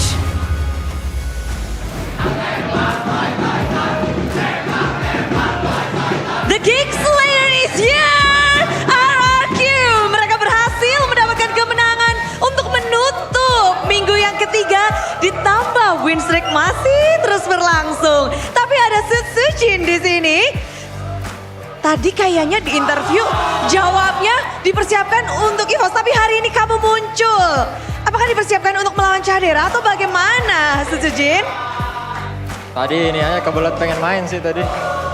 Langsung gas aja. Ya. Kenapa ini? Ngelihat Geek Fam kah ada yang membuat kamu bangkit semangat juangmu? Ya pengen pertahanin win streak lawan Geek aja sih tadi.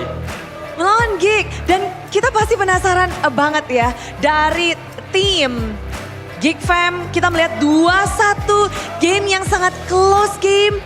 Kalau dari Sutsujin sendiri, bagaimana sih kamu melihat match ini? Ya seru sih, tadi bisa 2-0 cuman banyak mistake aja tadi. Banyak mistake, di game kedua kita ngelihat deg-degan banget. Di mana ada minion yang muncul, yang defense sendirian tadi siapa ya? Rins bukan ya? Yang defense sendirian di game kedua. Rins kasih tahu gimana kamu berusaha untuk mendefense di game yang kedua. Apa yang kamu pikirkan pada saat game kedua kamu defense sendirian dan itu gagal? Sebelum turret hancur mungkin belum kalah. Gue masih masih percaya lah, cuman udah nggak bisa. Mindset yang dipegang sendirian di base dan berhadapan dengan banyaknya minion. Berhadapan dengan banyaknya minion dari Rin sendiri ketika hal itu terjadi. Gimana tuh komunikasi dengan teman-teman yang lain? Nggak komunikasi, cuman banyak yang berdoa aja. Dan sendirian loh tadi, bener-bener sendirian. Ya. Udah biasa katanya ya. Udah biasa mandiri ya Rins ya. Nggak biasa. Nggak biasa guys, harus bareng-bareng dong. Tapi melihat dari banyak sekali momen-momen yang menarik di game yang bisa dibilang game kedua ini benar-benar katanya bisa 2-0. Tapi apa yang membuat game ini menjadi game ketiga? Apa yang membuat kalian kesulitan? Siapa nih?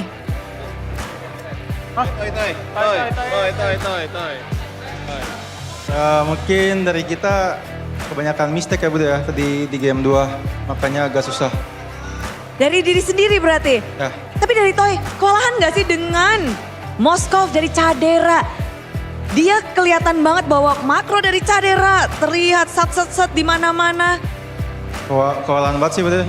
Apalagi kan ada baru pertama kali ya lawan Balai, jadi pusing lawan dia. Pusing. Pusing lawan Baloy? Baloynya malah? Semuanya sih, pusingnya. Pusing aja. Ya. Apa yang kamu katakan kepada teman-temanmu ketika momen itu terjadi? Gak mau tadi. Guys, tolong guys, gitu kah? Atau kamu udah tolong Baloynya nih diurusin? Gak ada sih, udah fokus mainan tadi. Fokus aja. Ya. Tapi untuk mengimbangi Chadera di laningnya, kita tahu Chadera adalah seorang veteran. Dan gimana sih untuk Toy tadi berhadapan dengan Chadera? Dengan Moskovnya?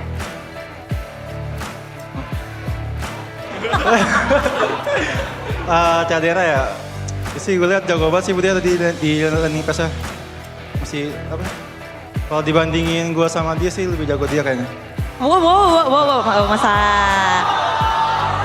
Coba kasih tahu. Chadera berapa, Toy berapa? 10. Chadera 10? Toy? Naik dikit lah 2. Loh. 10 sama 2 gimana? 2. Waktu itu 1, sekarang 2, naik sedikit. Ini yang lainnya pada ketawa nih. Masa kamu menilai dirimu 2? Yakin? Kayaknya 2 itu. 12 kalau kata Kingdom. Udah 2 aja. Udah 2 aja. Berarti di sini Toy ngasih tahu kalau ini bukan Toy yang maksimal. Ini Toy masih baru level 2. Masih bisa berkembang. Masih bisa berkembang berarti dong? Mungkin. Mungkin, oke. Tapi kita nantikan ya bagaimana nanti Toy berkembang. Mungkin sampai kalau Cadera 10, Toy 2 mungkin bakal naik-naik lagi. Dan dari Idok katanya baloi yang menjadi masalah. Idok berpikiran hal yang sama atau tidak? Geek Fam, apa yang membuat kalian sampai kewalahan dan gamenya benar-benar close game? Siapa yang bikin masalah nih di Geek Fam? Ya baloi sama si Gobs. Baloi dan Gobs. Ya. Tadi baloi gimana tuh? Boleh dikasih tahu nggak? Ya baloi masih main kayak biasa juga, rusuh-rusuh gitu. Tapi si Toy baru pertama lawan baloi, makanya pusing deh. Itu dia, pusing. Gimana tadi, tapi dengan adanya kawan-kawan yang berusaha untuk menenangkan, atau apa yang kalian lakukan kepada Toy, biar Toy nggak pusing tuh. Game kedua, game ketiga selanjutnya. Ya game terakhir juga digendong Ujin aja. Ujin sama Ngino handal. Tapi ngelihat dari terus-menerus, kita melihat bahwa tren positif terus didatangkan oleh tim RRQ. Kemenangan mereka dapatkan dan Geekslayer sesuai yang Susujin bilang. Dan ngelihat tren positif sudah sampai minggu ketiga, minggu keempat juga akan menjadi tantangan nih buat tim RRQ. Karena lawannya adalah yang ada di top 2, ada EVOS. Derby Classic sudah di depan mata. Susujin, kamu udah siap di minggu ini bahkan untuk EVOS. Mantanmu ada di sana. Albert ada di sana. Mantan dari RRQ, ini permantanan panjang banget ya. Tapi apa sih kamu sampai bisa bilang, aku udah siap nih untuk melawan EVOS. Udah dipersiapkan untuk melawan EVOS. Ada apa nih di Derby Classic?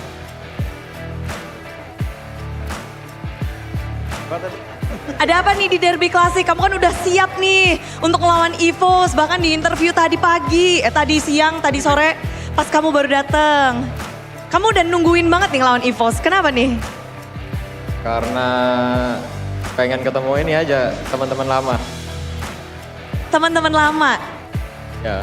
Oke, mungkin ada yang mau ingin kamu sampaikan pada teman lamamu itu? Kasih game yang seru aja nanti. Kasih game yang seru aja. Bukan hanya Susujin yang ketemu mantan, tapi Darren, kamu tuh akan ketemu. Ada mantanmu yang berpindah, sekarang harus jadi lawan. Dan sekarang dulu satu rumah, sekarang ada di satu Derby Classic. Siapa yo? Ingat nggak? Sendal. King Sendal ada di sana. Ya. King Sendal akan menjadi lawanmu. Swaylo akan menjadi lawanmu. Apa nih yang kamu harapkan sekarang menjadi lawan di Derby Classic? Jangan curi sendal gua. Jangan curi sendalnya ya. Tapi Vivaror diharapkan oleh sendal kita, sendal Swaylo, oleh Swaylo, dia mengharapkan Vivaror. Kamu mengharapkan apa nih? Apa tanggapanmu? Mengharapkan Roar FIFA. Woohoo, Roar FIFA. Tapi Bude penasaran, sampai minggu yang ketiga belum ada yang bisa memecahkan win streak kalian. Alhamdulillah. Alhamdulillah. Tapi kalian benar-benar bisakah mempertahankan ini terus? Insya Allah Bude, kita ngasih yang terbaik aja di setiap match-nya. Memberikan yang terbaik di setiap match-nya. Tapi sampai minggu ketiga ini terlihat minggu ketiga yang pada akhirnya game kalian pecah. Ada 2 game yang setelah pecah di tiap match-nya. Apa ini? Apa? Kenapa? Ya mungkin itu teguran juga buat kita kan, biar kita nggak leha-leha. Jadi kita bakal try terus lah gitu. Kekalahan menjadi motivasi dan menjadi lebih try hard. Tapi kita akan break untuk 3 minggu, kita akan berpisah sejenak. Mungkin dari tim RRQ ingin menyampaikan sesuatu kepada Kingdom.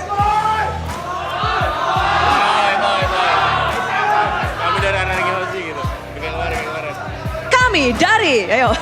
Apa tadi? Tadi apa? Ingin menyampaikan sesuatu karena ini kita akan berpisah cukup lama. Daripada pada kangen kan?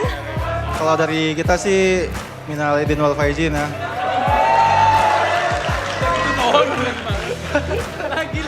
Ya makasih juga buat datang dan dukung kita di sini. Tuh aja nangis. Bising. Nangis. Udah itu aja sih. Udah itu aja. Tapi Rins pengen denger dong pakai bahasa Aceh gitu untuk khususnya nih yang di Aceh. Pakai bahasa Aceh. Bersama Idok juga boleh berdua mengucapkan mungkin untuk Apa? Sama aja sih bahasa Arab juga. Minal aidin. tambahin Rins.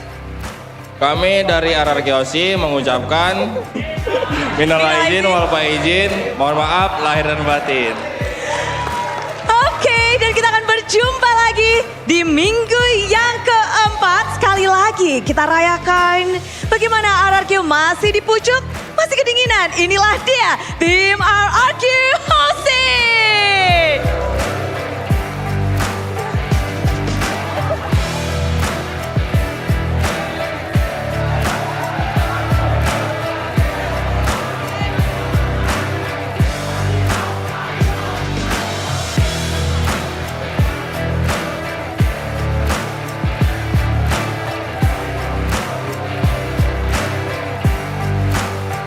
Begitu ramai tentunya di MPL Arena. Mengingat bahwa RRQ masih berada di pucuk mempertahankan win streak mereka. Dan memang kebahagiaan ini janganlah cepat berlalu. Karena Bude bersama dengan GoPay akan melakukan segmen GoPay Hadiah GG. Udah pada apal, udah pada siapin device-nya karena sesaat lagi kita akan menggunakan cara yang terbaru, bukan pakai kode, tapi langsung di-scan. Jadi siapkan device kalian. Caranya yang pertama, pastikan kalian punya aplikasi GoPay. Karena tinggal download aja, kalian bisa ngedapetin banyak sekali benefit. Udah pada download kan? Udah. Kalau udah pada punya, siapin ya. Karena Budi akan kasih tahu cara untuk mendapatkan GoPay. Kalian tinggal buka kamera, sebenarnya tinggal buka kamera, nanti ketika muncul kalian tinggal scan. Sudah siap? Belum, oke. Kita tunggu bentar ya. Siapin device kalian, pokoknya udah ada aplikasi GoPay. Ketika kalian nge-scan, kalian akan mendapatkan GoPay coins secara gratis. Dan inilah dia cara untuk mendapatkan GoPay coins. GoPay hadiah GG. Pokoknya unduh aplikasi GoPay, lalu buka kamera pada smartphone kalian. Udah buka kamera, klik buka hadiah untuk keterima GoPay hadiah. Dan selamat, nanti bakal langsung otomatis kalian dapatkan. Pokoknya pasti GG di GoPay Games. Dan inilah dia QR untuk GoPay hadiah GG. Gercep kali. Semuanya langsung pada, yeay. Sudah dapat? Tunjukin dong. Yay, dapat. Wah, Kingdom makin happy ya. Di sini pada rame-rame. Weh. Sing bener. Asik, bisa buat buka bareng, bisa buat beli, bisa buat apapun juga. Congratulations sekali lagi buat super fans yang telah mendapatkan GoPay coins secara gratis. Pokoknya kalian harus siapin aplikasi GoPay kalian setiap kita live. Dan gak cuma setiap kita live, tapi GoPay memang memiliki banyak sekali benefit untuk kita semua. Tapi selagi kalian berbahagia, kita akan menambah kebahagiaan kalian lagi. Dengan tahu bagaimana cara kedua tim ini beradu dan memberikan mekanik, makro, segala macam. Apa sebenarnya yang dimiliki oleh RRQ sehingga mereka bisa memenangkan match ini? Langsung saja, caster.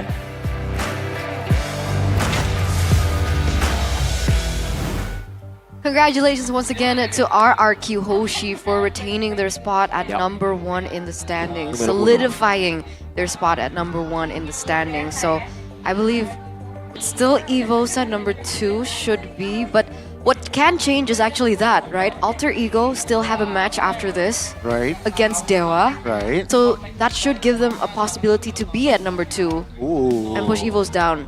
Wait, have Evos and Alter Ego met? Yes, Alter Ego won that one. So yes, Alter Ego can go and rise to second place, putting Evos down to third, next to BTR at fourth. But man, I mean, this is just such a clean game of MLBB, is it not? Yeah. Even Gani, as an Onyx fan, he has to admit that this is way cleaner. He doesn't want to admit it. He doesn't want to. I just saw him smirk. I just saw him smirk. 2-0 for Geek Fam. I think Idok. self-explanatory. Oh, wow. I'll give Idok. I'll give Idok credit. Yeah, alright? you gotta give this guy credit. I think we can already give him the title. Player of the Week for this week too. That's my vote. I don't care. 0, 1, and 10. Best roamer in Indonesia, and no one comes close. Presented to you by the official tournament smartphone Samsung Galaxy, and every time we see his heroes always get shut down in the second phase, and it's a wonder why. I think up until this point, you guys don't need to wonder. Nope. On several different heroes, he's able to have this insane impact, and surprisingly so on this Tigreal, he was able to prevent so many things from happening every time Beloyski went in for the engage. Man, I just can't. I can't watch Idok games, man, without glazing him, bro. He's just, he's so good at video games. Again, on the Tigreal, this is why he's picked the Tigreal so early. First phase Tigreal pick, it's just because he's that good, he can pull it off. And again, in the bottom lane, the read for the SOD, the catch as well, and then the peel for the rest of the team. Dyren, shout out to Dyren, because if it wasn't Idok, I would give my MVP to Dyren. These two are so good, and these two are really the pillars of RRQ currently, right? I think props to Rins, Toy, and Sutsujin too. But damn, Dyren and Idok. Oh man, I keep glazing, I'm not gonna stop. So many times again, just like going in. It's not the flashiest game. We saw the flashy game against TLID. This one is just, it's just clean. He got the implosion as Beloyski went for the second part of the kick too, by the way there. Yeah, really well played. I think another shout has got to be the drafts. Kescute cannot miss with these drafts, man. This guy has not missed. And it does seem like that Kescute is like, hey, and also Idok. Game 1, Game 2, no Tig. Game 3, they were like, hey, Idok, I got you. I will pick you. I'll pick up the Tig for you in the third pick and just perform. Absolutely. It's making for a really scary team again. And this is with Sutsujin, by the way, right? I think a lot of people are arguing that Hazel might be the better jungler. The starter. The starter, he is the main 5. So with Sutsujin coming through and they're still able to win victories like this, it just gives them another layer for them to work with and another layer for the mind games. Every time they go into a match, you're wondering, are we going to meet Hazel or are we going to meet Sutsujin? Because these two junglers also have a different kind of gameplay. But also, like, positive outcome. Positive, like... Yeah, it's absolutely. Tough. It is tough. It is tough. It is tough. I need a helmet right now. Their next match is against EVOS. So that's going to be a really good match. Yep. Classical derby. Why do you need a helmet? Because I'm thinking about too many things right now. And it's gonna spill out my brain. I might need a helmet to contain it all. Well, I guess I have an idea what can help. RSV helmet? What is that? RSV helmet. It's when strategy and speed are the key and focus and protection are everything. Both in the game, outside of the game, and on the road. Okay. So get the exclusive collaboration design of RSV helmet and the MPL team for any riding style. Providing you with maximum protection. It is now available in your favorite marketplace, so you guys can go ahead and check that out.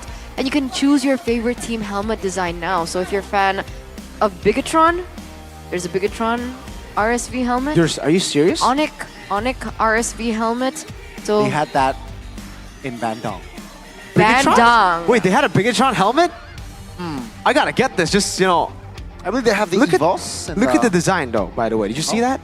It's pretty. Gnarly. I'm gonna go and check it out right now. Okay. Gonna check it out right now. Check it out and also check this out, okay, ladies and gentlemen. Log in now to claim a free phone as well as a free time-limited Ruby skin. So every night, don't forget to log in from 9 p.m. to 2 a.m. because for every 1 minute, one phone will be given away in the game, so don't miss out. Yeah. You don't want to miss that out because I personally have collected a skin from that. I thought you were gonna say you got a hand phone. Not yet. Not yet. I will. But I do have this already, so, you know, really looking for a new phone. All right, fair. Whatnot. Yeah, that was match 2. That was match 2, and we still have match 3 ahead of us. Like we mentioned before, this might be the fight for second place in the standings to close out the week. So, ladies and gentlemen, before we get into that match between Alter Ego and Dewa United, we are gonna go on a break. So, don't go anywhere, stay tuned because you don't want to miss out what happens next.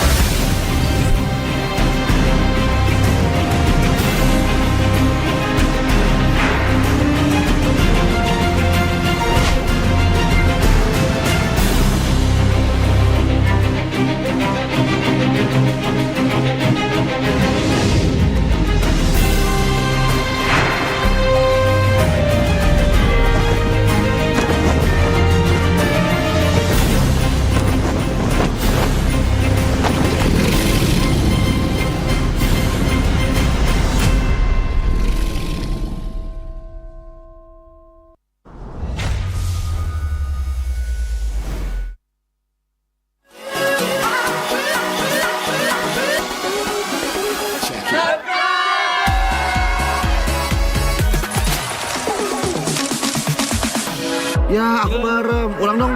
Gak perlu.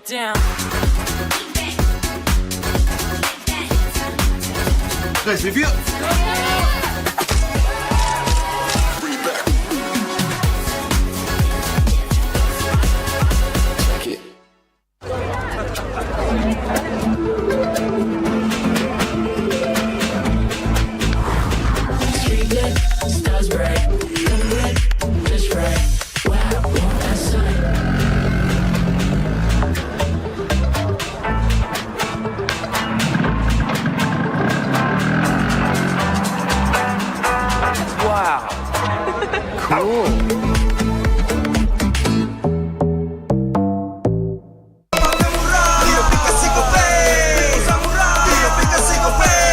Walau yang lain terus berubah, Gope konsisten, kasih yang pasti murah. Tagihan murah di aplikasi Gope, transfer 100 kali per bulan. Download aplikasi Gope baru, nggak pakai lama. Dompet andalan gamers banyak damage-nya.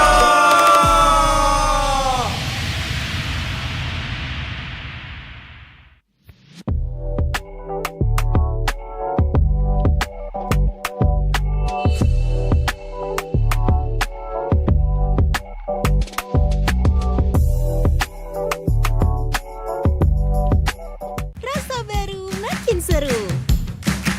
Pertama di Indonesia. Kopi susu rasa cookies. Always ready, warnai harimu. Good Day Groovy Cookies. Nikmati sensasi asyik kopi cookiesnya. Tak ada hari tanpa mabar. Main ngelek, kerap buatku tak sabar. Gimana mau main sampai kelar? Ini waktunya ku bersinar. Okay, let's do it. Game smash andalanku bikin mainku semakin hebat. Tim stabil main makin mulus, rankku fix naik terus. Tukar DG rings, diamond dan voucher game kau dapat. Cuma Game Max makin no debat. Game Max Booster, kini dapat DG Rings. Beli paketnya dan aktifkan boosternya di aplikasi Dunia Games. Semua tim sekarang ngelakuin hal yang sama karena kita udah membuktikan ternyata rookie Indonesia itu bisa loh. Pemain muda ya semakin bagus buat konsistensi MPL ini semakin maju lah. Ada motivasi khusus kali ini, Loy? GB yang akan bawa gue yang papan atas. Cara muda di MPL Arena. MPL Arena, mana suaranya? Jok dan implosion. Oke, Skype sudah dimiliki oleh seorang player udah terlalu tinggi stake-nya. Resource player muda kita tuh lebih bagus-bagus daripada yang lama-lama. Dan yang lama-lama juga udah kebanyakan punya kesibukan yang lain kan. Oke, Rin menunjukkan kelasnya dan Di season ini yang gue lihat jadi banyak potensi muda baru, mental segala macam masih lebih kuat lah. Semakin banyak tim yang mempercayai pemain-pemain muda ya semakin bagus buat konsistensi MPL ini semakin maju lah. Yang aku lihat dari maybe emang kalkulasinya bagus, landing phase-nya juga jago, dan ya emang hitungannya tipikal go trainer zaman now sih hitungannya. Anak Dewa, kita berangkat menuju menuju ke game yang kedua. Yang akan kasih V berhasil mendorong tapi Sorizo-nya menjadi korban pula, tapi Boyza berhasil kali ini untuk mendapatkan dan juga menendangkan satu peda juga Maybe tidak tersentuh sama sekali dan Pedia. Kalau bisa dinilai, kamu berapa dan Aaron di berapa?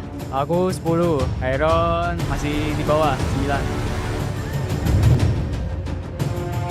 Gue suka Hazel sebenarnya. Jungle mekaniknya jago, tapi bisa bikin decision itu sedikit banget. Gue lihat itu semuanya di Hazel. Ready? Boy. Lihat dari belakang, posisinya sangat baik. Fabian dari tengah utama dan Hazel menutup double kill dan one last. Lawannya juara season lalu loh, Hegel. Ya nggak apa-apa, main aja. Aku kan juga jago soalnya.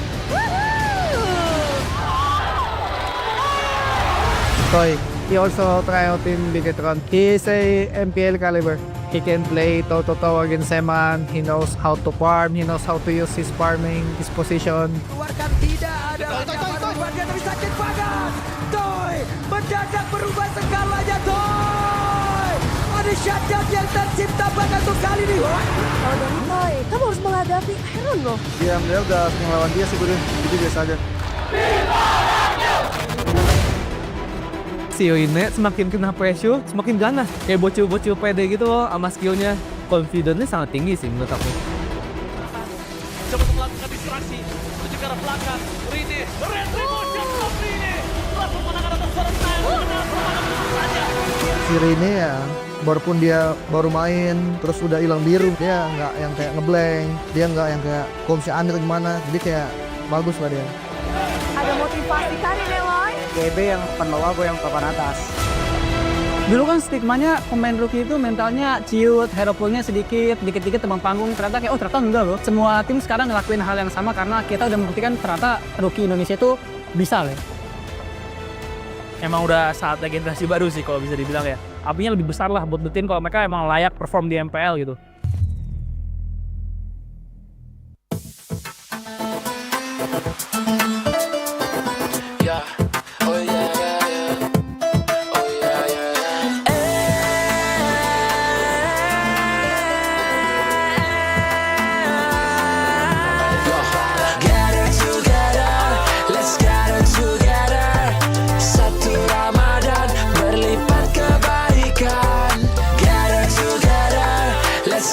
Together, peluk dan maaf di hari lebaran.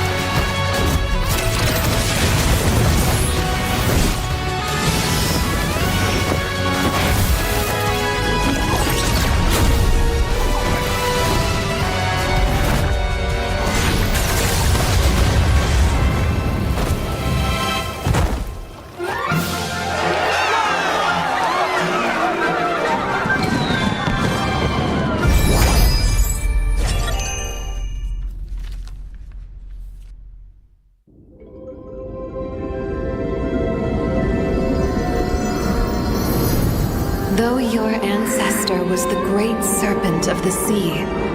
Your destiny lies elsewhere. Your feeble human form shall never wield the great serpent's power. Why can't I?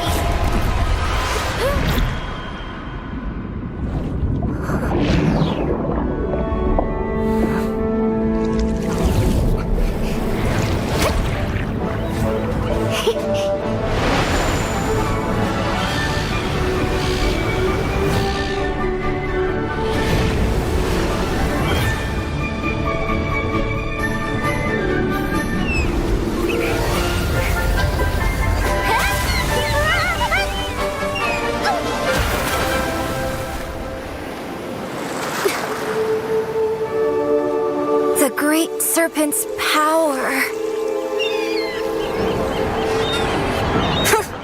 Only weaklings live on land. Born with this awesome tail, but stuck in this plain body. That's me, the great serpent's heir, Kalea.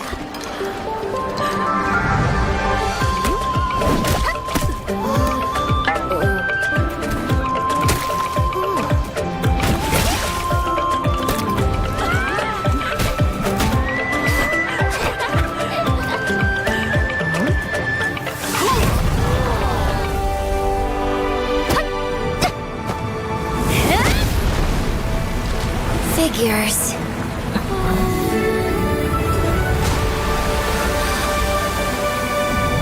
These things are pretty handy after all.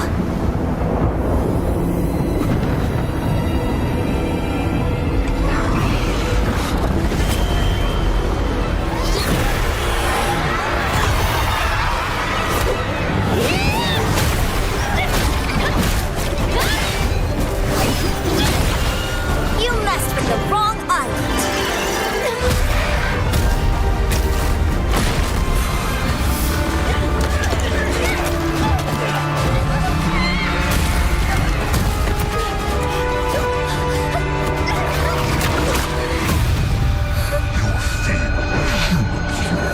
Shall never wield the great serpent's power.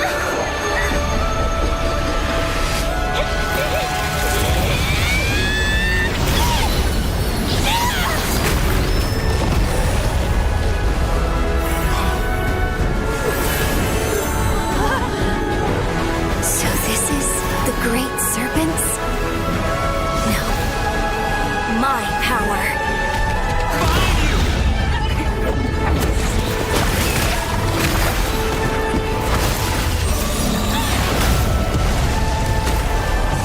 Let me show you the real me!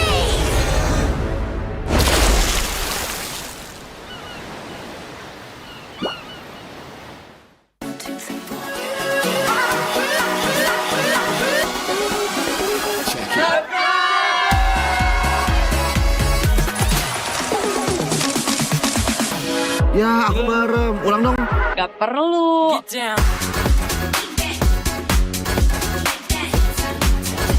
Guys, review.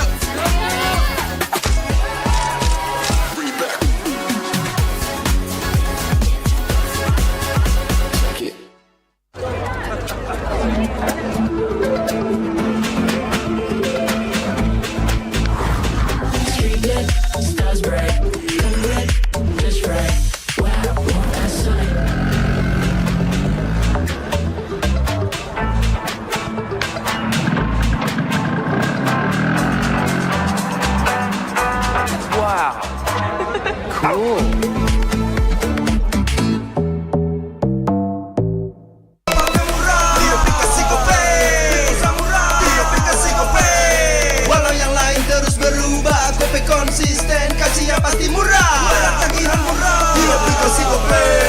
Transfer 100 kali per bulan. Download aplikasi Gope baru, nggak pakai lama. Dompet andalan gamers banyak damage-nya.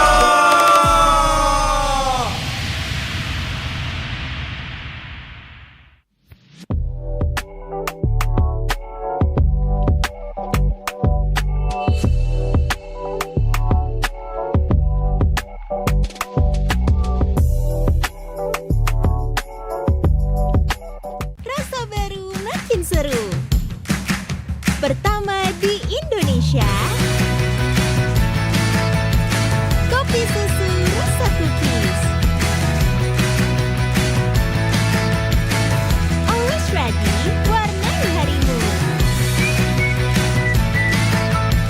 Good day Groovy Cookies. Nikmati sensasi asyik kopi cookiesnya. Tak ada hari tanpa mabar. Main ngelek, kerap buatku tak sabar. Gimana mau main sampai kelar?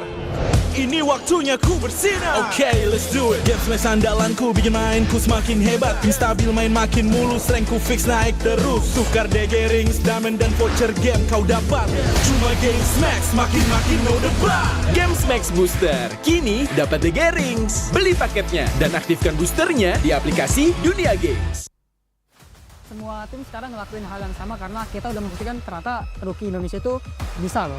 Pemain muda ya semakin bagus buat persistensi MPL ini semakin maju lah. Ada motivasi khusus Karine Woy? GB yang akan bawa gue yang papan atas. Cara muda di MPL Arena.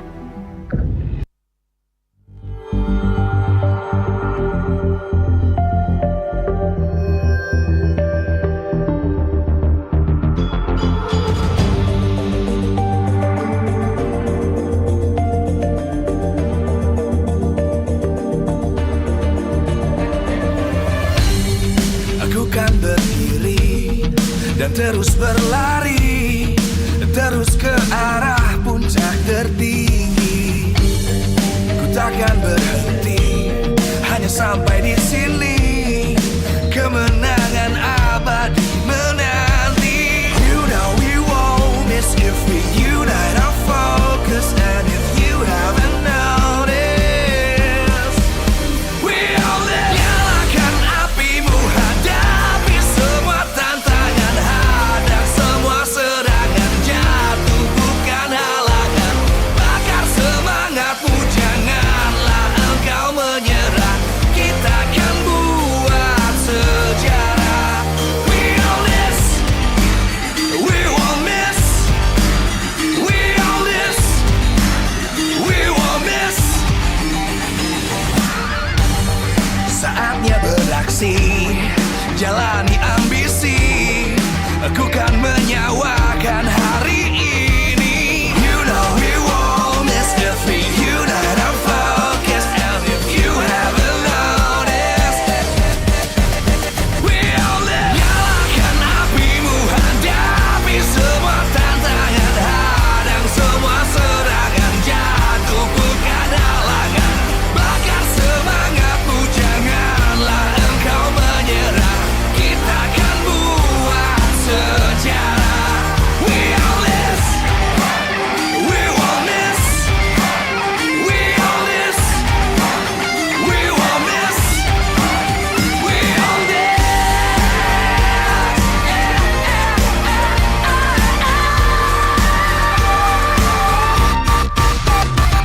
Nyalakan apimu, hadapi semua tantangan. Hadang semua serangan, jatuh bukan halangan. Bakar semangatmu, janganlah engkau menyerah. Kita akan buat sejarah. We all this.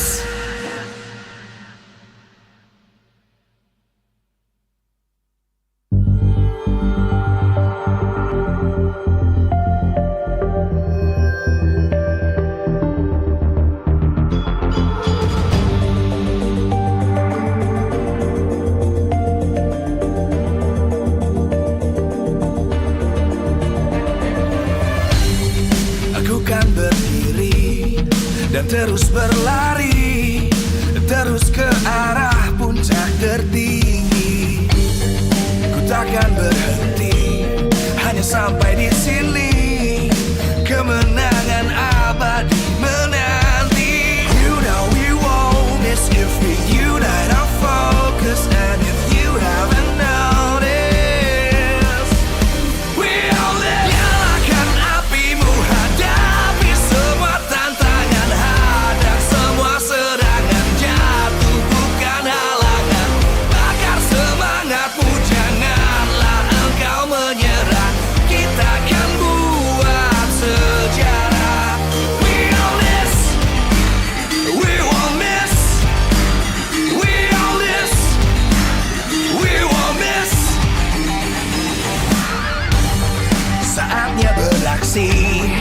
menjalani ambisi. Aku kan menyawakan hari ini. You know we won't miss the free.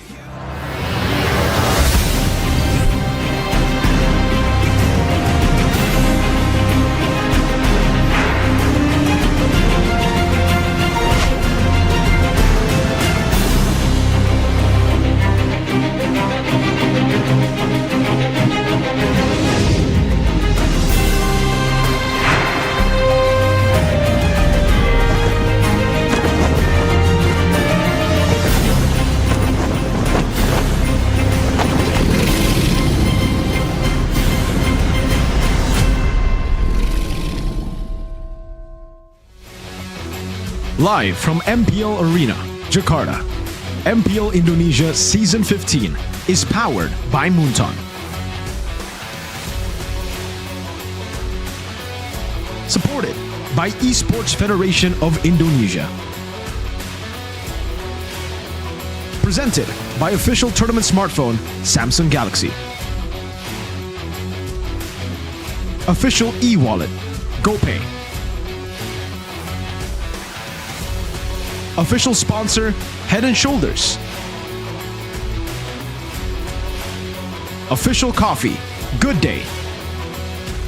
We own this.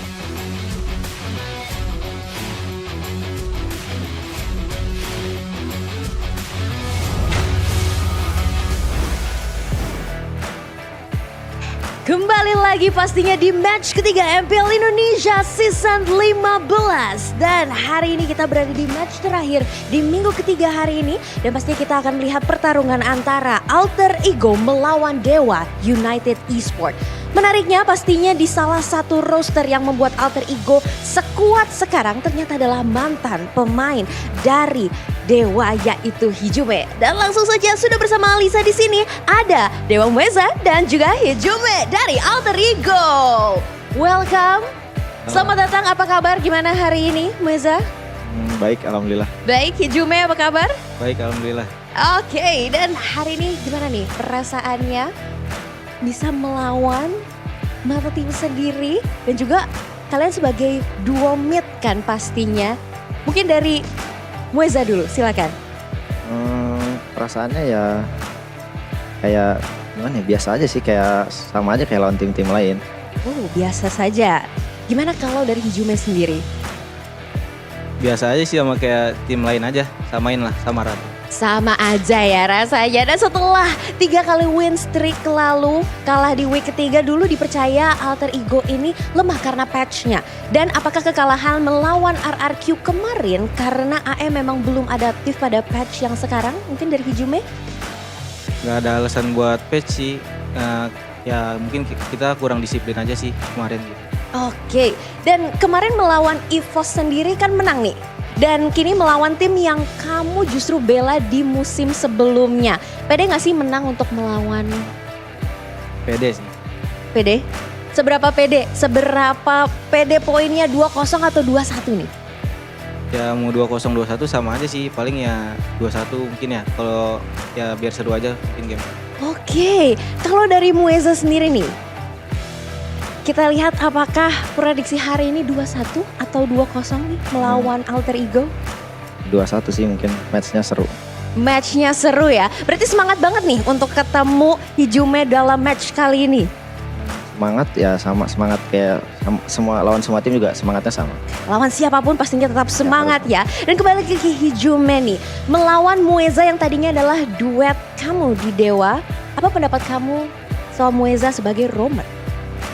Ya mungkin lebih improve mungkin dari season kemarin ya, lebih tambah jago lah gitu. Oke, dan boleh nggak ada pesan-pesan gak sih kalau dari Mueza sendiri buat Hijume?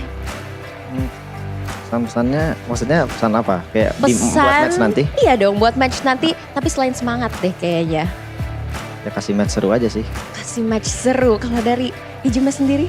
Sama sih, karena kan ini penutupan MPL ini kan, kayak week ini kan. Betul. Ya kasih match seru aja sih kayak gitu. Oke, kita akan melihat apakah di match kali ini kedua tim dari Dewa maupun dari Alter Ego akan bisa memberikan match yang menantang. Dan pastinya kita akan nanti langsung saja lihat di match ketiga hari ini. Match penutupan sebelum kita break ke dalam Idul Fitri. Dan langsung saja kita akan lempar ke Bude Clara Monster. Silakan Bude, take over.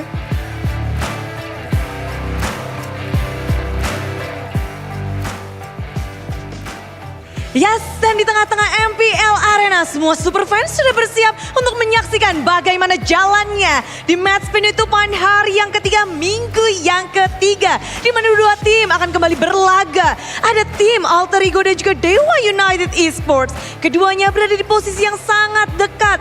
Namun dengan kemenangan ini bisa jadi bekal mereka untuk naik ke tempat yang lebih aman. Dan jika kita melihat bagaimana track record dari Alter Ego, mereka adalah tim yang sebenarnya melawan dari Pats itu sendiri. Historinya dari kita lihat dari season-season sebelumnya, Pats adalah lawan mereka. Dan kebetulan kemarin di minggu ini Alter Ego setelah menerima 3 kali kemenangan harus runtuh setelah adanya Pats. Di sisi lain pula, di sini di darah Dewa United, mereka pernah dibela oleh Hijume. Dan Hijume kali ini ada di Alter Ego. Dan melawan mantan, Alter Ego selalu mendapatkan kemenangan. Keduanya membawa pesona yang berbeda di dalam Land of Down. Tapi keduanya sama-sama ingin mendapatkan kemenangan untuk kali ini menutup minggu dengan senyuman. Dan siapakah yang harus mendapatkan pengalaman? Tapi sebelum kita memasuki dari pertarungan terakhir, izinkan Bude mengucapkan terima kasih kepada semua super fans yang lagi ada di sini dan juga yang lagi ada di rumah, yang lagi ngumpul-ngumpul bareng, dan juga khususnya kepada para sponsor dan partner. Karena MPL Indonesia Season 15 powered by Moonton, supported by PBSI, presented by Official Tournament Smartphone, Samsung Galaxy, Official e-wallet, GoPay, Official Sponsor Head and Shoulder, dan official dari Coffee Partner Good Day. Dan kita juga punya partner in esports. Ada Telkomsel, Dunia Games, dan IndiHome. Beserta dengan advertiser Kacang Sukro dan supplier RSV Helmet. Kedua tim bersiap untuk mencari poin kemenangan. Berada di tengah klasemen bukan pilihan. Mereka harus meranjak naik. Di arah Dewa United, di bawah naungan Coach Awad. Mereka harus bisa untuk mencari strategi kemenangan. Karena tantangan bukan hanya dari Alter Ego, namun juga dari Pats yang sedang berlangsung. Banyak sekali tim-tim yang harus mengejar ketertinggalan dan menjawab tantangan ini. Di sisi lain Alter Ego, apakah benar-benar karena sebuah patch, performa mereka harus rungkat? Dan tentu saja kedua tim ini harus menjawab bersama-sama. So anak Dewa dan juga Alter Champs, bersiaplah untuk menyambut match penutupan di hari ini.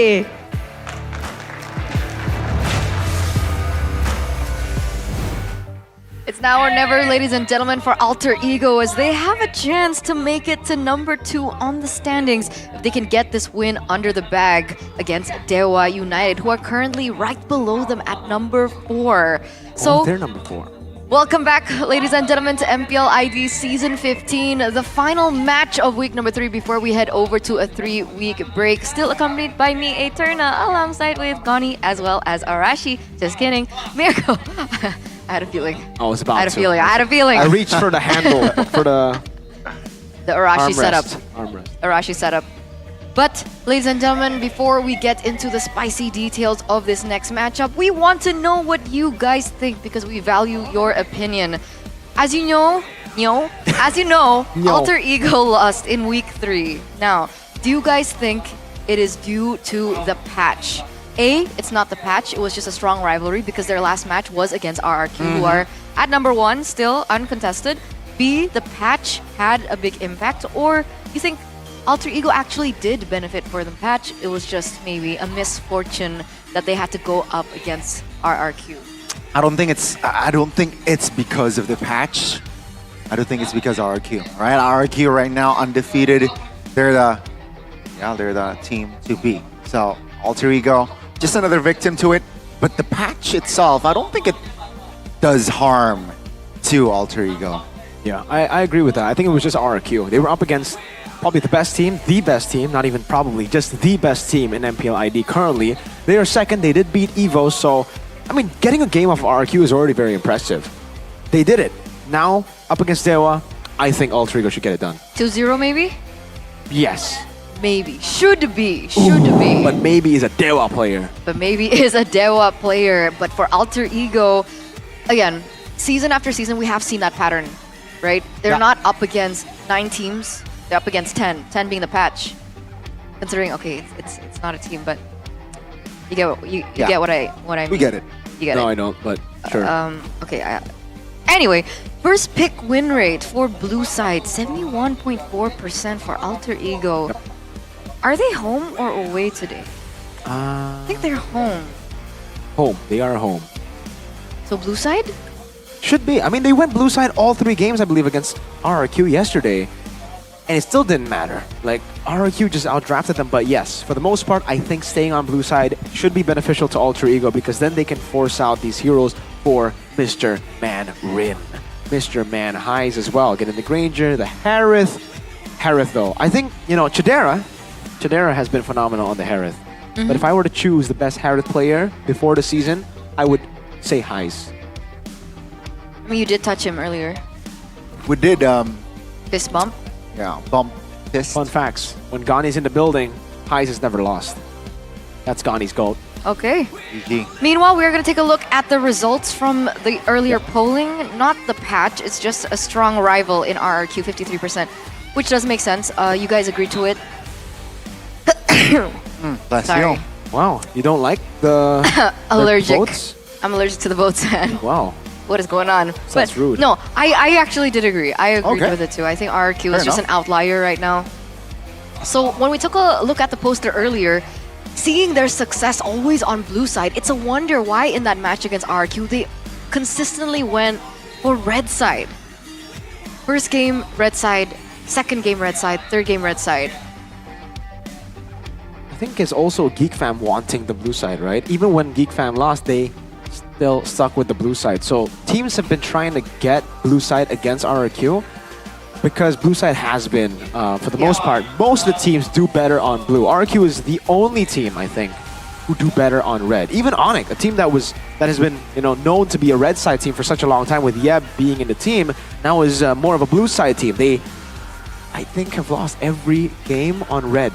They've only won on blue. They are 0% win rate on red, Onyx.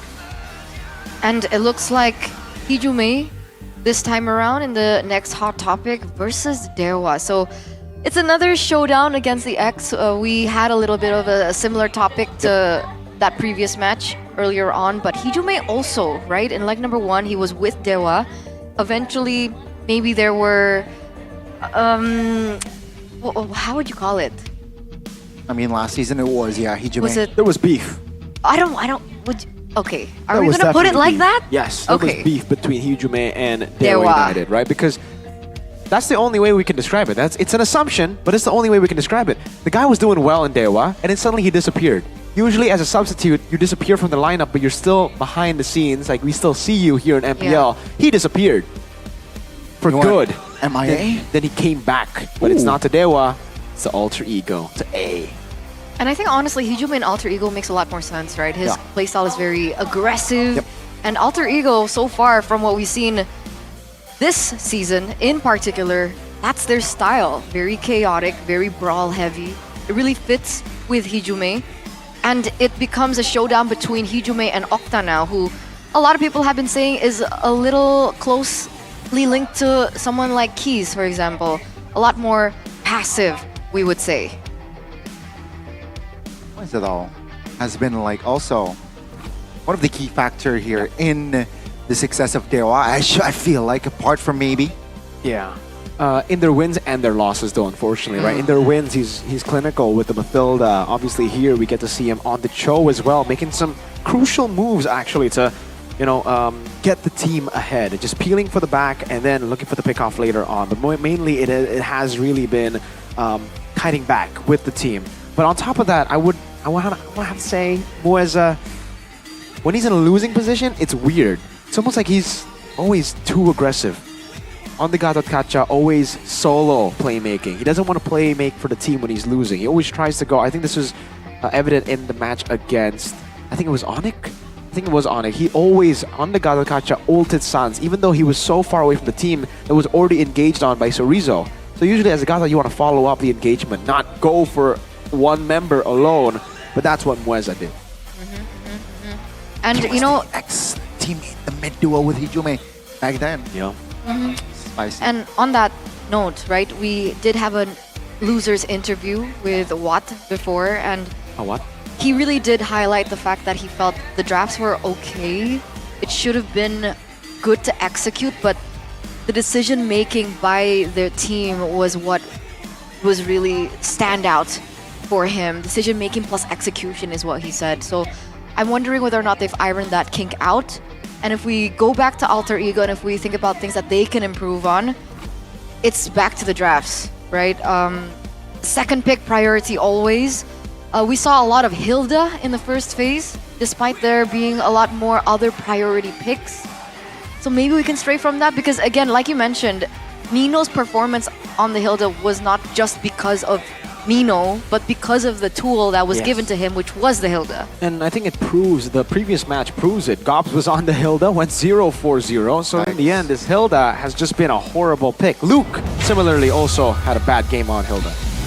So to close out week number 3, ladies and gentlemen, Dewa United looking to regain what previously was a good run in the start of the season with Sorizo, Ray, Okta, Moeza, as well as Maybe. Can they lift themselves from that 4th position on standings? Will the gods be able to prevail this time? Maybe. Still filling the slot in the gold lane. This is Dewa United Esports. Dewa United Esports, they started the week, started MPL with a 2-win streak, and now they're on a 2-lose streak. They gotta try to turn the tides around once again because it's looking bleak for them. Okta has got to step up for the team. The whole team has to stay coordinated, man. That's the number 1 consideration here for Dewa because coordination is going to be important against Chaos. Chaos that will be brought by the 3-face mask here, being brought in by Nino, Kebe, Hijume, Dreams, as well as Highs. So that means Rin is actually not going to be playing. It's Kebe as their jungler. No Rin. That's a surprise. Let's see with the Gebe. Will they be able to stay consistent? Chaos, but still with a little bit family indeed. Alter Ego Esports. Gebe, the choice to go up against Dewa. I guess, you know, what Rin said might be true in the interview. He said, I'll smack the top teams, Mr. Gebe will smack the bottom teams. So this means that they're considering that Dewa is a bottom tier team. Yeah. At number 4. Well, number 5 now, BTR number 4. Well, number 5. So technically... It does make sense. Yeah, so they are the bottom half. So maybe it was initially Rin who was gonna play. They're like, no, BTR went up. So no more Rin, no more. No more. But again, solo coaching here for Watt. He's said it multiple times in the losers interview. He's stressful. like, it's been stressful. New patch, I'm alone. But he did say that the players on the team have aided him in this venture. So hopefully we get to see him paired up with someone new, maybe. Yeah, it's a cute situation. We got an awe from Gani. That's not something that we hear quite often. Oh, I mean, You feeling if I were a for player, what? that's not my job, coach. There's a match. You provide me the stats, Okay. you know? There you go. Well, maybe that's why you're not a player, Gotti. You gotta contribute to the team, man. And I think Hijume has done that. He has contributed to the team. Number 2 as a mid laner for total kills. So again, reflects how aggressive he is as a mage. Total assists as well, number 2. In terms of DPM, not too high. Number 6 as well as KP, not too high as well. Why do you think he has more kills than he has in kill participation? Well, because I think he's been, you know, mainly a utility guy. He's been going in to just play utility for the team. Stunning, playmaking, flickering forward. But when it comes to, again, the kills, how he's gotten so many is because he's played a lot of games, number 1. Alter Ego like to go 3 games. But number 2, he's super aggressive. All the way from the start, all the way to the end. Flickers forward, wants to go for the kills. And we have seen him get a lot of crazy kills, get a lot of crazy triples even. And that is the complete opposite of Okta. By the way, I know we're gonna talk about Octa now. Okay. But did you see the stats before? Sans. Number 1, number 2, that was a 10 kill difference. He was like 30 something. Yep. Tough. It's Sans, man. Sans. Gila Sans. Moreno. But Sans? Not top 2. What? In that. Yeah. Oh, yes. Sans don't have the King's DNA like Octa. He doesn't. And you can see Octa Clearly number not. 9 in mid lane total assist. So it's still King Sans is number Whoa. 1. Yeah. Oh, 9 in the mid lane. Connie. Wow. This is crazy, right? What is the King's DNA? Oh, because he's XRQ. Exactly. Oh my The King's God. DNA. Took me a while to get that. King's DNA. Number 9 in the total kills. Connie always cracks me up, man, with the King's DNA. I didn't expect that. It was on the prompt. Go on, I was just reading. Oh, King's DNA. Yeah, you're right. So, he's the other side of Hijume, I would say, right? Hijume Yeah. very active. The thing about Dewa and their mid laners, when it's not Hijume, has been they're very passive. They're very, very passive. Kaze is a good example to that. And again, Octa, I think at times he's been too passive, but the times that he has been aggressive, it's been wrongly timed. He flickers forward, he gets punished instead. This, though, is something we did mention. 71% on blue side, 33% on red. So finally they get blue side. Right. And hopefully that will help them find this next win. Meanwhile, Dewa on red side at 25. That's a contrast, right? Yep. So, in regards to this, and even disregarding this, if we go back to the mid lane topic, being a passive mid laner against a team as chaotic as Alter Ego, we've seen the top tier teams fall short against Alter Ego. Evos went down, Yeah. RQ nearly fell down, but for a team like Dewa, who A, execution not perfect, Yeah. B, decision making not on point, C, communication still a Whoa. question mark, how will they be able to win against the chaos from Alter Ego today? That's a big question, and also D, right? Solo coaching. That's also Solo another coaching. a layer, a factor. So let's just jump into the draft and let's see here. The 2v1, how will it go? Presented to you by the official tournament smartphone Samsung Galaxy S25 series. Badang instantly taken out of the board, Luo Yi eliminated. Something peculiar here, CC gets banned out by Dewa United, but the standard regular Jushin is also eliminated. Okay, Jusin and CC. Again, this is a page out of RQ's book. Kescute was the guy who started the CC ban against Alter Ego, perhaps again noticing the pattern of Nino in the XP. He's really good when he gets the damage dealing XP like the CC, and that's technically the only damage dealing XP we have right now. So it does narrow it down to just the CC being banned out to stop Nino from being a threat. Badang, Loyi, and Cho. Wow, respect to Mweza. First pick for Alter Ego. Harith is up for grabs, I think. Should be a Harith, but knowing Gebe, it might be a Suyo. But it's highs. It's highs. But it's Exactly. highs. Should be a Harith. It's the Harith, GOAT. yeah. But then again, expect a Jawhead here from the side of Dewa, because Joe is not available. Perhaps Mweza is comfortable also on the Jawhead, so expect that pick to come to surface. It is going to be the Harith here for highs. Because I think for me, one of the outliers of Dewa United is the gold lane, right? Maybe. So if they're able to shut Maybe down from the early portion of the game, I do believe it will be easier for Alter Ego to take this. So the Harith pick for me does make sense. Dewa United makes sense as well, the Jawhead pick. Gatot is an option. Yeah. But knowing Mweza, his Gatots have not been remarkable. But to go back to the Octa topic again, him on the Lunox, that was an aggressive Lunox. Yeah. So when he's placed on picks that can just like follow up, I think he's really, really good, right? The Vexana, the Lunox as well. But that was with the Cho. That was with a pick-off hero. So Mweza did all the really creative decision making, and Octa just had to tap, ult, kill him, right?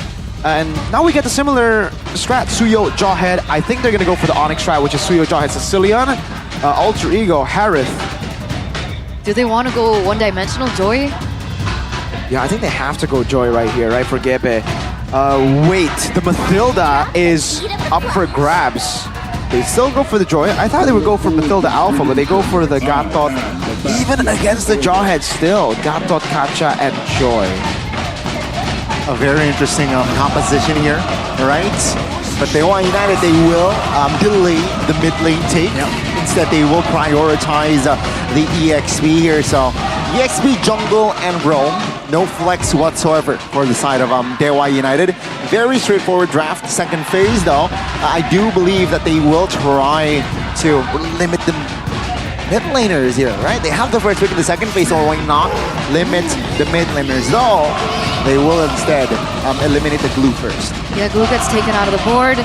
I'm wondering, right? When we see the Joy and the Harith, I think Mirko mentioned it in the previous match. CC, as in not the hero, but crowd control. Is this enough crowd control? Phoveus and Jawhead. I think so far it is enough, right? They already have Suyo on top of that. Suyo, Jawhead, Phoveus. You have a lot of CC. Maybe if you do want a bit more CC, we'll see later as we get into the bans right now. But yeah, more CC won't hurt, for sure. They can have more control with that, especially if they want to play for the Granger of maybe. It's going to be banned out, as I say it. I think next is going to be the Moskov ban then. After we see a Granger ban, the Moskov surely will come next. Dewa, Glue, and what? Do they want to get rid of the Hylos now? There's no CC on the board, so they've also already picked the Roam NXP.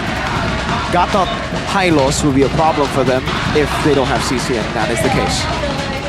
What about the TIG here? For the side of Dewa United. Will they ban the TIG? I mean, Gatot Kacha EXP TIG. That work here. It's Dream Zero, right? Yeah, but then the Gatot will have to go to XP, and I don't think we've ever seen Nino on Gatot XP just yet. They do end up banning the Tigreal, but again, we have not seen Nino on Gatot. We have. Oh, we have? One time? Maybe not a lot, but he has picked it up this season. Was it? Do you know what Dreams picked when he went Gatot XP? I'm not sure. Okay. It could be the Khalid, it could be the Badang. Oh. I think it was Badang. Nice call. Tigreal does get banned. Dream's signature, and also the Moskov. So they are completely limiting maybe here. He's only picked up the Granger, Moskov, and the Harith so far. So this is going to be forcing him on a hero that's new for MPL ID Season 15. Doesn't need to be too new. Could be just the Irithal pickup, right? That's a safe choice. Bruno as well. Those are the safe options. But if you do want to go for the Shred, I think leave the gold lane open to the last pick. Pick up a mid laner here. The mid lane is a question that I wanna see right now. They have a very good front line. I wonder if they still want to go for Sicilian for the backup in late game, right? Or if they just want to double down on the early aggression, like going for. I was thinking something like an Aurora as well to deal with the Joy, but they go Beatrix. That's why I thought in the second phase of the drafts, they would ban heroes like that, right? Aurora, Vexana, heroes that can stifle the Joy and the Harith, but they opted to go for a shutdown onto the gold laner instead, onto Maybe. So Beatrix now, we haven't seen this hero from him this season, but paired in with the Jawhead, it can be lethal. We've seen the prospects of it on Eman, but other than that, that's all we know so far. Alter Ego now. We're gonna pick up, the Farsa. Good pick against the Beatrix, and now last pick, XP or Roam. I wonder what they're gonna go. Do they want to go for the Edith? If they go Edith, Valentina can show up for Dewa United to take away another big ult, but again, they can overwhelm them with big ults. They go for the Khalid in the end, so it's Khalid and Gatot. I think that was the combo they used as well then. Oh, and there you go. Lunox Jawhead.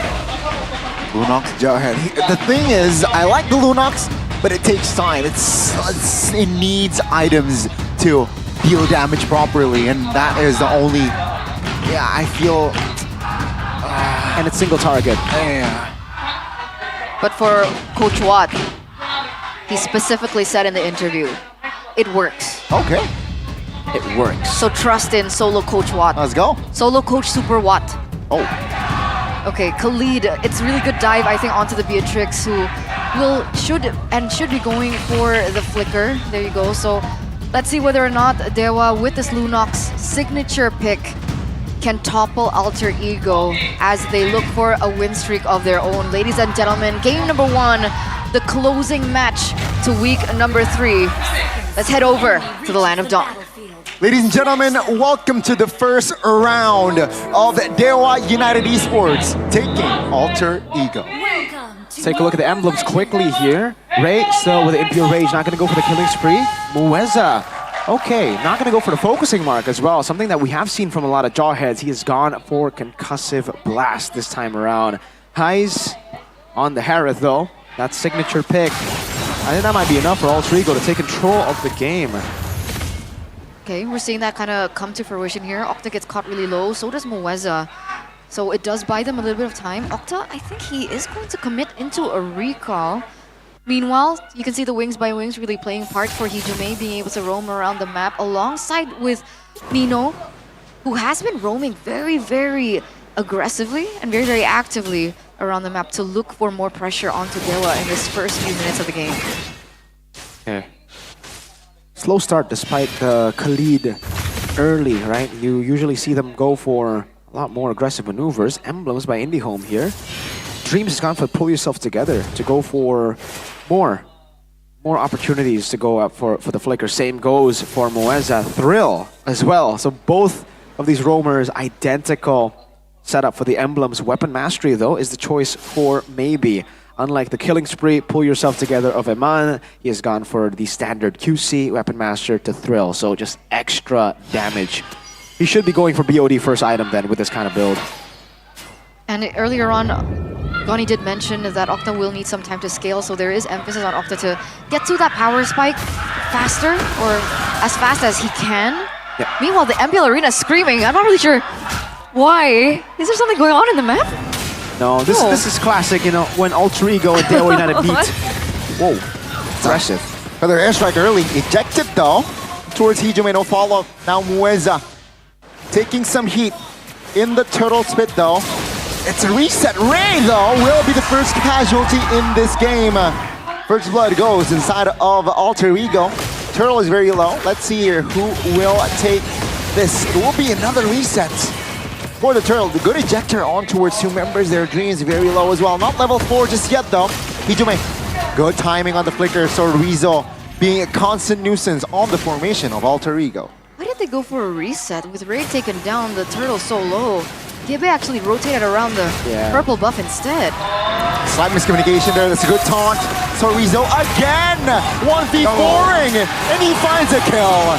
Sorizo and Nino out of the Land of Dawn, but that will be enough time for Ray to take the first nuke. Definitely a blunder from Gebe. Unstoppable force on towards Hijume, and the ejector connected as well. Ray will gladly take the extra gold. You can't even see Mueza's HP. It was all dark. Oh my lord. Well played. Crazy calculation there. But Gebe, you gotta do better than that, man. He went all around. Way too safe, I would say, there for Gebe. Oh, all Alter Ego, though, here for the talent prediction. So the entire day, we have been in sync. Everyone except 2-1 Nevin. And Goni for match 2. He went for Alter Ego instead of RQ. An outlier. Geek Fam. Oh yeah, for Geek Fam, rather. Same colors. It's okay. Yeah. Anyway, back into the game. It seems like now, even audience prediction, Alter Ego 78%. Wow. I don't know. With the way that Alter Ego played that first turtle, I think there is still a chance for Dewa to pick up this first game in the series, depending as well on to Maybe, right? If Maybe can continue to farm, can continue to push into the lane without any hindrance from the side of Alter Ego, it may go according to Mr. Super Awat Solo Coach's plan. So far, so good for Dewa. They can scale to the mid game. Again, with the Lunox, you do have to scale, but it's not as bad as it was before, especially with the Jawhead here, right? Before, you would need to scale up even more, but with the Jawhead, I'd say just with the passive of the new Jawhead, now that, you know, it kind of gets you a bit more damage when you have the Smart Missiles or when you deal damage to your opponents, Octa should have a faster time to reach a point where he can just one-shot people. Starlium for Gebe. Power Spike to note will be the Holy Crystal after the Starlium side. Second item for Mr. Gebe. It's also important to note that both of these jungles are actually equal, both at level 8, so should be a 50-50 despite Ray being on the Suyo. Oh, that's a crowd control. Party for Nino. He will be taken down there. Dewa 5v4, but Dream jumps in. So Rizzo trying to provide cover as well as buying time for his team here. Dewa United good reposition Now it's going to be them in the turtle spit. Alter Ego, though, denying to concede, seems like. Trying to find an angle here. Dreams with the conceal. Gebe failed to find the connection, and Gebe very low. Backing away, Dreams now. Going to fall. It's going to be Highs jumping in, though. Taking a kill. Good knockup. That's going to be Octa. Taken down, surely. Nino with the kill. That's going to be Highs here. With the Shadow Force in the mid lane, maybe, though. Will not burst Nino down just yet. 1-for-2 trade. Dewa pick up the turtle. All in all, I think that was quite messy from the side of Alter Ego. Dewa didn't have to linger that long. So the fact that Highs being able to get that kill will also help them in the grand scheme of things. Still sitting at 1-0-1. What did you... Oh, wait a second. Raging Maybe? Sandstorm on towards maybe. Whoa. Perfect timing on the flicker, but Mueza now is here to perhaps change the tides. Ejector on towards Jin, and there you go. 200 gold for maybe. This is really good and active by Dewa. Yeah, really proactive there, but a lot of times they do overstay. That was one of the situations where they did overstay earlier to the turtle. Dewa should have identified that as well. They should play it more. Oh man, Purple Ball taken away by Ray. Great pathing by Ray so far in this game to keep that lead over Gebe for now. And you can see, actually, when it comes to gold, it's Gebe leading. Despite the steal on the purple buff, despite the 2 turtles taken by Ray. And if we take a look at the items now. Oh wait, Mueza looking for an opportunity, doesn't find it.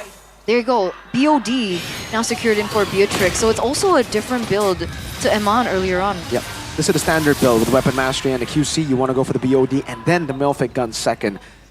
This is the standard, this is the normal one. What we saw from Eman is his build with the killing spree and pull yourself together.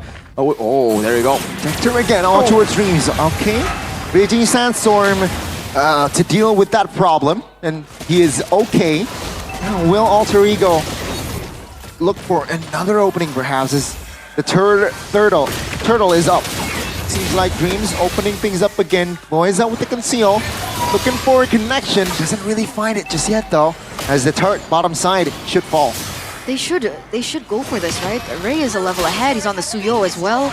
Their resources are up aside from Mueza. But Alter Ego, they want to fight back. Hijume opens up first. Another airstrike here pops. Ejector as well. Ray collecting the turtle. Perfect for Dewa. It's going to be Alter Ego now looking for a fight. Hijume wings by wings to safety.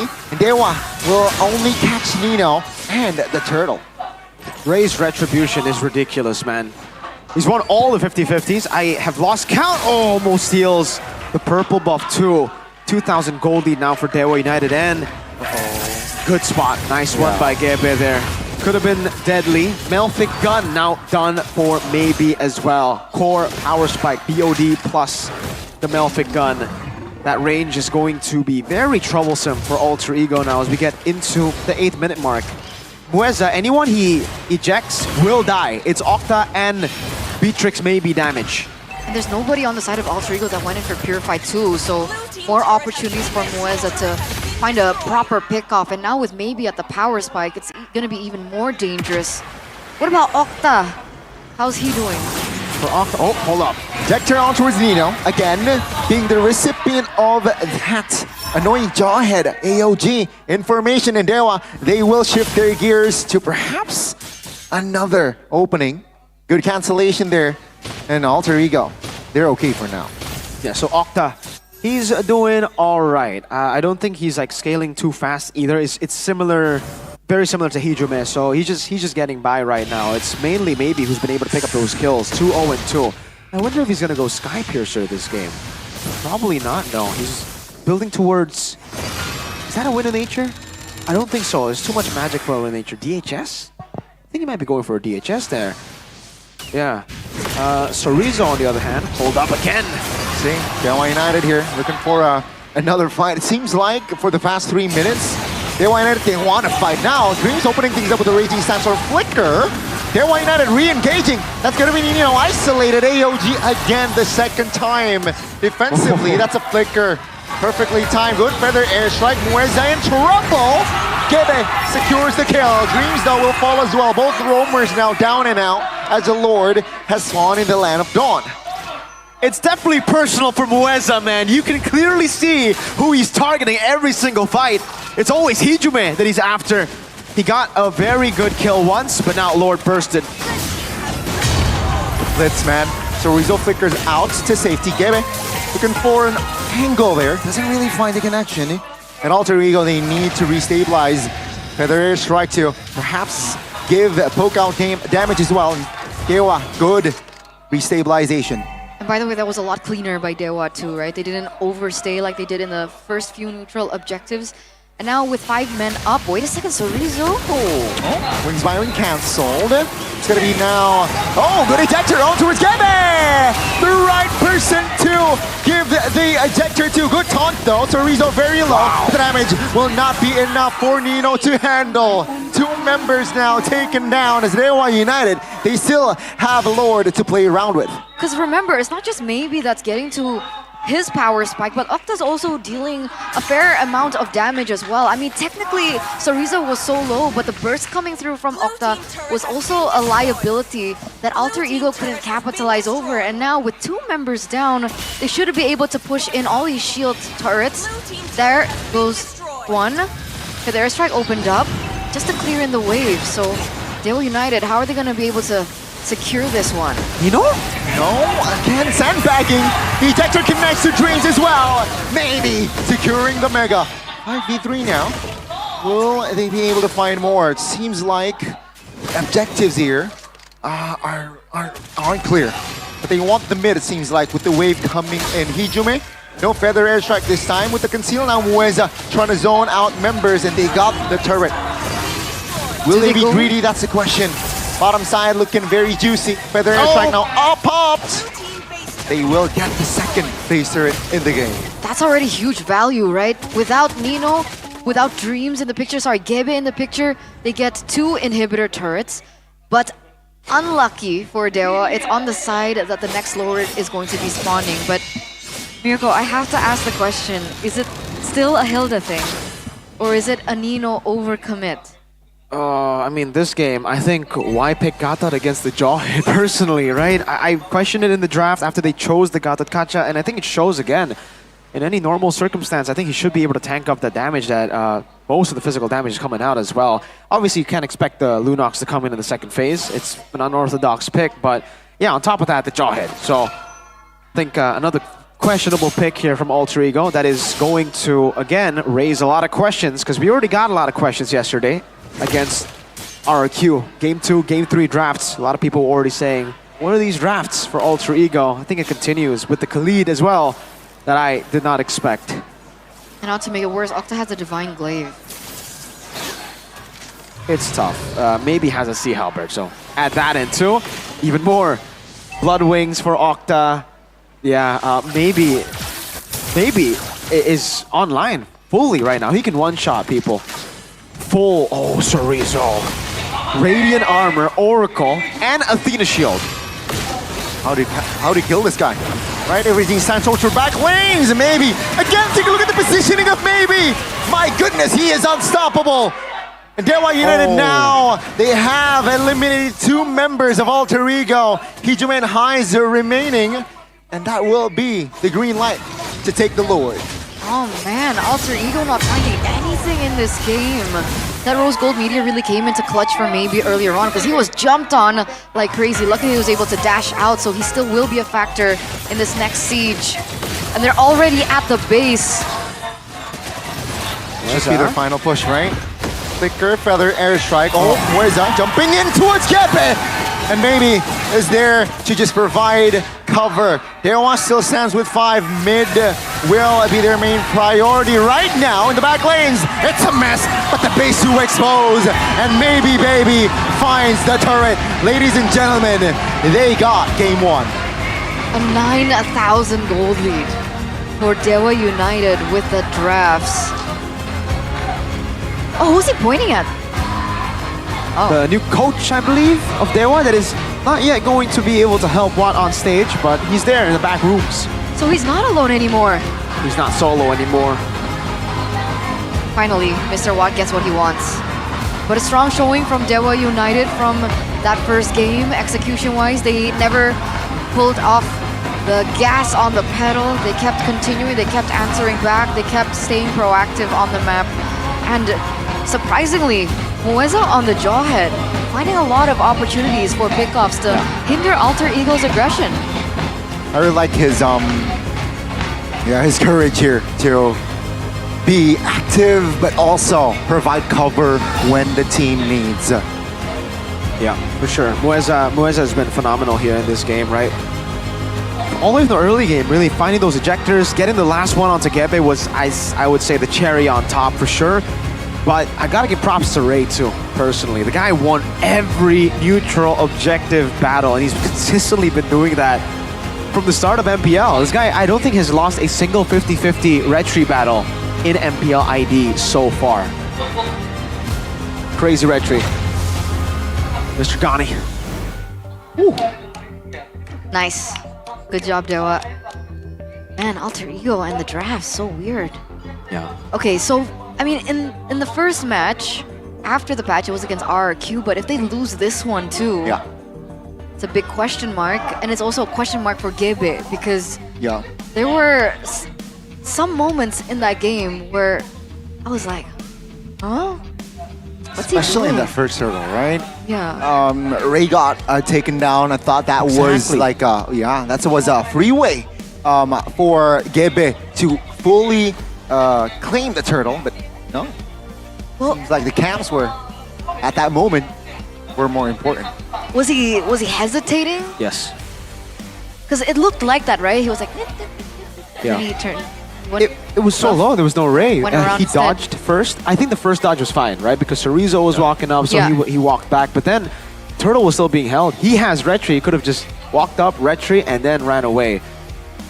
But no, he decided to run, and the pathing as well was very, very weird. He took the long way back. Even though Hijume has already gone back to that position, he was like, I think he was probably shot calling to cut. Yo, why are you leaving it? Because they weren't fighting. Without Gebe. Gebe was running around, and as the others kept on going on Turtle. I hope we get to see the replay of that. Maybe we can empathize more for Gebe, but that was not it. Is it an awe moment? Will it be another awe moment?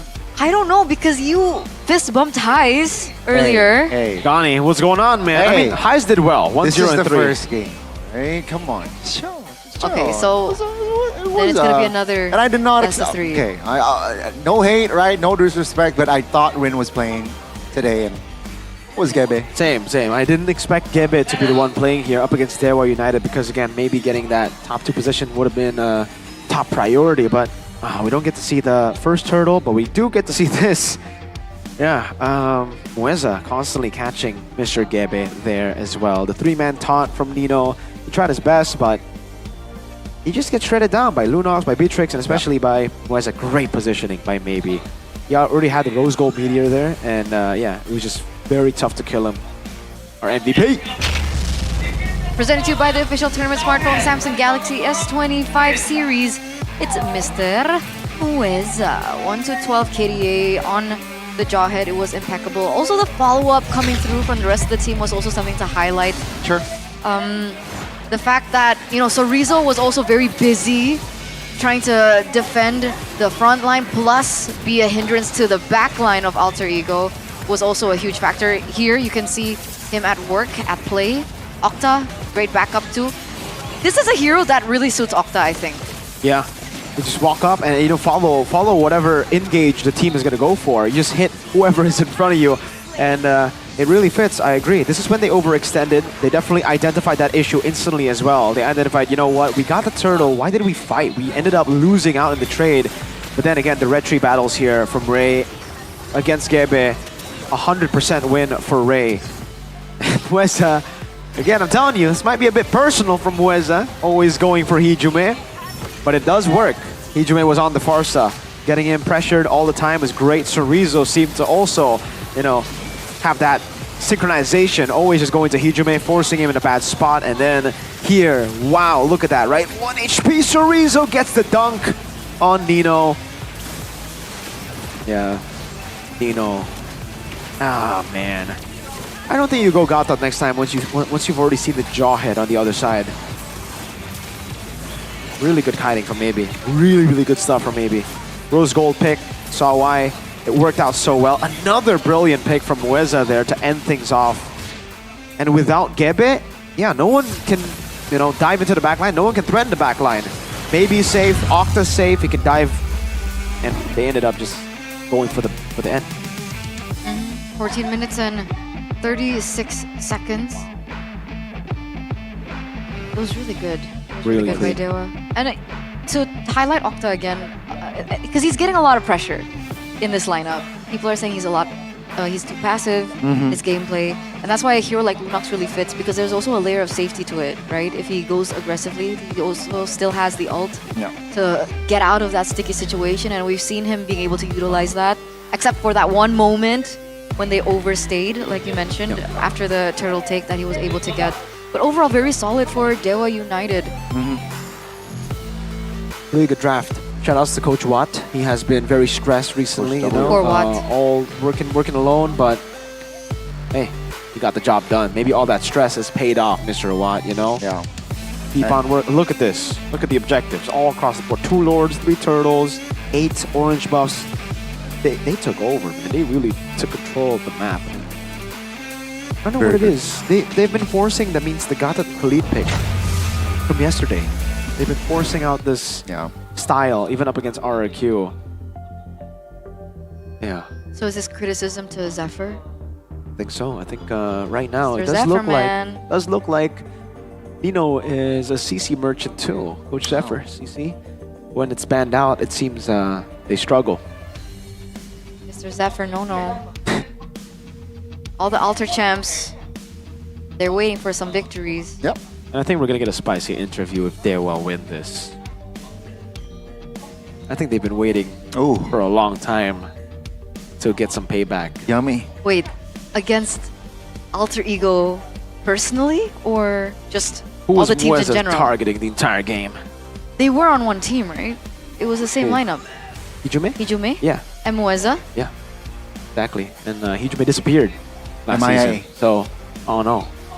I did hear there was beef, guys. I just didn't know how to word it properly. There was beef. I didn't want to say it like that. There is beef. Like most of you guys good already beef know. Or, Maybe sausage. Rare. If you want to know, membership only. Another. Still with his membership only. But I think Alyssa is preparing for an interview up on stage. Really? I wonder With who who? she's with. I don't know, honestly. She looks like she's standing there alone. Is she like going next to to Gani. interview Look, someone. look.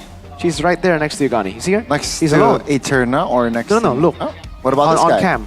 Oh. No? What about that guy? Okay, we'll figure it out together. Okay, let's Let's watch see. it together. Who are you gonna interview? Unity. Alyssa. Thank you, Gaster. Boleh dong minta suaranya buat anak Dewa. Jangan mau kalah. Alter Champs, mana suaranya?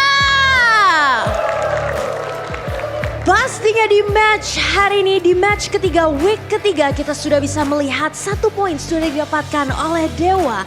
Namun apakah di game kedua, Dewa akan tetap bisa mengungguli permainan melawan Alter Ego? Namun sebelumnya pastinya kita akan bermain terlebih dahulu karena kita akan bagi-bagi tiket SPS Mobile Master 2025. Dan pastinya sudah bersama Alisa di sini, boleh merapat bersama anak Dewa dan juga Alter Champs. Boleh dari Alter Champs kenalan dulu siapa saja namanya. Dari kiri dulu ini. Boleh, silakan. Namanya Kai. Kai, oke, selanjutnya. Namanya Dika. Dika dan Ale. oke, dan di sebelah kanan Alisa ada anak Dewa, silakan kenalan dulu. Perkenalkan nama saya Mokers. Mokers, oke. Perkenalkan nama saya Regi. Regi dan Perkenalkan nama saya Poden. oke, Boden, dan kita akan bermain di sini untuk membagikan tiket SPS Mobile Master secara gampang banget. Nanti Alisa bakal tampilin gambar di layar. Jadi kalian harus masing-masing bisa menebak ketiga player yang fotonya dimunculkan di layar. Jadi nanti sistemnya akan aku kasih giliran, tapi kalau misalkan seri nanti ada foto rebutan. Oke, siap? Sudah dapat dimengerti? Siap. Kita akan mulai terlebih dahulu dari anak Dewa kali ya. Oke, silakan anak Dewa, boleh kita lihat foto di depan dan bisa langsung ditebak siapakah 3 player yang terdapat di layar. Udil. Loh. Oke. Silakan, siapa aja nih? Oh, gue tahu. Tahan dulu, tahan. Ini giliran dari anak dewa dulu. Kalau anak dewa bisa menebak langsung tiga-tiganya, berarti kalian Alter Champs juga harus bisa menebak. Nah, sudah siap? Sudah. Siapa saja dari jidatnya terlebih dahulu? Kalau jidat kayaknya si retribution ya. Oke, kalau dari matanya? Idok mungkin. Oke, ini anak dewa yang lain ada yang mau berkontribusi mungkin? Oke, dari hidung ke mulutnya siapa nih? Kayaknya obvious banget nih harusnya ya. Siapa? Kayaknya Kairi Acu dah. Kairi Acu, boleh lah yang rambutnya belum blonde ya. Ini yang bagian mata dan jidatnya mau kita kunci jawabannya atau mau revisi nih? Mungkin anak dewa nih boleh ngebantu ya kalau ada masukan-masukan gitu. Kayaknya siapa ya dari mata dan jidat rambutnya? Ganti, oke. Hijume apanya nih? Jidatnya apa matanya nih? Jidat. Jidatnya, oke. Matanya? Idok. Kunci jawabannya? Yakin? Kunci. Oke, kita akan melihat apakah jawabannya benar dan jawabannya adalah... Salah. Hanya satu yang benar. Jidatnya adalah Ki, matanya adalah Cadera dan juga bawahnya benar tapi Kairi. Jadi 1 poin untuk anak dewa ya. Tahan dulu, kita di sini bersama Alter Champs. Sudah siap? Sudah siap. Oke, kayaknya udah hatam banget ya dengan player-player dari MPL. Soalnya kita udah dari season 4 kalau dia baru-baru ini kan. Oh, masuk ya Alter Champs. Langsung saja sikat soal kedua. Ini dia untuk Alter Champs. Nah, buktikan ketangguhanmu dari season 4. Siapakah ini ya? Pala siapa tuh ya kira-kira? Siapa ya kira-kira ya? Kalau yang tengah tuh kembaran saya kebetulan. Siapa tuh? Moreno. Oke, Emang baik. dari kecil udah udah serumah bareng sama Moreno. Bareng ya, beda bapak beda emak ya. Buat bagian bawahnya, bagian mulut hidungnya itu idok. Oke. Iya, terus ya buat kepalanya, sabar kita tutup dulu matanya biar kelihatan. Siapa? Ini potongan player sebenarnya rata-rata sama semua Kepala sih siapa? ya. Kepala siapa aja? Siapa tuh? Itu ada bonus alisnya juga tuh, harusnya. Aku mau ganti buat bagian bawahnya, bagian bibirnya itu kayak Favian deh. Favian, oke. Bagian jidatnya? Jidatnya... Gimana nih? Hais. Oke. Hais harusnya. Kita kunci jawabannya? Kunci. Sekalian kunci dia nih di kamar mandi. Oke. Jangan dong ya. Sorry. Jangan, masih live. Untuk Alter Champs kita kunci jawabannya? Gimana teman-teman? Kunci. Siapa yang dikunci? Oh, Ciro. Oke. Kunci jawaban. Kita kunci jawabannya dan jawabannya adalah apakah mengikuti dari season 4 ini membuktikan benar atau salah? Waduh, yang ngomong Hais tadi maju sini, maju. Jidatnya salah ya, tapi nggak apa-apa karena Moreno dan Favian acunya benar jadi 2 poin untuk Alter Champs. Bahkan dari itu, obviously sudah jelas untuk pemenang bagi-bagi tiket SPS kali ini dimenangkan oleh... Suaranya mana? Alter Champs.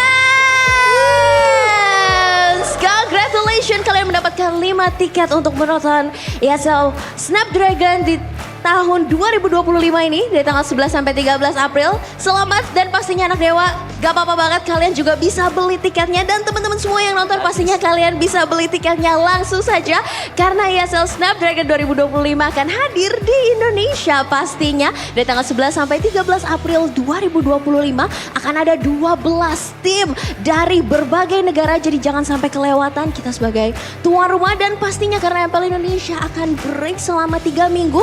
Mumpung ya MPL belum hadir lagi di 11 sampai 13 April, langsung aja choose nonton dan langsung saja dukung player-player favorit kalian. Thank you so much Alter Champs dan juga anak dewa. Dan pastinya kita akan kembalikan lagi ke para caster. Caster silakan ditangkap.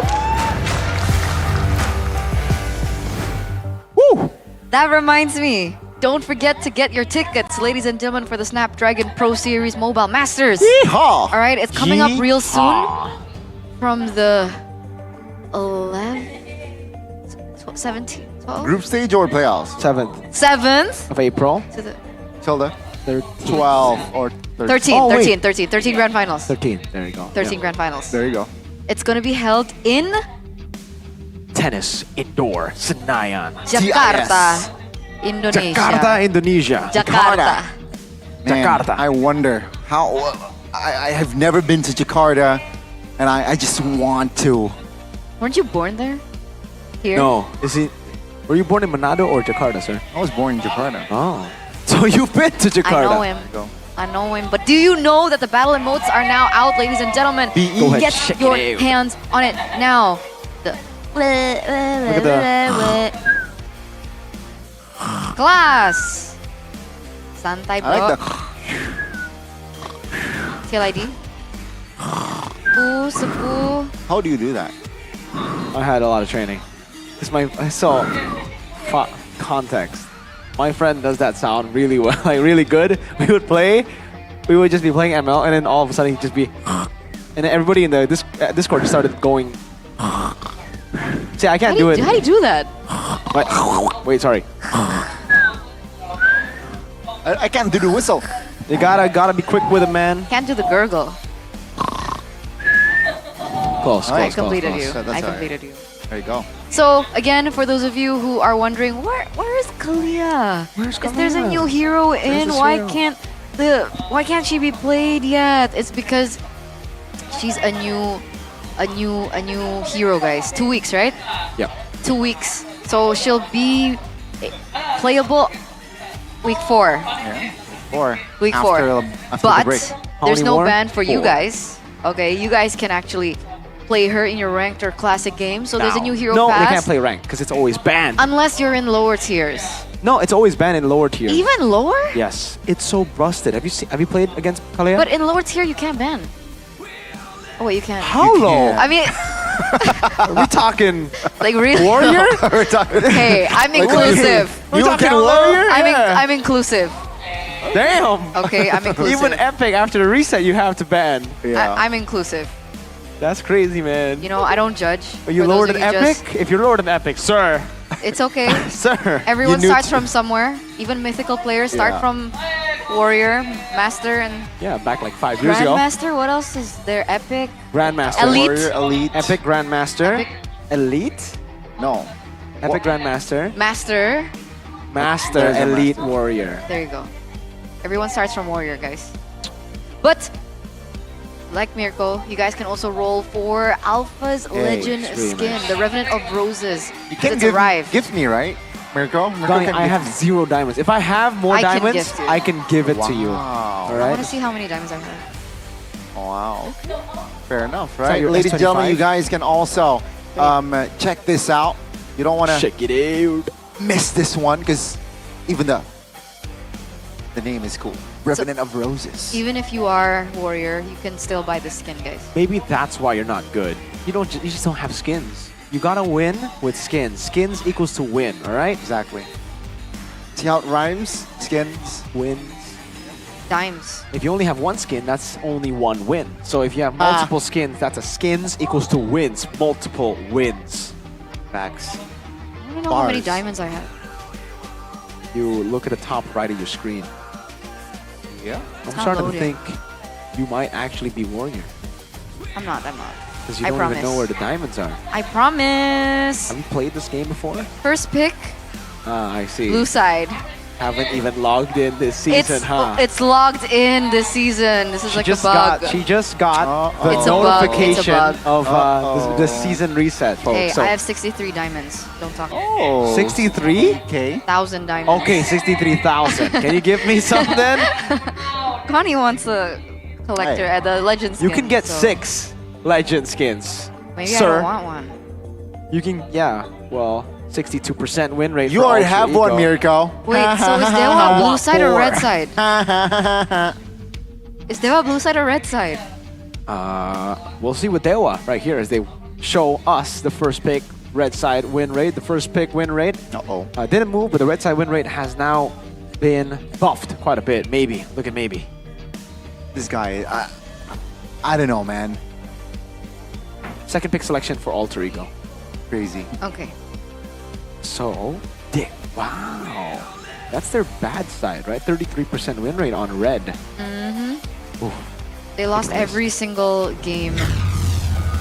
No, not every. It would Every be single 0%. game. It wouldn't be 33%. It would be Since- 0 if they lost One out of Since 3. season 4. One on red out of side. 3. They lost 1 out of 3. Don't trust me. Don't trust Aeterna. Aeterna. But you can trust me when I say that this is the second drafting phase. Presented to you by the official tournament smartphone Samsung That's not Galaxy even right. This is S25 not the series. second of the day. I didn't say of the day. What is Oh no. Eve, CC, and the Moscow banned out by Dewa United, Alter Ego, Suyo, and the Jushin. Wow. That's going to hurt them, I think. Joy's going to be first picked here. And I think they are going to be fine. Giving over to Harith, over to Alter Ego, right? Because, oh wait, they banned the Moscow. They'll take Harith, yeah. I didn't see the Moscow ban. They banned the Moscow, so it sets up for the Harith. Alter Ego are probably going to go Joy. Oh wait, Mathilda Alpha is up for grabs. Gebe, if I know something about Gebe, is he is better on the utility fighter picks than he is on the assassin. So, Mathilda Alpha is available. I don't know about Dreams Mathilda though. That is more question marky. He's more of a beefy kind of initiator tank. His play style. He's gonna be the Luoi here locked in. It was banned in the first game. Now, though, Zephyr, all right, he actually opted for that Luoi, and it seems like they will take their time here. It's gonna be the Rangers, so another hero for Highs. This is Mathilda Alpha. This is Mueza and Ray. Remember how they beat Bigatron? Uh-oh. Mathilda Alpha. Uh-oh. The best team in the world as well. Exactly. Do it. Okay, we're gonna do it. New Do it. skin. Alpha, please, Ray! Oh, no. New skin! Legend! Please! I'm trying to yell because I want him to hear. And his, oh yeah, it was Ray with the retribution. Exactly. Oh my lord. With the Alpha and With the Mueza. Alpha. Amazing Mathilda. Please do it. Please do it. Do it. Do it, Ray. Because otherwise, maybe Alter Ego will want to consider utilizing it too. Or banning it out. The second phase. They're taking their sweet dear time though, so they really are thinking about it. There it is. Yes. Oh. I mean, yes, but no. One but short of it. Matilda picked up Phoveus. Technically, the Matilda and the Phoveus does have synergy. But coming into the second phase, I don't think Alter Ego will let that go. So this should be a joy, right? Should be a joy. The joy works, right? Then perhaps limit more junglers in the second phase. Alpha that just ban. makes sense. Alpha ban, Nolan, maybe. The Dewa. Julian. Well, okay, Julian, is it viable in the MPL? Well, Not yet. Ray has picked up Especially the with the Haya and Fanny. That's it. Fanny, Alpha, Suyo, Haya, and Joy. So Haya is the only hero that is still up for grabs. Lucas is actually the ban for Alter Ego. So there is still a chance for the Alpha to be picked up by Dewa. Yeah, I mean, I think Lucas has a very similar playstyle to the Alpha. You go in, you go for the fight, so having a Mathilda to bring you back is great. So they banned the Lucas. I think the Alpha should follow next here. Before Dewa United against the... They need to ban out Roman XP. I don't think they're too concerned about the God Bug, right? With this kind of composition. The Khalid. Oh yeah, Mathilda, ban out the Khalid, yes. Good stuff. Good response there. A very quick response as well. Forward side of Alter Ego. Hayabusa ban though. Yep. So they're more afraid of the combination of Mathilda and Hayabusa in that lone jungle position. I see the synergy. If he has 4 dashes, he has 5 with Mathilda. I see the vision. I'm just kidding, guys. What? You don't see the vision? I don't see the vision. Are you blind? A little bit. Okay. A little bit. I need some glasses. But that means the Alpha is still open for Dewa United to grab up, and it pairs perfectly with the Matilda, and the Matilda can also play with the Harith and the Phoveus too. I think it's a disaster right now. Glue banned out. I thought, okay, Hylos picked up by Alter Ego. CC is an option. Hilda and Alpha. Wow. Very quick picks. I didn't expect the Alpha.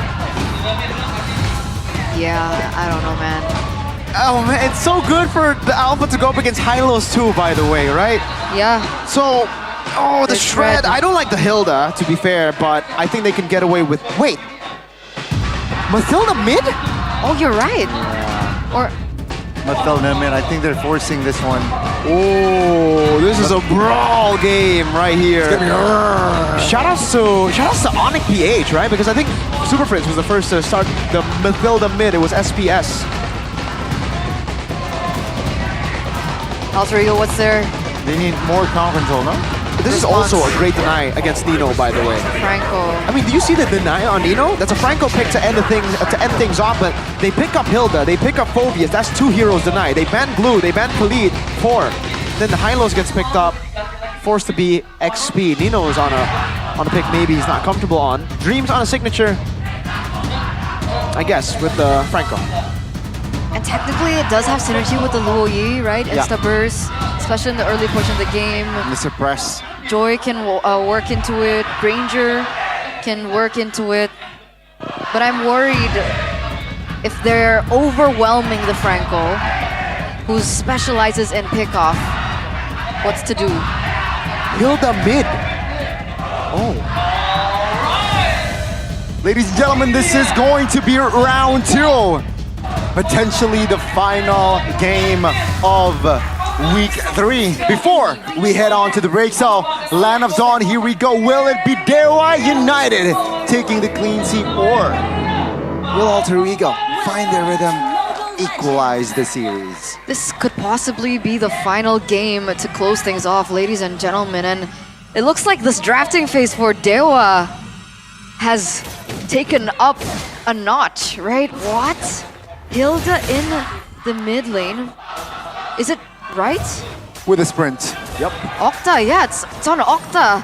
And we were talking about him being a passive mid laner, but he's on a Hilda now, so he can't afford to be passive. Yeah, I was shouting out Super Friends for the Mathilda mid. Turns out we gotta shout out Mr. Hodge from Twisted Minds for the Hilda mid. He tried this out, I think it was last season when he was still playing for Blacklist. All right, taking a look at it, Season Hunter, Thrill, and the Wilderness Blessing here for Octa. Season Hunter for Mr. Ray. Everything seems pretty normal. Dreams, though, pull yourself together, and the focusing mark. So really relying on that new patch with this Franco. By the way, the clear speed has been okay, right? For Octa as well as Mueza together, they've been able to roam around very quickly. Look at this, though. Mueza very low. Octa here, trying to provide cover. It's going to be the retribution, though, for Dewa. So Gebe, not level 4. Dreams now face checking. That's a mistake. Flicker. Ray has level 4, and he will drew first blood. Ladies and gentlemen, things are not looking good early here for the side of Dewa United. His highs will force to use that flicker early. How did they do this overnight, right? I mean, Alter Ego, very chaotic, very aggressive early game, but it feels like Dewa United are always one step ahead from the drafts, from the rotations. Now it looks like Dreams is looking to get some movement speed of his own with his choice of boots, but will it be enough? Good airborne here, Dewa United again, applying pressure. Gebe now, level 4 though, has damage, so Rizzo will be taken off the board. That's a hook for Mueza. Nino though, isolated here in the back, and he is not level 4 just yet. The horse goes down. Alter Ego, they got 1, but they lost the Newt as well. Full control of the neutral objective, full control of the enemy jungle as well. Ray doing a good job here, oppressing Alter Ego, but in the bottom lane, Gebe is, denied! Chorizo! Good rotation! What a selfless play, Octa! Okay. He wants a new brand, man. Octa wants a new brand. He doesn't want to be known as the passive mid laner. Look at him go on to highs now. Now no flicker, still 4 highs, not level 4 even. He goes down first time here in game 2. Dreams misses the Aaron hook. And that is just Dewa. Minute 3, already 2,000 gold, almost. It's been 3 minutes.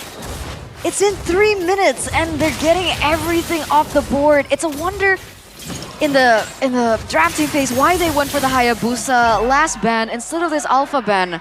This Ray is everywhere on the map, additional movement speed from Mueza as well. It's so chaotic in this early stage. What's Alter Ego's winning condition at this point? I mean, waiting for the late game. It has to be and looking for these angles of attack. Misses the flicker. Iron Hunt, Bloody Hunt. I mean, we were talking about my this being his lordy. comfort pick. So, I guess not playing it for a while has hurt. There's definitely some rust there for Dreams. And I was about to say the angles of attack to find a pick off for Alter Ego could be an angle, but now for another 80 seconds it won't be. Ray level 8 right now, Gebe level 5. He's 3 levels below. There's no way Alter Ego can contest this. This is definitely not what Alter Ego wants here. Second neutral objective, nothing to play for. Bottom side, maybe. But that's already a flicker already spent, so no surprise. But there you go. There's the suppression on towards Octa. The Hilda. Gebe claims the kill. So there's actually a consolation prize there. The turtle. Oh. See here with the teleportation on towards the orange. Gebe claims it. No, he doesn't find it. Now with a high loss, glorious pathway. Good hook. Ray trying to survive desperately, but that's a lot of damage that he is receiving. Dreams will secure that kill. They get some great moves there with the diversion. Shout out to Hijume for being able to facilitate that, but it is still a trade down below, and there's no shutdown. You know, overextending, no glorious pathway. What are you doing? He goes down. Perhaps he wants to provide vision, but that was not necessary. 2K gold lead still for Dewa. Still very similar plays coming in from Nino. Gebe was looking for some compensation, I think, in the top side to get that tower, but unfortunately still was not also able to get it. Octa being oppressive as usual, and it's still them holding on to this gold lead and holding on to this pressure. They're going to be focusing onto this top tier turret. Meanwhile, Dreams doesn't land the hook, so that's going to be a few seconds that Dewa United can actually maneuver without the haunting of the hook coming in from Dreams.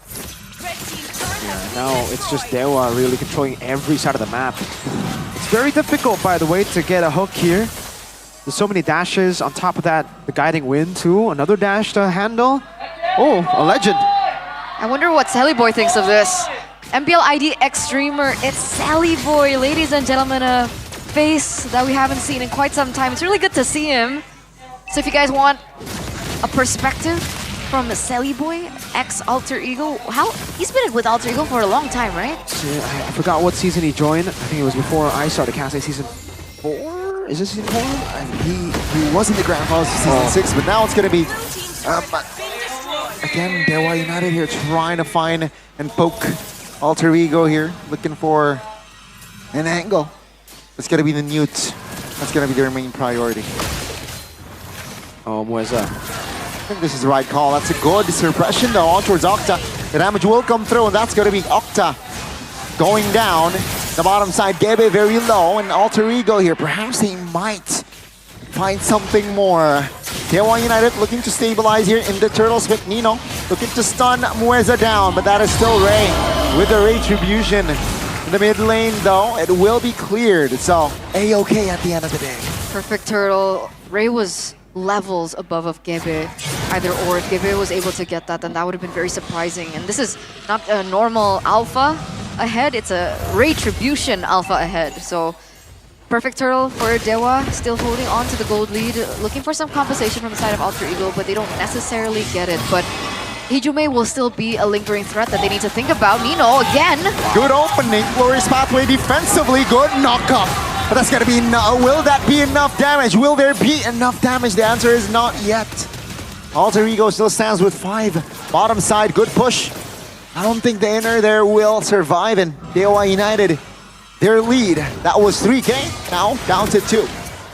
We have a game fact by GoPay. Wait a second. That's a hook, that's a suppression. That's gonna be Octa going down the 3rd time this game. And Alter Ego slowly but surely, they're crawling back up. Gebe looking for a kill. Is this the right call?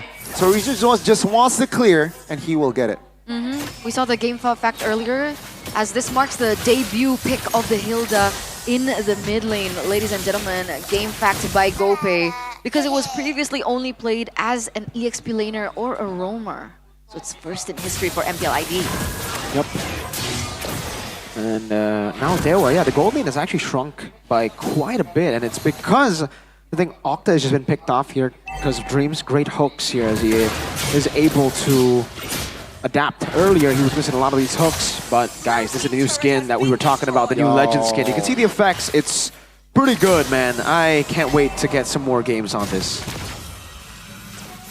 Insane. But if you really think about it, I think it's better that they hooked Octa. Well, you can argue Moeza, but not the rest of the team. Yeah. And I think they're also just waiting for maybe to get online right now. He's on the way to the Holy Crystal. Once he gets the Holy Crystal, then Dewa will have a way to actually completely take over the team fights. Right now, just with the XP lead alone, they should be good to secure Lords. Again. Oh, that's a suppression. Another one on towards Octa. Now Ray though jumps in. Quickly go back away. Now Gebe looking for an angle. Puts back line. Will it be enough? Now it's going to be Moeza deleted. Take a look at Alter Ego. Take a look at the positioning and the adaptation. Highs grabs a kill. 3 members now from Dewa United. They're down. Yeah, it feels like they've reached equilibrium, right? Dewa United find the strong moments in the early portion of the game, but Alter Ego are also now catching up in terms of the damage. So despite how tanky they are as fighters, it looks like Alter Ego have built enough items to be able to withstand and also penetrate the frontliners from Dewa United, and Octa keeps getting punished for it. Uh-oh, Dreams. Oh, take a look at the damage, yeah? That's a warning. All right, hey, Dreams, if you overextend, you will be punished. Now the Holy Crystal comes into play for Maybe. Yeah, I think they have also just been playing into Alter Ego's game a lot here. Despite their gold lead, it's always been the fight in Alter Ego's favor, because Alter Ego has always been able to, you know, start the fight on their terms. Everybody's so grouped up for Moeza to get so much damage done, but for Gebe as well. Take a look at Hijume's damage here. The Yin-Yang reaction, I think, hit 3 times on Chorizo. Ultimately ended up dying there. Lost too much HP before he could retaliate. And again, Octa, the first 3 times maybe it's okay. The 4th time here, oh, luckily that wasn't the 5th. They cannot let Dreams get these pickoffs, because for Dewa, they want to split Alter Ego's composition up. This Hilda is supposed to kind of cut the front to back, with Hize and Hijume being zoned by Octa in the midst of the fight, while Dewa just deal with the rest. See here, Gebe going head-to-head for 2 members. Octa very low as well. That's a good cover. Seems like Alter Ego, they will back away from that purple. Dewa United, not in our jungle. Yeah, they're still able to get it. Oh, Dvaijern though. A 3-man version. But they will be quick to concede that position. Too risky. The hook doesn't land now. It seems like Alter Ego, they will back away first. Will they re-engage? It all depends. They have no glorious pathway though, but they have Flicker and Bloody Hunt. So first neutral objective by Gebe in this game, in the series so far, it's the Lord. Have to get in the fight. Ray. Good Spear of Alpha to maneuver away out of danger. Now it's going to be Alter Ego just also guiding away first. Dewa United and Alter Ego playing it very slow with just 1K difference. But Alter Ego, they needed to just wait for the late game. We were talking about that. The win condition for Alter Ego, wait for late. That's when Gebe can get online, Hize as well. And if we take a look at the items here for Hize, he does have all of the items that... Oh, he actually didn't go for the Sky Piercer. So knowing this is just going to be a lot of brawls and it's going to be very tough for him to even get the executes because of the Mathilda, he's gone for Hunter Strike, Sea Halberd, Melphic Roar. It's all about dealing damage, not about executing the targets. But now he's building towards the Sky Piercer. Octa. That's away. Octa again, that might be a mistake. Oh my goodness, the backside of Chorizo is zoning away Hize. Good flicker, but that's going to be Nino isolated. Good suppression on towards a 1 member there. But Octa now will not be able to survive. Surely 1 for 1, 2 for 1. That's going to be Gebe though, dealing enough damage towards Maybe, and he will find the kill and the shutdown. Diversion again, and this might be the sneak attack that they wanted. Ray caught off guard. Moeza now very low. Hize has the killing spree. Ray left man standing here. As Hijume and Hize, they will take the turret. Will they be greedy now? No. Seems like they will reposition towards the Lord. Oh man, 3 ways are crashing here, but Alter Ego, they're playing it disciplined, right? They're going for the Lord instead. And to make things all worse, if the damage was unbearable for Dewa, Hijumi now has a Divine Glaive to boot. So that's another layer that Dewa United needs to consider when they go in for these team fights. They have no way to shred Nino right now. Because maybe instead of the Divine Glaive has gone for concentrated energy as his fourth item. So the Radiant Armor of Nino is enough to really deal with the magic damage, the only damage threat, by the way, in the late game of maybe. So I'd say it's kind of greedy to go for the concentrated energy in here when clearly they need a bit more penetration to deal with Alter Ego's frontline. You saw Nino tank up everything. And remember, you can't really rely on Ray at this point of the game to deal with the front line because he only has the War Axe. That's about it. Nino has Revitalized, so he can keep Ray at bay for such a long time. And by the way, that fight was already good for Dewa. Like, those are the win conditions of Dewa. Split up the back from the front, try to isolate, and then deal with Alter Ego. But again, they just couldn't get past the front line. Because maybe go for concentrated energy. Here, 6,000 gold difference. Will it be enough to close the series and take us to game 3? Lord, taken care of. But now the base turret in the bottom side here. Juicy target for Alter Ego! That's the hook and the hunt! Landing on towards Octa again. The King's DNA this time is taken down 6 times already. And Alter Ego, they apply more pressure. Nino, very low. That's a hook again on towards Sorizo though. Highs is doing damage. Good, glorious pathway here on towards the formations of Dewa United. Now the base not exposed just yet. Highs collects a BOD, so that's extra firepower for Alter Ego. Now will they force this mid wave? Octa will be up in 4. I don't think so. Alter Ego, they need to back away. There's still 2 waves that are crashing, but I don't think they're gonna completely go for this unless Hijumi goes for a cheeky diversion play. Technically, it is up. I don't know what the decision is, but it looks like they are gonna be backing away instead. So Dewa United lose all 3 inhibitor turrets. Octa once again opening up the vision. This is a diversion play. Oh, Solo just to reposition himself. There's nobody to land that hook, but these hooks, being able to take the members from Dewa United by one has been a problem, despite it going onto the hands of Octa. Being -1 in terms of these team fights has been a challenge. But yes, Divine Glaive. That should be the power spike. It's very, very late because he's decided to go for concentrated energy, but now they should be able to shred the front line. Should. Thing is, they only have 1 guy dealing damage. This is why the Hilda we didn't really expect the Hilda to go mid. We thought maybe it was Rome, and then the Mathilda went mid, so they have a little bit more damage. But even then, I think they would lack damage. They banked hard on just winning out early game with a 6k gold lead, I think, to end the game before this timing, but it obviously didn't work. And now, their late game insurance is just Harith damage. If Harith... Oh, there you go. Suppression. Oh no, Octa goes down again. Now Dreams now is winner crowning and flickers out of danger. Great timing. Now they want to re-engage with Gebe in the mix as well. Now will it be enough? It will find Sorizo. Maybe now in trouble. Winner crown. Immortality bot. Ray goes down and Gebe will fall as well. That's a shutdown, but that's still 3 members off the board for Dewa United. Yeah, but that also means that maybe has done enough in order for Alter Ego to step away from the Lord. Right, that's best case scenario right now for Dewa. And Ray got the kill on high somehow. He was all alone against 3 members, yet he was able... Oh, nice take by Dreams. Oh my goodness.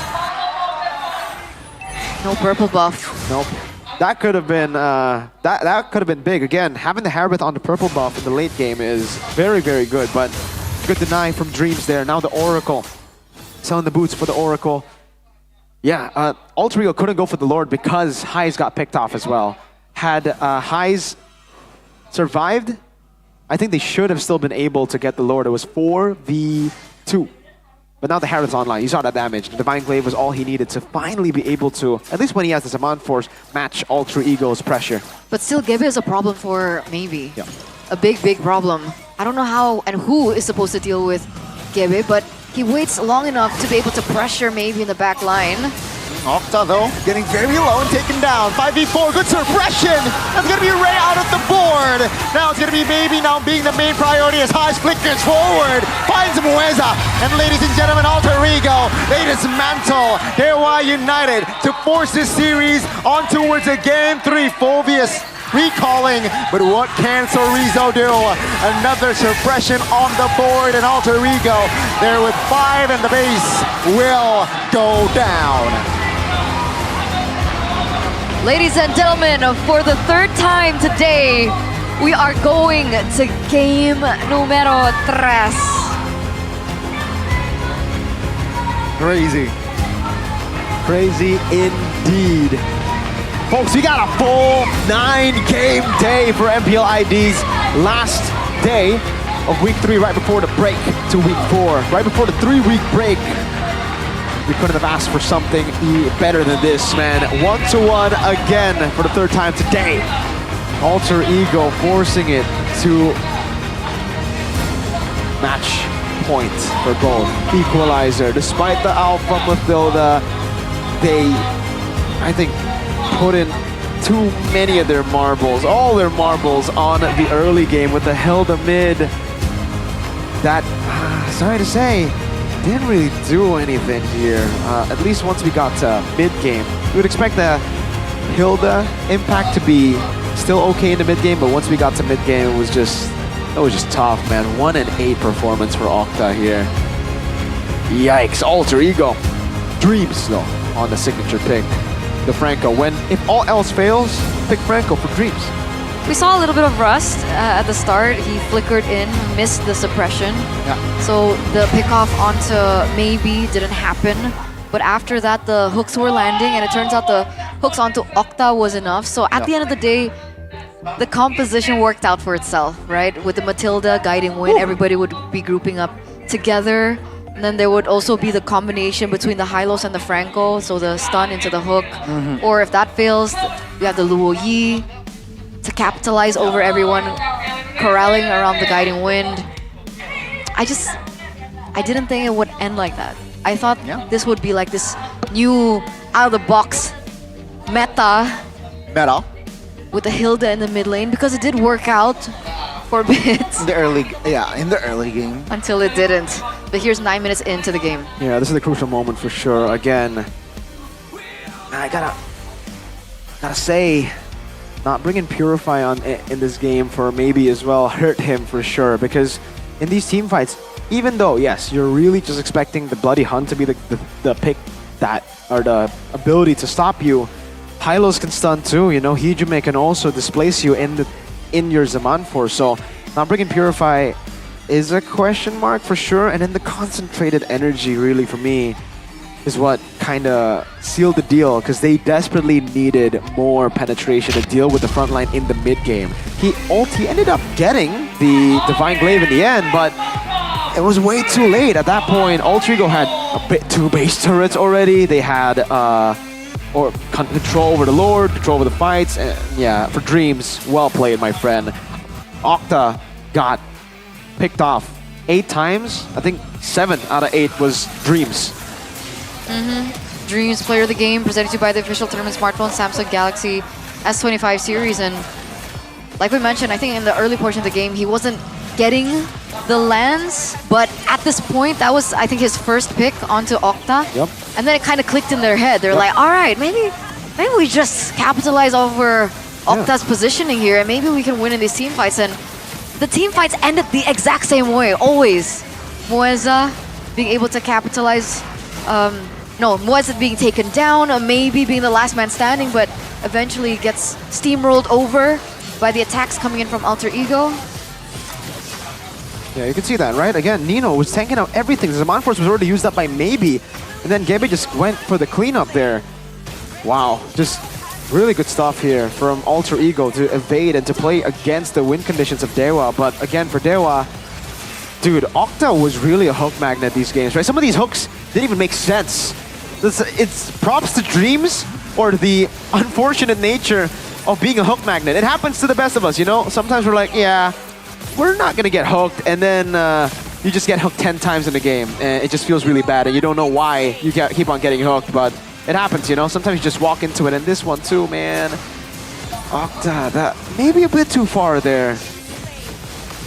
So many times, man. The front line got picked off before they could even do anything, and maybe don't go Hilda mid, you know? So maybe go for a normal mid laner, you know? I mean, like, the draft was already pretty good. You got Matilda Alpha, you got Phobius there too, you have front line.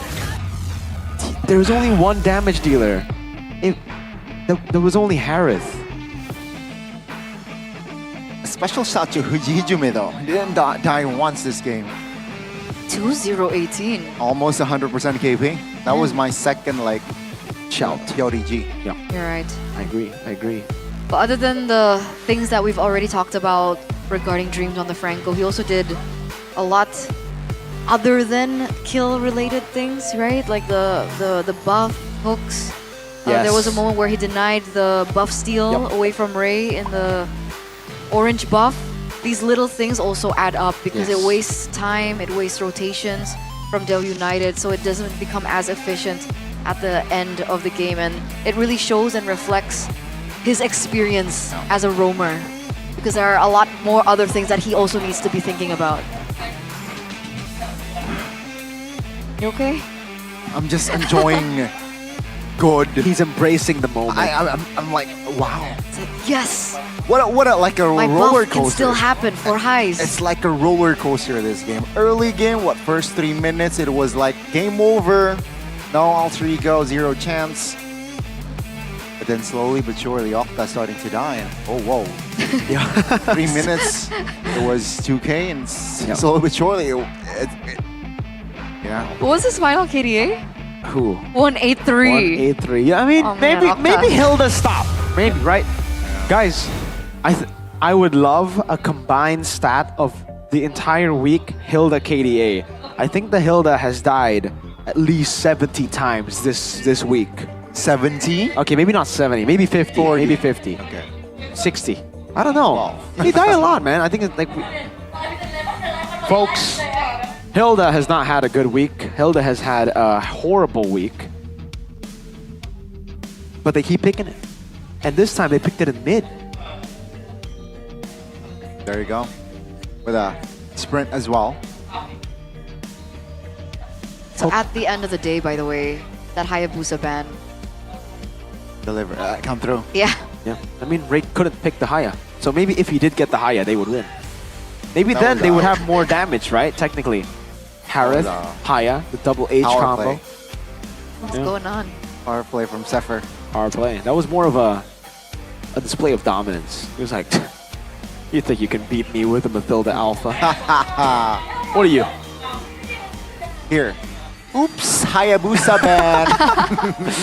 Oops. You got the Matilda. Oops, Hayabusa ban. And it worked out for Alter Ego in the end anyway, so... Was it planned? I don't know. It was planned. But maybe Watt one-upped him. Oh, he banned Haya? Let me pick Hilda. Huh? Gotcha. It's a battle. It's a duel. Oops, Hilda. Yeah. Two can play that game, Zephyr. What's going on It with has King's been a long DNA day. though? I'm scratching my head here. King's DNA. That's such an interesting nickname. King's DNA. He's got the King's DNA. It wasn't given alright. by me. But we've got Alyssa, and Alyssa has got something for you. Yeah. So let's got Let's got. to the god of the Alyssa what she got on the interview.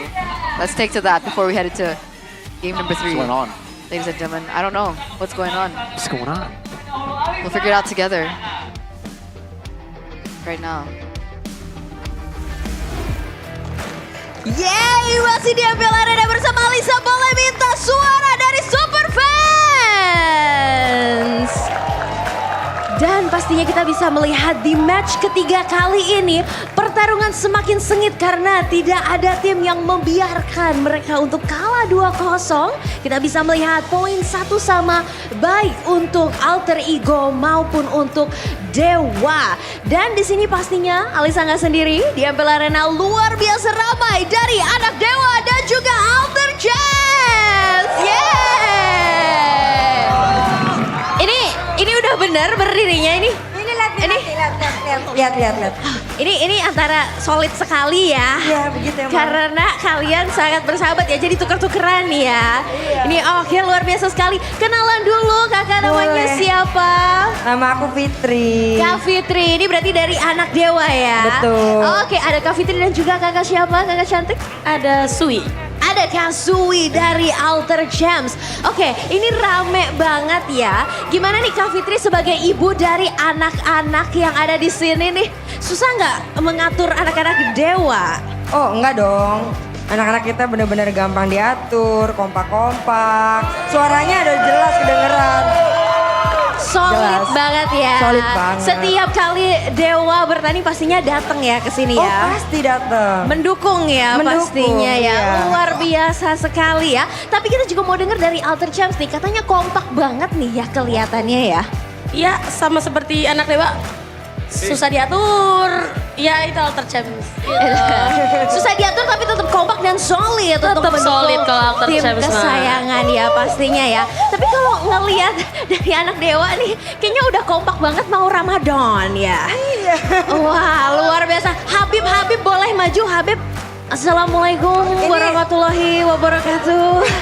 Waalaikumsalam warahmatullahi wabarakatuh. Habib kita kenalan dulu, namanya siapa? Namanya Mokers. Mokers.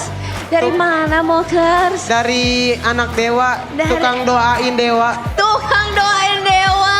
Berarti harusnya malam hari ini harus bisa 2-1 ya? Insya Allah harus sih. Tadi nggak apa-apa ya, poinnya dikasih 1 dulu ya. Kasih Kak satu aja, Fitri. jangan banyak-banyak, ketagihan ntar. Oke. Nih kalau misalkan nih ya, udah lengkap nih, ada anak dewa, ada Habibnya juga. Aku mau denger chant-nya dulu dong buat semangatin Dewa United. Boleh. Boleh ya? Langsung saja kita dengar chant dari anak dewa. Hei anak dewa. Kita kayak mau pantun ya? Kita yel dulu ya, kita kasih tahu Alter Gems, oke? Yuk. Shalalalalala. Oh dewaku. Shalalalalala. Oh dewaku. Shalalalalala. Oh dewaku.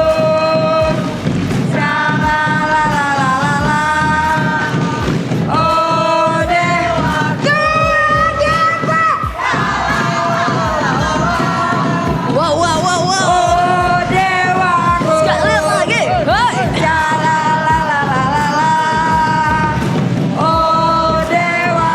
Yeay, thank you so much anak dewa. Jangan mau kalah dari Alter Gems nih. Kasih tahu Alter Gems. Kasih tahu dari dia, chant dari Alter Gems. Yo ayo alter ego bikin malu anak dewa. Yo ayo alter ego bikin malu anak dewa. Lagi. Yo ayo alter ego bikin malu anak dewa. Yo ayo alter ego bikin malu anak dewa. Oke, itu dia dari Alter Gems dan kita akan melihat apakah Alter Ego yang akan membuat malu dewa ataukah sebaliknya. Tapi terima kasih banyak sekali lagi boleh suara yang super fans. Match semakin seru, MPL Arena semakin panas dan kita akan melihat di game ketiga ini siapa yang akan memenangkan match ketiga hari ini. Kita akan kembali lagi ke para caster. Silakan caster take over.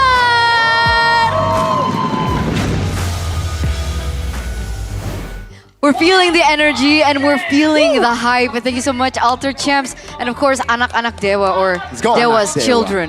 The children of The children Dewa. of Dewa. That The- sounds oh. better. Not Dewa's children. That's The weird. apostles of Dewa. Dewa's children. But yeah, we semangat. Let's go. Keep up the spirit. That lady over there should It's not weird. say Samangat though. I will take Ranger Amasa Samangat, but not Naveen's. Naveen's? I honestly was almost violent. Wow. Oh. Yeah, Wow. during the break I ran there, Yeah. but Ranger must held me. Yeah. I was like, Yeah. it's not worth it. It's not worth it. It's not worth it. So But guys, this is so uncanny. Every time she casts, it's always a full series. I believe fell in the, victim I think in the twice. Philippines they have something like this. For Brigida. I think Chantel, but I guess maybe Brigida. just okay, one of them. Is it Brigida or Chantel? You I guys thought let it was us know. Chantel, but You guys let us know, but man. maybe it's both. Both have that curse. Now, well, technically, both did work with Naveen at MSC. Naveen. Maybe they infected our cat, so it's all on you. Because it used to be Amwawa for us. Exactly. And then for some reason, Owawa's curse has been lifted. A Transferred. prince, you know, took the curse away probably or something, right? I think she needs Head and Shoulders in her life. Yeah, she needs to get herself checked and washed with Head and Shoulders. I And will. also a good day. I will wash her after this. What? Forcibly. Okay. Just put it on her hand. You know what's funny? The curse started when Oji put Head and Shoulders. So maybe you're supposed to use it. You're not supposed to you waste can't it, Naveen. Waste it. What the? It's special powers from Maya. I mean Maya. Maya. What about Zilong here, right here? Zilong. Zilong. How's this? Zilong. Zilong. Zilong. Zilong. Zilong. I don't know. Zilong. Rashi's better at this. Arashi. Yeah. Zilong. Zilong. There you go. Arashi, how is it done? I need glasses. I'm kidding. We love you, Rashi. The pokes. Pokes by Dre, sounds by Steve. But we're back to a best of one between both of these teams. Yeah. Unironically, don't know what's going on. Hilda in the mid, and then we had the no ban on Tahaya, and then in the game, what is it called? This one? Concentrated energy. CE. You know, at this point, I feel like Nevin, they're working together with the teams, man. Dude, you know what? Something fishy going on. BTR, you got some explaining to do. Because they started 2-1. And then RQ, Kescute, you got some explaining to do. Then Alter Ego or Dewa, one of them. Actually, all the teams. Maybe it's like Nevin's here, let's go. You know? Who knows? Or they just love the fans so much. They want to give the best viewing experience. Let's go! Full 9 games to close out Hey. week 3 before we go on a 3-week break. If So that's I'm the loving case, it. Naveen should cast every single day of Every MPL single ID. day. So everybody gets a Let's taste go. of it. MDL, MPL. Put them there, everywhere. Naveen should Everything. get it. Concentrate that energy, Naveen. It sounds like the Indonesian casters are having some fun. They're having fun, we're having fun. It's the Everyone's last game fun. before a 3-week break. We gotta have fun. And there's enough time for you guys to actually hop over to the MPL Arena. Come over. Okay, knowing, right? First game was 14 minutes. Second game was 18 minutes. Okay. So are we expecting a 20-plus game? 52-minute game. Let's break the record. 28 minutes and 28 seconds is our longest game It's this BTR season. versus Onyx. Oh. Game 2. So we can do better. Dewa and Alter Ego can do better. So, this is the plan. Okay, what's the plan? What's the plan? Natan gold lane, mid lane Sicilian. Okay. Right? Okay. And then you have Granger Mm-hmm. and Yves. It's a full defense battle. On the same team. No, like Rangers, Yves, Sicilian. Like playing TD. It's like playing TD. Yeah. So it's turret defense. Yeah. Who gets more turrets? No one gets turrets. It's battle stacks. Ranger with 1 billion stacks, Sicilian with 9,000. Then we have Aldos come in to the Aldous. fray. Then we'll have 12 stacks. Badang with 50 billion Thunderbelt stacks. Yeah. One punch, literally. Wow. I like the dynamics. The creativity. The creativity here. Ranger, Yves, Natan, Aldos. Aldous. Sicilian. Yeah. And everybody has Sky Piercer. Everybody's fully stacked up. 80 on the board for everybody. I'm sorry, guys. It's been a long day. 50,000 total kills. Hey, I'm all in for that kind of MLBB, man. It looks like the live chat is spamming start right now. Okay. I just want to let you guys know that we're also giving some time for the players. Yo, chill. They need to reset, okay? Yo, guys. That was an intense game number 2. Yeah, they picked Hilda. 3 minutes, it was 2K gold for Dewa. But they... Octa got bashed 1-8, man. He's gotta, he gotta some need time rest. to recover. Back, you know? Yeah. He's Exactly. feeling it, man. Exactly. Exactly. And I'm pretty sure you guys need some time. So if you want to get your hands on some sucro, right? There's still now. time. Told you it's gonna be a long day. Pay with GoPay to get more benefits. You can top up as well during the break. You can spin during the break. Get your Really? legend skin. Or, you know, have a good day with Good Day. Be a groovy cookie. You know what? They should. So, here's an idea, Mr. Okay, okay. Good Day. So, good day is obviously for you to have a good day. For you to have a good night, it should just be milk. So you get to sleep well, and then during the day you drink coffee, right? So they'll have good day and good night. You're welcome. I'll take 50% royalties on That's that pretty one. good, actually. That's pretty good, I have to admit. So whenever someone says, "Yo, you want a good night Wait, milk?" guys! What? There you go. Rin is back into the roster. Gebe out. Oh, is this the first like sub Yes. with season 15? Yes, it is, right? The first sub. From when I cashed it. First mid game. Mid game Yeah. sub. Wow, okay, so Rin is back into the roster. This means Alter Ego is serious about this. Okay, I'm not saying that's not a route. Gebe, you're a great player, but you know. You know. What? Okay. Dude, Alter Ego are here for the vibes, man. First pick. Blue side this time. Wow, I mean, Rin is back, right? Rin is back. Welcome, Rin. Oh, man. All right, 62% win rate on blue. They did just win on red, but blue has been actually a 0% win rate this series. So, looking at the pattern, you know, blue side has been, okay, quite questionable. Second pick, though, is worse for Dewa, 40%. But I think that pattern is just, it's a coincidence. Yeah, just like Geek Fam starting slow every season, just like Naveen getting 2-1 games every single time she casts. We don't believe in patterns. We don't believe in patterns here. No coincidences. It's all coincidences. With Rin coming back, do you think the drafting phase will be different? Should be similar, no? Like should be similar. Should be better But- games for Alter Ego though, because I think Exactly. Rin fits Alter Ego's aggressive playstyle more. He doesn't rotate around the turtle when turtle's low. He says, "That's mine." When That turtle, jugglers are down, that's turtle. That's mine. that's mine. Okay. No paper straws.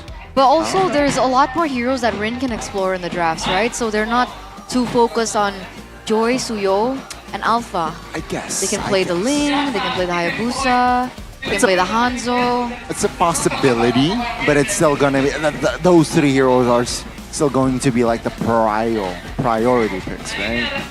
Sure, but at least it's more flexible. Yeah. Maybe we'll see a Lucas from Rin, you know? Maybe. This game. Maybe. We'll see, because we're heading straight, ladies and gentlemen, to the drafting phase. Be patient, viewers. Okay, we're in the drafting phase now, presented to you by the official tournament smartphone Samsung Galaxy S25 series. But no Lucas, no. Alter Ego have actually banned it out.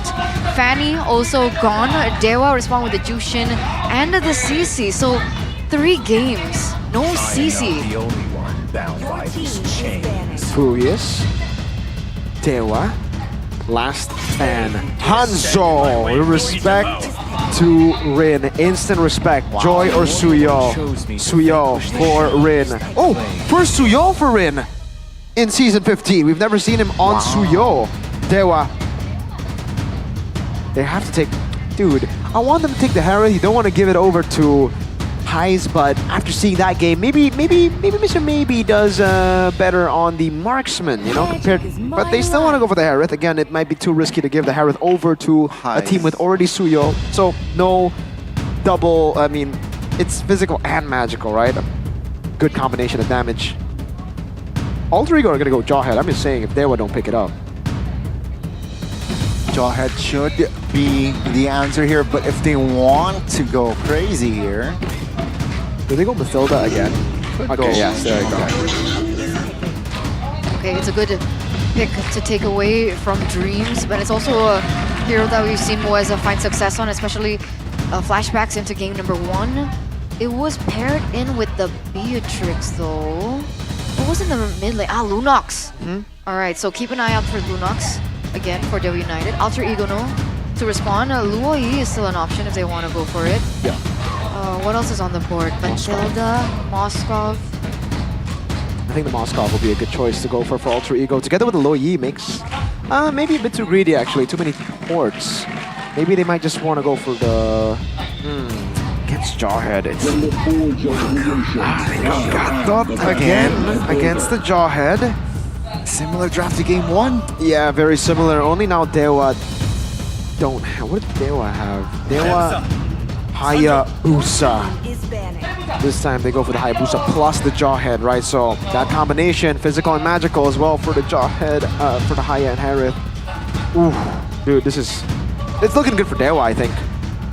Yeah, I mean, the early pressure, right? Killing threat with the Jawhead, with the Hayabusa is definitely going to be present for the side of Alter Ego. But a quick second phases of bans here, right? Tigreal into the Lo Yi as well. Now, Dewa United, will they ban another potential roamer, right? The Tig.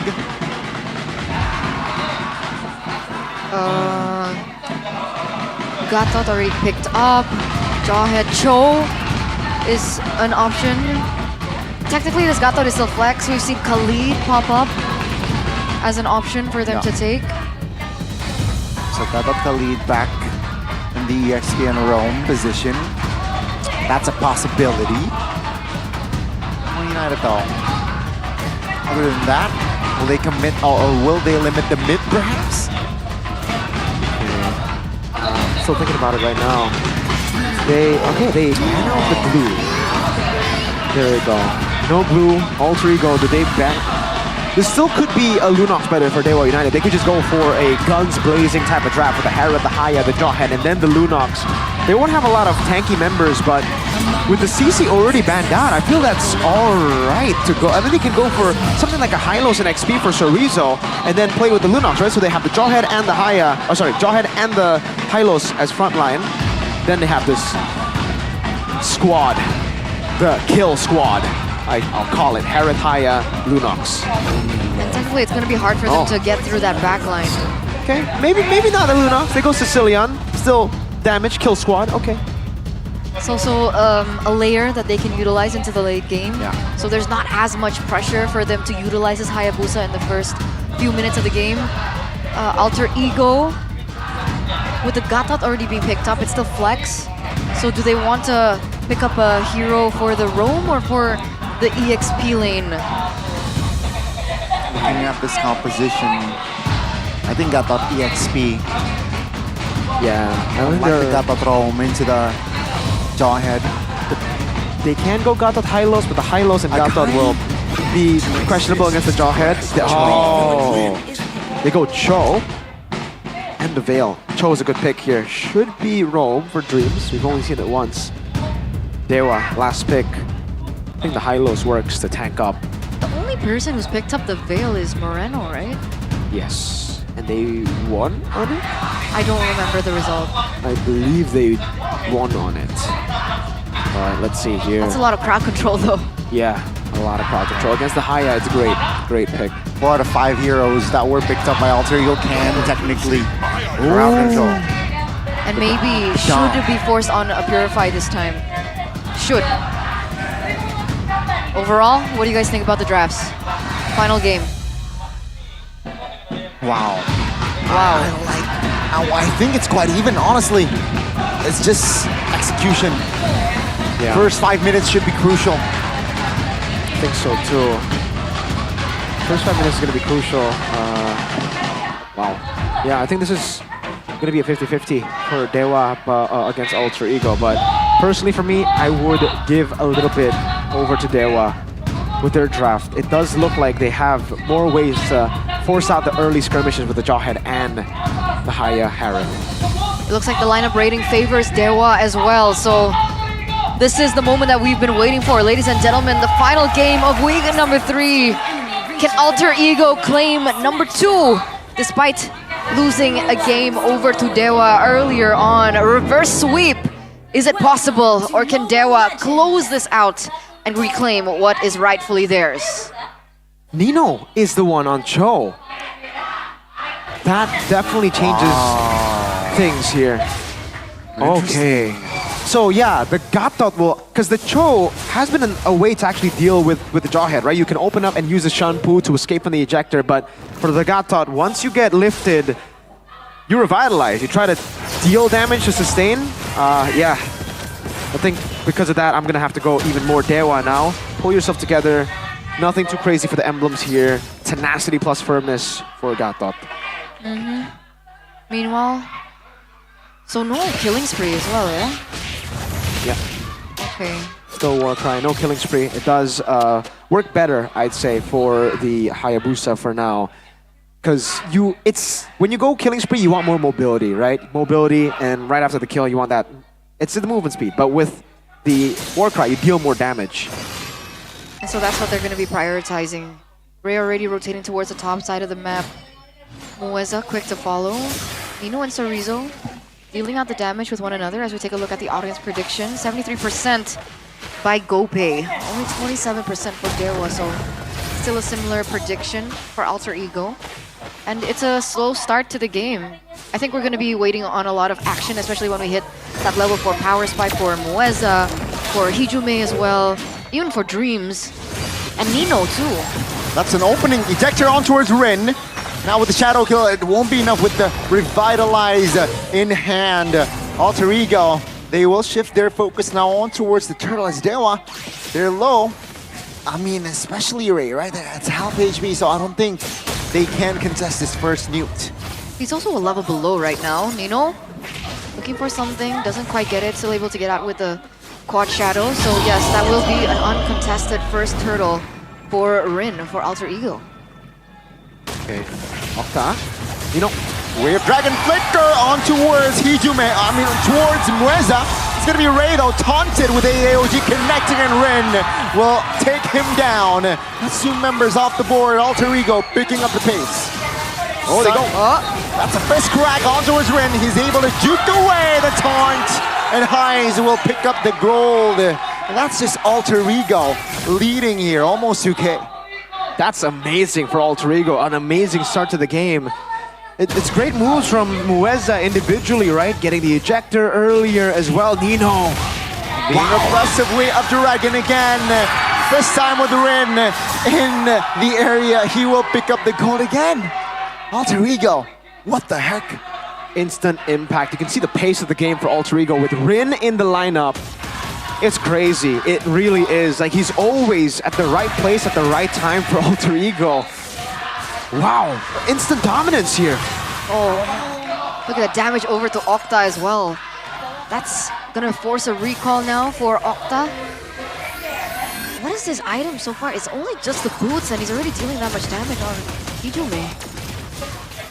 It's the cooldown boots for Mr. Rin. And again, Mueza. On towards Rin though, good dodge there. Calm and collected. But that should be enough for Dewa to just shoo the enemies on towards their jungles. So this was the chaos that we were expecting from game number 1, right? Which is why maybe a lot of the casters were also voting a 2-0 for Alter Ego. Meanwhile, Nino on this Cho has also had a better impact than he has in the past few games when he was on something more passive like the Hilda. He's been able to open up moments for his team, give Rin more kills. He's at 301 KDA right now, level 8, compared to Ray, who just hit level 7. There you go, 3 again. They're going for the fight. Let's see here, good Purify, but that's gonna be Mueza flickering away. Will he go home safely? Alter Ego still around the area, applying pressure, but Dewa United, luckily, they will not lose any member this time.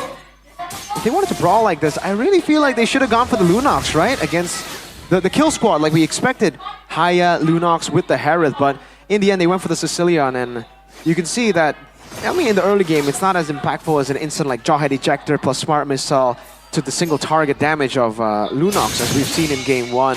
Sorizo. Good way of Dragon.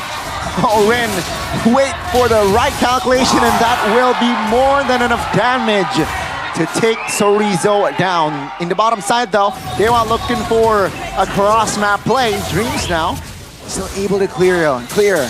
Great calculations. Yeah, there's not enough damage for them to take Dreams right now. Oh, that was close. Seems like he was still able to get to the recall. Nino again on Octa. Yeah, that's a knock-up. Octa is low and Nino will do its job. That's a kill on towards the Sicilian. That's damage on towards Ray. Rin 2v1. Will Rin escape this time? Calm, collected, but this time Rin almost taken down. But he made the great escape. That was a 1v3 situation. Other people would have panicked maybe, but even with a shadow kill as well, he waited around the buff to make sure that the damage would be placed on multiple members instead of him alone. So these small calculations by Rin, amazing, amazing stuff. Unfortunately, Gabby, I think you're gonna have to say goodbye to some playtime, man. This guy's just too darn good. Rin, what the heck? 4-0 and 1. That instant impact. The early game is all alter ego here. It's something that we haven't seen in game 1, game 2. Full control.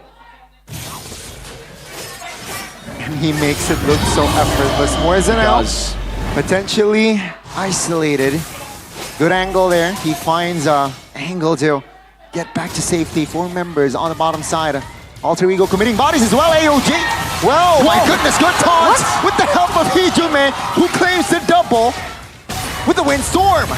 Rin looking for an angle, but that will be them not being greedy. What was that damage? Was that Hijume? Yes, that was Hijume with the... Oh, another... Okay, Nino, I thought he was going to go in there. He does have the flicker. All right.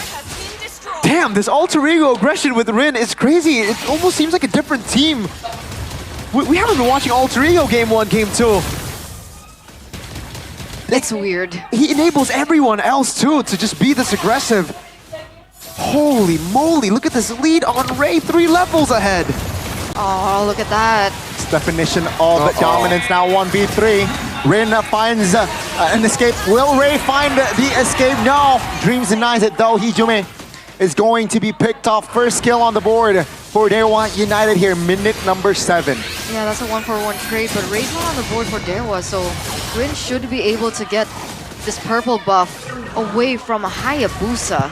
That's gonna hurt. Meanwhile, Hai's gets some damage onto the bottom turret rather, gonna take it away for himself. And I agree with you. I agree with that notion, right? Alter ego, this was the alter ego that we were expecting, and they need to maintain this tempo because again, Dewa United committed with the Sicilian. It's a safety net into the late game. So if Alter Ego can't maintain this tempo, if they make mistakes, if they allow Dewa United to prolong this into the late game, Dewa still have a winning condition to fall back on. Yeah, oh man. Yeah, they can play for late game, but it's a 9,000 goal lead. It's way easier said than done here. The Lord isn't as forgiving as it was in the previous patch too. All the way from Lord 1, it charges, and they've already dealt with a few of the tier 2s. They're gonna get another free tier 2 up top. There you go. It's gonna charge up top, and I think Alter Ego will spare no expense. They will probably just dive Dewa right as they get... Oh, look at this. They're gonna proc the Holy Defense. They might just be able to get the base turret. Yeah, no Holy Defense. That Lord is gonna spawn up top. BOD for Rin as well. That's more damage. What? That's a solo by Hijume! And maybe he popped the Purify, but it wasn't enough. Oh no! Maybe he'll live, maybe he'll just get Windstorm. That was disgusting from Hijume. One combo and maybe disappeared. I think it's fair to call it off.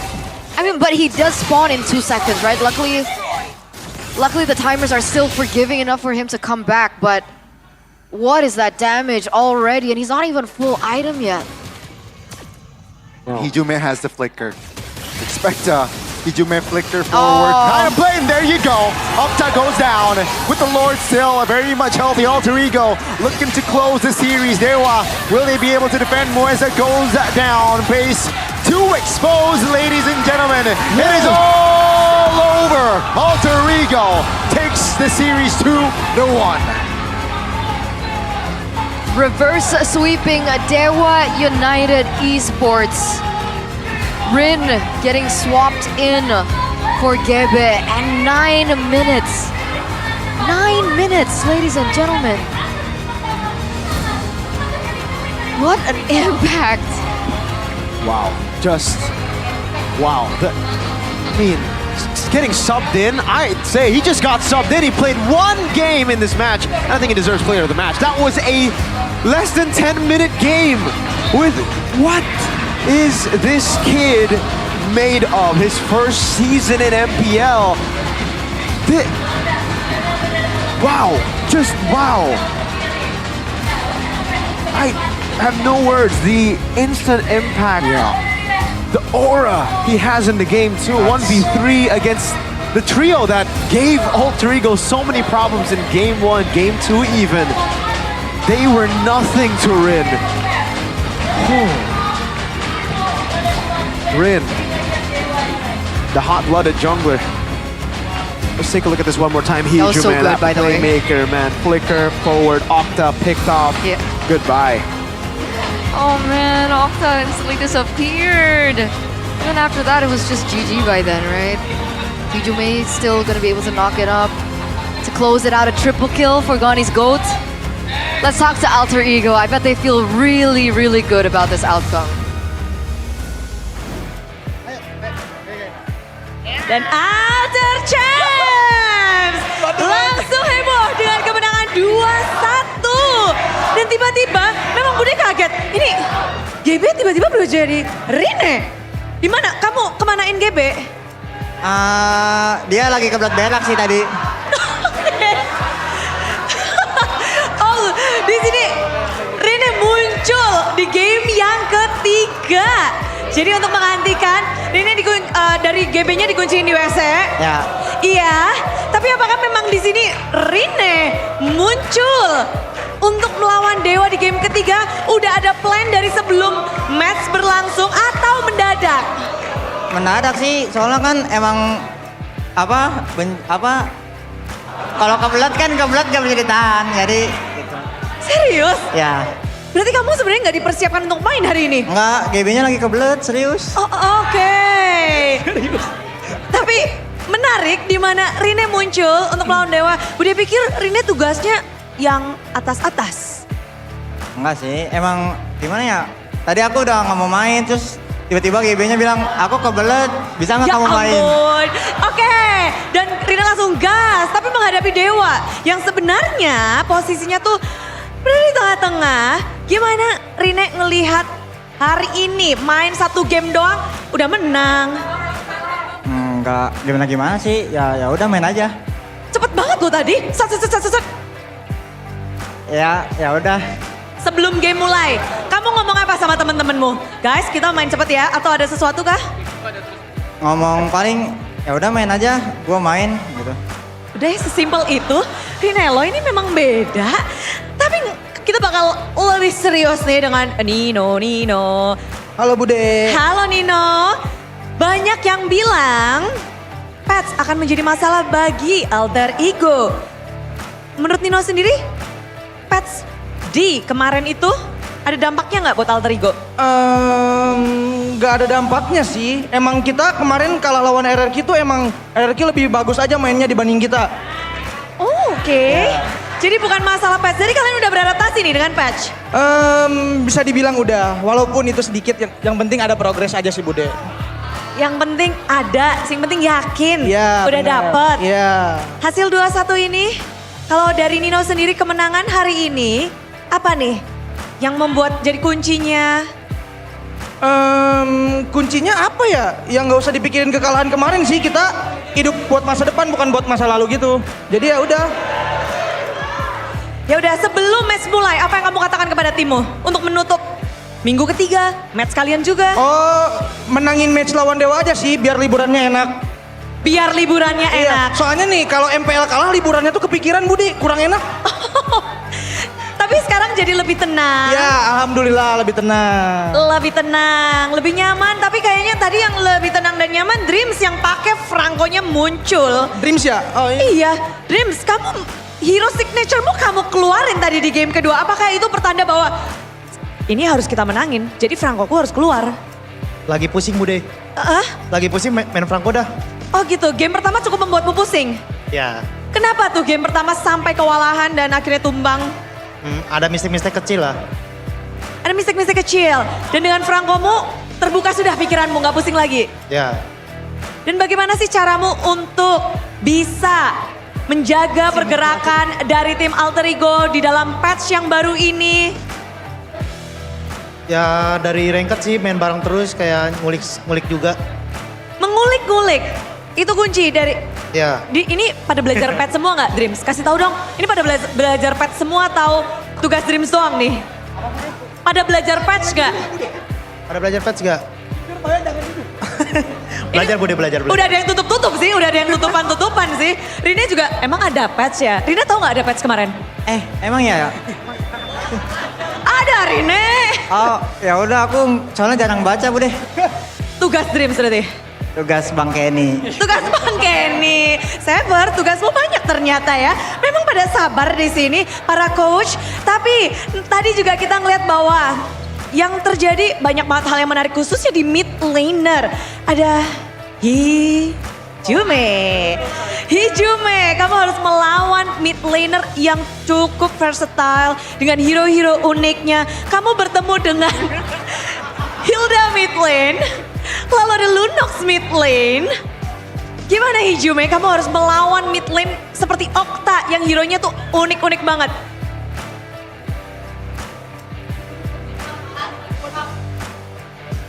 Iya. Nggak tahu sih Bude, kayaknya sama aja deh sama yang kemarin-kemarin. Sama aja? Iya. Hero-hero unik itu nggak membuatmu terusik? Nggak tahu sih, nggak pusing sih aku. Nggak pusing? Tapi kamu muncul dengan fail, apakah kamu juga kepengen, aku juga punya hero unik nih? Iya kayak gitu tadi. Sama dipedein aja sih Bude sama teman. Oh ya? Ya. Siapa yang ngepedein kamu tuh? Bosa. Oh, Hais yang ngasih semangat. Kamu sekarang menjadi pemberi semangat anak-anak Alter Ego? Oh iya, jelas. Wow. Mereka butuh dikasih semangat. Iya, soalnya saya kan juga core, jadi saya harus semangatin teman-teman aku juga. Oh, gimana tuh cara kamu semangatin anak-anak Alter Ego yang kayaknya memang kalau main semangat banget sih? Ada lah, itu trik khusus tidak boleh dikasih tahu. No, rahasia. Oke. Tapi Hais sendiri. Iya. Akan ada break 3 minggu untuk tim Alter Ego. Sekarang posisinya kalian bisa dibilang menang ada di tengah-tengah, cukup nyaman. Dan apa yang mungkin direncanakan oleh Hais dan juga Alter Ego? Yang direncanakan pasti liburan dulu ya. Terus abis itu kita gas lagi sih kayak biasa. Semoga kita bisa ke top 1 atau 2 lagi. Top 1? Ya, semoga. Harapan aja. Harapan Alter Ego akan mengukir sejarah. Itu yang dinantikan? Amin. Nino, kenapa kamu melongo? Kaget aja. Loh? Takut denger itu. Loh? Takut banget. Soalnya Bude nih yang sebelumnya tuh komsnya tuh kita bisa menang Cok. Ternyata gak menang Bude. Gak menang coy? Iya gak menang. Season 9 juga kayak gitu, gak menang juga. Iya kita harus sabar. Kita harus sabar. Oh berarti Alter Ego akan terus bersabar. Nah itu. Ya. Tambah sabar. Tambah sabar. Kasih tau Bar. Nah ini kan bulan puasa mungkin kalian bisa jadi tambah sabar kan. Nanti kan udah kelar lebaran. Gimana nih plan kalian untuk tetap sabar? Tetap sabar, mereka mungkin lihat Nino sendiri tuh bakal sabar sih. Soalnya kan Nino suka bilang sabar mulu kan di GH juga sabar gitu. Pokoknya El sabar adalah Nino. Masih ya? Gak tau sih Bude. Iya, oke. Dan ini tentu saja jadi pertarungan yang menarik untuk menutup minggu yang ketiga dengan kemenangan, ingin membuktikan juga patch bukan menjadi masalah untuk Alter Ego lagi. Jadi Alter Sam udah nggak perlu ragu ya. Ini banyak banget yang menantikan. Kalau untuk next match-nya masih ada tim-tim yang belum kalian lawan. Ada yang paling kalian tunggu gak sih? Semua tim ditunggu sih. Soalnya kan kayak ya kita bakal ngelawan mereka juga kan di leg 2. Jadi kayak ditunggu aja sih semua tim. Nggak ada yang spesial? Nggak ada sih. Semuanya tetap spesial. Oke, semuanya spesial sama rata spesialnya. Gimana ya? Rina, kamu ada jungler yang pengen kamu lawan gak sih di MPL Indonesia? Ada nggak? Jungler ya? Siapa ya Bude? Siapa tuh? Semuanya kayaknya. Semuanya ditampung udah pokoknya. Semuanya ditampung. Semuanya apa? Ditampung. Oke. Artinya semuanya bakal dikolek, dicentang-centang nanti hari ini ya? Ya bener. Sepeda itu Rine berarti? Enggak sih, emang mau main aja. Udah pokoknya Rine tuh main aja, nggak ada pikiran apapun. Seenteng itu ya Rine, berarti main tanpa beban. Ya, main tinggal main. Main tinggal main. Teman-teman nggak ada yang membebani? Enggak sih, udah. Nggak ada? Nggak ada. Oke, pokoknya Rine cuma berpikir untuk main, menang, sesimpel itu ya? Ini junglermu untuk kali ini? Hah? Simpel banget Bude dia orangnya. Untuk menghadapi orang simpel seperti ini, entar kaptennya siapa nih Alter Ego sekarang? Nino. Si Sabar. Oh, si Sabar. Nino sang kapten Sabar. Bude lihat, 5 orang dari Alter Ego, bahkan 6, personalitinya beda-beda semua nih. Beda semua. Hah, jadi kapten bagaimana kamu bertugas untuk menyatukan perbedaan ini? Gimana ya? Cuman mereka dari perbedaan juga bisa disatuin gitu loh Bude. Jadi kayak Alul orangnya kocak banget. Kayak jarang banget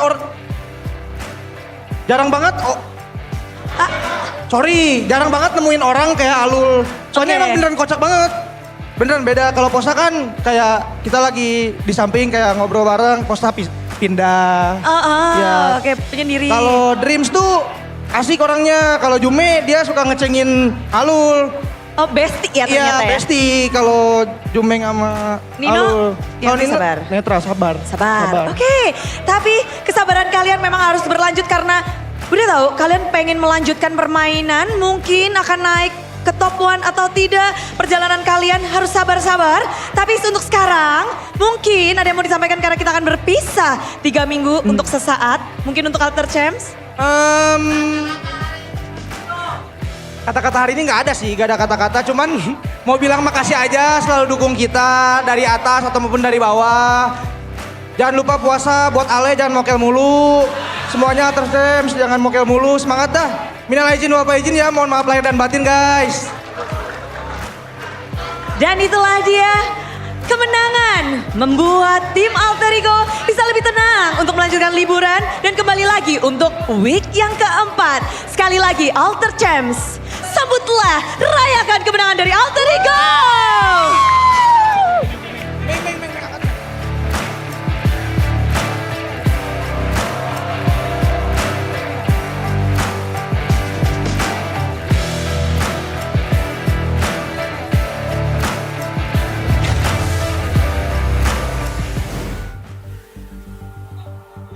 I'm pretty sure Gani one day wants to be a part of that. Gani, He wants remember that fist pump. I'm just jealous that I couldn't carry like Hijume, man. Hijume or Highs? Hijume was... I don't think they can carry Highs. Highs is a tall dude, right? Hijume? I can solo carry Hijume though. Have you seen how much he No. in gym, bro? He's talking about Hijume. Yeah. Yeah, He talking wants to about carry Highs. Highs. That's what I said. Oh, I don't know. I don't know, Gani. You might break your back. Highs is a tall dude. You know how I tall just he want is? to carry Hijume. See, he wants to carry Hijume. Not Highs. I believe you can carry Hijume with one arm. One arm? Yeah. I think you can do it. Overestimation, perhaps? Hey, you'll never Like know until Dewa you try. United? What? Oh, what do you mean by that? I think they I think they underestimate rather the Veil pick. Yeah. Flicker, Windstorm. Was there no Purify? There was Purify, right? For maybe, yeah. On who? For maybe, Purify. Or maybe he did go Purify this game. Cecilian also went Purify. Yep. So how did they underestimate the pick? The damage. Yeah, they played way too aggressive, I think. A lot of times they forgot how the Veil could just burst them down, but also I think good setup by Nino. He deserves an honorable mention. Nino? Yes. Yeah. First On 3 the minutes, sure. Cho. And technically, Nino has been playing Cho for a long, long time. Yeah, he has. I mean, back when it was just... Back in the gold lane. I Yeah, don't think he right? Gold played lane. it a lot. I think he's more Benedetta, Esmeralda, not Cho. But he has played Cho, yeah. It's not a signature, but guys, he played one game and he's our player of the match. And I'll be honest with you, he deserves it. I think he does. He deserves it. Like, this guy's good, dude. He's really, really good. And everything clicks. Everything clicks for Alter Ego when this man plays. Nino deserves a shout as well. He played amazing. Dreams, Hijume, everybody deserves a shout, really. But, man, the only question for Rin is why didn't he play game 1, right? All the way from the start. They tried Gebe, and I'm sorry, Gebe, but you might not see a lot of game time after this man just played here in Game 3 and created such 5 minutes, 8 minutes, 9,000 gold lead. Come on, guys. Oh, look at the damage. Oh, boom. And then Nino's able to follow it up as well. And at this point, I don't think there was enough damage as well. Rin played this so well, by the way. Boom. 3 members Dodged. on him. Ooh. Oh, he didn't dodge it. He actually took that damage, but was it enough? He brought 4 members up top for the Harith in the bottom lane, maybe, to get ganked by the other Alter Ego 4 members. Boom, boom, bada bing, Ray Force back because of the Windblade, or Windstorm. He gets a kill. Hijime flickered a bit too far there, but again, it's... Ah, man. Oh my god, that was a Purify. He purified out! Oh my lord, and another. He purified out! The Purifies did not matter, not to Hijime. And it was GG. That was beautiful. Crazy. Beautiful gaming.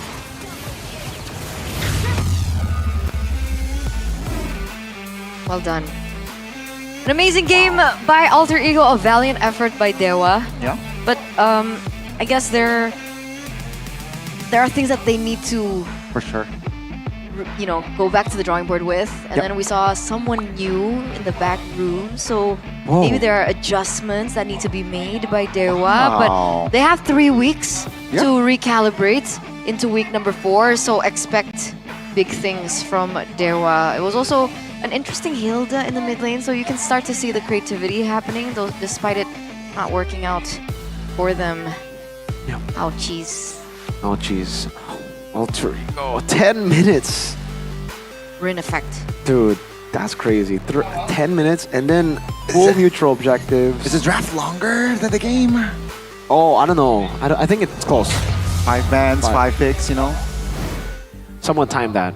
Tell us. Rin effect. How long was the draft? Rin effect. Rin. W Rin in the chat. W. Get that W in the chat, my boys. Oh. Still don't understand. Rin. You don't understand? Let's restart the game. Yeah, let's replay. I agree, the let's highlights. go. Oh, I thought you want to redo the game.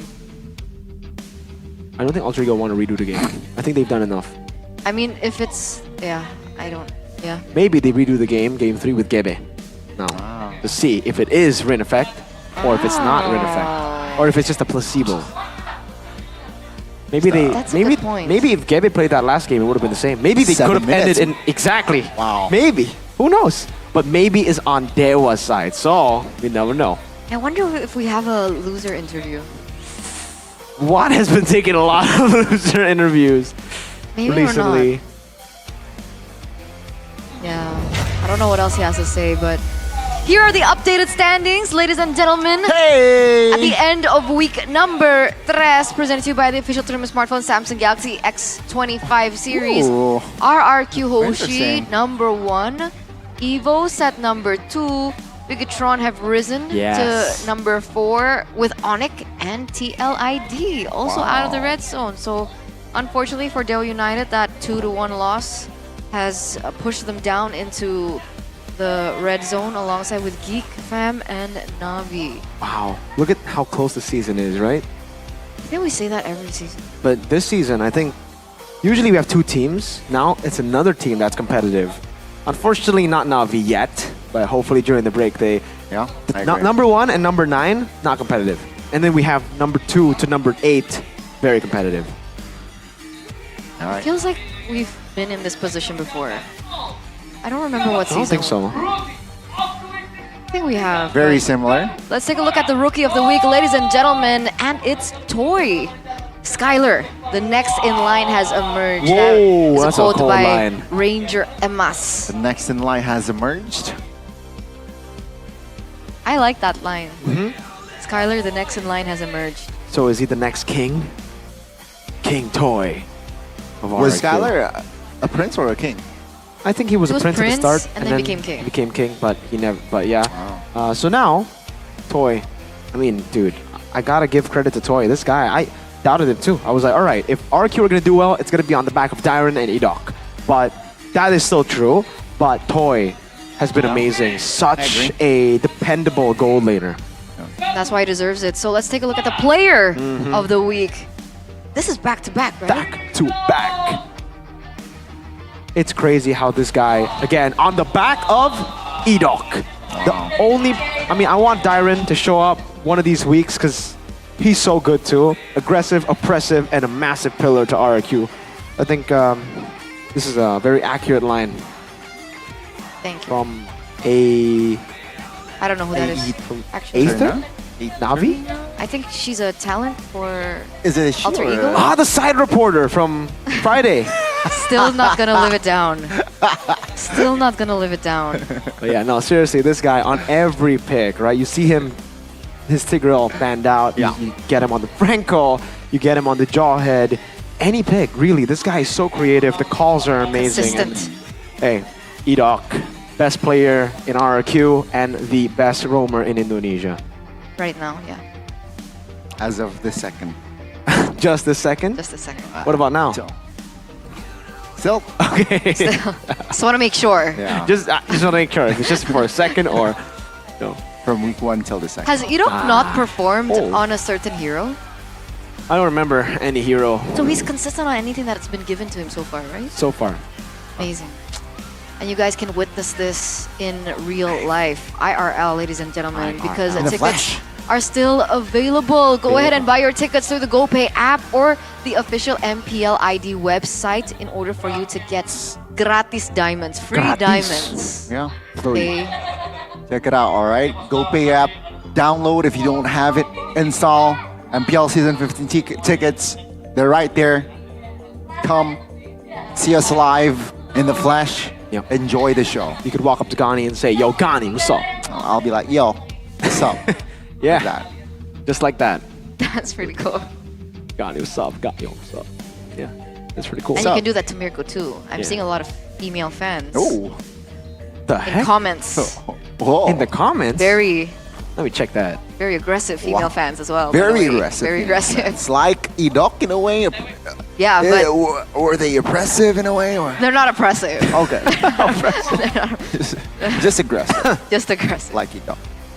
Like Edok. Yeah. But I thought it's Edok is oppressive. He's getting right? red. Edok is oppressive. Oppressive, aggressive, and a And massive massive. pillar. Massive RQ. pillar. Not Massive just any pillar. A massive pillar. That's the quote by Eterna. Okay. The side reporter from Friday. What? Oh my god, that's so cool! MPL Wait Arena free a entry for the second. next 3 weeks. Oh, Wait, what? My Because there's no Lord. MPL for the Oh, next okay. 3 weeks. Yeah. You get it? Dude, dude, MPL. That is super troll, man. I like it. I bet the female Miracle fans are hurt now. Why? Because they thought they could have come for free Come to on. meet Miracle in the flesh. Miracle ganteng banget. Oh, really? Bisa That's dibawa what- pulang gak sih? Those are the comments, I guys. think that might just be my girlfriend on a different account. Ah. My girlfriend. Makes sense. Makes sense. W girlfriend. Makes sense. But you know, the positive thing is, silver lining is you guys can still watch SPS Mobile Masters Yo. 2025 from April 7th to 13th at Tennis Indoor Senayan. Live. So next week break, and then it's the next week, and that's Snapdragon. Jakarta, Indonesia. Jakarta, Indonesia. Jakarta, Live. Indonesia. SBS. Tickets are available. Don't forget to buy them too. Go check it out, man. 7th to the 13th. That's where BTR, Team Liquid, Onyx, and RQ will play against the rest of the world. Onyx PH, I believe. Aurora? Did Aurora qualify? Onyx PH? Onyx PH for sure. You say TLID? TLID is in there, yeah. TLID is in there. We have Aurora. RQ. We do have Aurora, but I don't think it's the PH Aurora. We have Aurora from Turkey. Turkey Onyx. Aurora. And we got a lot of We have different teams. RQ. Huh? Yeah, I said RQ. I said Yeah. Bigatron RQ, Don't Team forget Liquid, Onyx TLID. ID. I did. I already said all the Indonesian Don't teams forget there. Onyx. I already said Onyx. Yellow Both. Porcupines. ID PH. and PH. Okay. Are they gonna go back-to-back finals, Gani? Back-to-back grand finals. Yeah, because they Onyx went Bionic. all Onyx finals previously. Are they gonna I don't do it think again? so. They have Ryota now. I think that might be an upgrade. They might be able to get a Why game are this time against Onyx PH in the finals. RQ, bro. Ooh, you're right. You're right. RQ are there too. But guys, I think we're forgetting a certain team here. MPL ID.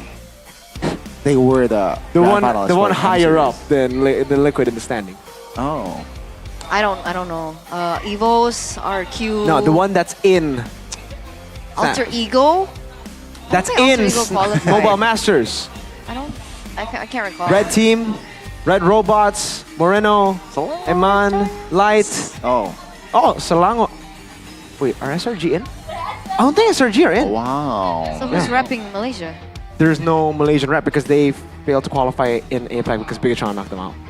Seriously, I'm not even joking. I'm not even trying to. I'm not even joking. This isn't. I'm not even trying to Did throw you shade. see the smear go? Oh god. Seriously, that's what happened in the group stage. Don't you remember? I think it was your stream. It was stream C. Yeah. Yeah. I have bad memory. All right. But it's been a pleasure, ladies and gentlemen, once again to accompany so you much. alongside with Goni. and Mirko. and we'll see you in 3 weeks. 3. Or we'll see you at Snapdragon. All right. Thank you so much for tuning in. And Minal Aidin wal Faizin, guys. Minal aizin wal faizin. Mohon maaf. Idul Fitri. Happy Idul Fitri for those of you who celebrate, because it's Right. important. All right. Want to make sure that you know that you guys are important to us. Don't forget Sucro snacks on break. Don't forget the GoPay app on break. Don't forget Head and Shoulders. Don't forget Good Day. Don't forget Miracle. Forget this, bad boy. Don't forget Gani. Okay. So we'll see you soon, ladies and gentlemen. MPL ID Season 15. We own this. Ya pastinya di sini Bude Clara Boxer gak sendirian. Yes, karena di sini ada Alisa. Kita berdua ingin berterima kasih kepada talent yang telah bertugas dan juga memberikan yang terbaik, khususnya bagi para tim-tim yang telah berjuang selama 3 minggu. Mereka terus mengejar poin demi poin. Hari ini semuanya berakhir dengan 2-1. Itu berarti semua tim sedang berkembang dan kita tidak bisa melihat sebelah mata. Betul sekali Bude, dan kita bisa melihat di puncak klasemen masih dipimpin oleh RRQ. Dan apakah ini akan menggeser di week-week selanjutnya, dan pasti kita akan melihat Bude, karena di week keempat nanti di tanggal 18 April akan ada pertandingan antara The Classic Derby. Yap, minggu pertama dari setelah break kita akan melihat adanya Classic Derby. Di mana Derby Classic biasanya semuanya pada ramai banget. Ditambah kedua tim sedang berada di pucuk.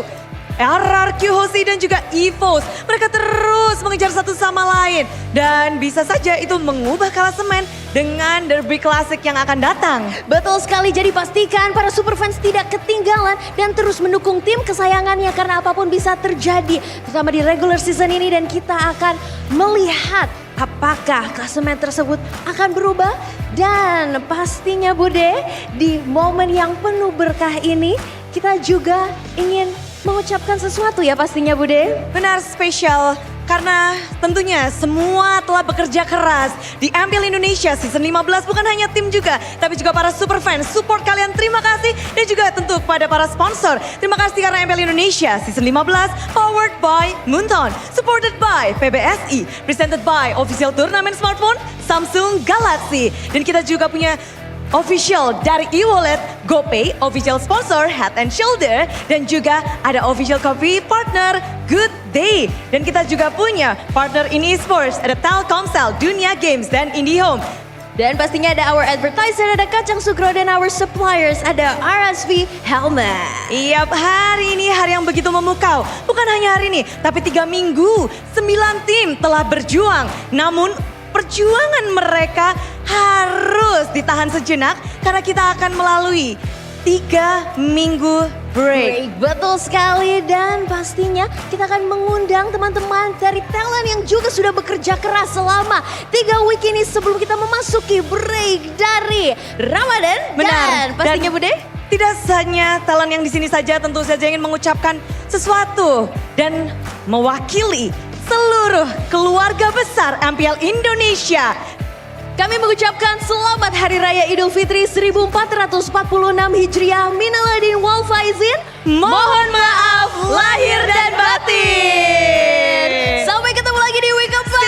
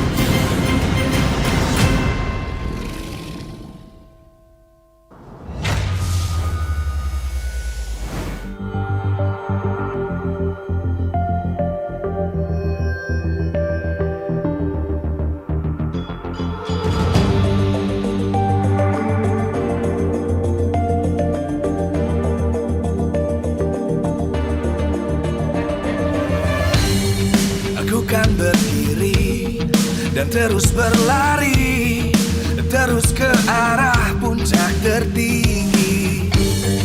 Ku takkan berhenti, hanya sampai di sini. Kemenangan abadi menanti. You know we won't miss if we unite our focus. And if you haven't noticed, we all live. Nyalakan apimu, hadapi semua tantangan, hadang semua serangan, jatuh bukan halangan. Bakar semangatmu, janganlah engkau menyerah. Kita akan buat sejarah. We all this, we won't miss. We all this, we won't miss. Saatnya beraksi, jalani ambisi. Aku kan menyawakan